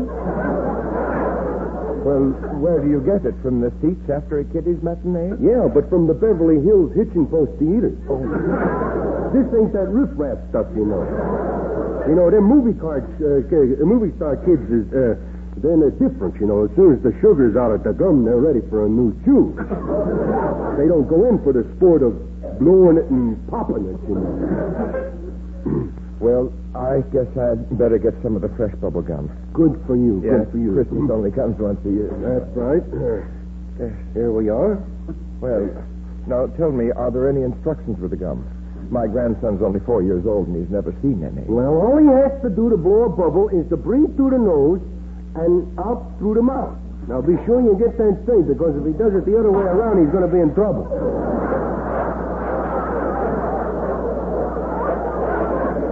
Here, I'll give you a demonstration. What size head does your grandson have? Why? Well, I want to give you an idea of how the bubble gum is going to look hanging out of his kisses. You see, if it's not just right, the size is not right, the loss is too great. When it pops, it gets in their hair, all over their faces, shuts off their breathing. Well, he wears a size 3 hat. What's the kid got for a head? Grapefruit? I'll have to chew this stuff up a little and get some of the kinks out of it. Uh-oh, there went my filling. Well, now, watch this, brother. Say, it has nice texture, doesn't it? 51 gauge. Makes a nice sheer bubble, don't you think? You better step back. This may be a little moisturized. Well, would you mind if I stepped into the next room? It's getting on my coat. That's funny. This thing ain't popping. How did my head get inside of here? Well, I knew if I stayed in this business long enough, I'd blow my top. Chapter 2, Christmas Eve in the Sagebrush Country.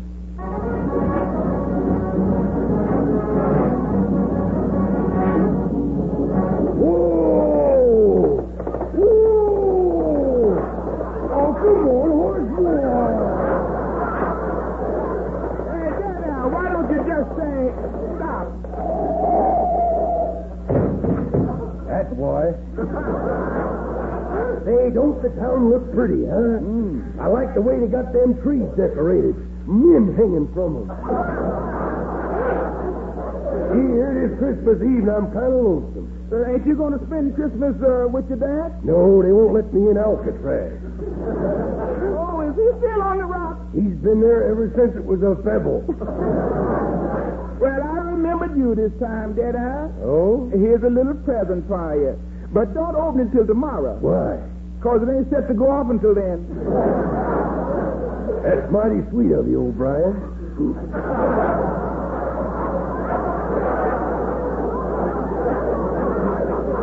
I feel pretty bad, though. I didn't get you nothing. How would you like a new car? Why, sure. Well, here's some vitamin pills that'll keep you alive that long.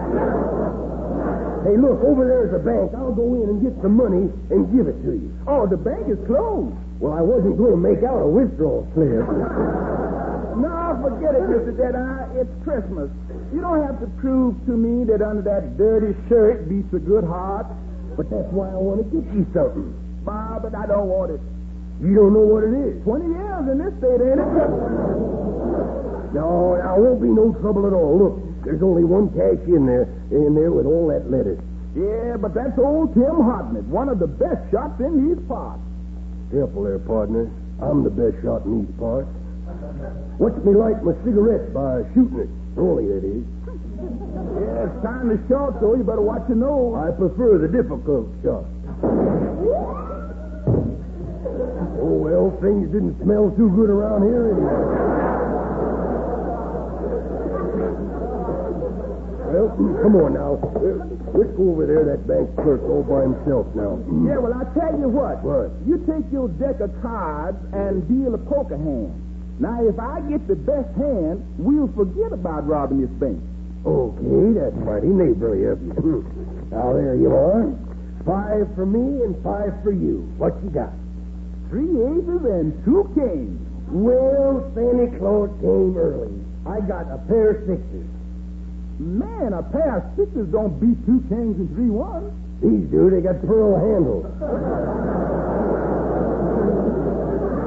Man, you sure is lucky.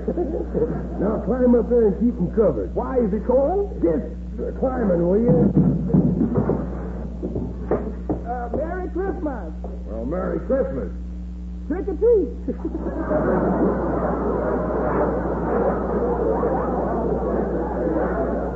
Only say that on Halloween.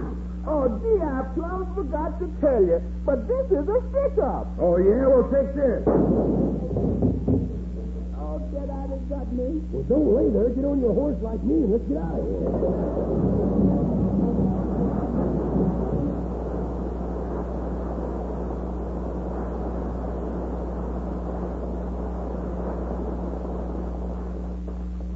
Listen. That Jet of Fresh Pure Moisture stands for the new, all-new Rolly 903 cigarette. It's moisturized to stay fresh longer. It's moisturized to taste better. It's moisturized to smoke milder. Yes, this new moisturized Rolly 903 is unlike any Rolly cigarette you've ever smoked before. It's new, all new. New blend, new freshness, new taste. And remember, medical science offers proof positive. According to tests certified by a jury of 14 doctors, no other leading cigarette gives you less nicotine, less throat-irritating tar. the new Rolly 903 is moisturized by the revolutionary new 903 process. That fresh, clean, beneficial moisture penetrates every leaf, every fiber of Rolly's choice tobacco. Brings you new mellow taste, new mildness, new freshness. Most the new, all new, Rolly 903. It's moisturized. David Forrester and his Rolly Cigarette Orchestra play a medley of well-known Christmas carols.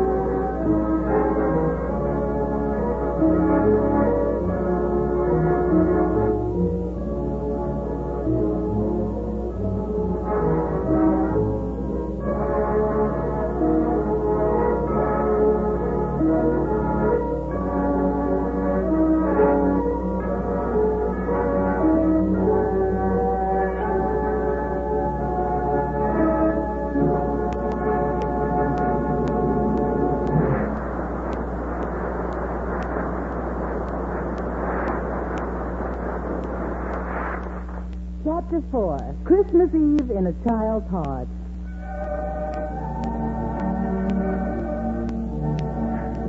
A home with a tree, the warm spirit of love, and a child is truly the meaning of peace on earth, goodwill toward men.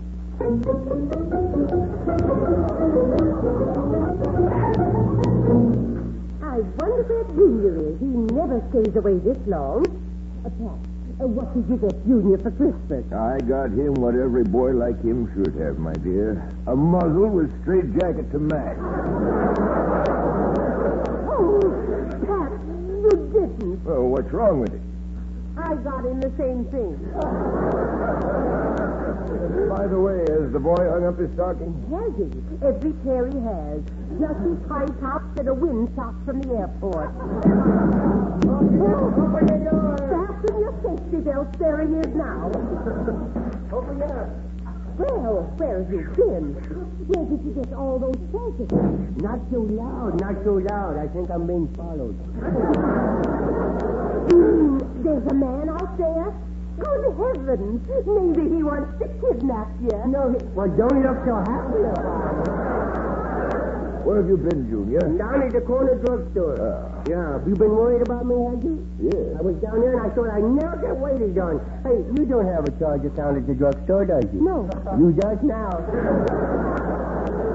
Well, I hope you didn't give them a lot of trouble at the drugstore. They kept me waiting so long that when I finally did get waited on, I fixed them, boy. I bought a box of bobby pins and made them gift wrap, every one of them.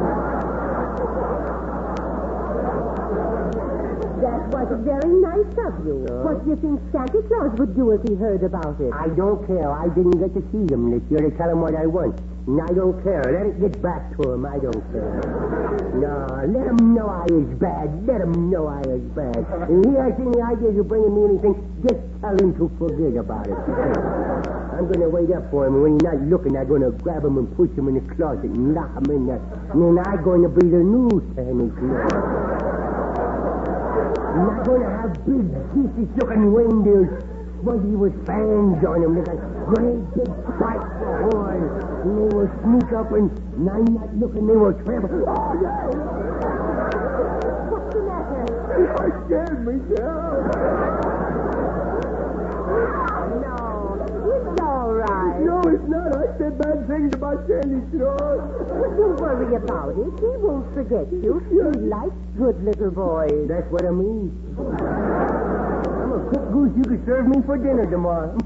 Now, that's enough now. What did you buy for Christmas? What'd you buy me, Junior? Well, it's, you never guessed. Here, look. It looks like a tie box. Well, that's what I thought you'd think it was, and if you're going to be surprised when you open it up. Why? There's nothing in it, nothing. Imagine our little grandson doing his own shopping. You know, Pat, it's things like this that makes me sorry I ever grew up. Oh, you didn't grow up, Grandma. You just grew out. Well, Verna, my dear, we've taken our age gracefully. Still young and hard. And one nice thing about our age, people no longer tell us we're getting old. That's very sweet of you, Pat. Boy, he's bucking for something. You know, Christmas spirit's got him. Only last week, Grandma, he said you helped Paul Revere saddle his horse. Yes, I was only telling the boy a bedtime story. Well, Junior, I'll have you know I'm not that old. Oh, no? Hey, the bridge is coming. Good luck, Paul. Drop me a card to let me.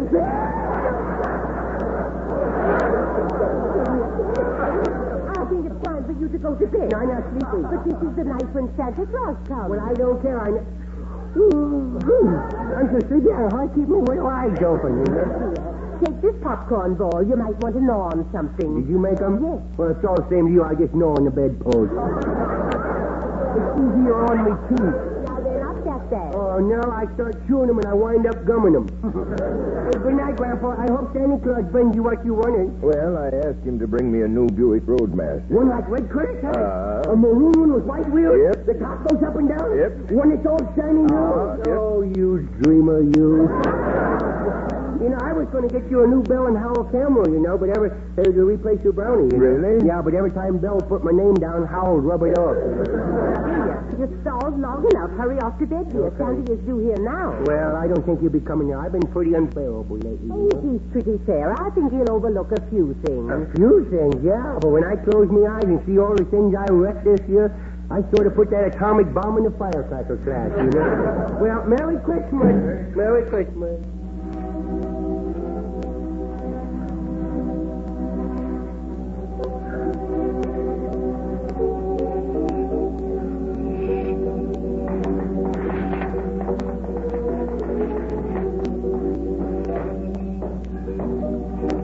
What's that? There's somebody up on the roof. Now they're downstairs. They're downstairs. I better go down and see who it is. I wonder what time it is. Maybe it's a stick-up. The clock's got both hands straight up. Where's me pop gun? I'll sneak down and scare them away. I'll slide down the banister, and then they won't hear me. Oh, I forgot something. More comfortable with pajamas on.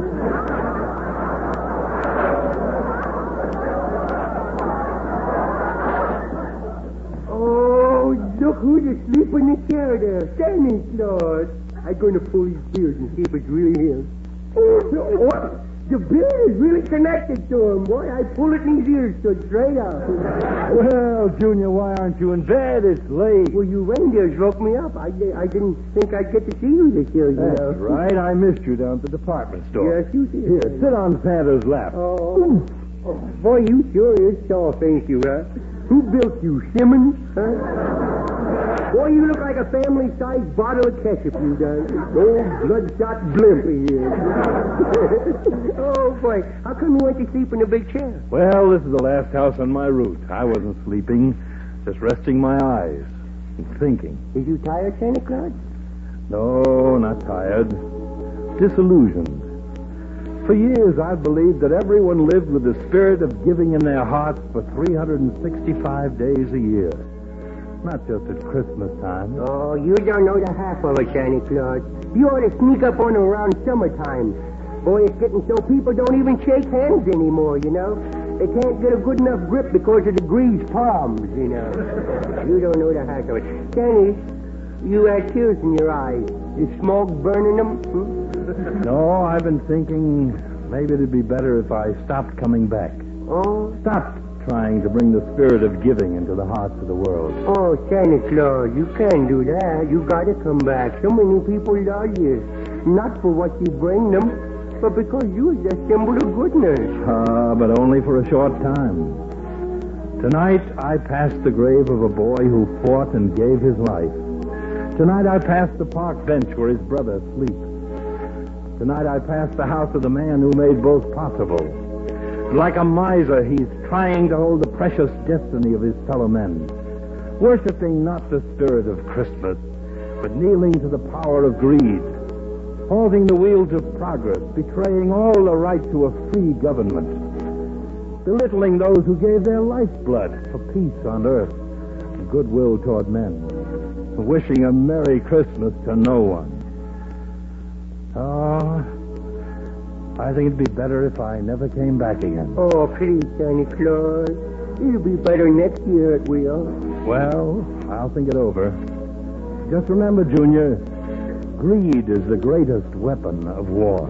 Yeah, I know. Grandma tells us things like her all the time. Well, I must be getting along. Oh? Oh! Say, I almost forgot to ask you. What do you want for Christmas? Oh, well, now, you don't have to bring me nothing. Goodness. I haven't been very good this year, and I won't ask for anything. That'll probably be the best thing I've done this year. Well, I don't think you've been that bad. You is tired, ain't you? Now, just reach in the bag and get whatever you want. There's not much left. Okay, anything will beat that piece of junk you brought me last year, boy. That wasn't junk. It is now, boy. Hey, what kind of book is this? What kind of book Mother is Goose. this? Mother Would you like to have it? Well, Seems like a lot of folks are asking for comic books this year. Yeah, they've been so hard to get during the war. They all went to OCS, you know.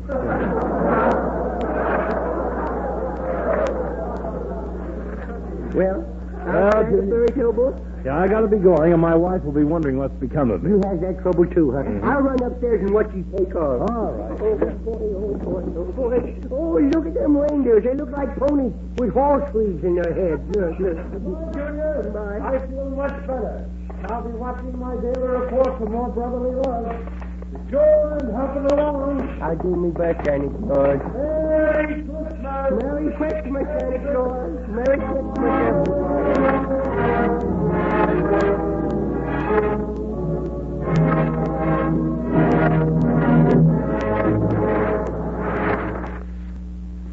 Men, smoke Sir Walter Raleigh, the quality pipe tobacco of America. It's the favorite of men everywhere who appreciate quality pipe smoking. Get smooth, mellow Sir Walter Raleigh.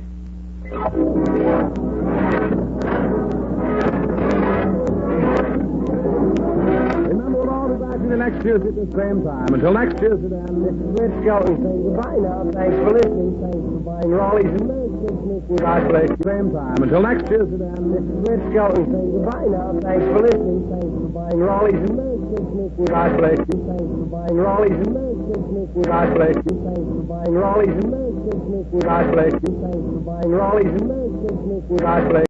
'Twas the night before Christmas, and all through the shop a creature was stirring, and he just wouldn't stop. On chocolate, on strawberry, on vanilla frosted too, go the colors of Christmas made fresh just for you. So fill up your sack with your favorite delight. And to all a Merry Christmas in each tasty bite. No matter what car you drive, this is one truck you won't be able to pass by. The new Dunkin' Donuts toy truck, just $10.99. Beep, beep, beep. Holiday shopping is hectic. Perhaps you've overlooked a family member or loved one on your list. Don't worry, Modell's holds back merchandise just for last-minute shoppers. They still have a huge selection of gifts any loved one would love. Shop Modell's and don't forget any of your loved ones. Get Reebok Blacktop leather basketball shoes. Reebok Blacktops are made exclusively for outdoor basketball games. Life is short. Play hard. Reebok. Modell's Sporting Goods, top brand names, low prices. Holidays, holidays. During Sears 2-day holiday kickoff, doors open early at 8 a.m. with exciting values and gift ideas throughout the entire store. Something special like this touch control Kenmore microwave for fast cooking, now only $149.99. Or the Hamilton Beach ME food processor. Compact, powerful, and versatile. Our lowest price of the year, only $29.99. Hurry, on sale now. There's more for your life. Opens at 8 a.m. At Sears. He's in Tucson, I tell you. What do you know? Well, I know enough to pack the list in the sled. Oh, well, then, why didn't you? Because it's not my job. It's not my job. Still need cellular? 360 makes it easy with phone and service packages for one low price. For great gift ideas, visit 360 the cellular store today. The real Santa Claus? Go ahead, pull it. Living in New York City? Do you believe that you're Santa Claus? Of course. Natalie Wood. Just a nice old man with whiskers, like my mother said. Maureen O'Hara. What's your name? Chris Kringle. Edmund Gwen. If I can win you over, there's still hope. In one of the greatest miracles of all time. I intend to prove that Mr. Kringle is Santa Claus. Miracle on 34th Street. Tomorrow at 8 on Channel 11, New York's movie station. Christmas, marked by Santas, holly, and the welcome presence of Alka-Seltzer. Fast relief of heartburn with headache, accompanied by jingling bellies. Alka-Seltzer, the other holiday tradition.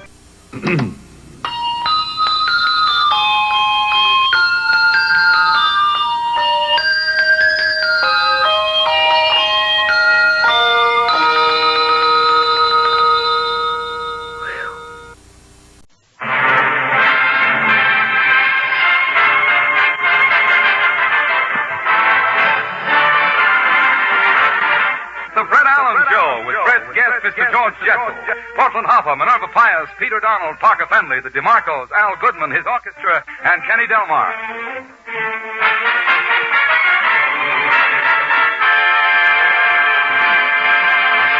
Ladies and gentlemen, tonight we salute the poultry show. We haven't any chickens, but we do have a man with an old joke, and he's going to pull it. And here he is, Fred Allen.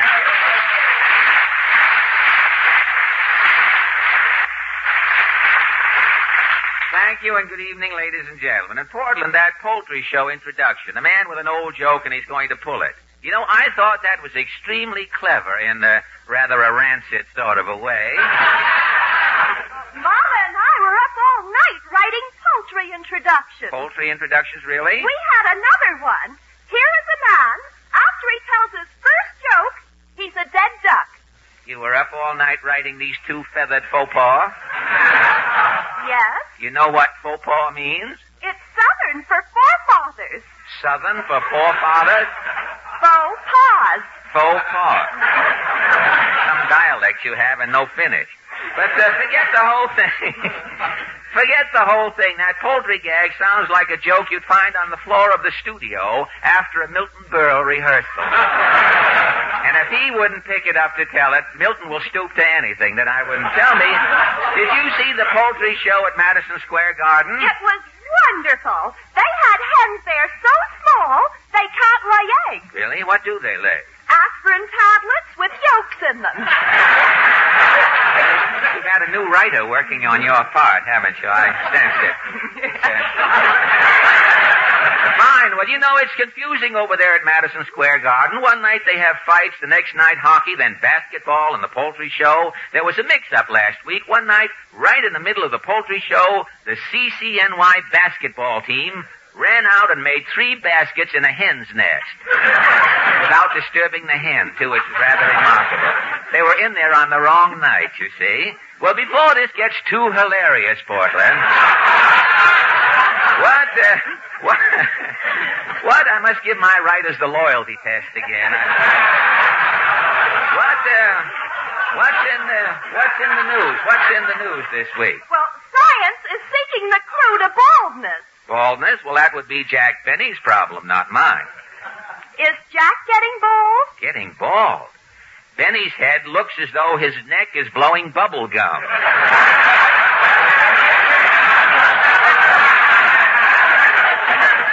Gosh. What did you say? Gosh.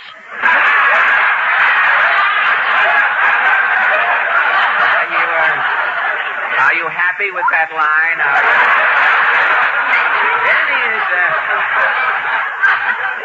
You know, Benny is so bald, he looks as though somebody pulled his face back over the top of his head. And speaking of head reminds me, Portland, I think I shall head for Allen's Alley. What is your question tonight? Well, recently down in Washington, the director of Science Service listed the 10 most important advances in science made during 1947. And so our question this evening is, what in your estimation is the most important advance science has made during recent years? Shall we go? Well, I couldn't think of a joke this week. We'll just have to go, I guess.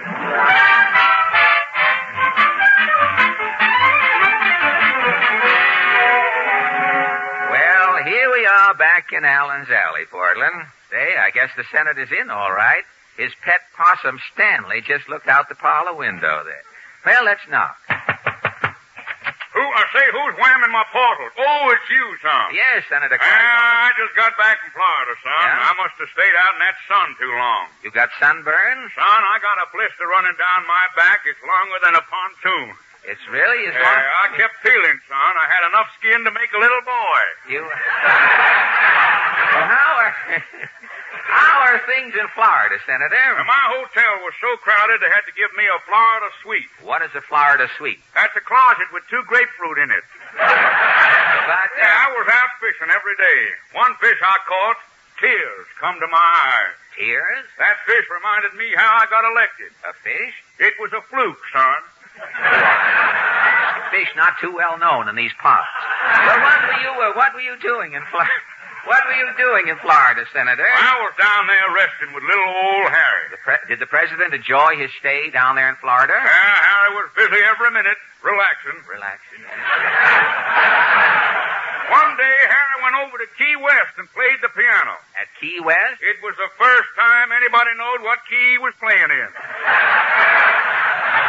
Well, tell me, Senator, What do you think is the most important advance science has made during recent years? Well, science's outstanding achievement was making that big magnet up there at Columbia University. Well, why is the magnet so important, Senator? Owning a magnet that size, son. Yes? This country can point it at Russia. And with the biggest magnet in the world? We can raise that Iron Curtain. So long, son.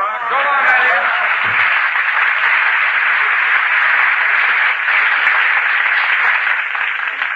Say, the senator better be careful with that magnet. He might pull Spike Jones off the air. Oh, well, let's call on Mr. Moody. Howdy, Bob.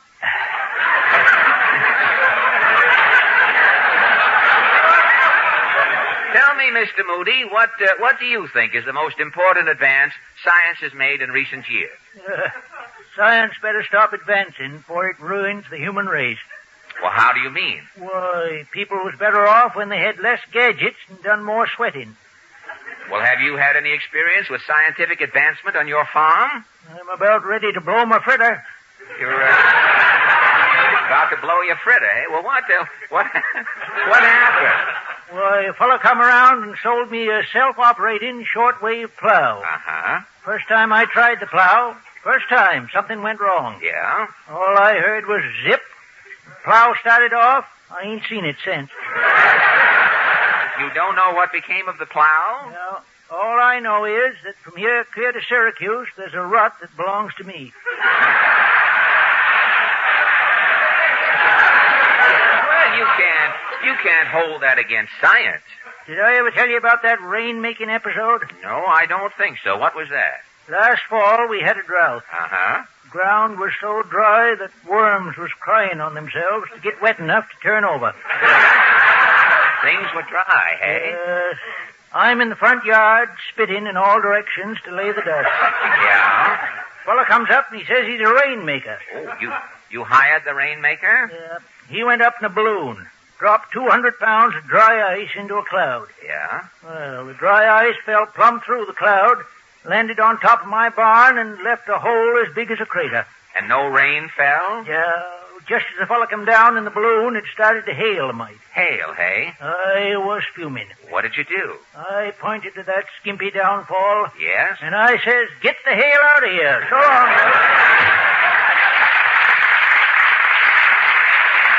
Well, no wonder pirates and science don't hit it off. Well, let's try this next door. Howdy, Chappie. Oh, Mrs. Nussbaum. Say, you look busy. Tonight I couldn't talk to you too long. No? I'm working on my Toffanetti contest. Toffanetti contest? What is that? If you are entering the contest, they are sending you the clues. Oh, really? What are the clues? Second for corned beef, first for plan, 13th for chicken fat, 7 for pan. Yeah. Bring me a poached egg, chopped onions, and heat. Fry me and try me. I'm ready to eat. Those are the clues, eh? You are in the contest? If you are guessing the clues, it is me. Second for corned beef, bring me a post of... I give up. Who are you? Miss Hash. Yeah, I will send you the locomotive in the morning. But tell me, Mrs. Nussbaum, what important strides do you think science has made? To me, outstanding is electricity. Electricity? Today in my house, everything I'm doing by electricity. Uh-huh. Making coffee, I'm plugging in the percolator. Naturally. Cooking dinner, I'm snapping on the stove. Yes. Washing, I'm turning on the Bendix. Uh-huh. Sweeping, I'm attaching the vacuum cleaner. Yes. All day long, I'm plugging in, snapping, turning on electricity. Well, handling all this electricity, don't you ever get a shock? Only once a month. Once a month you get a shock? When I'm getting the electric bill, thank you.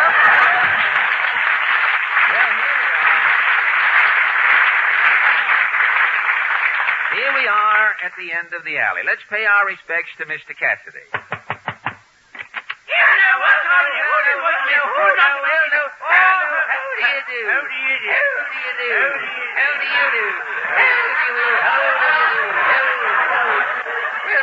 Well, Mr. Cassidy, what about science? Me boy, science should drop dead.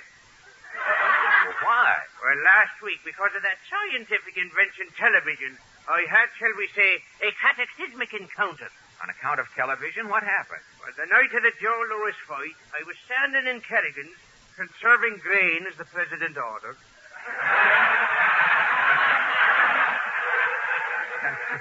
Conserving grain? I stopped eating Wheaties. I was taking me grain in liquid form. So the fight started on the television. Yeah. Well, halfway through the first round, Yeah. the man next to me, Hambone Hennessy, he says, look, the television's broken. Yeah. How is it broken, says I. Joe Louis is on the floor, says he. Joe Louis is champion of the world, says he. Sure, if the television set was working properly, his opponent would be on the floor. Oh, I see. The television set is in good order, says I. 'Tis Joe Louis that's not working properly. Well, with that, Hambone Hennessy hit me on top of the head. Yeah. It drove me head so far down me spine, I had to open me vest to look out at him. Well, I started running me arm in and out of Hambone's mouth till he thought he was swallowing a plunger. Hey, this was some fracas. Oh, the fighting got so good. Joe Louis and Jersey Joe stopped their fight on the television and started watching Hambone and me. It must have been exciting. Well, now, just as I was taking off Hambone's nose to put in me pocket, to keep his ears company. Yes. The door's busted open. It's the constabulary. The constabulary. Well, Hambone and me was hustled into a limousine with a gong on the front of it. Well, hey, Jack, you can't blame television. Yeah. For doing what Joe Louis got $70,000 for doing on the television. You? I got 30 days. Goodbye, you.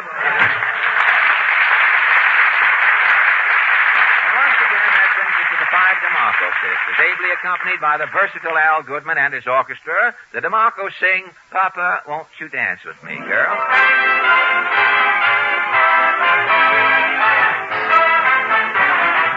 Papa, won't you dance with me? Oh, dance with me. Please dance with me.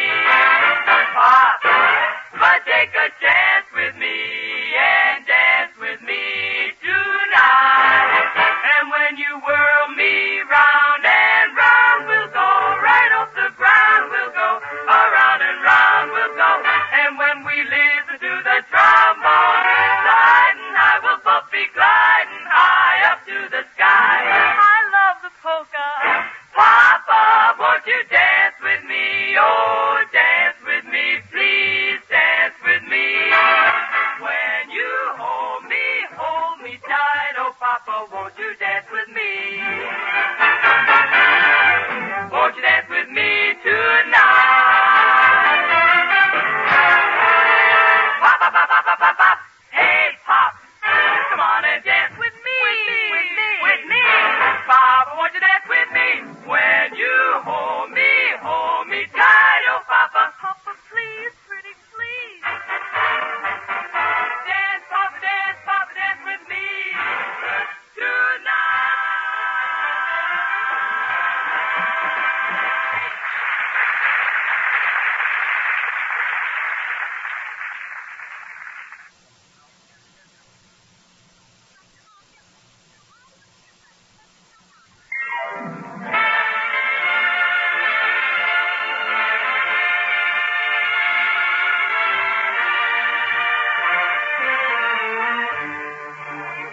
That was a digest version of Ann Mimi, played by Maestro Al Goodman, and 25 men who think Castellanos is the fullback for Notre Dame. And now, ladies, yes, Portland. This telegram just came. It's open. The telegram's open. The messenger boy said he had chapped You want to lips. go down to the censor and clear your throat while we... The messenger boy said he had chapped lips and he couldn't lick the envelope. Oh, that Western Union. You'd think if one messenger boy had chapped lips, they'd send another boy along who could drool. What does the telegram say? Business while it's open. This will confirm... This would have been a good place for you to cough in here. The telegram says this will confirm your New Year's Eve reservations at the Carnival. Signed, the management. The carnival? Oh, the Carnival, that big nightclub on 8th Avenue. You know, I am president of the Jack Eigen Fan Club. We're having our New Year's party there. I thought your Jack Eigen fan club Oh, we spent New Year's Eve at Hamburger Heaven. No, last year when Frank Gould was president, we went over to a little club on 52nd Street, the Open Manhole. The open manhole? They have no cover there. It's just a small place. The ceiling is so low, when they serve frog's legs, the legs are kneeling down. How did you happen to get reservations at the carnival? Well, it's a long story, Portland. Last Thursday afternoon, I was walking down 8th Avenue. I was just passing 51st Street when I heard a voice say, "Well, Fred Allen." "Georgie Jesso.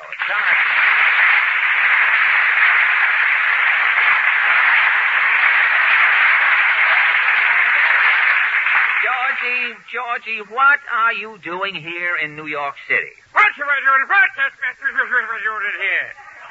What am I? You must be living in a tree. You know what I'm doing here. Look at that sign up there on the marquee. The marquee, the carnival proudly presents Georgie Jessel in the greatest show on earth. Well, confidentially, Fred, it isn't the greatest show on earth. But that sign. Well, my cousin Milford is a sign painter, you know. I told him the show was so-so. Suddenly a sign comes out, the greatest show on earth. What am I going to do? Get a lawyer? Milford is also a lawyer. I'd have to give him the case. You see what I mean? Well, tell me, Georgie, confidentially, how are you doing in the show? Oh, Fred, I'm a big hit. A very big hit. A big hit? Yeah. Huh? You're getting ready to call me a liar, huh? I should see it. Well, it so happens that I have the newspaper clippings right here with me, right in my pocket. Say, they're a little dirty looking, aren't they? Yeah, well, I've been carrying them around 2 weeks, you know. I'll have them dry cleaned a little later. But listen to what the newspapers say. Here's the Hoboken Herald. Jessel is a cyclone of lead. Here's the Jewelers Gazette. Jessel is a diamond in the rough. Look at here. This Sandhog Journal, what it says. Look at here. Jessel is dynamite. Here's the New York Times. There, who reads the Times? Georgie, I just saw your latest picture, Nightmare Alley. I thought you were still out in Hollywood producing for 20th Century Fox. I am. I am still working for Mr. Zanuck, Fred, and I have to be back there on January the 5th. Well, can't Mr. Zanuck do without you? There is a rumor that he can, but I don't want him to find out. Well, Georgie, I just happen to think my club is giving a party New Year's Eve. Well, Fred, give your party at the carnival. A great show. You'll have the time of your life and only $2 a plate. $2 a plate? Well, if you want food on the plate, it's a little more. You know. Well... Take my advice, though, Fred. You have the $20 avocado dinner. With that comes the best of everything. Gold finger bowls and mahogany toothpicks. It's delicious, really. Well, what do I get for $20? Well, now, first before dinner, you get your own personal horn to blow at midnight. I have a sample horn here to show you. Oh, that's a beauty, isn't it? I should say it is. The mouthpiece is genuine plastic, you know. Uh-huh. It comes only with the $20 dinner. Now, get the tone on this horn. Well, it does have a certain gusto, Georgie. But for $20, look, if I'm blowing please, unless you're insured, don't take the $2 dinner at the carnival. You mean there's no horn? Nah, for $2 you get this.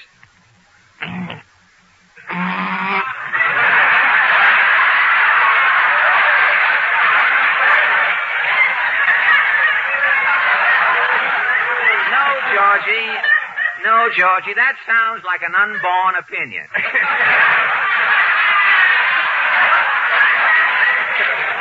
And we should know. Well, anyway, look, with the $20 dinner, you should see the paper hat that you get. It's a red cellophane Hamburg with a lining and the initials F.A. in it, your initials. Well, with the $2 dinner, what sort of a paper hat do you get?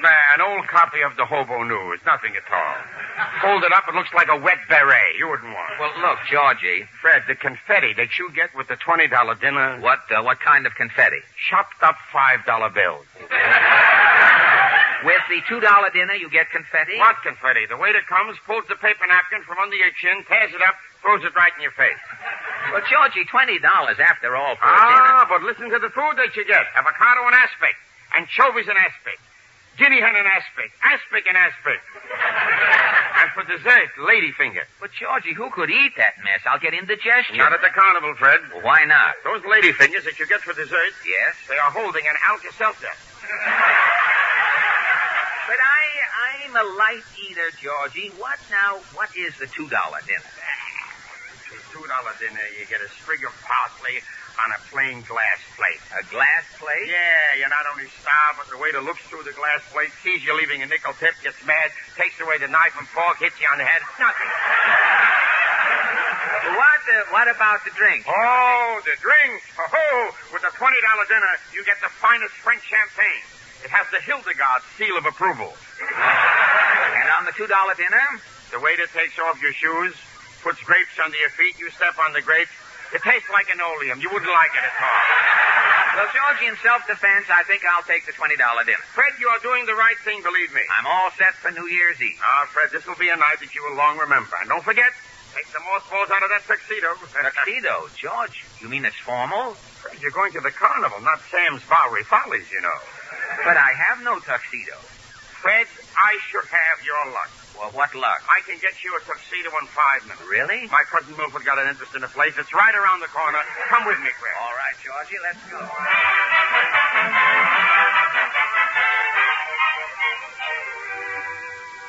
Well, here we are, Fred. Sam's Suit Salon. Georgie, this is a pineapple juice stand. Yeah, but in the back is a tailor shop, you see? Open all night. Overcoats made while you wait. Oh. Sam, well, let's go in. Let's go in first. Oh, you gotta go in. Yes, I see.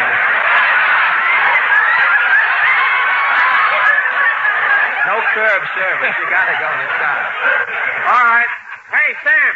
That's Sam over there, you see, with the pineapple in one hand and the hot iron in the other. Oh, I see. Sam! Hello, Mr. Jessel. I got bad news for you. I've stopped cashing checks.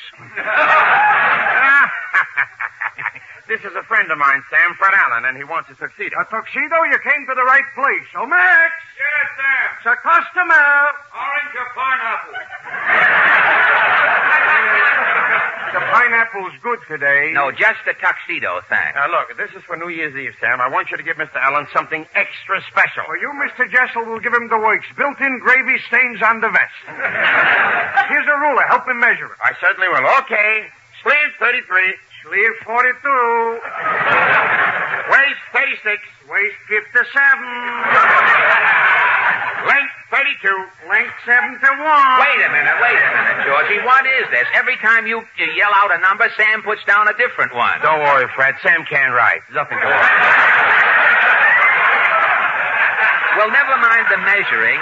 How about something ready-made? Okay, Sam, Mr. Allen wants something ready-made. Here, Mr. Allen, it's our last tuxedo in stock. Oh, Fred, you are in luck. Well, feel that material. Georgie, this is corduroy. Corduroy?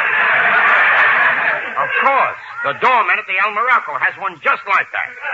A corduroy tuxedo? It is ideal for New Year's Eve. Ideal? Yes. When the band stops playing, you can keep on dancing to the sound your corduroy pants are making, you see? Here, Mr. Allen, tie it on. All right, thanks. Oh, boy, that suit was just made for you. Look how it hangs. Hangs? It piles up on the floor. Look at this right sleeve. That's too long. It's not only too long, it's got a cuff on it. Well, that's a pants leg. The sleeve is a pants leg? Now, wait a minute. Sam, what's with the sleeve? What is it? It's Max. Lately, his eyes are bad. Yesterday, he showed himself to a customer. I can't go to the carnival with one arm coming out of a pants leg. Put a shoe on your hand. Who'll notice it? Look, Georgie, when I buy a suit, I would like to have 2 sleeves with it. You got 2 sleeves. Where is the other one? Look at your left leg. Jeepers, from the knee down, I'm bare-legged. Look, Fred, a black puttee will cover it. Patent leather. It'll look very smart. A black puttee? Georgie, I'm going to the carnival, not joining one. Now, look. Fred, for the money, you can't beat it. Yeah, that's right. Try any reliable pushcart and mention my name. He's right. Now, think it over. Where else can you get a tuxedo with a mink belt in the back? A mink belt? Say, what is that big lump hanging down inside the back of the pants? Oh, this I didn't... Oh, this is a pineapple. Really? Yeah. Sam gives away a pineapple and a Hawaiian guitar with every tuxedo. And look at those lapels. 3 lapels? One folds inside. It looks like a vest. Fred, I'm telling you, you can't match it anywhere. That's 5 years ahead of the new look. Ah, now you're all set. You are all set, Fred. There's only one place for you on New Year's Eve. I've got my reservation. What reservations? With that suit, you're not sitting in the audience. You're going to be in the show with me. In the show? Yeah, get the picture, Fred. The lights go dim. Suddenly there is soft music. You step up on the stage beside me in that tuxedo. Yes? The violin section comes behind us, and we sing. We sing together? The first chorus. The second chorus I'll recite, and you will hum softly. I hum. I wonder how it will sound. Like this. When you're a long, long way from home, it makes you feel like you're alone. It's hard to find a pal that's true, that you can tell your troubles to. And when you send a letter home, your mother's voice rings in your ear. And then you cross the T's with kisses. What a strange world this is. Then you dot the I's with tears. You miss the love you've always known when you're a long, long way from home. Why did I wonder? Why did I stray? That is the question I ask every day. Milestones are smilestones when you start to roam, but wait till you're far from home. Fred, take it easy with the humming. There's a caraway seed in my tooth. Have Sophie Tucker in it. In the eyes of the world, you may seem very small. In the eyes of your mother, you're as big as them all. You go out in the world with one thought in your mind. Where can I find a pal? And you've left one behind. Look, Fred, will you stop humming? Play an instrument. I'm singing a cappella, Georgie. This is a cappella?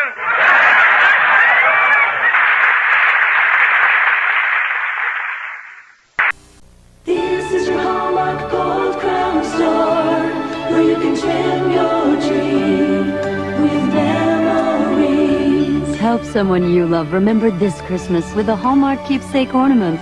Your Hallmark Gold Crown store has lots to choose from, like our new 1996 Holiday Barbie keepsake ornament. This is your Hallmark Gold Crown store. You'll feel better inside.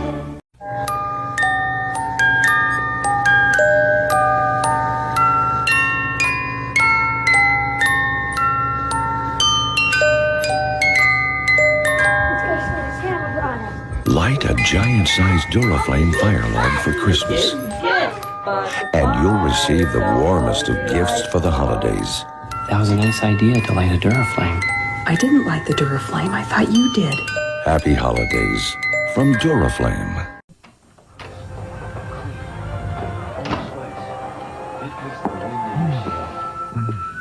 Tonight on Channel 18, join us once again for Frank Capra's holiday classic, It's a Wonderful Life. Revel with us one more time in this original, non-colorized post-war treasure. Join us for It's a Wonderful Life at 10 o'clock at 1:05 a.m.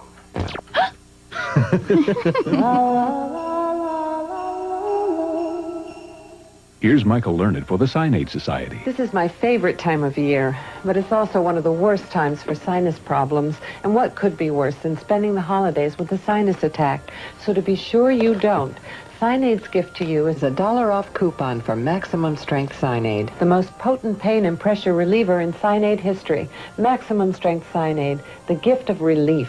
For yours, just call 1-800-2-SIGNADE and happy, healthy holidays from the Signade Society. At BJ's Wholesale Club, we'll orchestrate a great holiday season for you. BJ's has such a large variety of items at everyday low prices, you'll find exactly what you need for a song.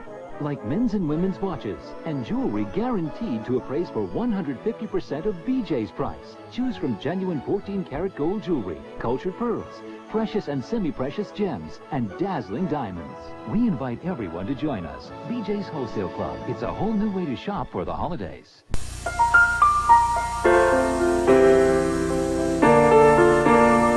Probably the only thing sweeter than watching a 2-year-old open a present bigger than he is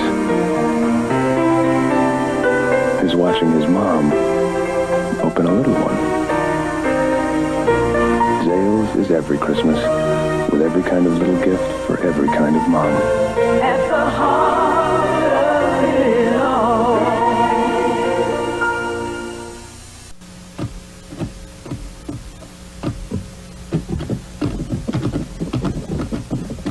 The Polaroid one-step flash, the perfect gift. Now under $30. Another cup of Maxwell House coffee, George? Sure. Pour me a cup, Gracie. You know Maxwell House is always good to the last drop. That drop's good, too. Yes, it's Maxwell House Coffee Time, starring George Burns and Gracie Allen.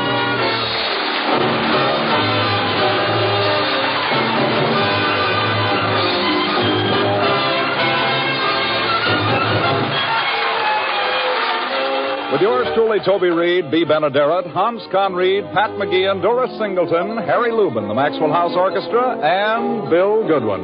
For America's Thursday night comedy enjoyment, it's George and Gracie. And for America's everyday coffee drinking enjoyment, it's Maxwell House. The coffee that's bought and enjoyed by more people than any other brand at any price. Yes, Maxwell House. Always good. To the last drop.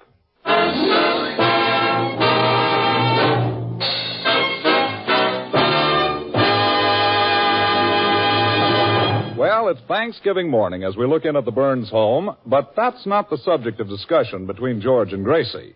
It seems that George is going to be best man at a friend's wedding, and he's telling Gracie all about it. It's Bob Webster who's getting married, Gracie. Bob Webster? Yeah, you remember the Webster boys. We had them here for dinner one night. Yeah. Oh, yes. Bob is the one who spills the gravy on the tablecloth's brother. Yeah, that's him. Well, Bob is finally going to settle down and marry himself a wife. Well, wouldn't it be better if he married a single girl?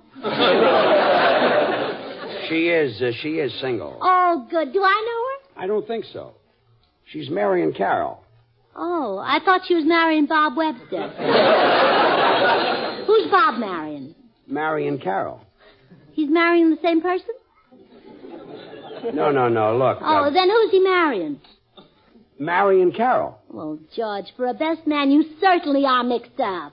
Gracie, this Marion is spelled M-A-R-I-A-N. Now do you understand? Well, of course I understand. I'm no dumbo. Good.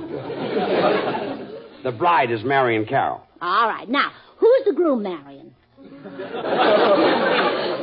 Oh, nuts. Oh, nuts. It's an Irish girl, huh?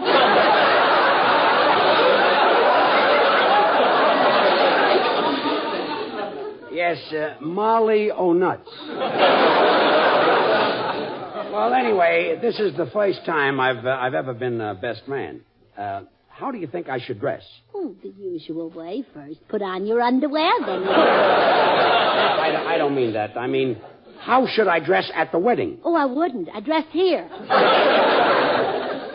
Well, forget the whole thing. I'll go to the wedding in a tuxedo. Well, it's only a couple of blocks. Why don't you walk? Yeah. Well, a tuxedo is that funny black suit I wore when we got married. Oh, have you still got that suit? Well, sure. You must owe a lot of rent on it by now. About $30,000. Well, now I'm going out to borrow some studs. But first I better put this wedding ring where it'll be safe. Oh, what a beautiful ring. It's set with diamonds and everything. Yeah, Bob was so nervous he asked me to keep it. Oh, let me wear it until the wedding tomorrow. Oh, no. You might lose it. Besides, you've got a wedding ring. Oh, but this one is so beautiful. Gracie, a wedding ring is just a symbol. It doesn't matter if it's solid brass. Well, I know. I love my ring. But this one is so exquisite. I won't lose it. I've never lost mine. Honey, this ring cost $1,000. Yours cost $5. No, George, no. My ring cost $10. No, I paid $5 for it. Are you sure? Well, certainly. Well, then you forgot to give me my change. I'll owe it to you. And Bob's ring goes right in this drawer. And I want it to stay there. Now I got to find some tuxedo studs and get the suit pressed. Oh, there's Blanche Morton at the back door. Come in, Blanche. Hello, folks. Happy Thanksgiving. Well, same to you, Blanche. Say, Gracie, I'm having a bunch in for dinner. I wonder if I could borrow that wonderful little pot of yours that cooks things so fast. Well, certainly. Go along with it, George.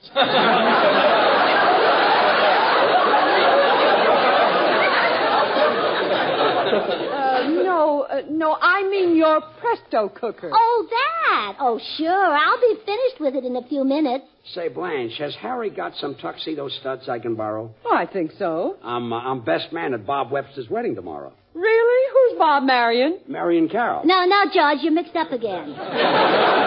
He's marrying Molly O'Nutt. Well, let's not get back into that routine. I'll run over and get the studs from Harry. How's your Thanksgiving dinner coming along, Gracie? Oh, just fine, Blanche. I've made pumpkin pie, chestnut dressing, and see, I've got the oven turned to 350 degrees. That's perfect for browning a turkey. That reminds me, I better look at it. Uh-oh, I'm in trouble. You burnt the turkey? No, I forgot to get one.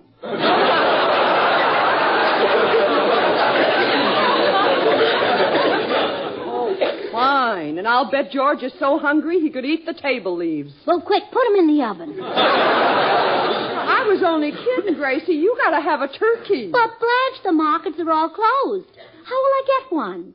Drive out to the country and buy one from a farmer. Hey, that's a good idea. Sure. What do you want, a tom turkey? Tom turkey, Sam turkey. Who cares what it's I'm going to feed him to George, not introduce him. You help yourself to the cooker. I'll head for the country. All right. Oh, I wonder if I dare. Yes, I'll wear it. Blanche, isn't this a beautiful wedding ring? Oh, it's magnificent. Oh, you lucky girl. No, it's not mine. It belongs to a girl Bob Webster's going to marry. Oh, nuts. Yeah, that's right, Molly. George told me not to wear it, but I'm going to anyhow. Gracie, are you the kind of wife who disobeys her husband? Well, sure, I'm normal. See you later, Blanche.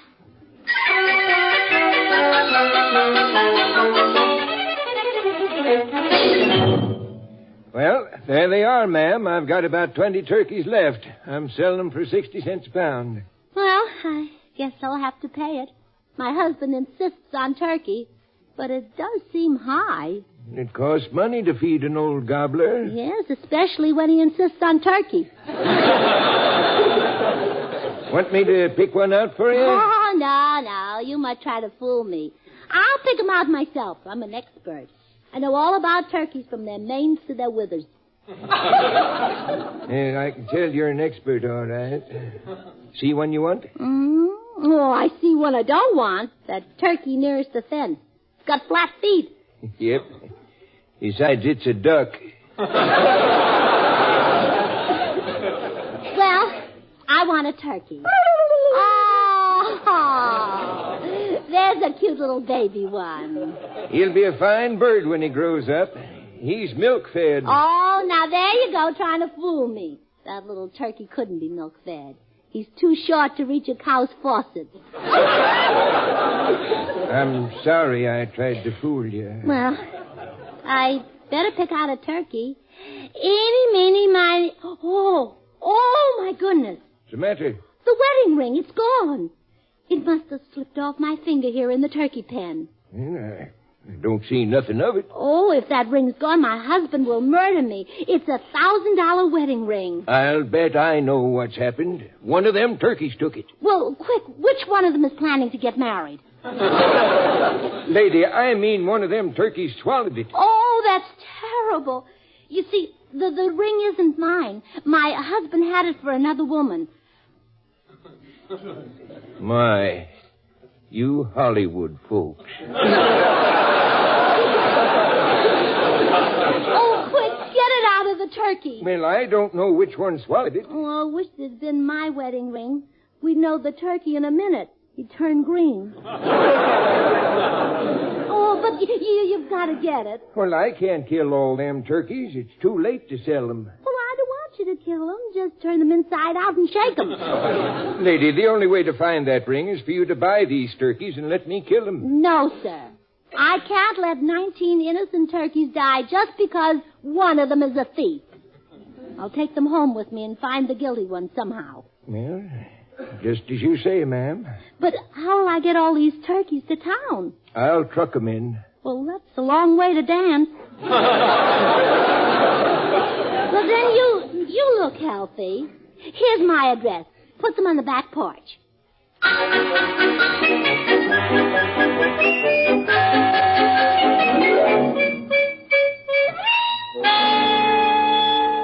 Gracie, I'm home. Where are you? Huh. Guess she's out in the kitchen. Hey, Gracie, I got the tuxedo studs. No, not here either. Maybe she's on the back porch.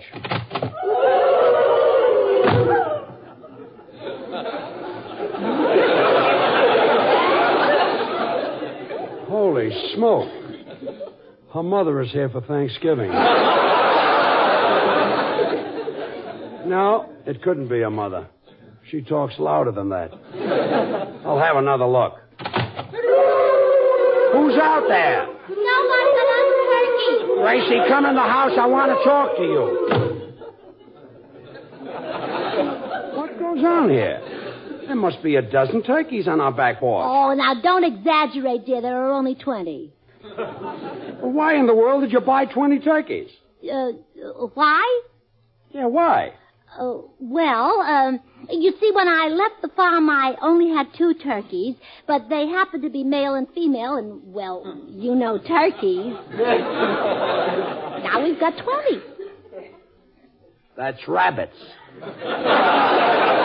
No, they're turkeys. Look again. I mean, turkeys can't multiply like rabbits. Turkeys lay eggs. Well, there's something rabbits can't do, so they're even.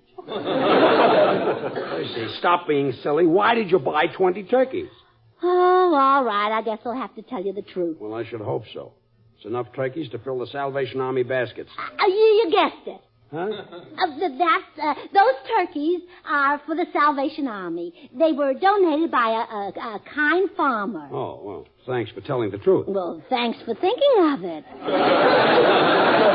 Now, excuse me, dear. I have to run out and borrow some fishing tackle. You going fishing? Where? Oh, if I told you, you'd say I was crazy. I'll take a chance. Where are you going fishing? Inside those turkeys. You're crazy. See, I told you. But, Gracie... Goodbye, dear.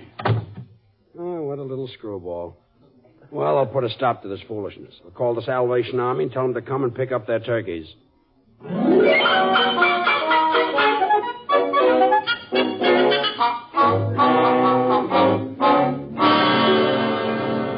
What? You let the Salvation Army take those turkeys? Well, certainly. They have to dress them and send them out. They may have to dress 19 of them, but one of those turkeys can afford the best tailor in town. What? I'll see you later, dear. What are you talking about?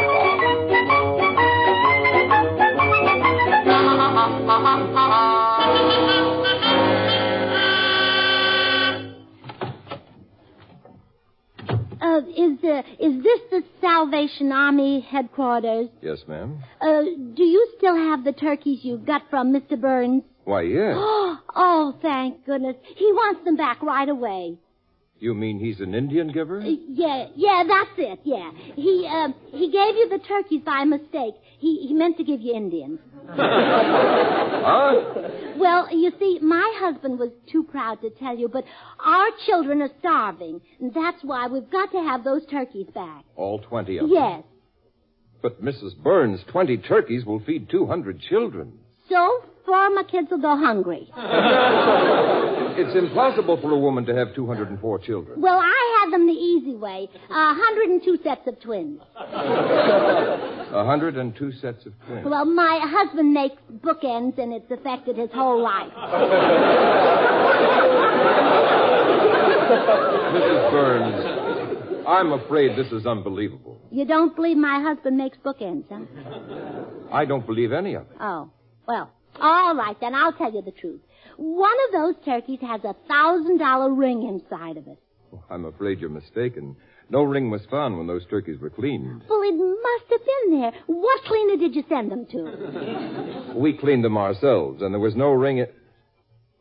Wait a moment. There was a baby turkey in the flock, too small to kill. He's here in the back room. Maybe he swallowed the ring.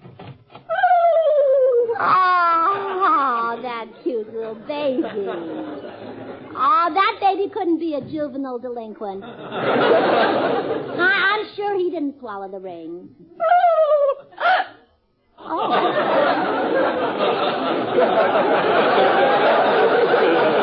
Sounds like I was wrong.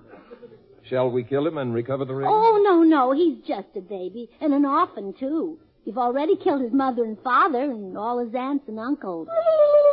Oh, don't you worry, little turkey. Gracie will protect you.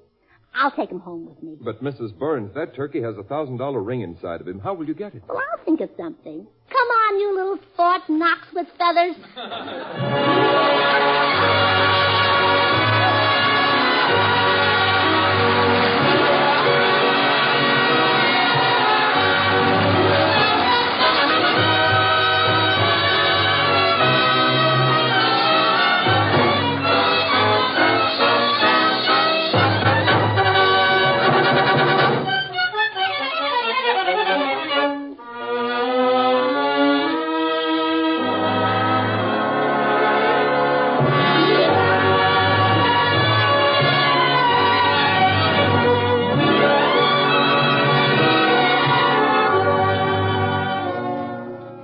The hills of home, friendly American hills that today embrace a grateful nation, offering thanks for bountiful crops and rich harvests.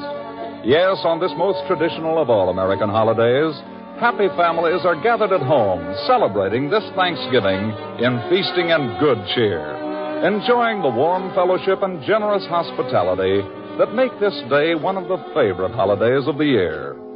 And the folks who make Maxwell House Coffee are happy indeed that their coffee, America's favorite brand, is such a familiar part of this Thanksgiving tradition. And they earnestly hope that their unceasing efforts to bring you the very best in rich, satisfying coffee-drinking goodness will continue to add to your enjoyment of Thanksgiving and every day in the year.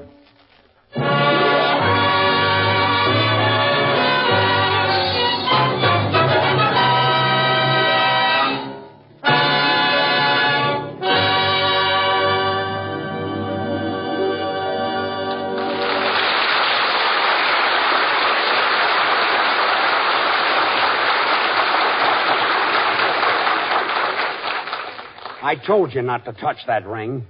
Now it's inside this silly turkey. Oh, please, George. He didn't know what he was doing. He's just a baby, an orphan. Orphan schmorphin. Gonna chop his head off, cut him open, and take him apart. But, George, he might not recover from a thing like that. So he doesn't recover. Now give him here. No. Now, wait.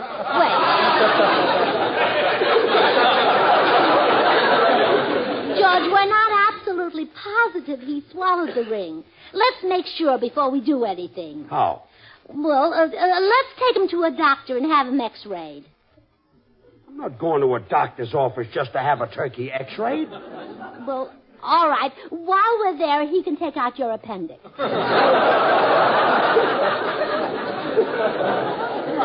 Now give me the turkey. No, George, no. You may be hurting an innocent baby.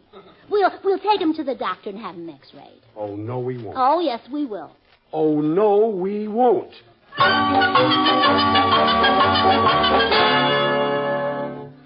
Here's the doctor's office, George. You stay in here in the waiting room with the turkey. I'll go see if the doctor's busy. Make it snappy. Oh, quiet.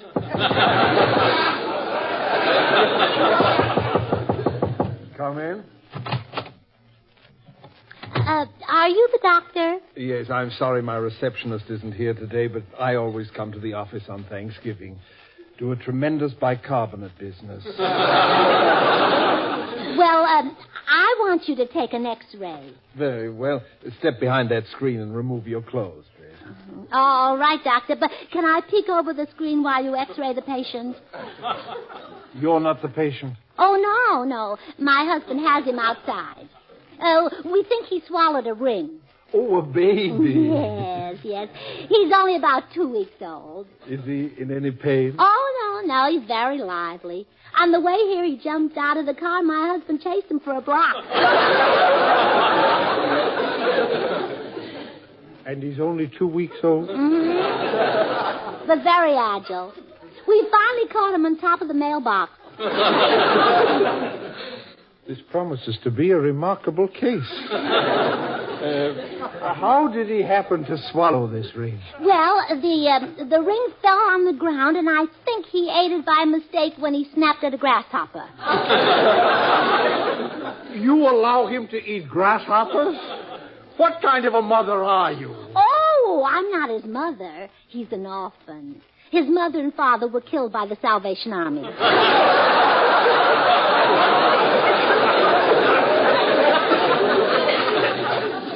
I'm a bit confused.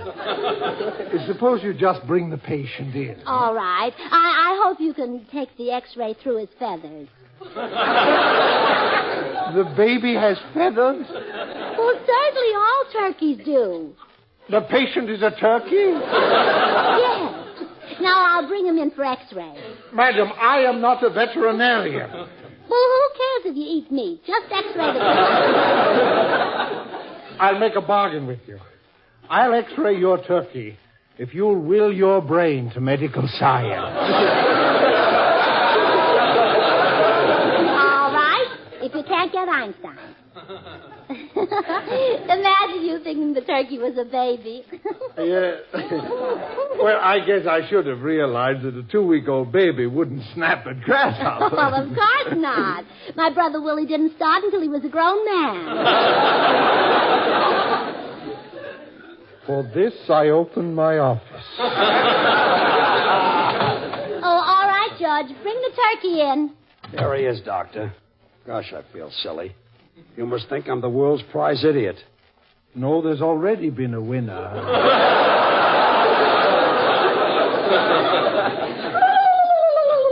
Now, quiet, baby. You're going to be X-rayed to see if you swallow the ring. I'll just put him behind the fluoroscope here.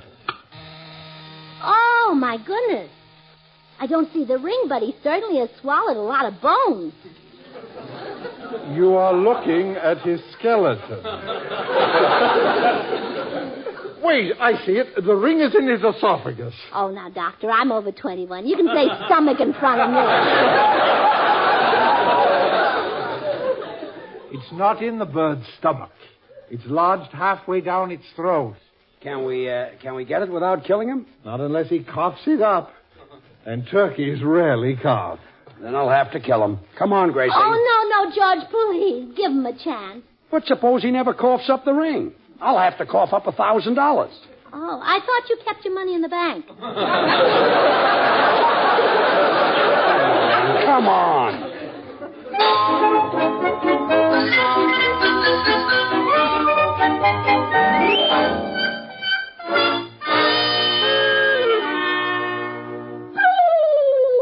Well, come on, George. Blow some more smoke in the turkey's face. It'll make him cough. This is silly. Well, try once more. A great big puff. Ah, there he coughed. He didn't cough. I coughed. Oh, why? You didn't swallow the ring. I swallowed some smoke. Oh.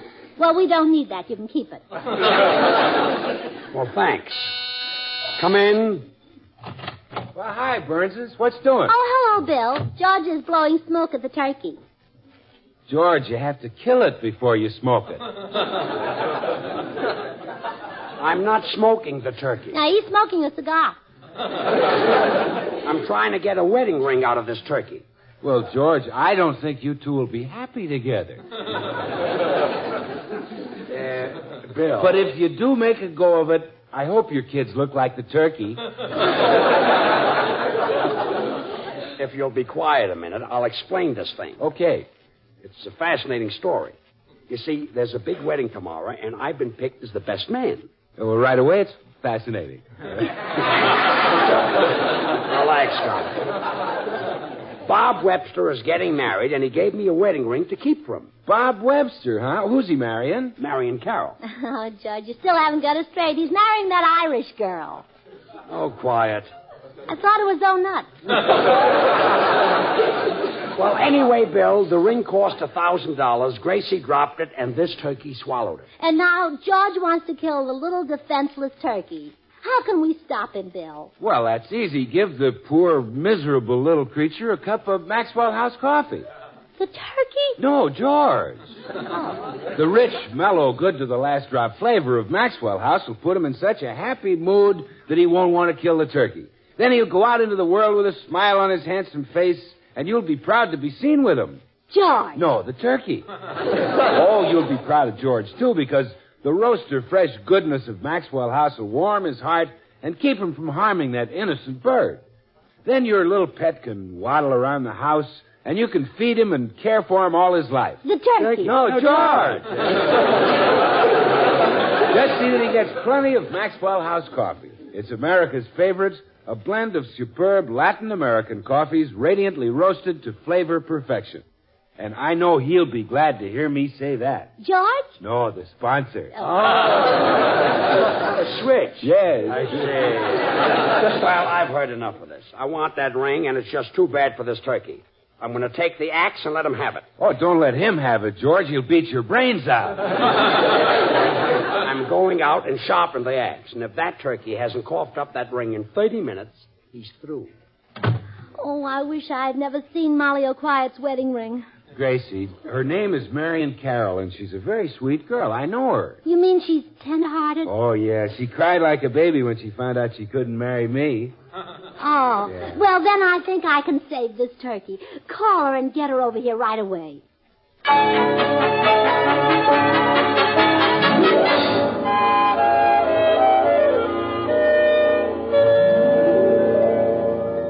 So that's the situation, Marion. Your ring is inside this darling little turkey, and I know you wouldn't want him killed.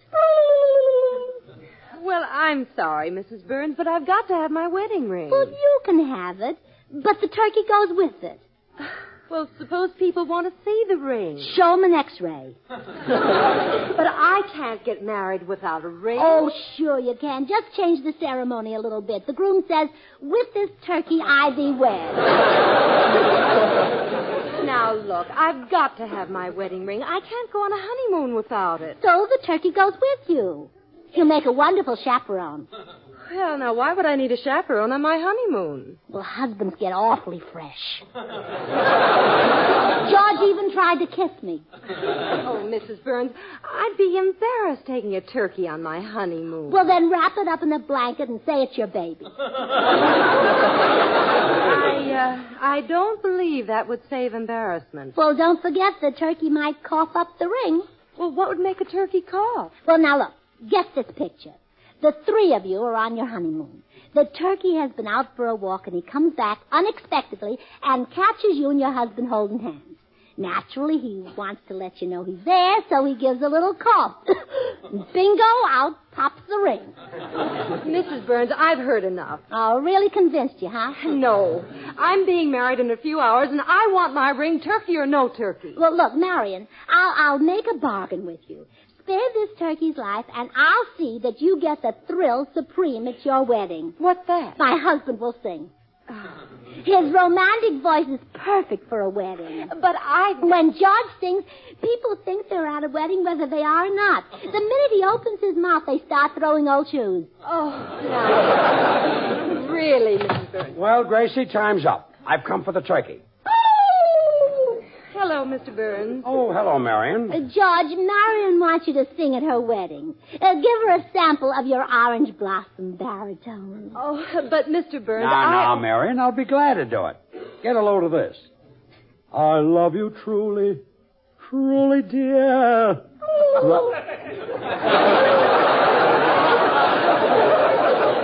Life with its sorrow. Life with its tears.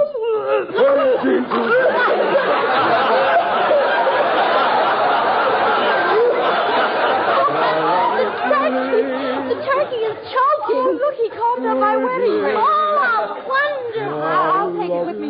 birthday. Goodbye, Mrs. Bergen. Goodbye, Marion. Well, George, she's gone. Oh, do I get the job? Yes, dear. Anytime a turkey swallows a wedding ring, we'll call on you. Well, I'm a success.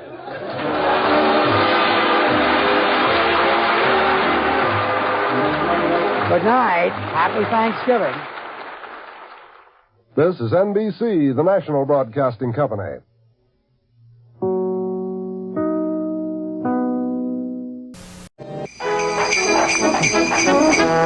There, this is for Cratchit, and this is for Tiny Tim. You know what they say about me, don't you? Never buys Christmas presents, wouldn't spend a cent on his clerks. Well, this Christmas Scrooge spent a cent. Came across this Columbia Record and Tape Club red ribbon announcement. Look for it in your Sunday paper. It shows you how to get 11 albums when you join, all for just a penny. Choose from over 400 albums, the hottest stars, the latest hits, like these Billy Joel, Police, and Stevie Nicks albums. Just a few of the Red Ribbon top sellers of the year. And you can even choose an extra Red Ribbon album as a bonus. See this box in the coupon? It has a red ribbon around it. Just write in the number of any extra album and it's yours. That makes 12 albums in all for the same penny. Not bad. It's in your Sunday paper. And it's no humbug. Looks like Santa needs help. Now you're going to tell me Santa Claus could use an IBM computer. He probably could. I knew we'd get around to this. And keep track of who wants what, who's been nice and naughty. You'd be in trouble. And knowing IBM, he'd get great service even at the North Pole. Santa could use an IBM computer. Sure could. Sure could. Maybe he could. Last year, he forgot to get me what I asked for. Ah, the holidays. A time when hearts warm to the spirit of family, friends, and the love of those we treasure most. Well, that and a really great deal on seafood and chicken, like Long John's Golden Fish, crispy chicken, and fries for only $1.99 throughout the holidays. Plus, pick up our holiday crystal tankards or stemware for just 99 cents each. $1.99 fish, chicken, and fries, 99-cent crystal. Happy holiday value meals. Long John Silver's feel the glow. Clueless on what to give? Honey, this year give the Blockbuster gift card. Great for movie rentals, music, and a whole lot more. So instead of this, honey, you're scaring me. Give the Blockbuster gift card. After all, 'tis better to give than return. Hi, and for Timmy and Jimmy and Larry, Mary and Gary, for Phil and for Betty and Eddie, Jackie and Jack, for Roger, Randy, Cleo, Rusty and Kathy, and the twins. No matter how long your list, there's still toys enough and time if you agree to Walmart Toyland now. Walmart, always a low price on the gifts you want. Always. One nice thing about the Dutch Masters Christmas collection is that each gift is 2 gifts in one. The jar of 25 presidents is also an Opaline candy jar or pencil holder. The bucket of 50 perfectos is also a planter or knitting basket. And the Dutch Masters Showcase is also a letter tray or toy box. The Dutch Masters Christmas Collection, America's most wanted fine cigars in reusable packages. Each one is 2 gifts in one, or maybe more. This is the final week for the KFC 19-day December holiday special. A complete 10-piece family meal for just $10.99. Final week? Yes, ma'am. It's such a great deal, we can only make it available for a limited time. Tell me more. Sure thing. You get 10 pieces of delicious fried chicken, wow, large mashed potatoes with gravy, large coleslaw, and 4 hot buttermilk biscuits, all just $10.99 only at KFC. But hurry, the offer ends Sunday. And Sunday? Uh-huh. I knew there must be some catch. Oh, brother. We do chicken right.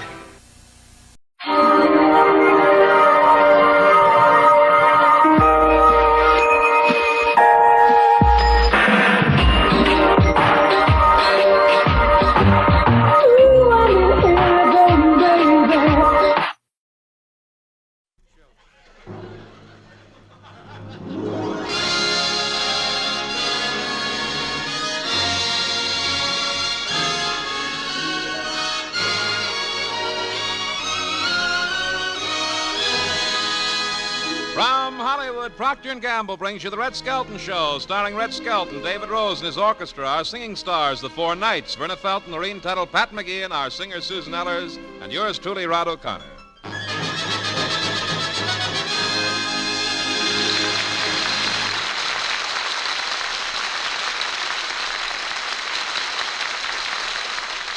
Yes, it's the Red Skelton Show, brought to you by Tide, Procter & Gamble's amazing new discovery for your whole family wash. Tide's in, dirt's out. Tide gets clothes cleaner than any soap. Any soap? Yes, any soap. Tide gets clothes cleaner than any soap. T-I-D-E, Tide.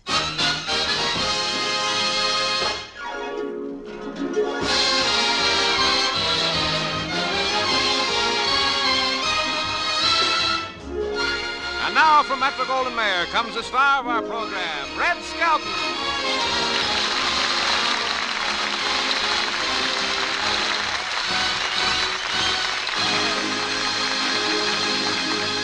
Thank you and good evening, ladies and gentlemen. How are you, Rod? Oh, I'm fine, Red. Say, did you get your Christmas tree yet? Yeah, I got a tree up in the mountains. Mountains. Mountains? I come up with new words all the time. Get your dictionaries out, will you? Mountains, why didn't you buy your tree? Well, I tried one place, but I stopped and they were asking $1. Oh, but Red, $1 per tree isn't much. Yeah, but $1 per needle is. It's such scrawny little trees this year, you know. Pretty small, huh? I got one of the $5 trees caught under my fingernails and was arrested for shipload.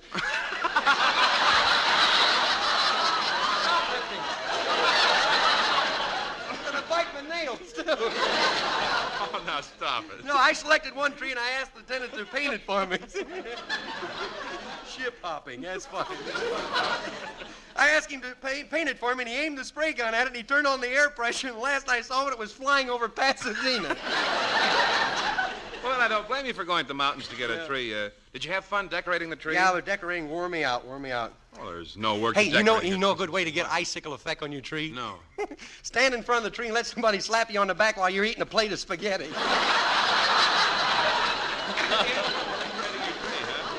Hey, well, forget it. What do you think we ain't got much time. What do you think you'll get for Red, I've got a confession to make. I opened your present already, and frankly, I'm disappointed. Yeah? I've been hinting all year for a television set. I've been hitting all year. You weren't going to get it, too.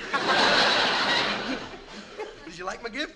Oh, I appreciated the gift, but to save my soul, I can't figure out what it is. Well, then we're even. Neither could I. If it's such a bargain, I hate to let it go by. I think it's a monogram fly swatter, right? With a year's supply of flies. That's Well, what do you think you get from your family? Well, I'll get a pair of shoes from Georgia and a pair of socks for my little boy Richard and shoestrings for my daughter Valentina. My feet will have a very Merry Christmas. Well, how do you know what you're going to get? Did they tell you? No, I opened the mail and the bill was there. Hey, speaking of mail, we got a telegram here from our sponsors tonight. Would you folks like to hear it, huh? Yes? Thank you very much, both of you. It says, it's better to give than receive. This some people will not believe. As believers we give, and we give with delight, entertainment, so delete the commercials tonight. Merry Christmas, signed Procter & Gamble. Isn't that nice?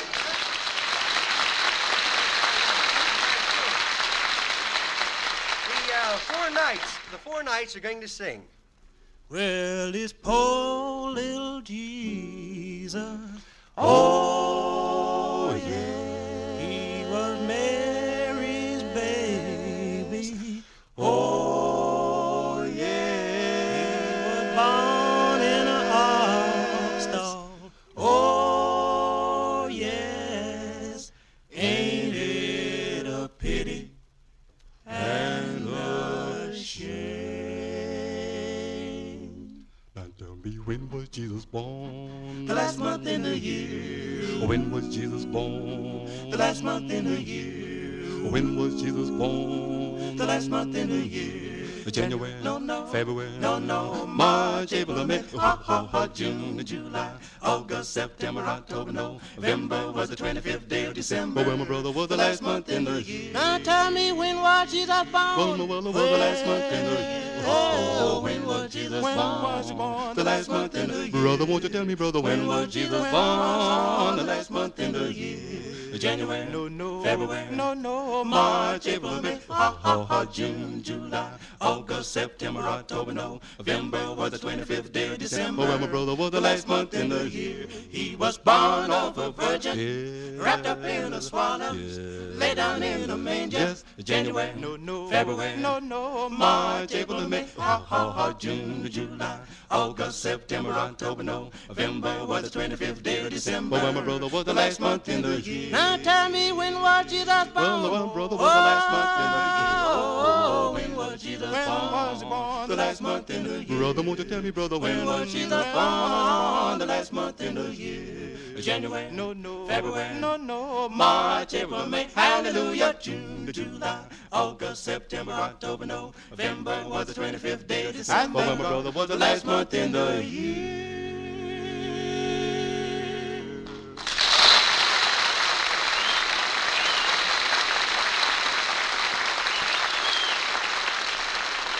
Tonight on the street corners and the vacant lots, we find the Christmas tree salesman.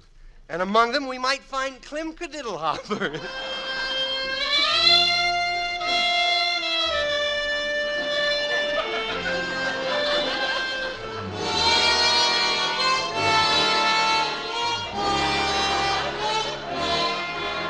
Well, here I am. When was Jesus born?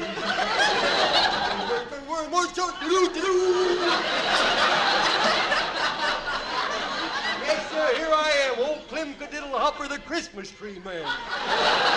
They say that because my head goes to a point, you see. Yes, sir, but selling Christmas trees in business is pretty bad, though.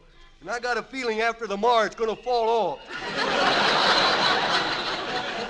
I worked like a beaver to get these trees, too. Wore all the enamel off my teeth. Burr, it's called. That's what it says, B-R-R-R, burr. Burr, it's called. Christmas trees at summer prices. Christmas trees. Uh-oh, here comes a lady loaded down with bundles. I bet she don't see that strip of ice on the sidewalk there. To the left, lady, to the left. For a second there, I thought she was going to miss it. Help! Help me up! Boy, Daisy, you. What me duty? Well, help me out of this snowbank. I'm in it up to my head. No? What are you waiting for? Well, the paper says warmer tomorrow, and if the snow thaws, well, you'll be in the clear. Clem, don't ask so stupid. Help me up. Okay. You okay?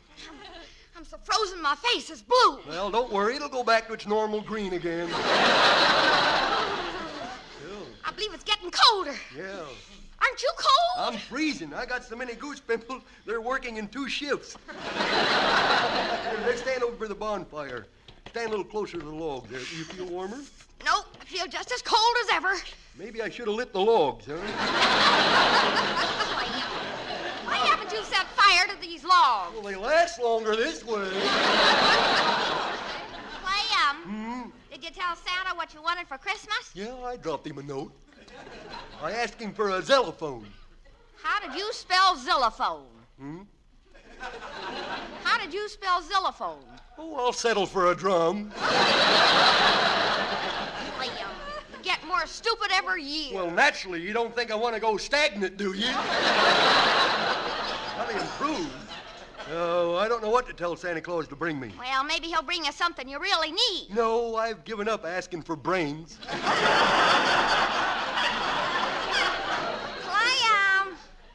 What are you going to give me? Well, I haven't picked out a Christmas present yet. I was going to wait till after Christmas when the prices go down. Clem, if you want to know what to get me for Christmas, Clem, I can give you a hint. You can?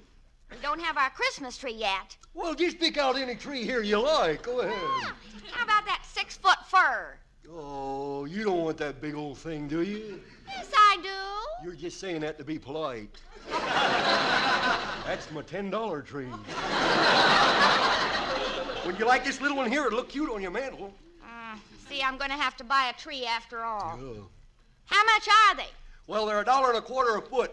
Now, I want that 6-foot fir. How much does that come to at $1.25 a foot? Well, let's see now. You multiply 25 by 6. I'm going to have to take my shoes off for this one.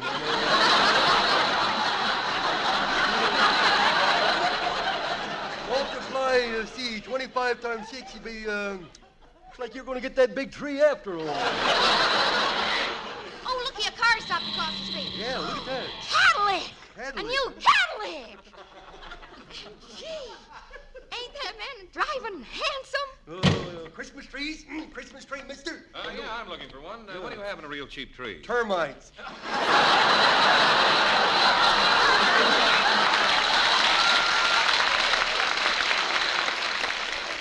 Termites? Yeah. What did you expect, owls? What did you want to pay for a tree? Well, let me see something for 40 cents. Well, here's a nice hairy broomstick over there. Oh, I need a tree. Don't you have anything for 40 cents? Well, yes, 40. Here's a package of seeds, but I doubt if they'll sprout by Christmas. You sure have some scrawny stuff around here. You're looking at my girl. Yeah, watch me tonight. I'll throw in a lot of stuff in there. Yeah, she's really something. Yeah? I say she's really something. Yeah, I've heard that before. But what? Maybe I can help you, sir. Well, let's not get sickening about it. Well, now, you're quite a honeysuckle baby doll. Look, you timber wolf. If you're interested in a tree, I can let you have this one for 40 cents. But it's all brown. I never saw a brown Christmas tree before. Is it something new? Oh, no, it's very old, very old. In fact, it was left over from last year. Could you use this tree over here that's already decorated? That's an orange tree. It is? Well, I thought those bulbs were a little juicy.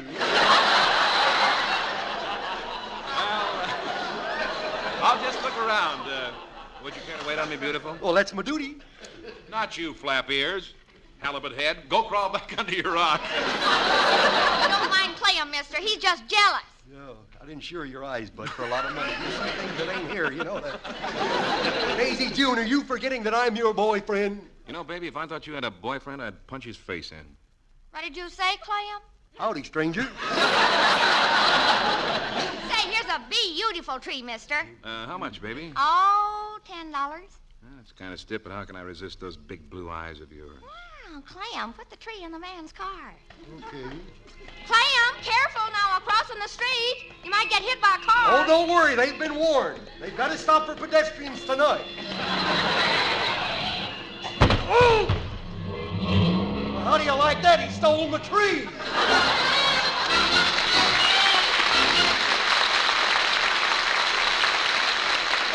I just remembered. No commercials. You know, by golly, now would be a good time to wish you a Merry Christmas to all you folks listening in. And I'll say it for Art Burley, our engineer, Keith McLeod, our producer, and Edna Berzegi, Benny Friedman, Johnny Murray, Warren Lewis. He's the NBC man. Dave Rose and his orchestra. That'll be Ralph Rose, Harold Rose. Well, from his 36 relatives here. His mother and 2 sisters are in the band. Then there's Verna Felton, Lorene Tuttle, Pat McGee, and the 4 Knights, Rod O'Connor, and those 2 wonderful people that make this second possible, Procter and Gamble. And say, I bet you folks in the audience have a lot of folks listening in at home. So how would you like to yell Merry Christmas, huh? Go ahead. Yeah, everybody, Merry Christmas. Is that fun, huh? Now when you go home, you can say, did you hear me? I was on Red Skelton's program. And now here's David Rose and his orchestra to play a medley of Christmas music.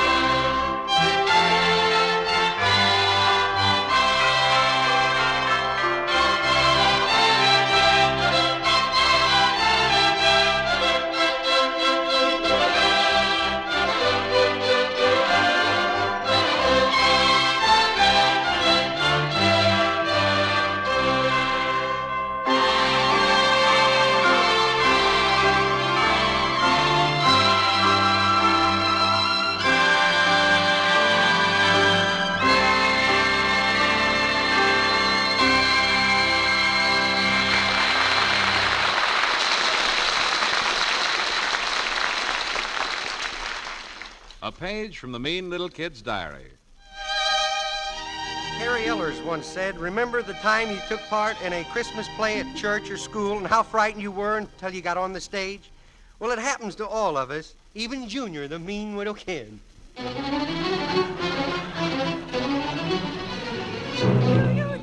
Now hurry, Junior, we're late. And the star of the show is never late. Why? Because the show must go on. Why? Oh, Junior, why do you ask so many questions? I don't know. Why? Hey, why does I have to be in this Christmas play anyhow? Because you were chosen. And once you're chosen by public demand, you're chosen. Nuts. The whole family's nuts. Look, that sissy stuff being in a play with the girls. Why, if this news got back to me club, the skunk patrol, they would demote me from a stinker to a sniff. Don't you realize, dear, your appearance in the play tonight might well start you on a career in the theater? Yeah? Why, you might even have the makings of another Edwin Booth or John Barrymore. I'm an Errol Flynn type, and you know that. I'm the original kicker in the shins, I am. Junior, what is there to be afraid of? The audience, the way they sit there and look at you with their big eyes. I know. And the fruit stands around the auditorium have been doing a sellout business all day. There's nothing to fear. After all, you have talent, my lad. Talent. I stink, and you know that. Don't you remember in the Easter play, I was an egg, and boy, was I rotten. No, I'm not going to do it. I won't do it either. Get up off the sidewalk. No, I'm going to bang me head. Well, you're just wasting your time, dear. We've been trying to pound something into your head for years. Yeah. You don't love me. You just don't love now, me. listen, dear. You don't love me. Listen, dear, if you cry, your eyes will be swollen, and then you won't be able to see your presents. Just think, darling, tomorrow we'll open all our Christmas presents. I know what Grandpa got you. He went nuts. This time. You know that big bottle of Chanel No. 5 that you wanted? Was the one that you said you'd like to have? Yes. The one that cost $60? Oh, he shouldn't. Don't worry, he didn't. Here we are at the stage door. Okay, look at everybody all dressed up in the costume. Oh, there's Mummy. Oh, hello, Mother. Hello, dear. I was worried about you. And how's Junior? I'm okay. Put down the chair and whip. His part, Mother? He knows it backwards and forwards. Yeah, but I'm so nervous I'll probably come out sideways. Hello, Verna. Oh, hello, Mr. Keys. I do hope your Christmas show is a success. You've worked so hard. Yes, we have. Well, you'd better get Junior into his costume. Here, Junior, here's your Christmas tree outfit. Oh, my, it has lights and everything. Oh, Mr. Keys, all these wires. Is there any danger of a short? We wouldn't want Junior to get electrocuted. Oh, no. Heavens, no. He's wearing his good suit. Yes, my nuts. The whole family's nuts. Perfectly safe. Good. Here, Junior, now put it on. No, I don't want to be a tree. I want to be a widow angel. Oh, you dreamer, you. You couldn't handle a difficult acting job like that. Now, come on. Put on your Christmas tree costume. Okay. Now, your part of the program is next. Yeah. And, Junior, when you get on the stage, remember to speak up good and loud. Yeah, I got it on now. Oh, look, there's a little hole I can peek through. How do I look? Oh, the costume's wonderful, Junior. Go look at yourself in the mirror. Okay. I look more like a widow shrub. Look at me legs. Is that supposed to be the trunk of the tree? The first time I ever saw a knock-kneed trunk, baby. We're ready for Junior, Verna. This way, please. Come on, Junior. Okay. Here, step up on this table. Now, stand still while I plug in the lights. Oh, I feel just like my grandpa. I'm all lit up. Junior, just for that, you're going to get a whipping. Oh, not here, Mother. Save his spanking until we get home. We'll have it with our tree. Nuts, I tell you. The whole family's nuts. Clear the stage. Clear the stage. The curtain's going up. Okay, Verna, you're on. The time is 1948. The place, this room.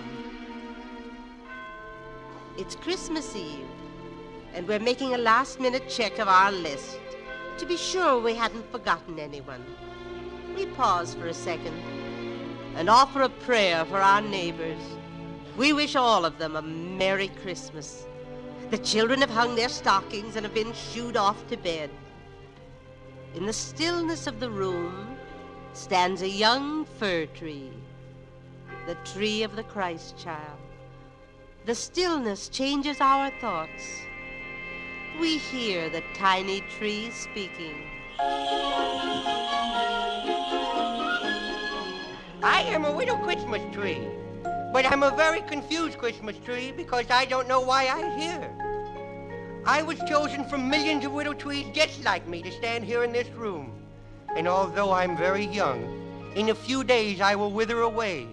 My green coat will fade, and me needles will drop off.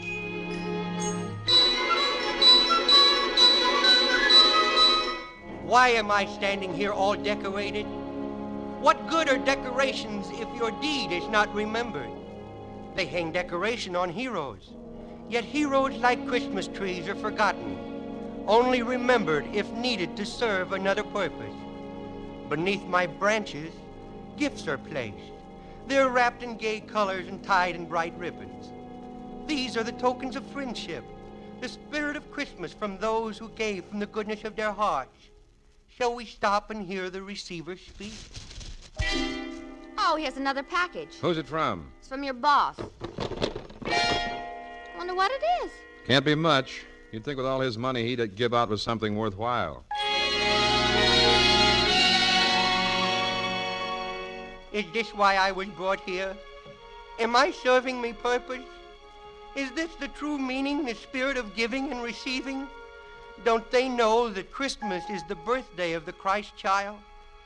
Not a holiday for the greedy. Why am I standing here anyway? What is me purpose?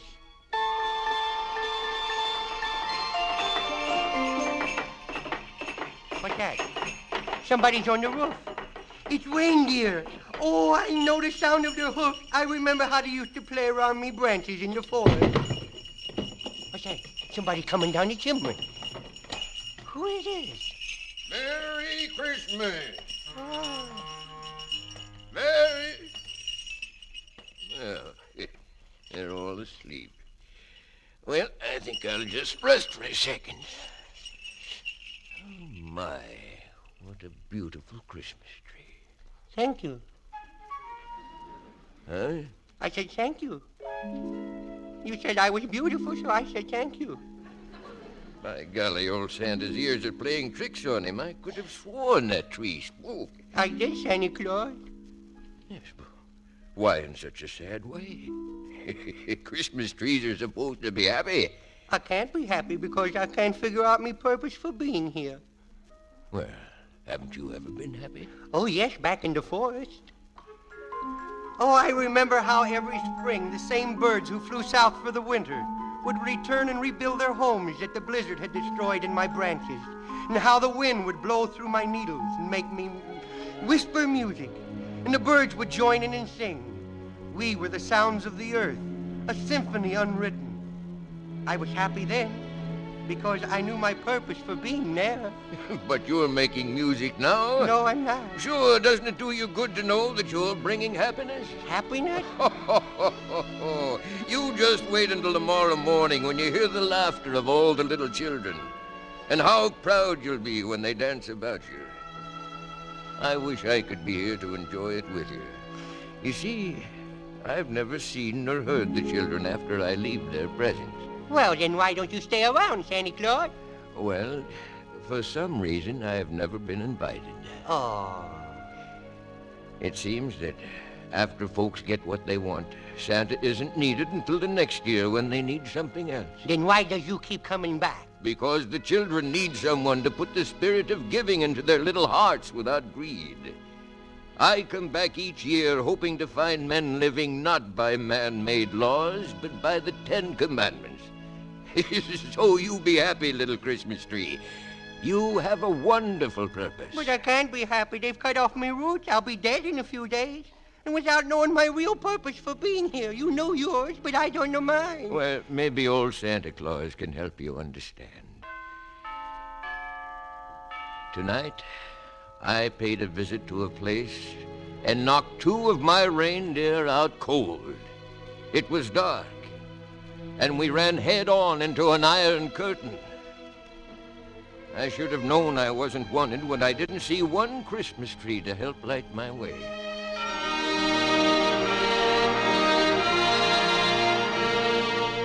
No, there wasn't one child's stocking to be filled. not one church holding services. And it was a great, vast place without spiritual guidance. You mean they don't have churches, Santa Claus? Oh, yes. They have churches, and people are free to attend. But if they do, they can no longer be members of the party. And only members of the party receive ration cards. Oh, yes, there are churches, but they're not used for worship. They're used as museums to belittle the true spirit of giving. Now, do you understand your purpose for being here? As long as you and all other trees like you can stand in the home at Christmas, the world will know that freedom of man is still here, and that God's prayer, peace on earth, goodwill toward men, is still alive. Oh, thank you, Santa Claus. I see it now. And I feel so much better because now I can die knowing I have served me purpose. Well, that's fine, little tree, just fine. I must be on my way now. Merry Christmas, Santa Claus. Merry Christmas for next year and for every year. And maybe next year you'll be asked to stay longer than just over the holidays. Merry Christmas, Santa Claus. Merry Christmas.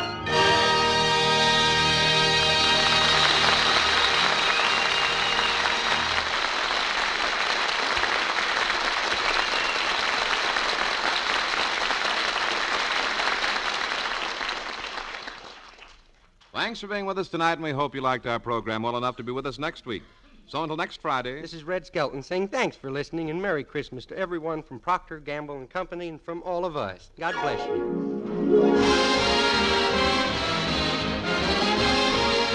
Procter & Gamble invites you to join us again with Red Skelton next Friday. And now stay tuned to The Life of Riley, which follows immediately. Red Skelton is heard in this program through the courtesy of Metro-Goldwyn-Mayer.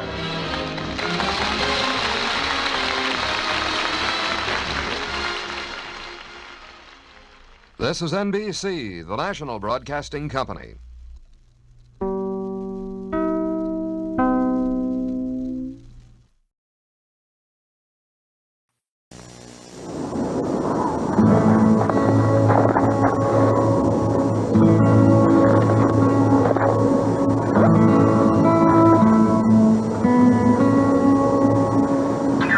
Jingle bells, jingle bells, jingle all the way. Hope you get everything you want this Christmas, including the Wrangler Cowboy Christmas tape. Free when you buy Wrangler Western wear.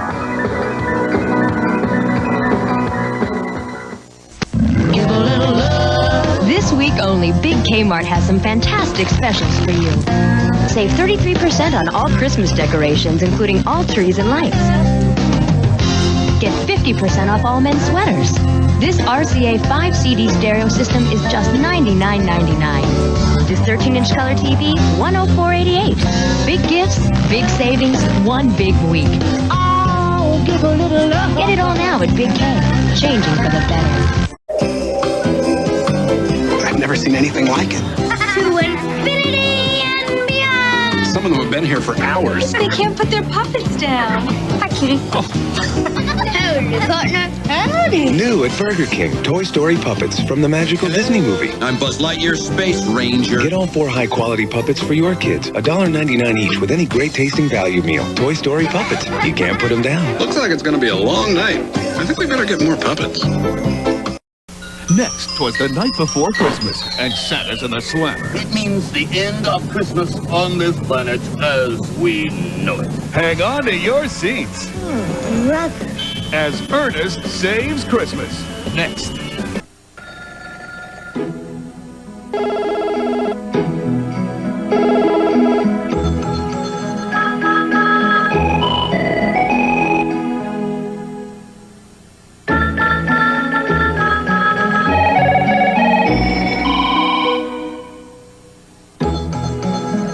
Give the gift that brightens everybody's holiday. Give a jingle on New York Telephone. This holiday, you can write in for a video cassette of It's a Wonderful Life. starring James Stewart and Donna Reed, free from RC Cola. Look for details at participating stores or on specially marked packages of RC. Enjoy it yourself or surprise someone special. I drink RC Cola too, Santa. It's a wonderful life, free from RC. When Santa Claus comes around your way, I hope that he will bring Norge appliance for your home, and then you two will sing. You won't know what you're missing if you don't see Norge.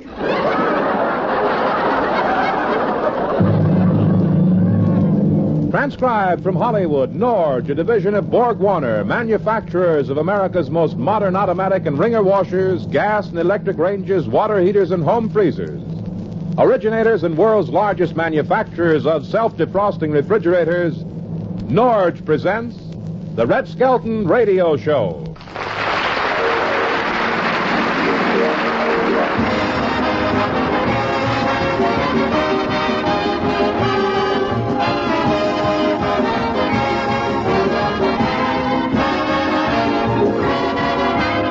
With Red Skelton, David Rose and his orchestra, Lorene Tuttle, Pat McGeehan, and Gene Cuter will be me, Rod O'Connor.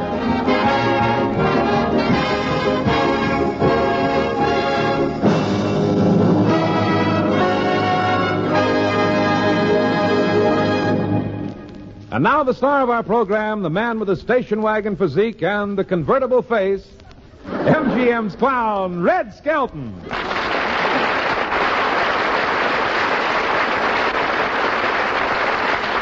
The characters in our show are fictional. Any similarity to persons living would be better off dead. From the Skelton Scrapbook of Satire, a story entitled The Little Christmas Tree.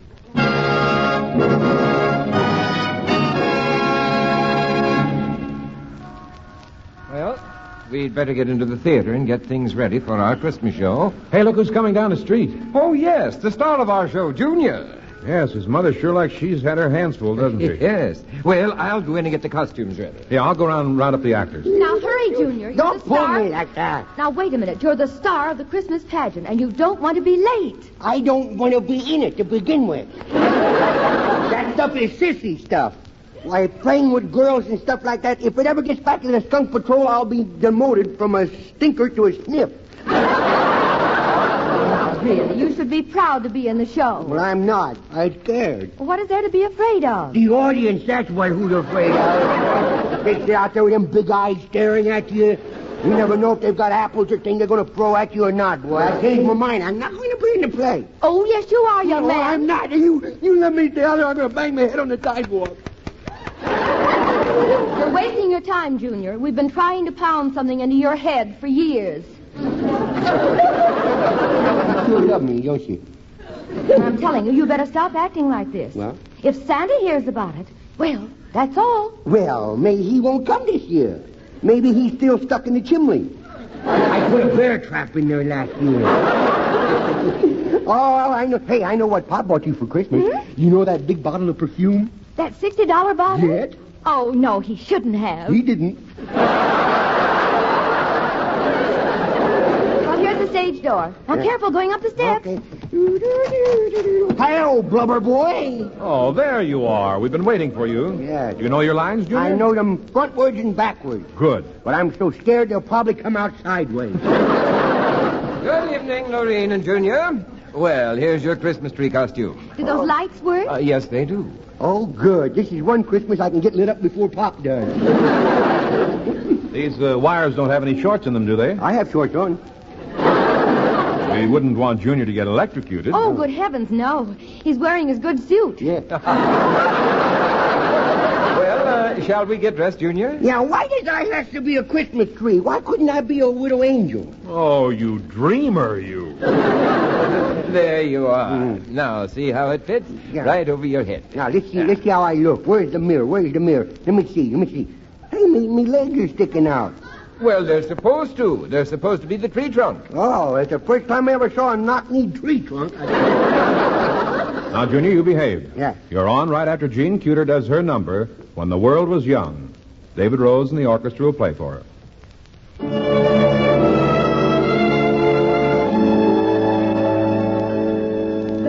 Mommy Coquette and Mademoiselle. And I think I like it, yes, quite well.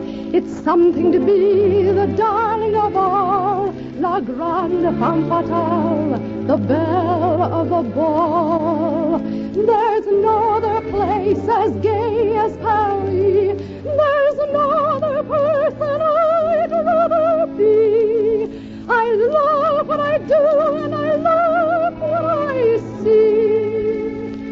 But where is the schoolgirl that used to be me? Ah, the apple trees, sunlit memories, where the hammock swung. On our backs we lie, looking at the sky, where the stars were strung, only last July, when the world was young. Les premières doux rôdaient, ritournaient, j'ai pas peur des loups. Chantonnez la belle, ils sont pas méchants avec les enfants.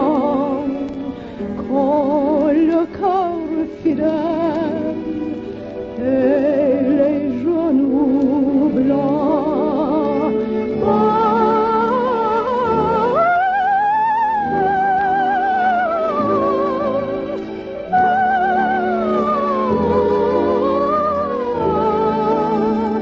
Summers at Bordeaux, drawing a bottle, where the willow hung, just a dream ago, when the world was young.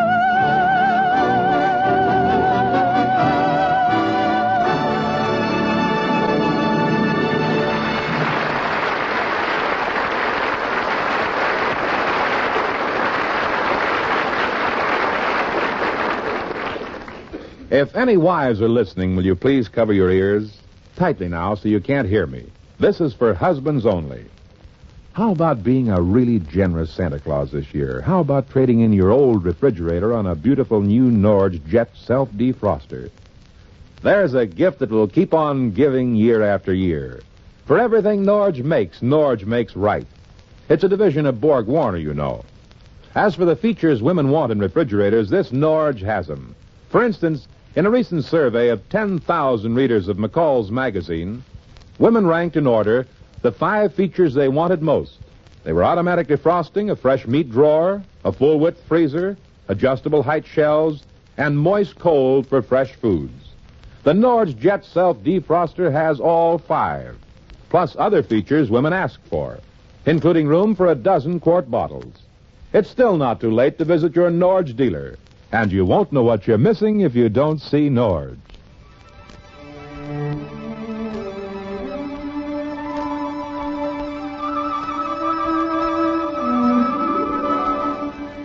Hear ye, hear ye. 'Tis time for a Christmas story. Our story begins in a forest where giant redwoods and tiny fir trees grow. This story is of a little Christmas tree who heard a voice in the whispering wind. Each living thing is here to serve a purpose.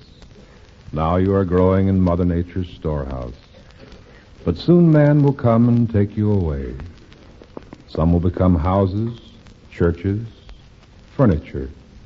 But regardless of how you may be used, remember, it is my will that you serve well. And one day, 2 men did come into our peaceful little forest, and they rode in on horseback. They were all tired and dirty, they were.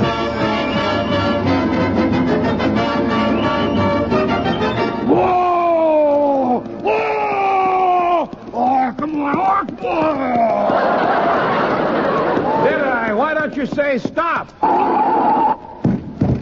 That's why I didn't say stop. Are you okay? Yeah, help me get my head out of this gopher hole, will you? You got a gopher. I'm in this hole over here. Hey, why don't you get rid of that stupid horse? I can't. This is Silver's brother, old stainless steel.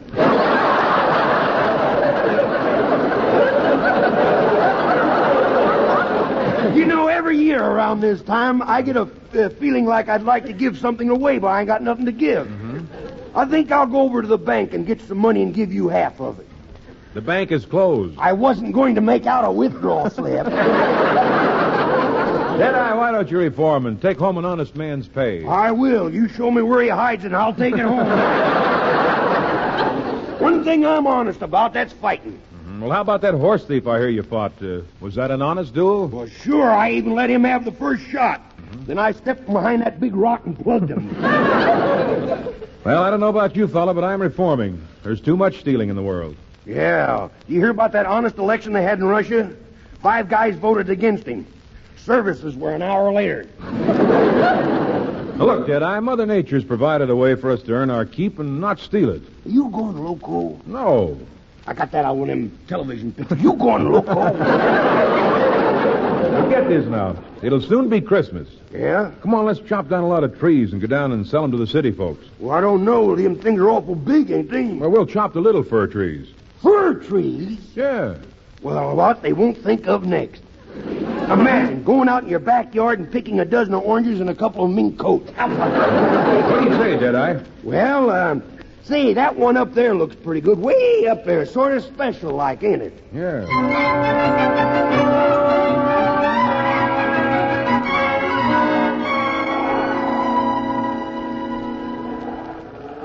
Say, ain't we got enough trees, Deadeye? Nope. There's one more up there. That little special tree. That's the one I want. Well, look, we've been climbing for that tree for 3 hours, and I'm mighty hungry. Well, what are you griping about? My hands are frozen. I've been holding my pants up with my teeth. And that ain't easy. Why? No teeth. Hey, forget about food. Start thinking about women. Why'd I rather think about food? Than women? Yeah. Boy, I hope I never get that hungry.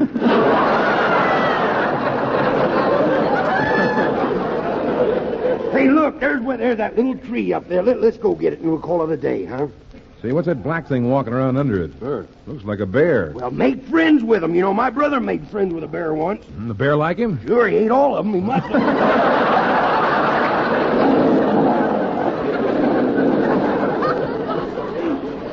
I'll fix that bear. Give me that 6-shooter there. I'll put him away to rest, boy. All right, I'll lay down. Give me my gun back, bear. Boy, look at that bear run. Yeah. Boy, well, how you coming with that tree? Well, I'm working like a little beaver. Well, take bigger bite. Well, come on, let's go. We got to sell these trees.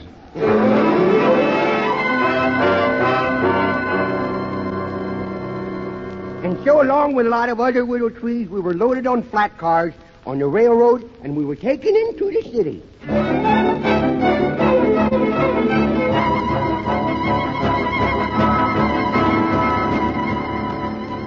There we all stood, looking at the tall buildings, so different from the tall mountains and the stillness.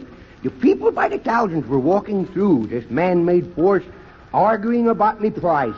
And the man who was selling the trees was pretty unhappy, he was. Well, here only wait so long if the music don't come, I go right ahead, you know.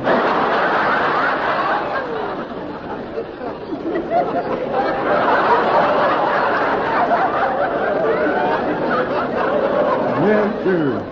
America's foremost conductor.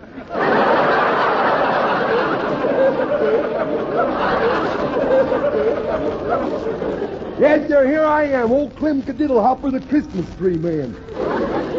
They call me the Christmas tree man because my head goes to a point. Business ain't too good either, and I've got a feeling that after the 25th it's going to get worse.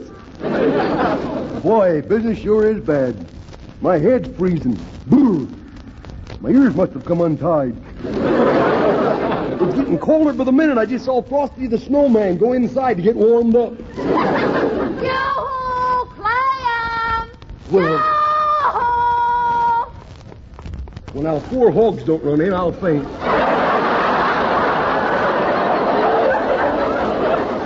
Well, lover girl, how are you today? My face is frozen blue. Well, don't worry, it'll go back to its normal green again. Yeah, it is cold, ain't it, huh? My goose pimples are working in 2 shifts. Step over to the bonfire. There. You feel warmer? Nope. Well, maybe I should light the fire. Haven't you lit the fire? Well, no, I figured the logs would last longer this way. Well, here's a book of matches. A what? A book of matches. Have you read it? That's too fast. She didn't get that. She didn't. I didn't care for it myself. Oh, gee. Look at that handsome man in that Cadillac. How do you know he's handsome? He ain't gotten out of the car yet. Any man in a Cadillac is handsome. Oh, that's Rod O'Connor. Howdy there. Would you like to buy a Christmas tree? Well, that depends. What do you have in a real cheap tree? Termites.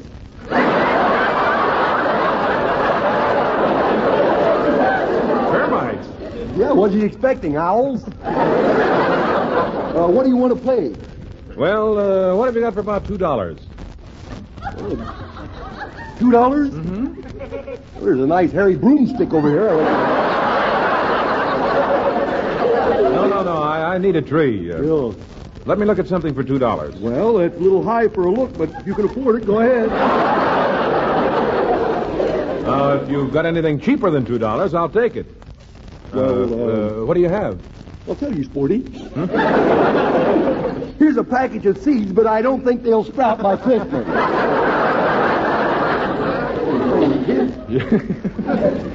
Boy, you sure got some scrawny stuff around here. That's my girl you're looking at. Yes, hey, she's really something. Yeah, I've heard that before, but what? Maybe I can help you pick out a tree, Mr. O'Connor.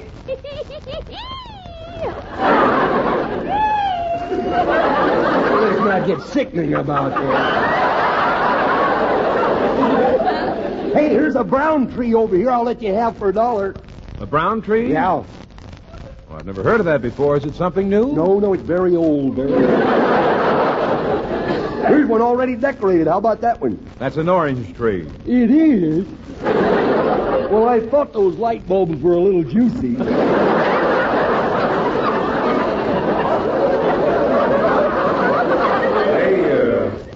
This is a nice little tree. How much? This is $10. $10. I'll take it. All right. Well, that's fine. Now, if you need any more, just let me know. I'm open the year around, you know.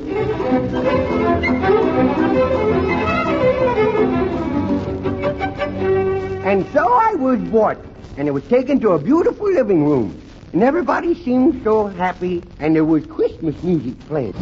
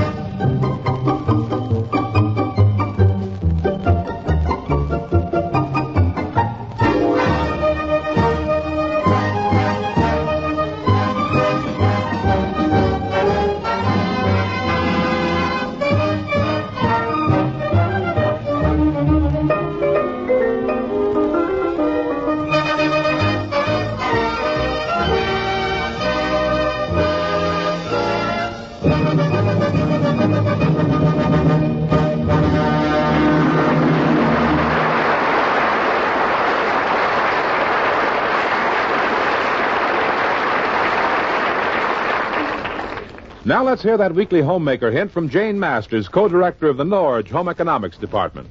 During the holidays, you like breakfast to be special, but often you're too busy to fuss. Well, here's a time saver. When you make waffles, bake some extras and freeze them in the refrigerator. Then next day or next week, just heat them in the toaster. You'll have fresh hot waffles as quick as you could toast bread. Say, that's all right. And there's plenty of room for all kinds of frozen foods in the big cross-top freezer of the new Norge Jet Self-Defroster. There's space everywhere, from top to floor and even in the door. Room for a dozen tall bottles, a meat drawer deep enough for a big roast. Movable shelves, including one with a lift-out section so you can store the holiday turkey without crowding. Extra shelves and a 4-temperature butter bank in the handy door. And, of course, you'll never have to think about defrosting again. For the Norge Jet Self-Defroster dissolves frost automatically every night. So fast, even ice cream stays frozen. Go take a look, for you won't know what you're missing if you don't see Norge.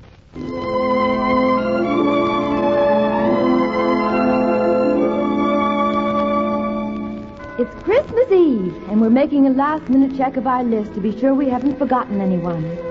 We pause for a second and offer a prayer for our neighbors. We wish all of them a Merry Christmas. The children have hung up their stockings and have been shooed off to bed. In the stillness of the room stands a young fir tree, the tree of the Christ child. The stillness changes our thoughts. We hear the tiny tree speaking.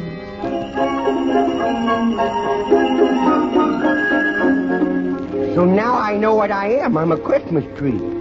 But a confused little Christmas tree because I don't know why I is here. Why was I chosen from millions of little trees just like me to stand in this room? And although I'm very young, in a few days I will wither away, and my green coat will fade, and my needles will drop off.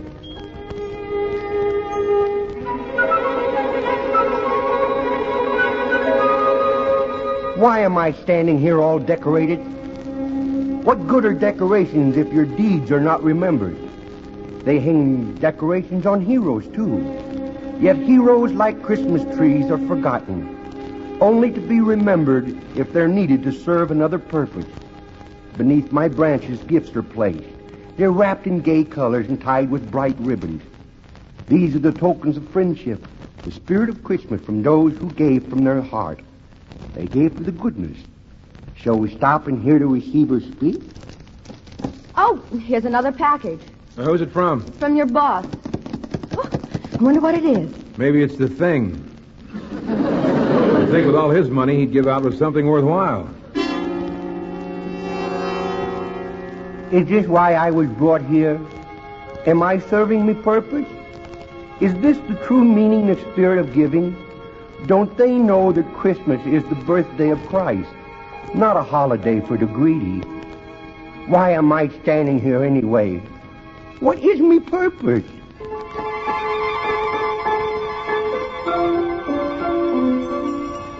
What's that? There's somebody on the roof. It's reindeer. Oh, I remember the sounds of their little hoofs. I remember how they used to play around me, branches out in the forest. Oh, somebody's coming down that chimney. Merry Christmas! Merry... Well, they're all asleep.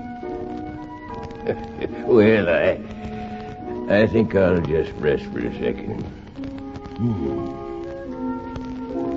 My, what a beautiful Christmas tree. Thank you. What? I said thank you. You said I was beautiful, and I said thank you. By golly, old Santa Claus's ears are playing tricks on him. I could have sworn that tree spoke. I did, Santa Claus. But why in such a sad way? Christmas trees are supposed to be happy. Well, I can't be happy. I was told by a kind voice that I was to serve a purpose. Well, I can't figure out what it is. Well, haven't you ever been happy? Oh, yes. I was happy back in the forest. I remember how every spring the same birds who flew south for the winter would return and rebuild their homes that the blizzard had destroyed in my branches, and how the wind would blow through me fur and make whispering music, and the birds would join in and sing with us. We were the sounds of the earth, a symphony unwritten. I was happy then. Because there, at least I knew what my purpose was. Well, you're making music now? No, I'm not. Yes, doesn't it do you good to know that you're bringing happiness? You just wait until Christmas morning when you hear the laughter of all the little children. And how proud you'll be when they dance around you. Oh, I wish I could be here to enjoy it with you. You see, I've never seen nor heard the children after I leave their presence. Well, why don't you stay around, Santa Claus? Well, for some reason, I've never been asked. Ah. It seems that after folks get what they want, Santa Claus isn't needed until the next year when they need something else. Then why does you keep coming back, Santa Claus? Because the children need someone to put the spirit of giving into their little hearts without greed. I come back each year hoping to find men living not by man-made laws, but by the 10 Commandments. So, be happy, little Christmas tree. You do have a very wonderful purpose. How can I be happy? They've cut me off at the roots. I'll be dead in a few days without even knowing my purpose for being here. Well, maybe old Santa Claus can help you understand. You know, tonight I paid a visit to a place and knocked 2 of my reindeer cold. It was dark, you see, and we ran head-on into an iron curtain. I should have known I wasn't wanted when I didn't see one Christmas tree to help light my way. There wasn't one child's stocking to be filled, not one church holding services. And it was a great, vast place, all without spiritual guidance. You mean they don't have churches? Oh, yes. Yes, they have churches. And people are free to attend. But if they do, they can no longer be members of the party. And only members of the party receive ration cards. Oh, yes. Yes, there were churches. But they were not used for worship, little tree. They're used as museums to belittle the true spirit of giving. Now, do you understand your purpose for being here? As long as you and all other little trees like you can stand in a home at Christmas, the world will know that freedom of man is still here, and that God's prayer, peace on earth, goodwill towards men, is still alive. Yes, Santa Claus, I do see it now. Oh, I feel so much better because now I understand my purpose for being here. Good. Well, I must be on my way. Merry Christmas, Merry Christmas, Santa Claus.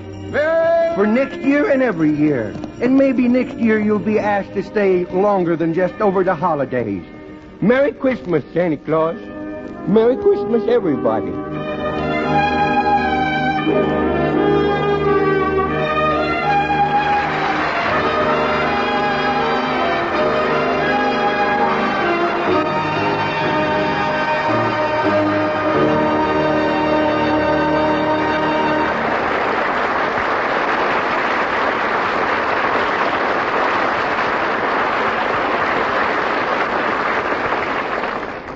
This is Rod O'Connor saying, remember, in refrigerators, home freezers, gas and electric ranges, washers and water heaters, everything Norge makes right.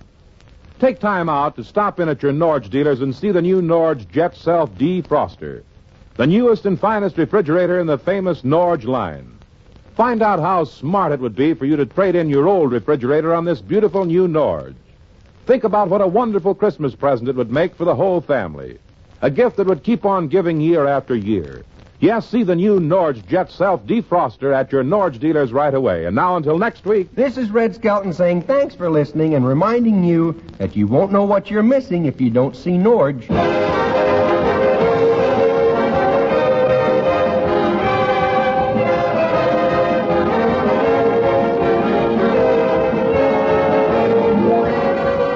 Join us again next week for the Red Skelton Show.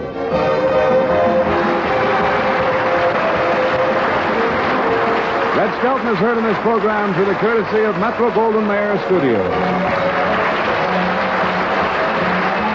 This is a copyrighted feature transcribed from Hollywood.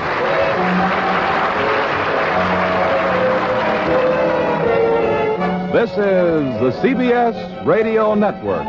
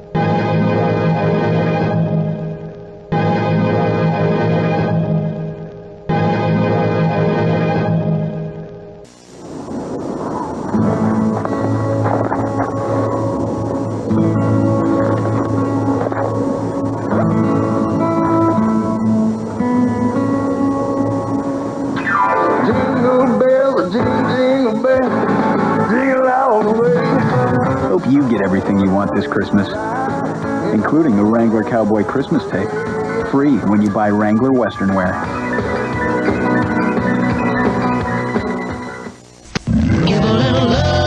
This week only, Big Kmart has some fantastic specials for you.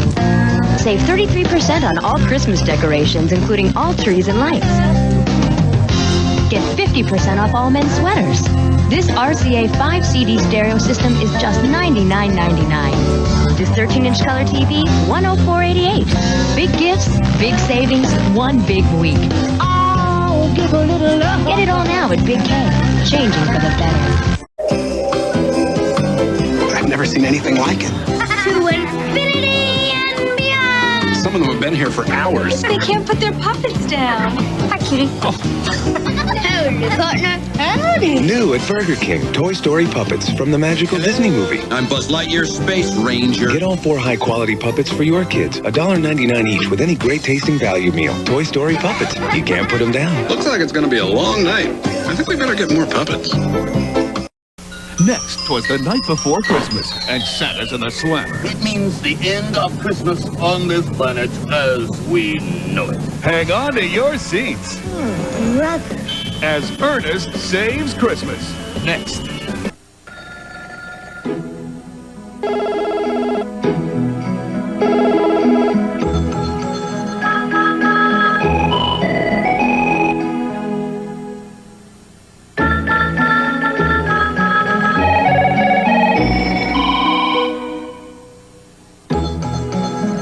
Give the gift that brightens everybody's holiday. Give a jingle on New York Telephone. Kraft presents The Great Gildersleeve. The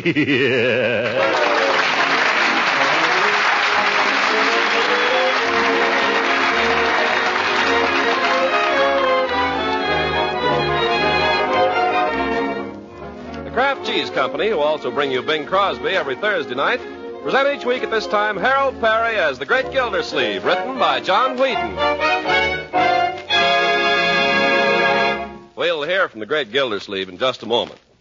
You know, these days it's pretty difficult to get the variety of foods you used to get. That's why you should make the plentiful foods you can get as appetizing as possible. Now, one easy, economical way to make foods taste better is to use delicious Parquet margarine at the table and for cooking, too.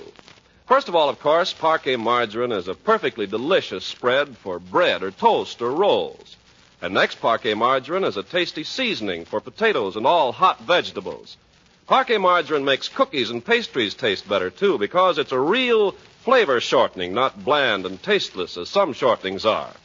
And lastly, you'll find Parquet adds tempting extra flavor to pan-fried foods. Yes, you can make everyday foods taste better when you use Parquet.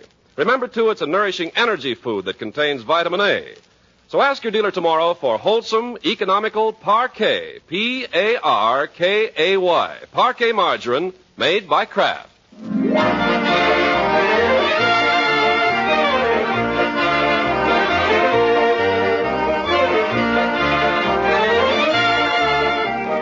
Well, let's get on to the great Gildersleeve, who's been putting in a busy Saturday morning down at the water department trying to clear his desk of all the odds and ends that have piled up there. As we join him now, we find him almost down to the blotter and feeling pretty good about it. Action, yes, action. That's the keynote today, Miss Fitz. And you have accomplished a great deal this morning, Mr. Gildersleeve. Yes, sir. Never put off till tomorrow what you can do today. I try not to. Procrastination is the thief of time. There's a letter here. Time and tide wait for no man. This woman wrote in 2 weeks ago. For want of a nail, the shoe was lost, Miss Fitch. Action, that's the thing, action. Mr. Gildersleeve, are you going to answer this woman's letter? What does she want? Action. Oh. Well, let's see the letter. She says she wrote in 2 weeks ago and never got an answer. Oh, yes, I remember this. Take an answer. Very well. Dear Madam, in reply to your recent letter regarding a Neil in your bathtub, we wish to thank you for calling this to our attention. After a thorough investigation of the matter, we wish to report that it would have been impossible for the said eel to have gained access to your tub through the faucet, as all our water is carefully filtered, and furthermore, standard plumbing fixtures are too small to accommodate an eel of the dimensions you describe.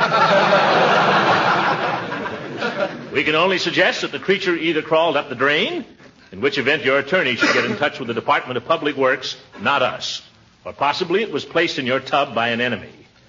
While it's out of our department, we'd suggest that a stopper kept in the tub at all times should prove an effective precaution against eels in the future. Failing which, we'd advise a closer check on your friends. Very truly yours, Throckmorton P. Gildersleeve, Water Commissioner. You got that? Yes, Mr. Gildersleeve. That ought to hold her. What's next? Well, I don't know whether you want to do anything about this. Let's have it. Action, Miss Fitch. Let's clear the decks here. Very well. This is no time for bottlenecks. No. You'll notice that in every photograph of Donald Nelson, there's not a single paper on Donald Nelson's desk. That's the only way to be an executive. Do it now. Strike while the iron is hot. Come. What have you got there? A 6-month reminder from your dentist. You. Well, suppose you put that in the deferred file. That's where it came from. You're a hard woman, Miss Fitch. All right, call up the dentist and make an appointment for Monday. Good. For Leroy. Come on, let's get on here. Time's a-wasting. Have you got the application for my bee gas ration? Yes, it's right here. Oh, I must remember to get that in this afternoon. It's all filled out. All you have to do is sign it. I better check it over. Let's see here. It says, occupational use of the vehicle.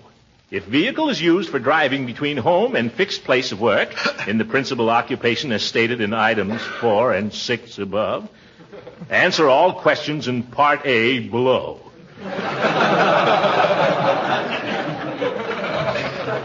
If vehicle is used in the performance of the principal occupation stated in items 4 and 6 above, oh, brother, I'll take your word for it, Miss Fitch. You also have to get the signatures of any person sharing the ride with you. Oh, well, Judge Hooker's my share of the rider, but he isn't speaking to me. He can darn well sign, though. I understand very few people are going to get the bee rations. Oh, I'll get one all right. After all, I'm a city official. I have to do a lot of official driving.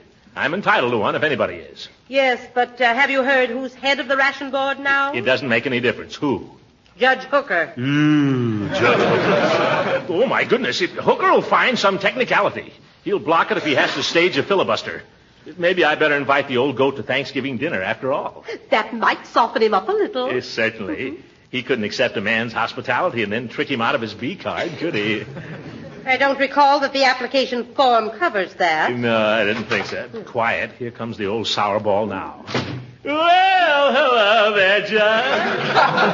And does the bus leave, Gildersleeve? The bus leaves whenever you're ready, Judgy. I'm ready now. Be right with you. Can't keep a customer waiting, can we, Miss Fitch? I'll get my hat and coat. Mr. Gildersleeve, you're not forgetting... Oh, yes. Thank you. While you're waiting, Judge, Miss Fitch has an application blank there that requires your signature. A mere formality, you know. What's this? Just to show that I'm sharing my car with you. Oh, so you're applying for a B ration book, huh? Aren't we all? Give the judge a pen, Miss Fitch. Here, use mine. It's a self-filler. I think you'll like it. There, that's it. There you are. Thank you, Judge. Well, see you Monday, Miss Fitch. By the way, Horace, I meant to ask you before. I hope you'll give us the pleasure of dining with us as usual on Thursday. I thought you'd forgotten all about Thanksgiving. Not at all. Thanksgiving wouldn't be Thanksgiving without you, Horace. You know that.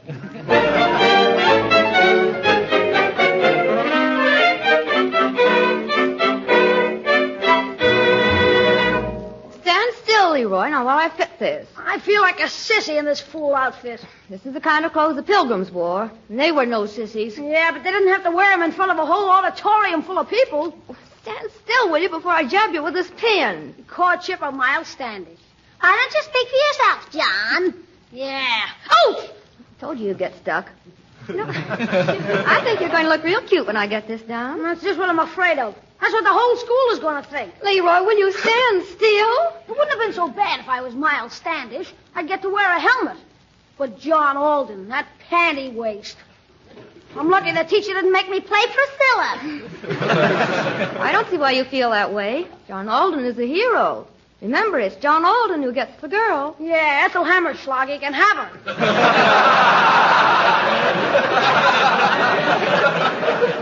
Hello, Uncle Mort. Well, hello, Marjorie. And Leroy. Hello. Well, look at our little pilgrim. Hey, Marge, can't I take this off now? No, wait till I get it pinned. You know your lines yet, young man? Some of them. Well, it's about time. You've been rehearsing that part for a month. I've been trying to get out of it for a month. That's no attitude to take. The Courtship of Miles Standish is great literature. I studied it in school myself. I remember it to this very day. This is the forest primeval, the murmuring pines and the hemlock. That's Evangeline, Uncle Mort. Well, that's good, too.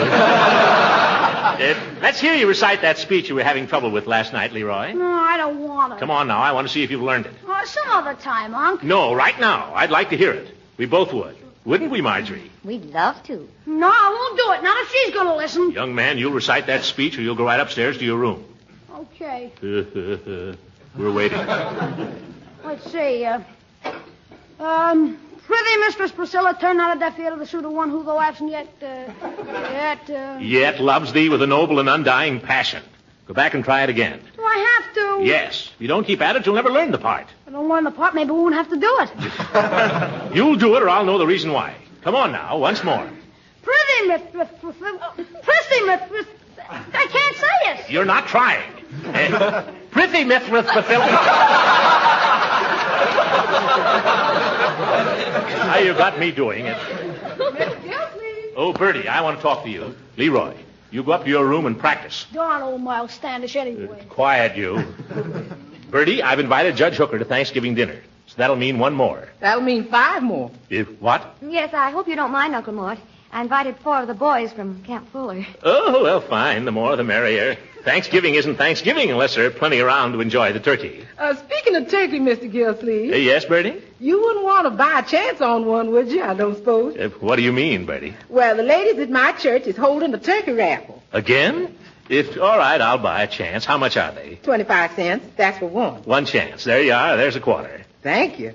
Most everybody around here has bought one from me. All the neighbors. Well, you're doing fine. Of course. If you used to buy 2 chances, it stands to reason you'd have twice as good a chance as they have. Yeah. No getting around that, Bertie. All right, I'll take 2. Mr. Gildersleeve, you're making no mistake. Turkey's awful expensive this year. Yes, I know, Bertie. 48 cents a pound at Day One Grocery. Oh, brother. Yeah. So if even you used to buy 3 chances, you'd still be ahead. Sold, Bertie. Make it 3. Yes, sir. Let's see now. How many is it going to be for dinner? Well, there's Marjorie and Leroy and Judge Hooker and Mrs. Ransom and the 4 soldiers. And you, Bertie. That makes 9. And you, that makes 12. Oh, yes, me. That's going to take a big turkey. Well, maybe we should order one right away and ask him to hold it for us. Well, let's wait and see how this raffle comes out first, Marjorie. We don't want to be stuck with 2 turkeys, you know. Of course, they've sold quite a lot of chances on it, and you've only got 3. Bertie, if you can guarantee I'll get the turkey, I'll take 5 chances. Well, I can't promise nothing, but my cousin's doing the drawing. I'll take 5. Well, that'll be $1.25. That's right. Well, here's another $1. That's quite a lot of money. Yes, it is. $1.25 will buy a lot of things. Don't I know it? You wouldn't like to take a couple more chances just to protect your investment. You get out of here, Bertie, before you ruin me. I got to get down to the ration board.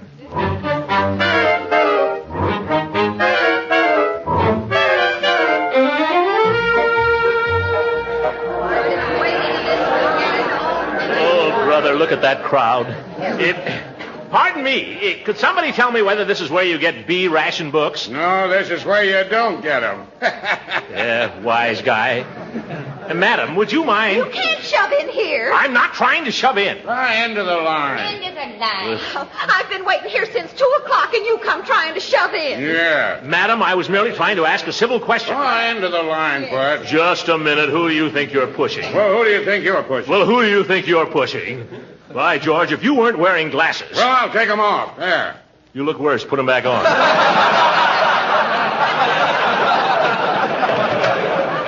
What's the fuss here? What's the fuss? He tried to shove in ahead of me. I did not. He did, too, and he squeezed my hand. Oh! Now, look here, my good woman. We'll have to ask for order here, my friend. Why don't you just take your place in the line? I'm trying to find out whether this is the right line. I've come for my B ration book. Oh, you've come for it, huh? Yes. I have my application right here. You and 100 million others. What? Young man, evidently you don't know who I am. I happen to be Throckmorton P. Gildersleeve, and I have to do a lot of driving. Where to? Well, out to the reservoir. To the reservoir? What for? See if there's anything in it. Yeah? Listen, brother, if we gave a ration book to everybody who wants to drive out to the reservoir for a little necking in the moonlight... I don't do any necking in the moonlight. Oh, you like it in the dark? Yeah, no! And I didn't come here to be insulted by underlings. End of the line, Bud. Yes, end of the line. Oh, shut up! Oh, Judge, I want you to tell this young whippersnapper here where he gets off. Well, now, Gildy. He has the nerve to tell me I'm not entitled to a B ration book. Well, he may be right, Gildy. You're only sharing the ride with one person. You can't throw those technicalities at me, Hooker. You're the share of my rider. You signed this application yourself. I know that, Gildy. As a share of the rider, I'd be delighted to see you get your ration book. But as a ration official, I couldn't possibly pass this application. My conscience wouldn't allow it. All right, Judge. As a ration official, you needn't bother to come to Thanksgiving dinner. And as a share of the rider, from now on, you can walk. End of the line. Oh, you can have your old line.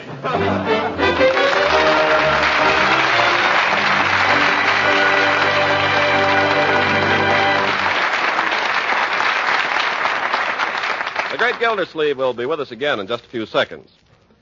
If you're troubled with a food budget that's hard to keep in line these days, just remember this. There are any number of wholesome, good-tasting, nutritious foods that can help you keep your food budget down. Now, one such food, surely, is Parquet margarine, Kraft's delicious spread for bread, because it's good-tasting, economical, and nutritious. Parquet margarine's flavor is something pretty special. Thousands know it as the margarine that tastes so deliciously good. And just as important, Parquet margarine is an economical source of food elements that your family needs. Yes, wholesome, nourishing Parquet margarine is one of the best energy foods you can serve. And year-round, every pound of Parquet contains 9,000 units of important vitamin A. Yes, it's wise to economize with Parquet margarine. It's delicious, nutritious, and thrifty. So buy Parquet margarine tomorrow. Just ask your food dealer for Parquet, P-A-R-K-A-Y.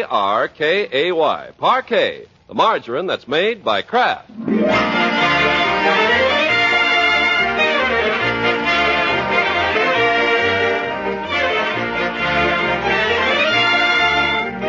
Now back to Summerfield to the great Gildersleeve. Apparently he'll get no more gas than the rest of us, but what about turkey? It's Tuesday afternoon now, only 2 days before Thanksgiving. We find our hero checking last-minute details with Marjorie. What about those 4 soldiers, my dear? Are you sure they're coming? Oh, yes. I had a note this morning from their commanding officer. They'll arrive at 12 o'clock sharp in a jeep. A jeep? Mm-hmm. Oh, brother, what an appetite they'll have. I'll have to run around the house a couple of times to get myself up to concert pitch. Can't let the boys show me up at my own table. I don't think you need to worry about that, Uncle Mort. Oh, yeah. Well, I guess we're all set. Soldiers accepted. Hooker canceled. Mrs. Ransom. Mrs. Ransom's coming, isn't she? Well, you invited her, didn't you? No, I thought you'd take care of that. You're the lady of the house. Oh, but I thought you'd want to. Oh, dear. And I went over there this morning to borrow a roasting pan for the turkey and never said a word about it. What must she think? Oh, this is terrible. This is awful. I'll run over there right now. Serves right. She's made other plans. A fine thing. Borrow a woman's roaster and then not invite her to dinner. Oh, my goodness. Oh, Mr. Gildersleeve. Leela, I've come to explain. I don't know what there is to explain, I'm sure. May I come in? Well, I'm rather busy. Just for a moment. Well, Leela, of course you're coming to Thanksgiving dinner Thursday. well, I'm hardly in the habit of going to places to which I've not been invited, Mr. Gildersleeve. But you are invited. You've been invited all along. There was a mix-up, that's all. I thought Marjorie had asked you, and Marjorie thought I had. How do I know? How do I know you're not just inviting me for my roasting pan? Leela, when I thought of inviting you, nothing was further from my mind than a roasting pan. Oh, you say those things, but you don't mean them. It's the truth. You were the first one on my list, Leela. Was I, Throckmorton? Sure enough. Yeah, sure enough.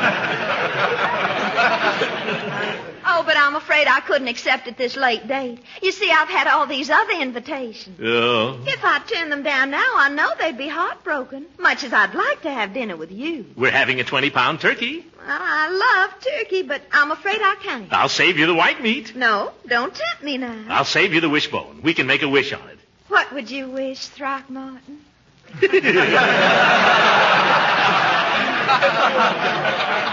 I'm not supposed to tell you. Well, I don't know that I could trust you with a wishbone. And anyway, I've promised these other people. But you've got to come, Leela. Marjorie and Leroy will be terribly disappointed if you don't. So will I. So will Bertie. So will the Army. The Army? Yes, we're having 4 young lieutenants to dinner, too. Throckmorton, why in the world didn't you say so? You mean you'll come? Will I? You're too good to me, Leela.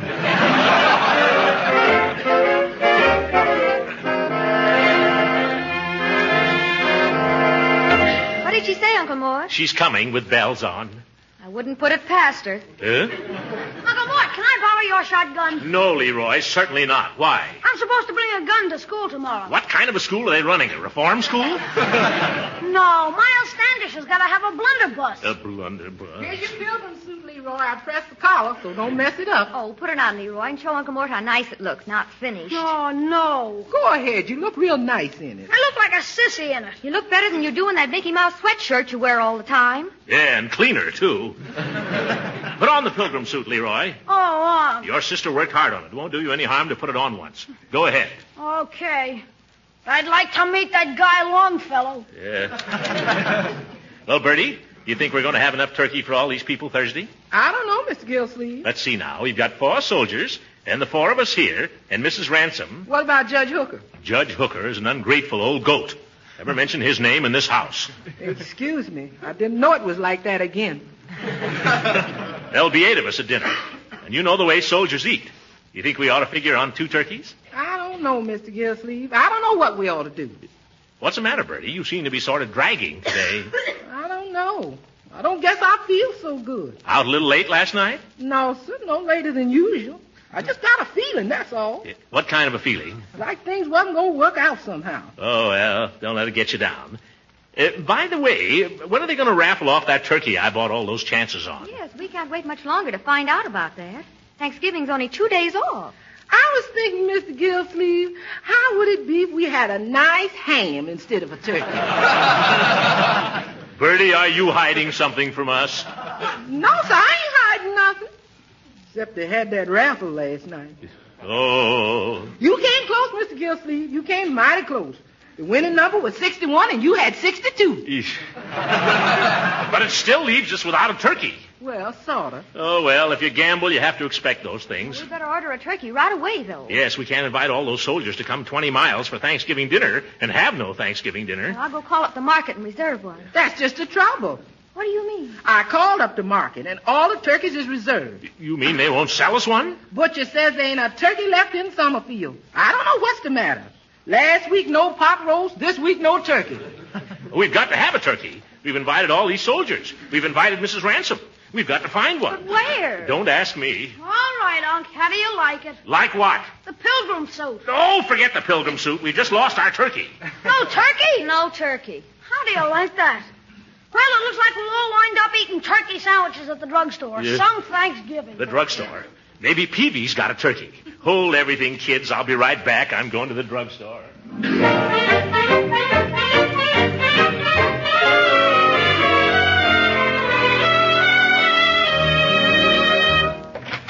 Hello, Mr. Gildersleeve.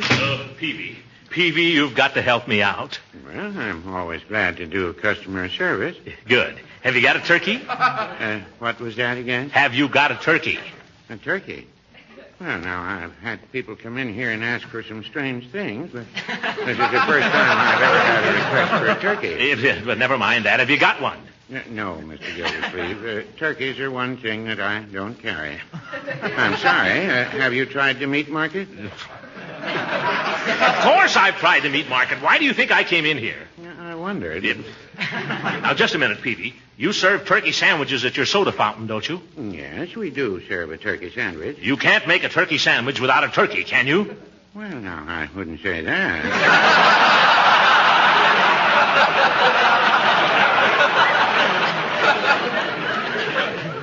In other words, Peavy, your turkey sandwich is not a turkey sandwich. Well, turkey sandwich has become a sort of a trade expression, although we serve it with genuine cranberry jelly on the side. But suppose you don't care for cranberry jelly. And then you just ask for the regular chicken sandwich. Yes, Peavy, I'm surprised at you. I don't know how you can sleep nights. Well, I did used to have a little trouble, but I just take a cup of hot cocoa before going to bed now, and I find that sets me right. So does Mrs. Peavy. Well, this isn't finding a turkey. I got to get going. Goodbye. Goodbye, Mr. Gildersleeve. Have a nice Thanksgiving. Same to you. Don't drink too much cocoa, and don't let Mrs. Peavy.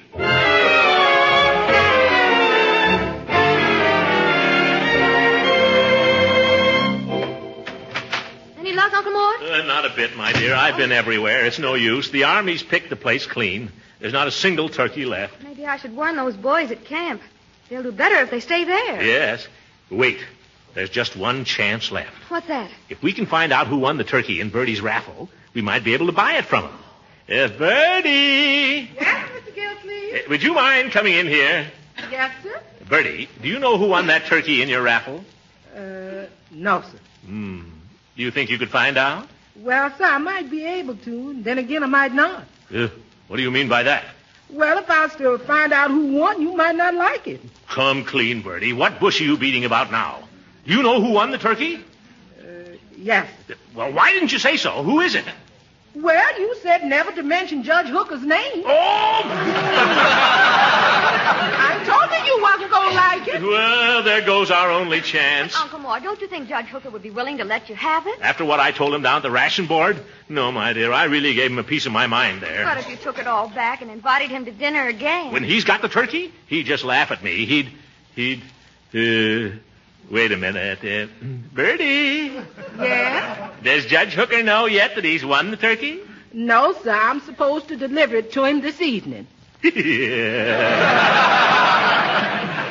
Excuse me, folks. I got to see a judge about a bird.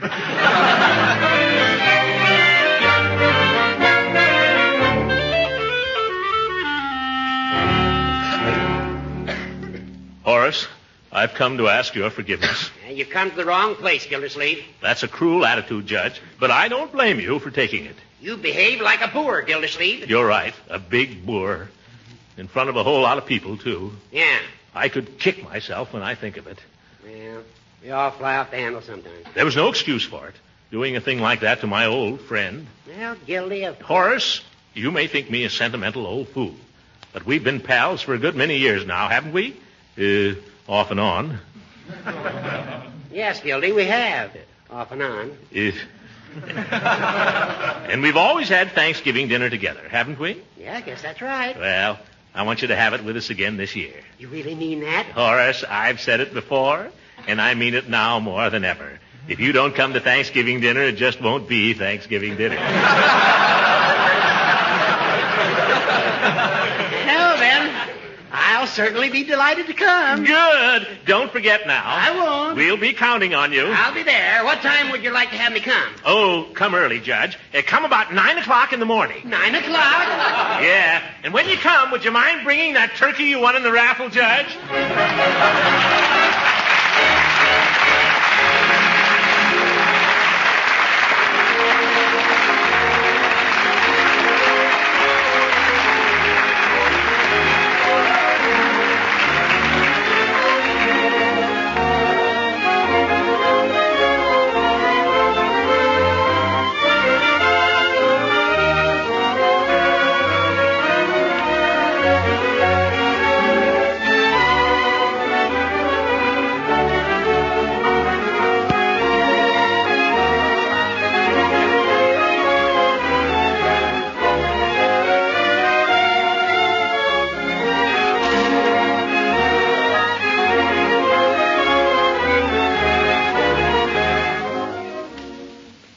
Gildy, I've got to be going.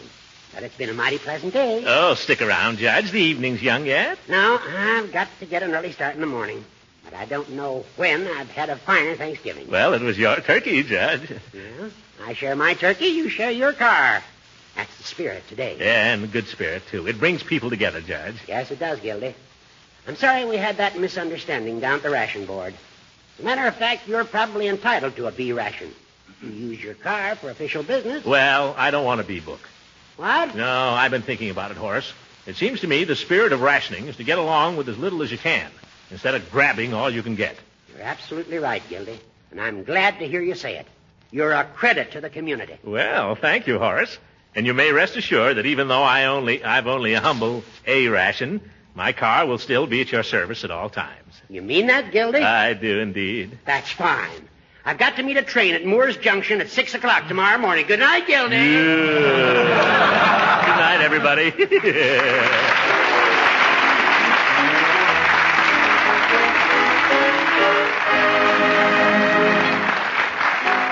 music heard on this program was composed and conducted by Billy Mills. This is Ken Carpenter speaking for the Kraft Cheese Company and inviting you to tune in again next week for the further adventures of the great Gildersleeve.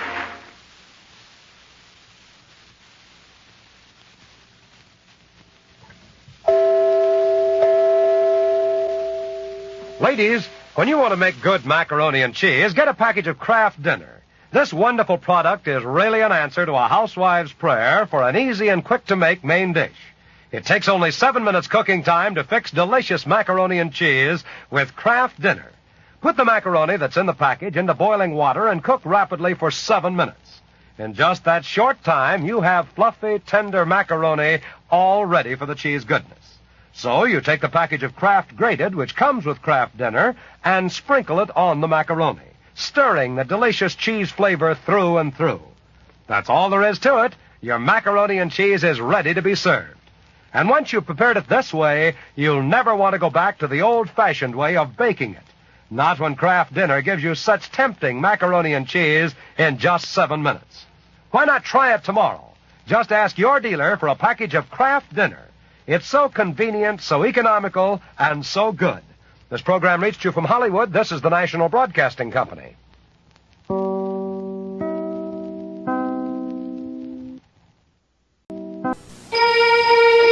This holiday, you can write in for a video cassette of It's a Wonderful Life, starring James Stewart and Donna Reed, free from R.C. Cola. Look for details at participating stores or on specially marked packages of R.C. Enjoy it yourself or surprise someone special. I drink R.C. Cola too, Santa. It's a Wonderful Life, free from R.C. It's Christmas at Venture. And Venture has a glittering array of gold jewelry at 50% off, plus a 10% bonus.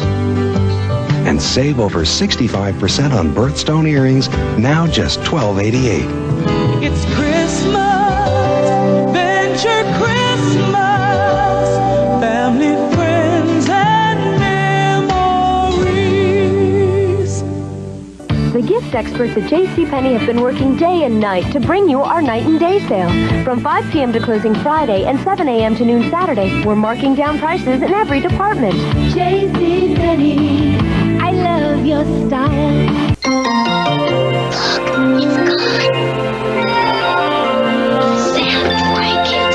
Have you got the Disney video?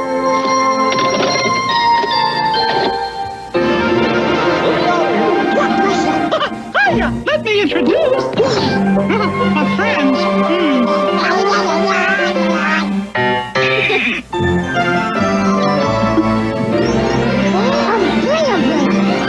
on, you two. Back to bed. Gotta go. Bye-bye. Thanks for the video, Santa. This Christmas, bring home the magic of Disney and Coca-Cola Classic. Can't beat the feeling. Tis the season.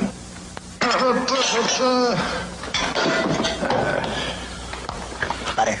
Oh, don't you start with me, Parquet. I know you're Parquet margarine, and I know that your flavor says butter. But I gotta put this bite together. I've gotta get those stockings stuffed. I don't want to hear Parquet butter, okay? Merry Christmas. Happy New Year. Hustling and bustling for this season's best values can be a breeze if you shop with this, the Big Payback Value Book, and this, your Discover Card. You can get over $170 in cash rebates on top name brand gifts for the holidays.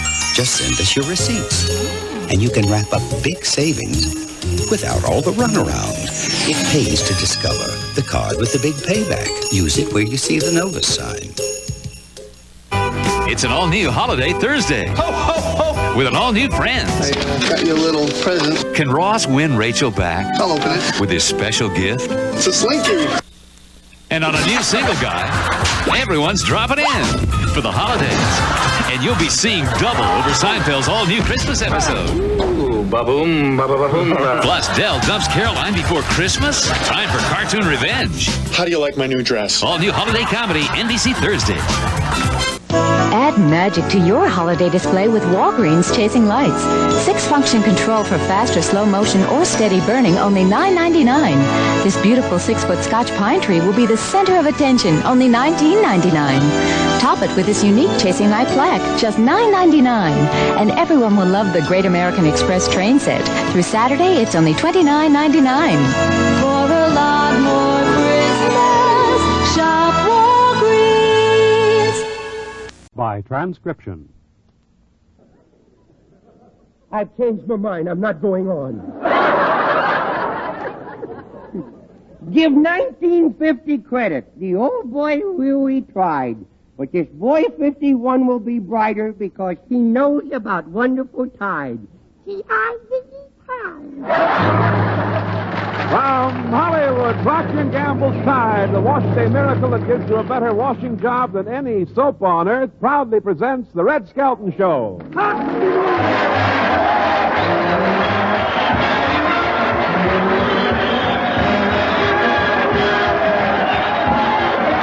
Red Skelton, David Rhodes' orchestra, Lorene Tuttle, Dick Ryan, Pat McGeehan, and John Holbrook will be me, Rod O'Connor.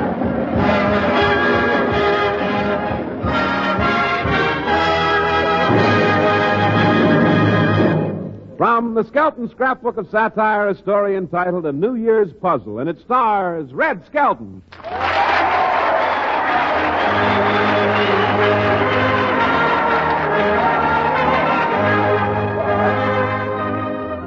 Fred, how are you standing up under the holiday strain? Well, so, Mr. Skelton, you know, I've been so busy I forgot to ask. Oh. Tell me, did you have a nice Christmas? Yes, I want to thank you for your gift, too. It's just what I wanted, a bicycle pump. It'll come in handy if I ever want to fix any flats. In fact, I think I'll do a little work on your chest now. Did you like the shorts I gave you? Were those shorts? I thought they were slacks and I wore them bowling. Well, so tell me, How are you going to bring in the new year? I'll have nothing to do with it. I'll go to bed, wake up in the morning, and there it'll be. Just think, 1951 will soon come in. Everywhere but Russia. I hear it's still 1946 over there. 1947, 48, 49, and 50 refuse to come in. Hey, I got one. Did you hear about Stalin? He called in a doctor and he says, I want some serum that'll make me younger. And this doctor says, well, I'm sorry, we don't have any serum that'll make you younger, Joe, but you'll give the people half a chance, we'll see that you don't get any older.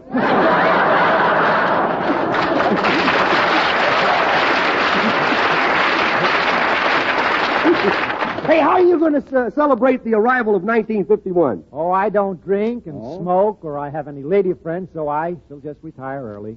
Oh, really? Well, shall I help you turn down the lid on your box?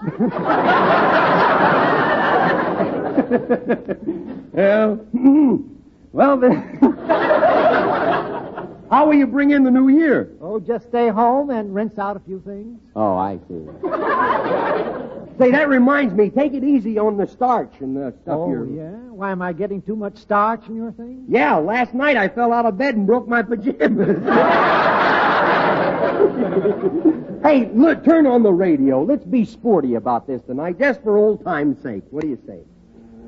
And now we give you an address by His Honor, who will speak on plans for the new year. And here he is, San Fernando Red. Thank you. My friends, and you are my friends. This is a farewell for a year that has brought many changes. It was a good election year. And before I go any further, I would like to thank all of you who voted yes on Proposition No. Some in politics cut off their nose this year just to spite their faces, but it's just as well. Things around Washington don't smell too good anyhow.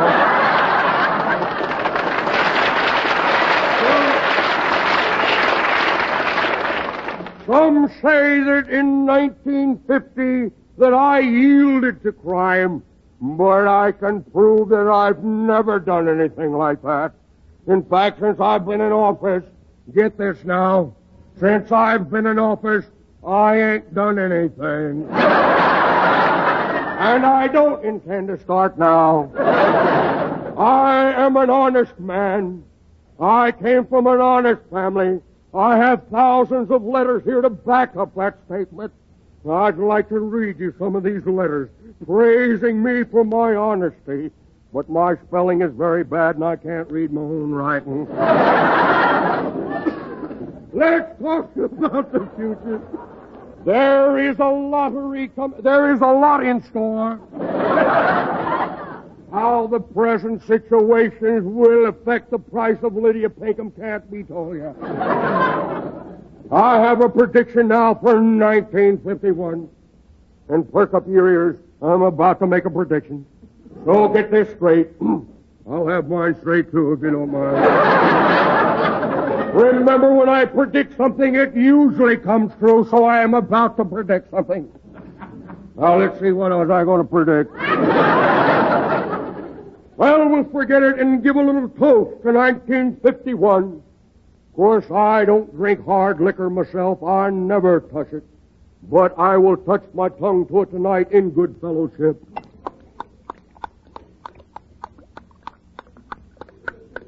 Boy, what a long tongue that guy's got.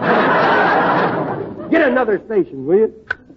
We continue our celebration for the new year with a number from Dave Rose and his orchestra playing Tumbling Tumbleweed.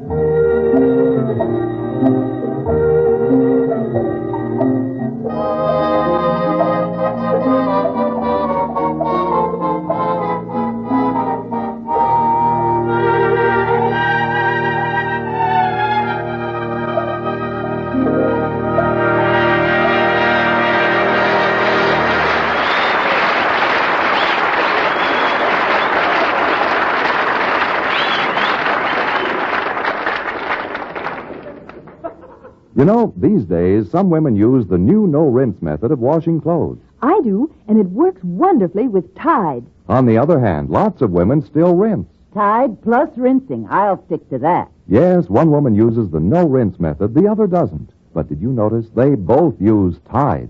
Because whether you wash with rinsing or without, Tide does a better washing job than any soap on earth.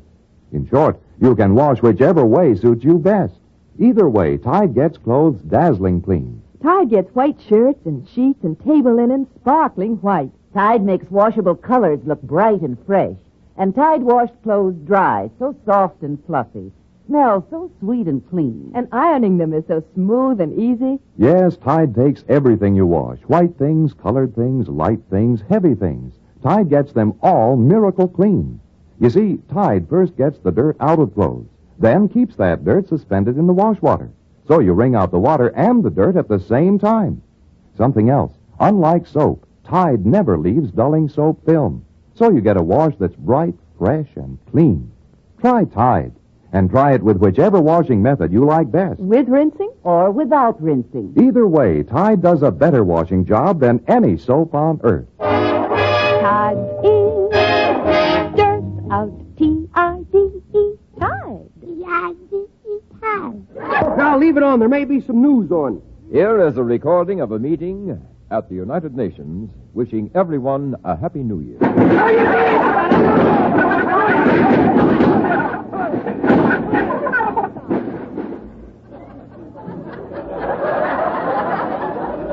I'm sorry. I'm very sorry. That was the wrong record. That was the peace conference talk. And so, that is the end. Shut it off, will you? Happy New Year, everyone. Oh, Happy New Year, Rod. How are you, boy? Well, are we all ready to go out and paint the town blue? Yeah. I'm glad you said that. I'm getting so ashamed of the color, I'm going to change my name to Whitey. Say, what are these pictures on the wall? Oh, there are a lot of pin-up pictures. I've redecorated my room here. There's all pin-up pictures. I didn't know you could make so many different faces. Hey, you don't look bad posed with that phone there. That's the Esquire calendar. Hey, here's something that might interest you. A picture of Mr. Skelton when he's a clown with the Hickenback and Wallace Circus. Yeah. Look at those funny big false feet he's wearing. Those aren't false feet. Those are his own. I know. I used to help him wash the part he couldn't reach. Hey, what do you want to see me about, O'Connor? Well, look, Willie Lump Lump has disappeared and his wife's hysterical, and I promised her I'd look for him. Well, don't worry about Willie. He's all right. No, I promised Willie's wife that I'd find him, so I'll see you later. Look, he's working... I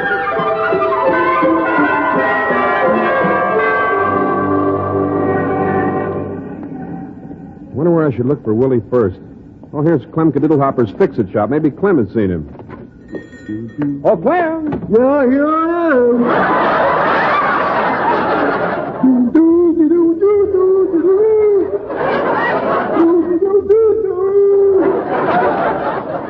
Well, it's your Happy New Year, boy. I got to get back to work here. I don't know what I'm hammering on here, but I got to fix it. Boy, it sure looks like it's in bad shape, don't it? Wonder what it is. Oh, now I recognize it. It's my thumb. Well, I guess my hitchhiking days are over now. Howdy, Clem. Howdy. How are you? Can I be of any service to you, sir? If you're smart, you'll say no. Clem, what kind of repair work do you do here? Well, don't you read the sign on my door? Well, yes, I read it. Would you read it to me? How stupid can you get? What's that? I said, how stupid can you get? Well, that's pretty hard to tell. I ain't fully developed yet. That's too fast for him. He didn't get that one at all. How's business, Clem? What? Huh? How's business? Please remove your hat and have a little respect for the dead, will you? If it keeps up the way it's going, I'm going to have to hire another man. To help take care of the customers? To be the customer. But it's better than the job I used to have, you know. What job was that? I used to be a door-to-door salesman. I sold doors to doors.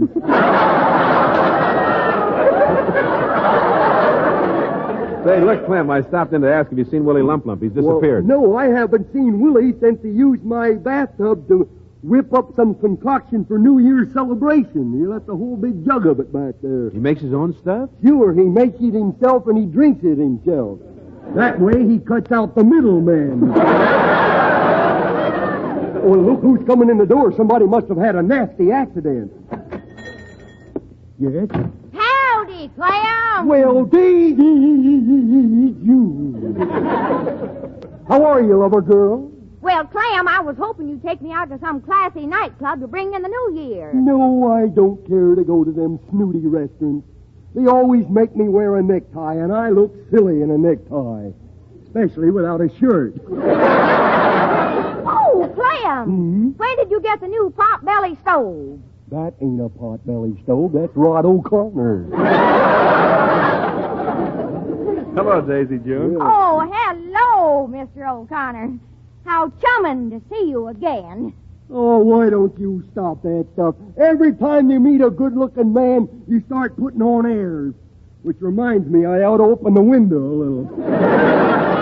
Would you care to kiss my hand, Mr. O'Connor? Now, Daisy June, how dare you to let another man kiss you on the hand? Well, now there, don't be jealous, Clem. You're the only one I let kiss me on the lips. That's just it. I want the same break that the rest of the guys get. And as for you, you overstuffed Hollywood coyote. Now, look, don't get mad, Clem. Daisy June and I mean nothing to one another. That's right, Clem. You're the only man in my life. Oh, is that so? Well, I happen to know that by accident the other night I was sneaking by your house and I happened to peek in. You see, I'm a peeping Tom at heart. Or sometimes I peep when I should have Tom. But I happen to see another man sitting at my place at your table, eating peas with my knife and drinking coffee out of my saucer. Now, our engagement is through. I'll have back my cigar band, if you don't mind. Oh, don't be like that. I want to marry you. Well, I want to be the mother of your children. well, this is silly. I don't have any children. Look, you two kids go out and have a good time. Oh. Don't bring the New Year in fighting. Well, that's a good idea. DJ, I'm sorry we had a little argument. Say, there's a bottle of Willie Lump Lump nerve tonic back here. Shall we celebrate? Well, but just a nip, 'cause it's New Year's. Okay, here you are, lover girl. It's just like water, no kick to it at all. Practically nothing. Well, Happy New Year. Happy New Year. Here goes.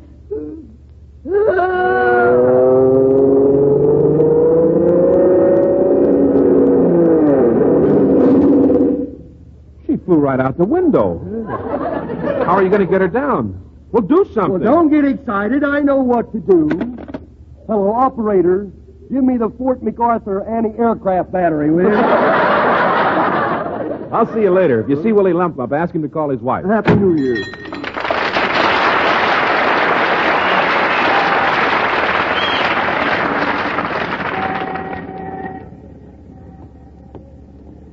Hey, taxi! Oh, did you ring, sir? Well, Cauliflower McPug, the battling bird boy. How come you're driving a cab, Cauliflower? Boy, I'm driving a cab for my grandmother. It's her cab, you see. It's not my cab. She's skating in the roller derby tonight, you see. Your grandmother roller skates? Yeah, she used to be a rattler, but she had to give it up. She started hearing bells and bugs, you know. Boy, when that happens, you'd better give up the fight game when you just don't answer that phone. I know who it is. Well, tell me, Cauliflower, have you been fighting again? Certainly I've been. Ain't you heard? All my fights are being televised now. How about that? I'm being sponsored by a mortuary. At the end of every bout, I just lay there while they read the commercial. Well, I thought you'd given up fighting by now. No, I couldn't do that. You see, fighting's in my blood. What's left of it, you know. Did you hear about my fight in St. Louis?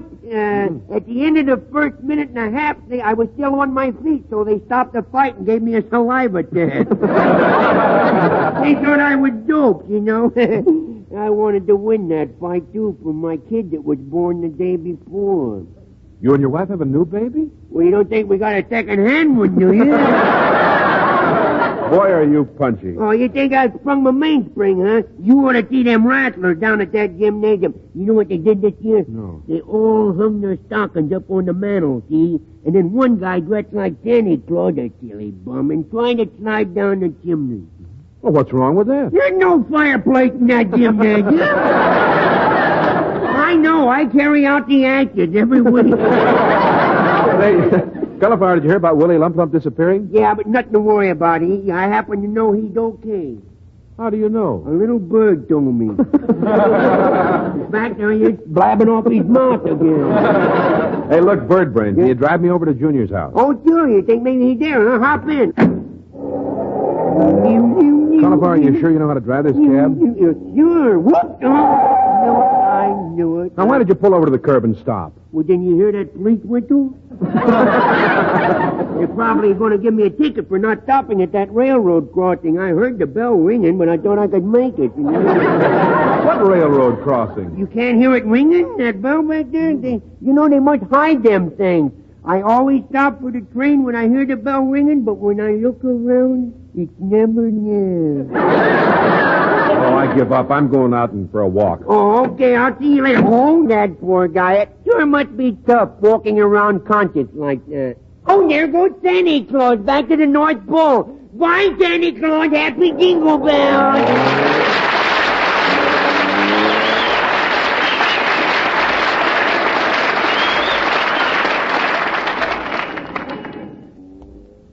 Gee, the more I hang around with that McPug, the more I think I'm beginning to hear things. I could swear I hear Dave Rose and his orchestra playing the Habanero from Carmen with Rafael Mendez, the world's greatest trumpet player.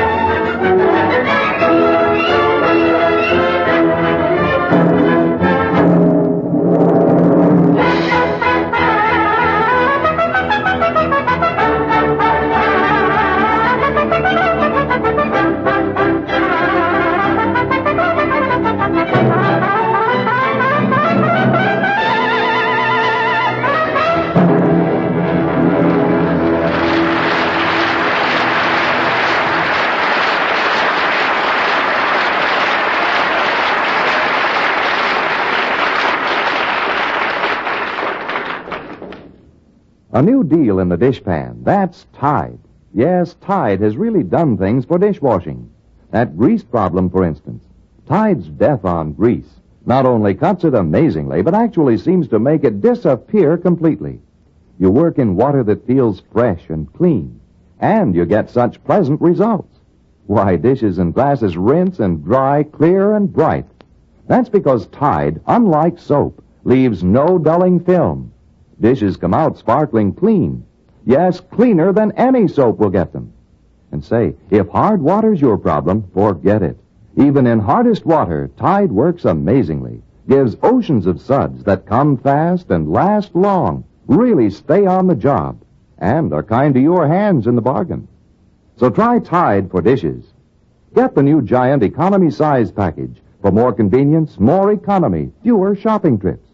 Yes, buy the Giant Package tomorrow. And try Tide in your dishpan.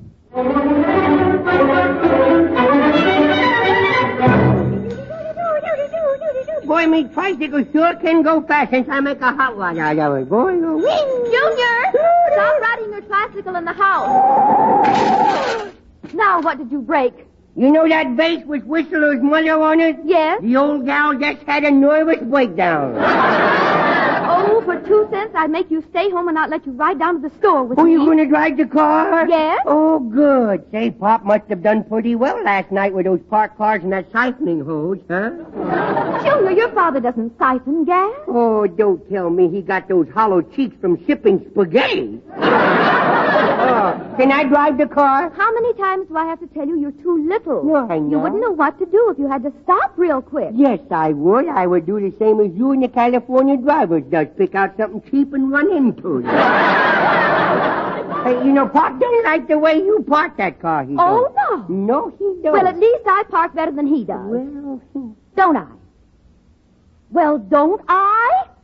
Look, kiddo, if you want to smack me, go ahead and smack me. But don't trick me into it. Come on, let's go. Okay, let's go. We're going to... Oh, my stomach. Hey, look, Fatso. Why don't you ring the doorbell? Let us know you're here or something. What were you doing, peeping when you should have tommed? Well, I was just about to ring the doorbell. Oh, Come on in, Rod. Well, what's wrong? Well, I've been looking for Willie Lump Lump, and I just wondered if you'd seen him. We never could see him. Have you checked the police? Yes, hasn't been booked for 2 days. Well, you... Oh, that was a goodie. That was a goodie. No place for it here, but that was a goodie. Hey, you is in luck, you know. I just happen to know a real good detective. A detective. Who? Well, don't laugh, but all me buddies call me Sam Bulldozer. Yes, sir. Dean Fowler says I'm much better than Sam Spade, you know. Wait till I go put on my disguise, and I'll show you what a detective I am. Let's humor him, Rod. We don't want to hurt his little feelings, huh? Well, I'll go along with a gag, but I wish I could gag him. Here he comes. Now act impressed. Well, you is back. You didn't know me, did you? Oh, Junior, what a wonderful disguise. Yes. I'd hardly recognize you. No. How did you do it? I shaved. What? I shaved your fur coat. Oh! Now let's start the detective work. First, I get me magnifying glass. Now, as we say in the skunk patrol, I have picked up a scent. Okay, now where will we go to find Willie Come on, Lump Lump? everybody in the car. Everybody get in the car. There. Now. Okay, Junior. Now where to? Down to Low State Theater. And, oh, be careful. There's a woman driver in front of us. She's going to turn into that supermarket. I'll blow the horn. Look out! Boy, she was in a hurry. She didn't even get out of the car. Now look, young man. If you ever touch that horn again... Here, don't you hit me. Now, how do you know Willie Lump Lump will be at Lowell State Theater? Well, he's working for Red Skelton, ain't he? He is? Well, there's the theater. Look up in the marquee. Red Skelton's picture, see? Watch the birdie. Watch the birdie. Well, that's funny. They have hundreds of pictures of Ann Miller, Pamela Britton, and Arlene Dahl, but none of Red Skelton. Well, if you had a jewelry store, would you put salami in the window? Let's take a look inside the theater. Maybe Willie is in there. But the theater doesn't open for a couple of hours yet. Let's look in anyway. Say, Junior was right. There's Willie sitting in the front row of the theater asleep. Hey, Willie! Oh, shut up, Will. Oh, fat boy, where you been? Where have I been? Where have you been? We've been looking all over for you. You've been gone for 2 days. 2 days? Well, you see, I came in to see Skelton's picture, and after the 12th time I fell asleep. I'm going to quit this job he gave me. You know, it wears me out. Starting the applause every time he comes on the screen.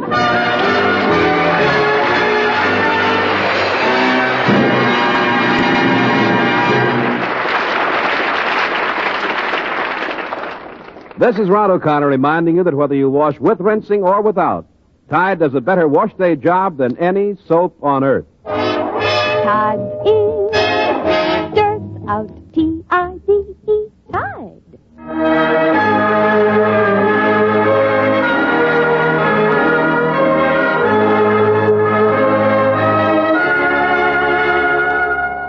Ladies and gentlemen, Red Skelton.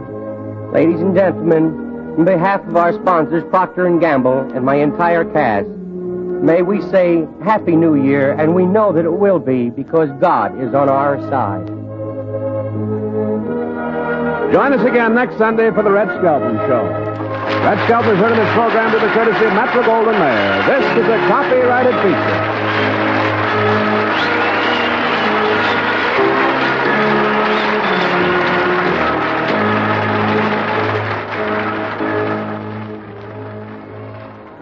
The Red Skelton Show came to you transcribed over CBS, the Star's address, the Columbia Broadcasting System.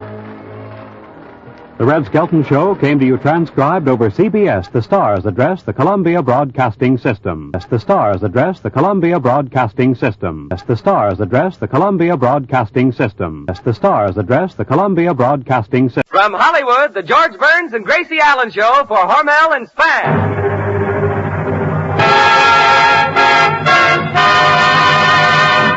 Crazy people.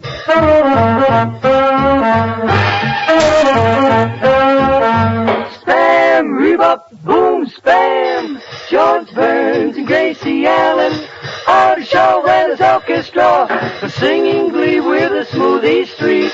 Last but not least, with Bud Heaston.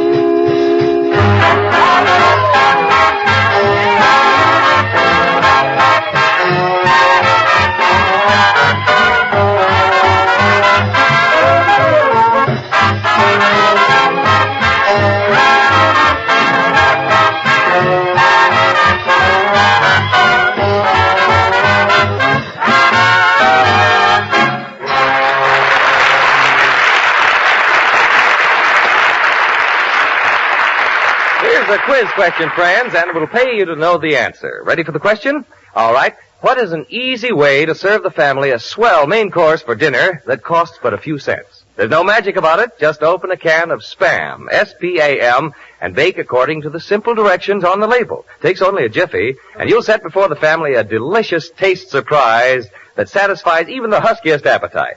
That's because Spam is grand-tasting meat, and baked, it certainly makes a hit. The perfect combination of juicy pork shoulder and ham meat, originated by Hormel, gives Spam extra flavor, extra goodness. Try a Spam bake for dinner tomorrow.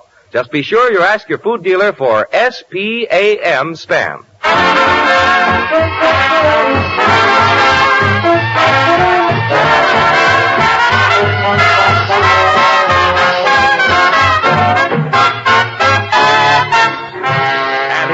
The stars of our Big Happy family, George and Gracie.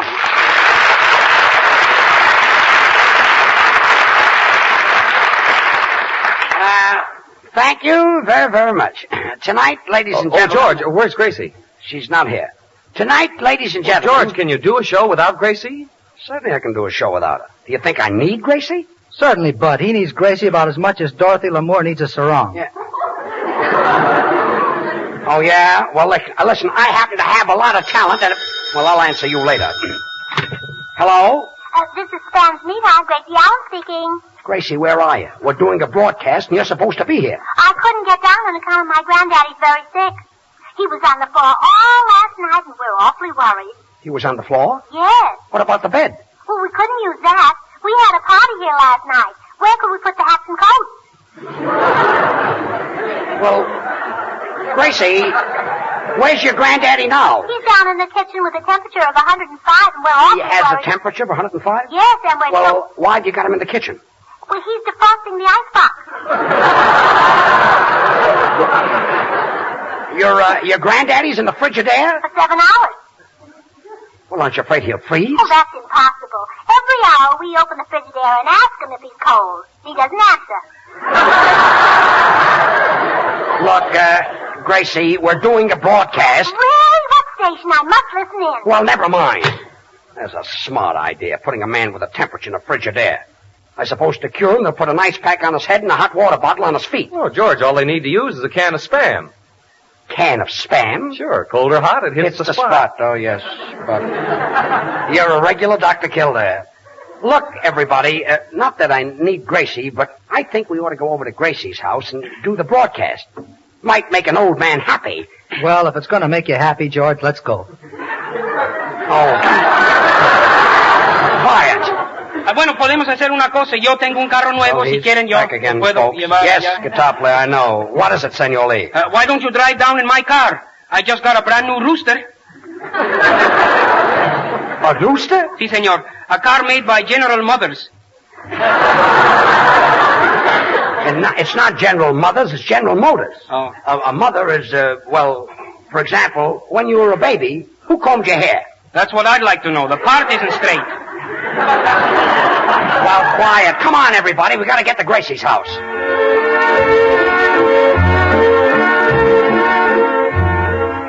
Oh, well, here we are at Gracie's house. I'll ring the doorbell. George, you better knock on the door. The bell doesn't work. Well, this is the house, all right. Oh, hello, George. When did you get here? Well, I give up. Hello, everybody. Gracie, do you know that you're not all there? I know. I just had my tonsils removed. Tonsils removed? That annoys me. That's all I've got. Say, Gracie, what's the matter with your granddaddy? Oh, he doesn't take care of himself. He inhales cigars. Well, what's wrong with him? Well, most people just inhale the smoke. Look, Gracie, you'll have to excuse me if I run away just before the broadcast is over. You see, I've got a date with a little redhead, and she won't wait. Well. A redhead? Say, Poopsie, how do you get all these gals? Well, why shouldn't he? George is a good dancer. He's a swell dresser. He's romantic. Spends lots of money. Continue on next page. Artie, don't read that part. Well, come on, everybody. Say, Right Gracie, through this long... Gracie, what is this? You've got barbed wire on the banisters? Well, you know, my granddaddy likes to slide down the banisters. Oh, I see, and that stops him. No, it doesn't stop him, but it slows him down a bit. I think I know what you mean. It is. It isn't. It is. It isn't. It is. No, it isn't.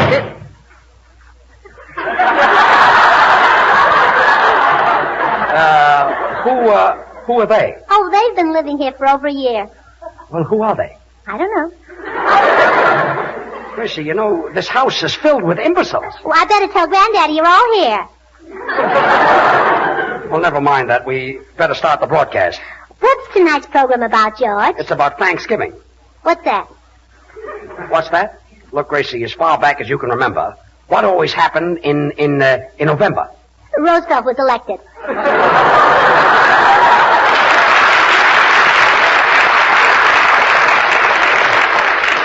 Well, I'll try to explain it to you. All right. You see, in 1620, the first Americans arrived in a new land to make a fresh start. Uh-huh. They decided to build homes. And do you know one of the first things they did? They applied for FHA loans. FHA loans didn't come until 300 years later. Well, you've got to go through a lot of red tape before you get the money. Anyway, these people were called Puritans. What's that? What's that? Did you ever read of those people who suffered and were punished in stocks? Oh, in 1929, some of my best friends were Puritans.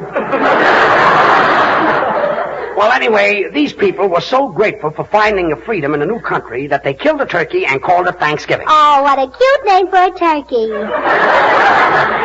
And the custom still remains. Even today, we chop the heads off turkeys. How can you knock off all their heads at once? A turkey only has one head.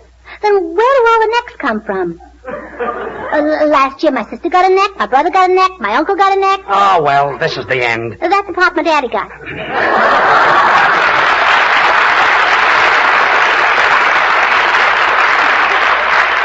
Look, Smoothies, Babs, Charlie, and Little, will you sing a song while I try to explain to Gracie what Thanksgiving is? Please. In a dinky honky-tonky village in Texas, there's a guy who plays the best piano by far. He can play piano anywhere that you like it, but the style he likes the best is 8 to the bar. When he plays just the ball, he's the daddy of them all. The people gather around when he gets on stand. And when he plays, he gets a hand. The rhythm he beats puts the cats in a trance. Nobody's there around the street dance. But when he jams with the bass and guitar, they holler, beat me daddy, into the bar. Clink, clank, clink, clank, clink, clank, plucking on the keys. Riff, riff, riff, riff, riff, riff, ripping out with ease.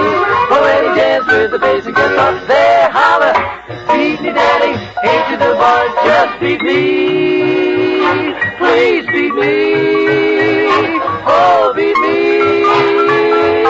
Just listen to the beat they're playing, ain't to the bar. The boogie bug is gonna give you the hunky style will not upset you. Piano man, now beat it, daddy, ain't to the bar. Oh, rockin' in rhythm, well, alright. And the joint's rockin' with them, well, alright. Beat me 7 to the bar, boy. I want an off-beat kick. I got the boogie-woogie style and I'm swinging on a gate. Well, alright. I got the solid rhythm in me and I got to syncopate. Well, alright. Now that everybody's happy, there's nothing left to do. So, Mr. Piano Man, we're gonna leave it to you. Well, alright. Beat me, daddy, daddy, beat me. 8 to the bar.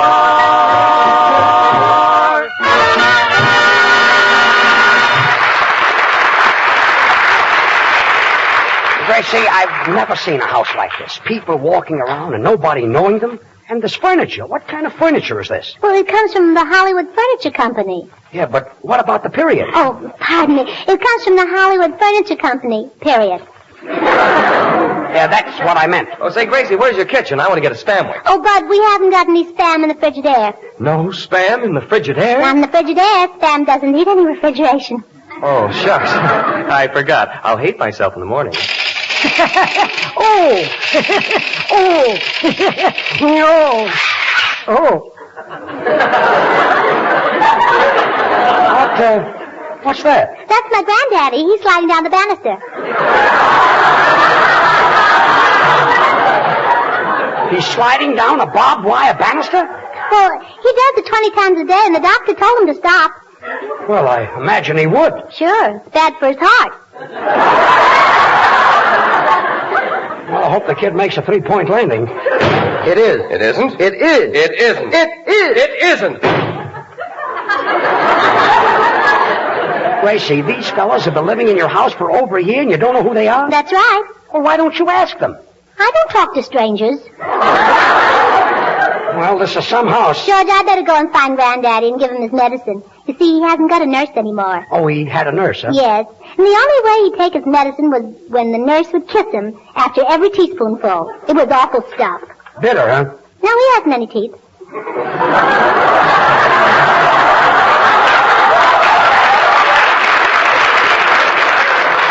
Well, let's get this over with. All right, let's find your granddaddy and give him this medicine. Boy, what a house. I've never seen. Hey, Soundman, 4 years in Harvard. Why are you sitting out in the hall all by yourself, sulking? A big Harvard-Yale game this year, and I won't be there. Well, why don't you go? Not after the sad experience I had last year. There I was at the stadium. It was the last quarter. The score was 0-0. Just as Yale was making a touchdown, somebody stuck a gun in my back and held me up. Well, there were millions of people there. Why didn't you yell? What? And have them think I was rooting for Yale? Well, come on, Gracie. Hey, George. When you meet this little red-headed girl tonight, why don't you take her to the Follies Bergère? It's a swell show. Ah, those girly shows are all the same, Artie. Take away their feathers and their little umbrellas, and what have you got? High blood pressure. Oh, quiet. Well, here's Granddaddy's room. Well, look, Gracie, before we all go in, what's the matter with your granddaddy? Well, we really don't know. In the middle of the night, we heard strange noises, and we ran into Granddaddy's room, and there he was shaking all over. He was shaking all over? Yes. Well, what did you do? What did we do? We sent for a doctor. Well, what did the doctor do? Well, he took the Madame Lazanga record off the control, and we all went back to sleep again. Kid has probably got rheumatism. Hiya, Grace. Hiya, Grandpa. Well, what's the matter, Grandpa? Don't you feel well? No, Georgie boy. Say, hand me that picture of Hedy Lamarr and a sleeping tablet. Well, I can't find Hetty Lamar's picture. Do you want this one of Ann Sheridan? No, I'm saving her until I feel better. Yahoo! Well, wait, Grandpa. I'll look in this closet. It is. It isn't. It is. It isn't.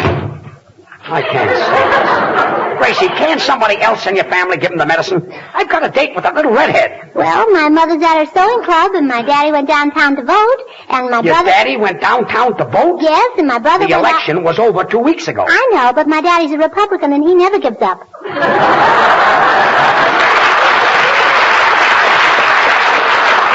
Listen, Gracie, try to understand this. I've got a date with a girl. Senor Burns, I can't stand this. Senor Burns, look out. Don't get excited. You'll break a blood weasel. Well, don't worry about me. And besides, you said that wrong. Oh, perdóname. Don't get excited. You'll break a blood weasel. Well, that's much better. Say, buddy boy. What is it, Granddaddy? Buddy boy, would you mind reaching in that coat pocket and giving me a cigar? Oh, what coat, Grandpa? The one George is wearing. There aren't any cigars in my pocket. You mean you didn't get anything with that suit? That was a pretty good one, Corny. Oh, quiet. Even if I did have a cigar, if I did get a cigar with it, why should I give it to you? You're the tightest old man I ever met.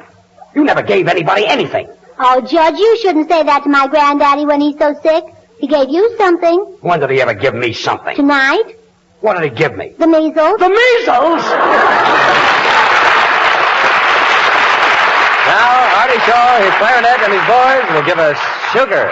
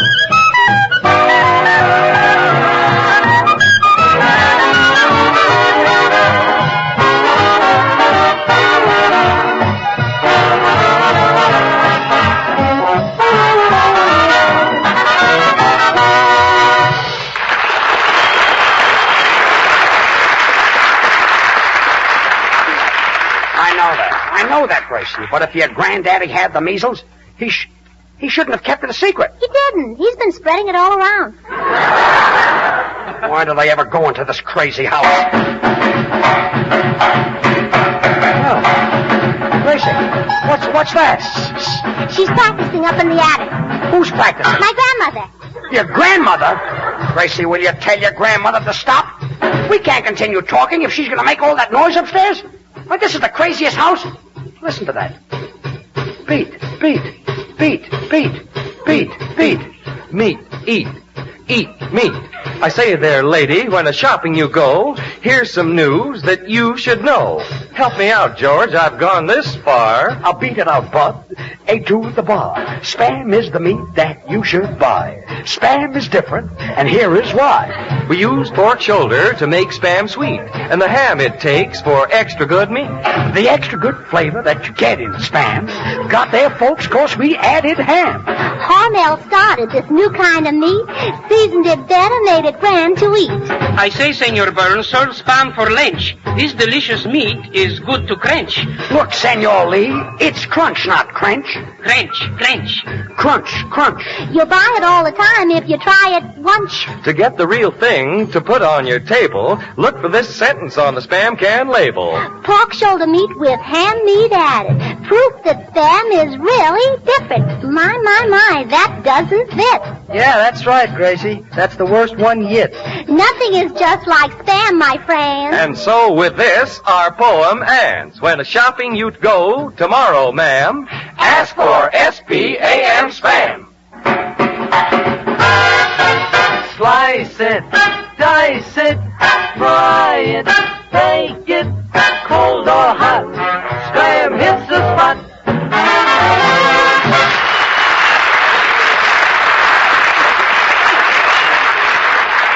Look, George, if there's a possibility of your having the measles, I wouldn't keep that date with that redhead. Well, don't worry about me, Artie.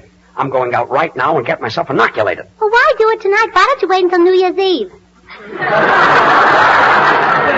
Look, Gracie, inoculation prevents sickness.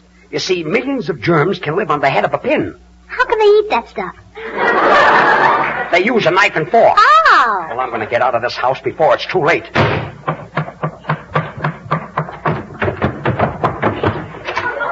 Hold on there, mister. Where do you think you're going? I'm going out, officer. Why? Oh, no, you're not. Nobody leaves this house. It's quarantined. But I'm George Burns. I haven't got anything. I've heard you on the air, brother, and you ain't kidding.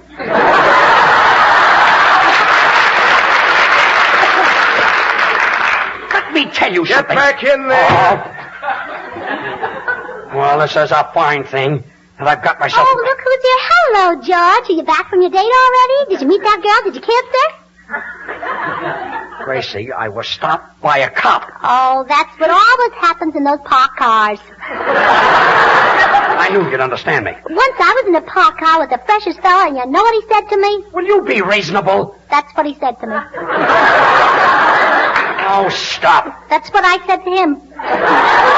Gracie, I didn't even get out of the door. There's a cop outside. He says your house is quarantined. He's crazy. It's stucco.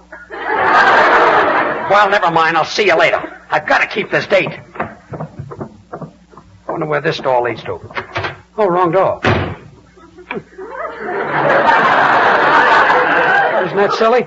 The broom closet. Oh, look who's here. Hello, George. When did you get back? Did you have a nice time with the little redhead? Gracie, I was in the broom closet. Oh, her husband came home, huh? Look, I'm trying to get out of this house of yours. Well, I've got an idea. Let's do what they do in the movies. Now, I'll tie this bed sheet around you and let you out of the window. Say, that's not a bad idea. Here, put it on me right here. Oh, then I'll tie this end of the bed. All right. All ready, George. Climb out of the window. Well, here I go. Ouch! Gracie! Gracie! What? What part of the bed did you tie it to? The pillow! The pillow! Hey, you Burns, I told you the place was quarantined. Now get back in that house. Well, look who's here. Hello, George. Are you back from the date already? Did you have a nice time with the little redhead? See, I almost killed myself. I just went through that window. Oh, her husband came home again, huh? You know, you could use another ounce of brains. Not me. I'm overweight now. No matter where I go, that cop is there. I wish he'd stick to his beat. Stick to his what? Beat. Meat. Spam is the meat that you should eat. Spam is, I know that. I know. You should try. I know that, but we've done it before. This poetry is going from bad to verse. Oh. It's just a little slip. Look at me. I'm filthy. How can I get washed up? Just keep on telling those jokes, brother. Gracie, where's the washroom? Right down the hall. You can't miss it. It's the one with the gasoline pump in front of it. Gasoline pump? Sure. My grandmother's a tourist, and we like to make her feel at home. Well, I'll go in there and get cleaned up. It is. It isn't. It is. It isn't. It is. Wait a minute. All you guys have been doing is arguing. What are you arguing about? I claim this Thursday is the real Thanksgiving, and Joe says it isn't. Well, it is. It is. It is. Oh, keep still. Gracie, I've got to get out of here. Well, George, why don't you go up on the roof and slide down the drain pipe, and then when you get to the yard... The drain pipe? Yeah, when you get to the yard... The drain pipe? Oh, pardon me. I was Senor Lee last night. Oh. Keep on going out with him and you won't be able to speak English. Senor Burns, when you say that, smile. Smile? Yes. S-M-E-L-L. Smile.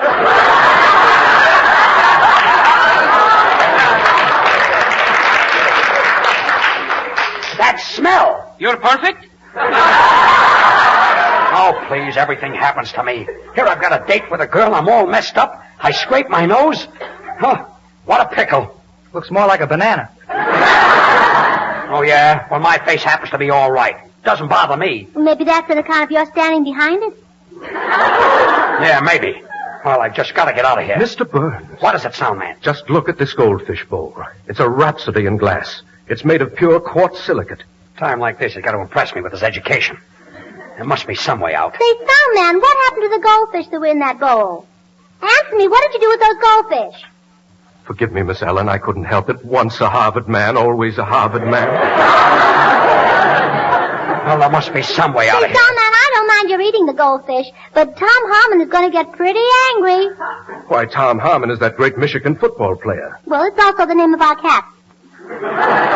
You call your cat Tom Harmon? Well, yeah, that's on account of every time he gets loose, he makes 10 yards.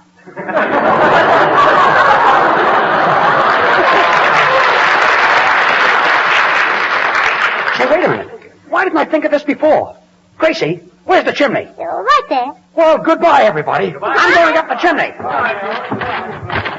What a guy will go through for a woman. Well, here it is. I'm out. There's the blue sky. Blue sky nothing. That's my uniform, you see. Get back in there. Oh!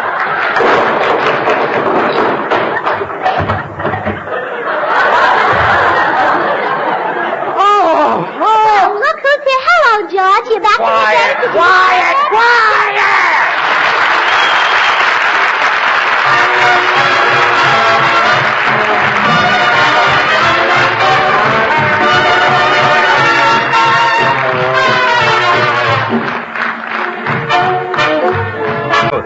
Until then, this is Bud Heaston reminding you to remember that cold or hot, Spam hits the spot.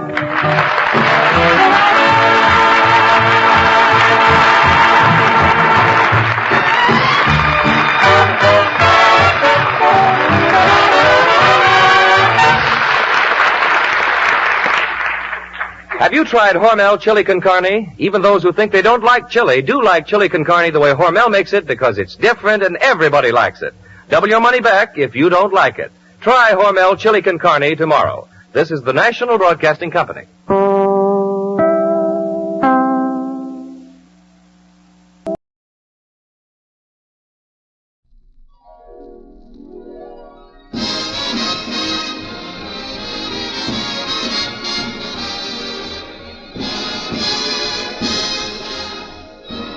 It's the Red Skelton Show, brought to you from Hollywood by Procter & Gamble's Tide, the largest-selling wash-day product in America.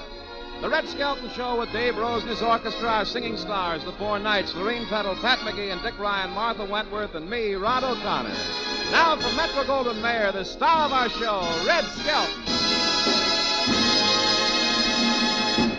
You know, sometimes radio fantasy becomes unbelievable. But let's hope that this story about Santa Claus will never become a reality. For a few hours last night, Santa Claus was missing. Now the story can be told. So let's move the clock back to 1 a.m. Christmas Eve and find the gent who will enact the story. MGM's clown and the star of the Procter & Gamble program, Red Skelton.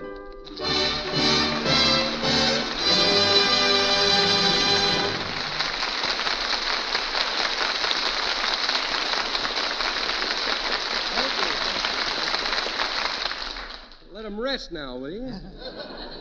As a dreener, I bring you Tide greetings. Good night.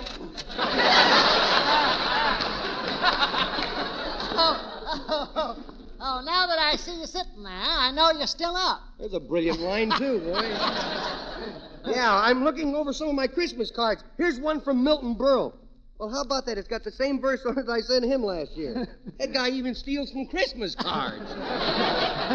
Say, that's a nice card there. Yeah, it's from Jack Benny, and it's got a beautiful little personal handwritten note on the side here. Yeah. Oh, what's it say? This style of a card, $1.50 a dozen. Who sends you the card with nothing written on it? Oh, the blank card there, that's from Ingrid and Rossellini. They're still not talking. You having any fun, Mr. Fred? Oh, yes. But I'm glad the Christmas shopping is over. Yeah. And I hope my aunt in New York likes the present I sent her. What'd you send her, a bucket of water? No, a mustache cup. Mustache cup? Yeah. She's given up shaving till the shortage is over. Oh, well, you think it's going to be a nice Christmas? Well, it has been a nice holiday so far. Yeah. Peace on earth for sure. You better start reading something besides those comic books, boy. But you are a good house boy. Boy, get a load of the boy, will you? This guy had the seasick pill concession on Noah's Ark.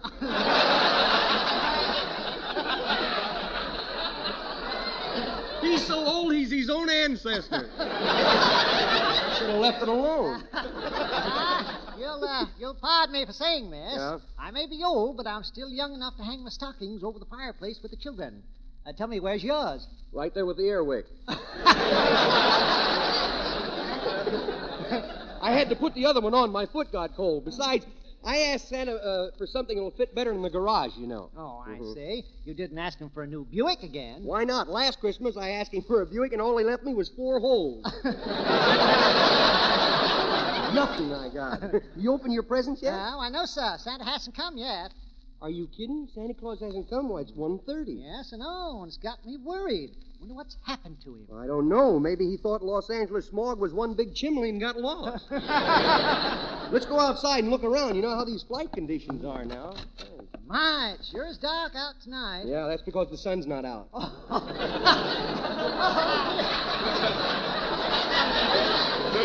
dear. Makes you feel silly when they ain't there, huh?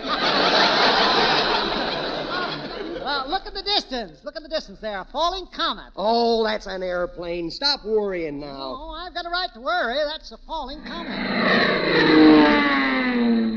You better call the airport and tell them a falling comet's going to land out there. There's a phone. I'll get it. Hello, Merry Christmas. Merry Christmas, Red. Did you like my present? No, Santa Claus hasn't been here yet. He hasn't been here yet either. Oh. What do you think's holding him up?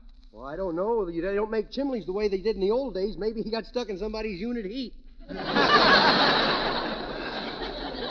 this is bad, Red. I can't sleep, for thinking about it. No, neither can I.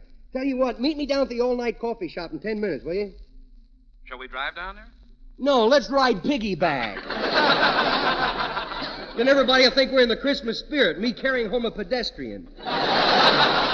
Hey, everybody really has the Christmas spirit this year. I saw a pedestrian get hit when the ambulance came up and the doctor jumped out and he said, "Oh, broken arm. Like to have it gift wrapped?" Well, back to this stuff. I'll meet you down at the coffee shop. Okay. Mr. Fred, I'm going out. I'll be right back. Do you mind if I put some Christmas music on? Might help bring Santa around. Yeah, Dave Rose and his orchestra has a wonderful Christmas album. Put that one on, but keep it soft. I don't want to wake up the children before Santa Claus gets here.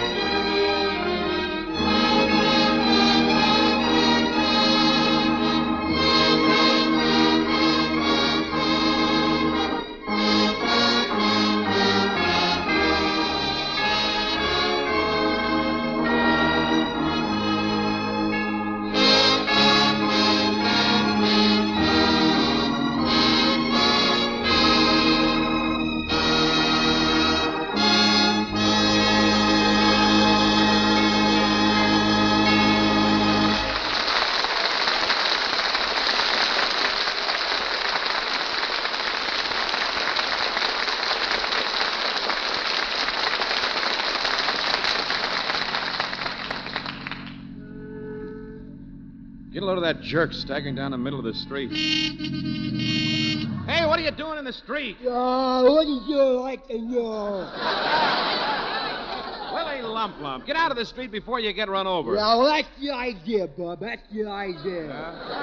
Yeah, I'm giving these California drivers a Christmas present. It's not as bad as it used to be, though. You know, this morning one guy played pocket billiards with me. He bounced me off of 3 curbs into a manhole. Hey, you want me to drive you home? It's pretty hard to do. You see, this writing is so close to the paper. I can handle the white stuff. This black stuff what throws me. Yeah. You want me to drive you home? You what? I say, do you want me to drive you home? What do you got, a mule train? No, come on, get in. Oh, no, I don't accept rides with strangers. I've read the papers lately. Fat boy. Listen, Willie, don't call me fat boy. For 2 cents, I'd knock you flat. Well, that's no trick. I'm on my hands and knees now. Well, why don't you get up off your knees and walk like a man? Because my wife made a monkey out of me. Come on, I'll drive you home. Oh, no, you don't. Take your big fat hand off me. I'll drive myself home. I can drive as well as the next man. Of course, the man sitting next to me was at Joe's Bar and Grill. Well, how can you drive when you're not even in a car?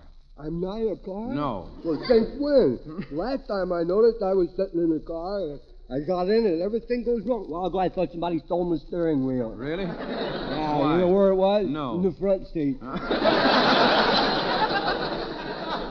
Well, I drove off. Well, you're walking now. Oh, I remember what happened now. I was driving along whistling Christmas carols, and there was a woman, see, out of towner. Yeah. She was driving in front of me, and she signaled for a left turn, and I believed her.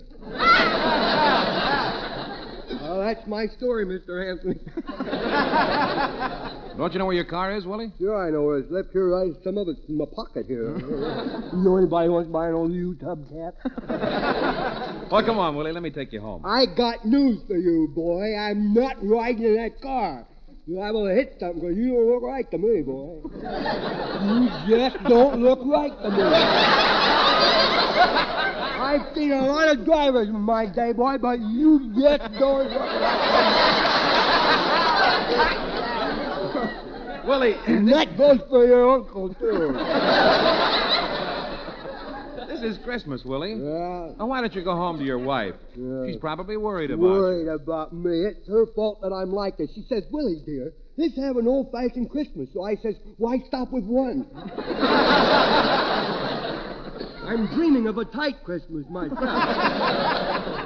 Oh, boy, you sure got a red nose. Is that what that is? Yeah. I thought I was eating an apple on a stick.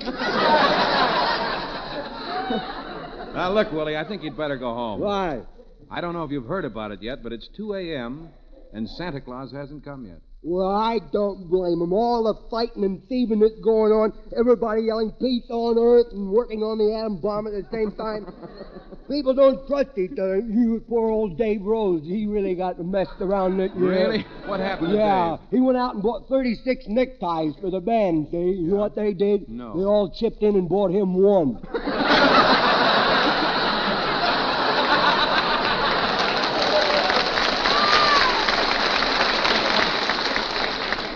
Yeah, everybody's out here. They're not friendly anymore. No. You take my wife. Would you please take my wife?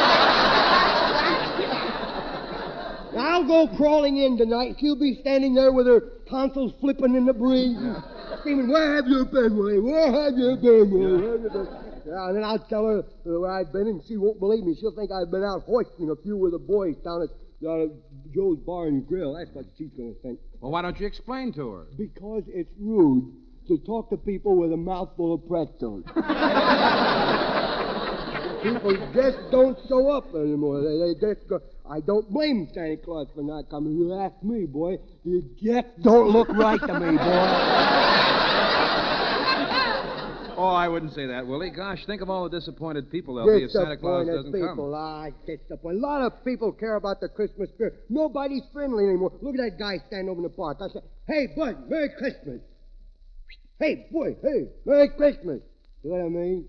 How do you like that? Too selfish to extend greetings to me. Well, Willie, that's a statue. Hmm? That's a statue. Well, I hope he don't try to drive home. How plastered can you get?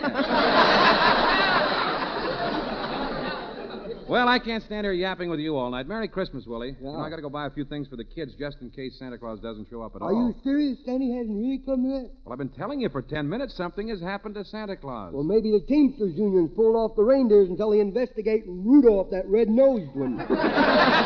Well, I gotta go, boy. Now, hey, hold on. You keep saying you got to go home, but you're walking in the other direction. Well, that only goes to show you that my feet are smarter than my mouth. Well, Merry Christmas, Merry Christmas. Merry Christmas, Willie. Ah, these jets don't look right to me.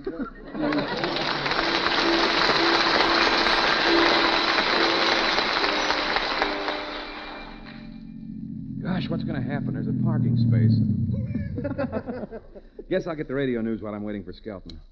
And now, a special announcement. It's about Santa Claus, who has been mysteriously delayed. Mrs. Santa Claus told the Associated Press that Santa left to make his deliveries at 12 sharp, and she hasn't heard from him since. A worldwide search has been made, but no trace of his reindeer and sleigh, filled with over $1 billion worth of gifts, has been found. Drew Pearson predicts that this will be a big Republican issue in the 1950 election. Well, it's about time you got here. Yeah. Ain't that awful about Santa Claus? Yeah, come on, let's go in this all-night beanery and get some coffee. Okay. Oh, I see our Southern fried friend is on duty. Well, if it ain't my little old fat ham Yankees. What are y'all gonna hire? You got any chicken? Hot chicken? Hot chicken. This is a cold turkey if I ever saw one. Give us a couple of cups of coffee. Coffee? My, you fellas are really living. What'd you do, pool your money? Here's your coffee. Yeah. And here's a couple of spoons and a book of matches. Well, what are the matches for? The coffee's cold, and I thought you might like to warm it up. Merry Christmas. Merry Christmas, honey. Well, Rod, you think we've got trouble? Get a load of this old lady that just came in. Hey, yeah, that's old Molly the Moocher. Get a load of that fur coat she's wearing. It looked like it jumped on her from a tree. Merry Christmas, boy. Merry Christmas. Couldn't see you. Say, you couldn't see your way clear to help an old silent picture star, could you? You were in pictures? Years ago, yeah. I was the belle of Hollywood. Now the only way I could take a man off his feet is to offer him a chair. Say, you don't happen to have a cigarette, do you, fella? Oh, yeah, here, keep the pack. Really? Oh, there's 6 or 7 good butts in there yet. You were really in silent pictures? Yeah, I was in the Nickelodeon when it wasn't worth 2 cents. Yeah. Say, you don't happen to have a match on you, do Yeah, you? here's a light. Oh, thanks. Can I keep the lighter? No. Hey, Rod, I think this old gal's a pickpocket. Oh, whatever gave you that idea, youngster? You got your hands in my pocket. Oh, I was only warming it. It's cold. Say, buddy, you wouldn't happen to have a little Christmas spirit on your hip, would you? On my hip? Look, you don't look like the type that drinks. Oh, it wasn't for me. My canary has a touch of virus, and I thought little Nip might fix him up. Say, you wouldn't by any chance have a bus transfer on you, would you? Say, don't you have any income? Well, I'll tell you. Business was slow this Christmas. Those store detectives caught up to me before I got my shopping bag half full. You're a shoplifter? Well, I hate to boast, mister, but Saks Fifth Avenue sent all their last-minute shoppers to my house. Say, could you spare a sawbuck, huh? Well, all I got's a $20 bill. Well, beggars can't be choosers. Say, if it's easy on you, I'll accept a money order. I don't have any money orders. Oh, a stamp? No. Poker chip? Look, Grandma, if you need money that bad, here, wait, where's my wallet? It's missing. Okay, hand it over, Grandma. Oh, here it is. Sorry. You shouldn't leave it laying around in your pocket like that. Say, you don't happen to have the time, do you? Yes, it's now. Okay, hand me my watch. Here it is. I'm sorry. How do you like that, Rod? Rod. Hey, Rod, where do you go? Okay, hand him over. Here I am, Skelton, right behind you. Now, don't get excited. Yeah. Well, Merry Christmas, boys. Big ones, though. Hey, before she gets out of sight, let's check the fillings in our teeth. Yeah. Hey, look, standing over there under the street lamp. The 4 Knights. They've been out every night singing Christmas carols. Open the door. I want to hear them sing.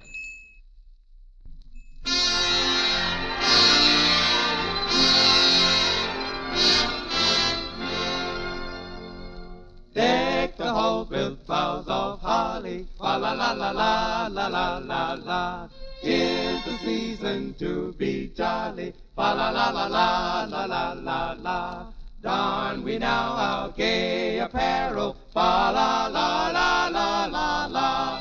Sing the ancient Yuletide carols, fa la la la la la la la la.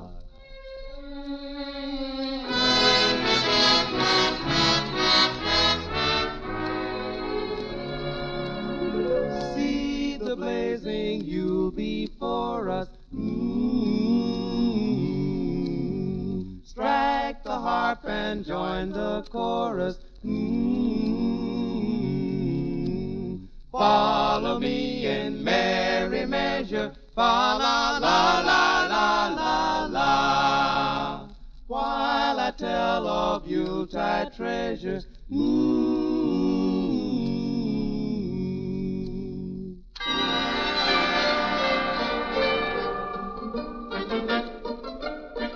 La la la la la la la la la la. Fast away the old year passes. Fa la la la la la la la la.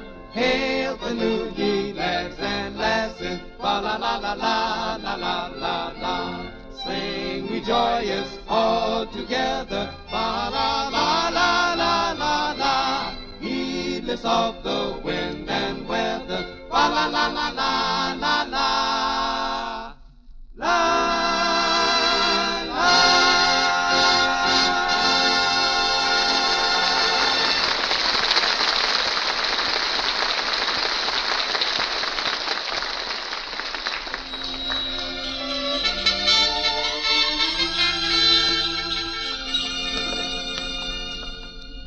Well, Red, it's 3 o'clock in the morning and no sign of Santa yet.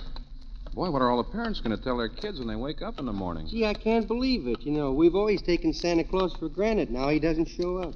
Maybe that's why, Rod. Maybe we just don't deserve him anymore. Well, I guess Junior's already heard about it. Look, the lights are on up in his room. Yeah. Maybe I should stop in and comfort the little guy. You know, he rather likes me. Yeah, well, I'll see you later, Rod.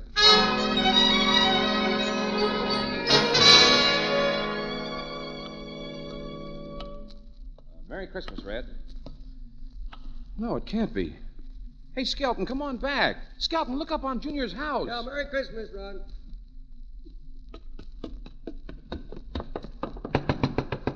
Who's there? It's me, Rod O'Connor. At 3 in the morning? Blow your breath through the keyhole before I open the door. I haven't been drinking. Open up. What's wrong, Rod? Well, haven't you heard? Santa Claus hasn't made any deliveries. And I know why. Come here and look up on top of your roof. Well,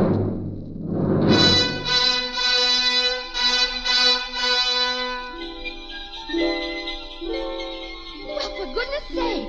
Reindeer and a sleigh. Yeah, Santa's in this house. Something's happened to him. Look, the light is on up in Junior's room. Well, let's go and see why he's up. Here's his room.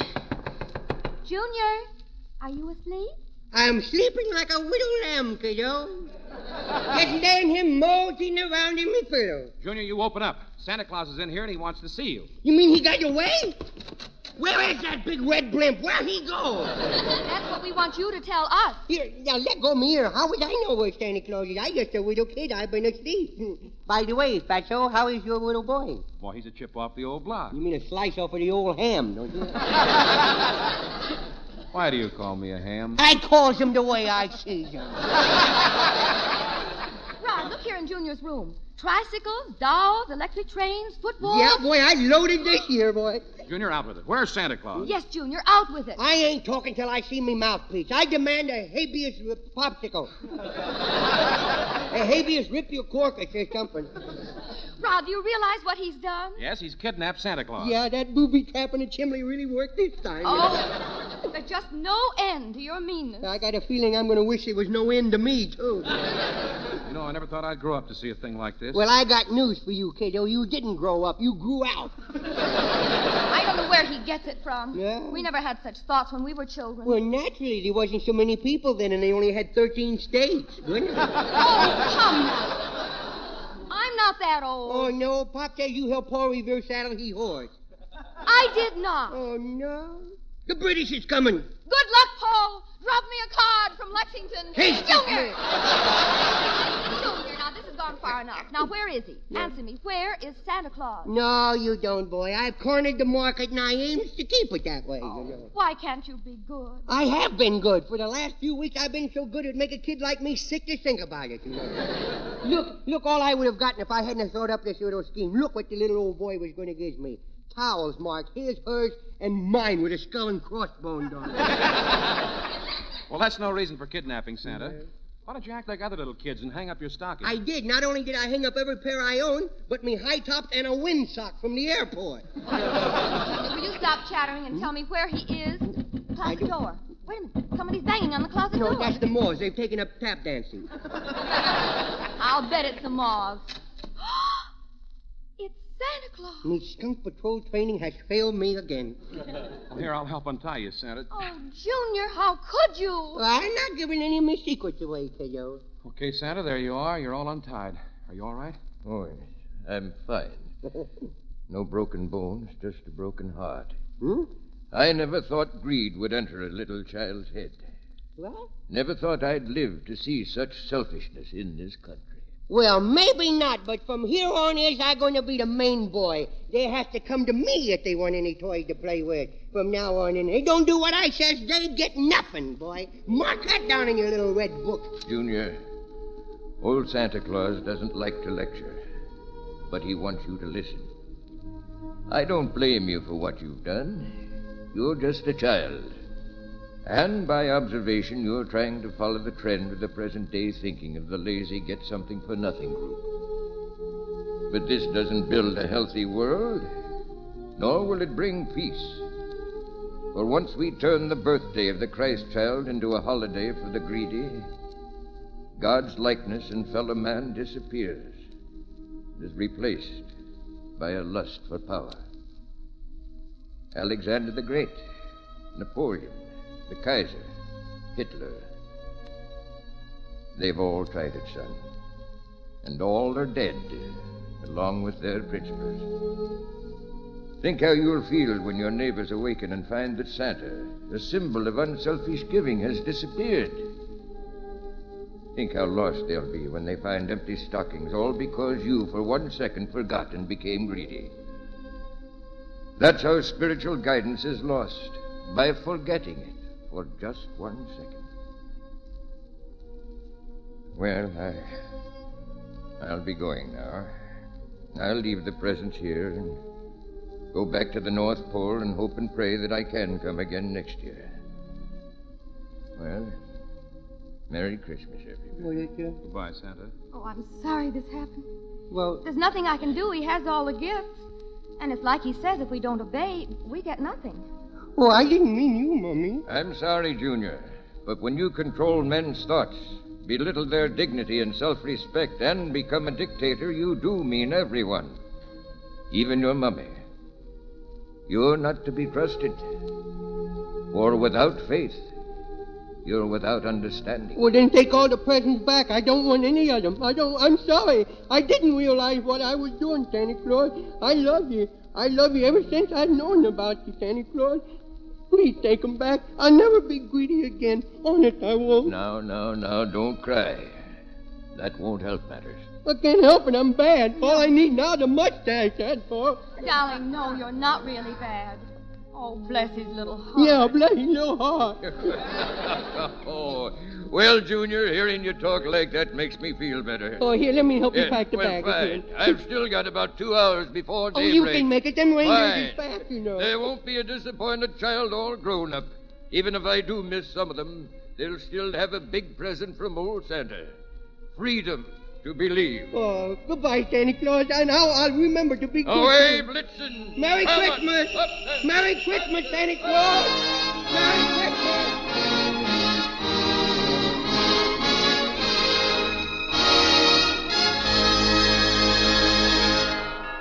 Thanks for being with us, and until next Sunday. This is Red Skelton saying goodbye now, and thanks for listening. And from Procter & Gamble, we wish all of you a very Merry Christmas. Red Skelton is heard in this program to the courtesy of Metro-Goldwyn-Mayer. This is CBS, the Columbia Broadcasting System.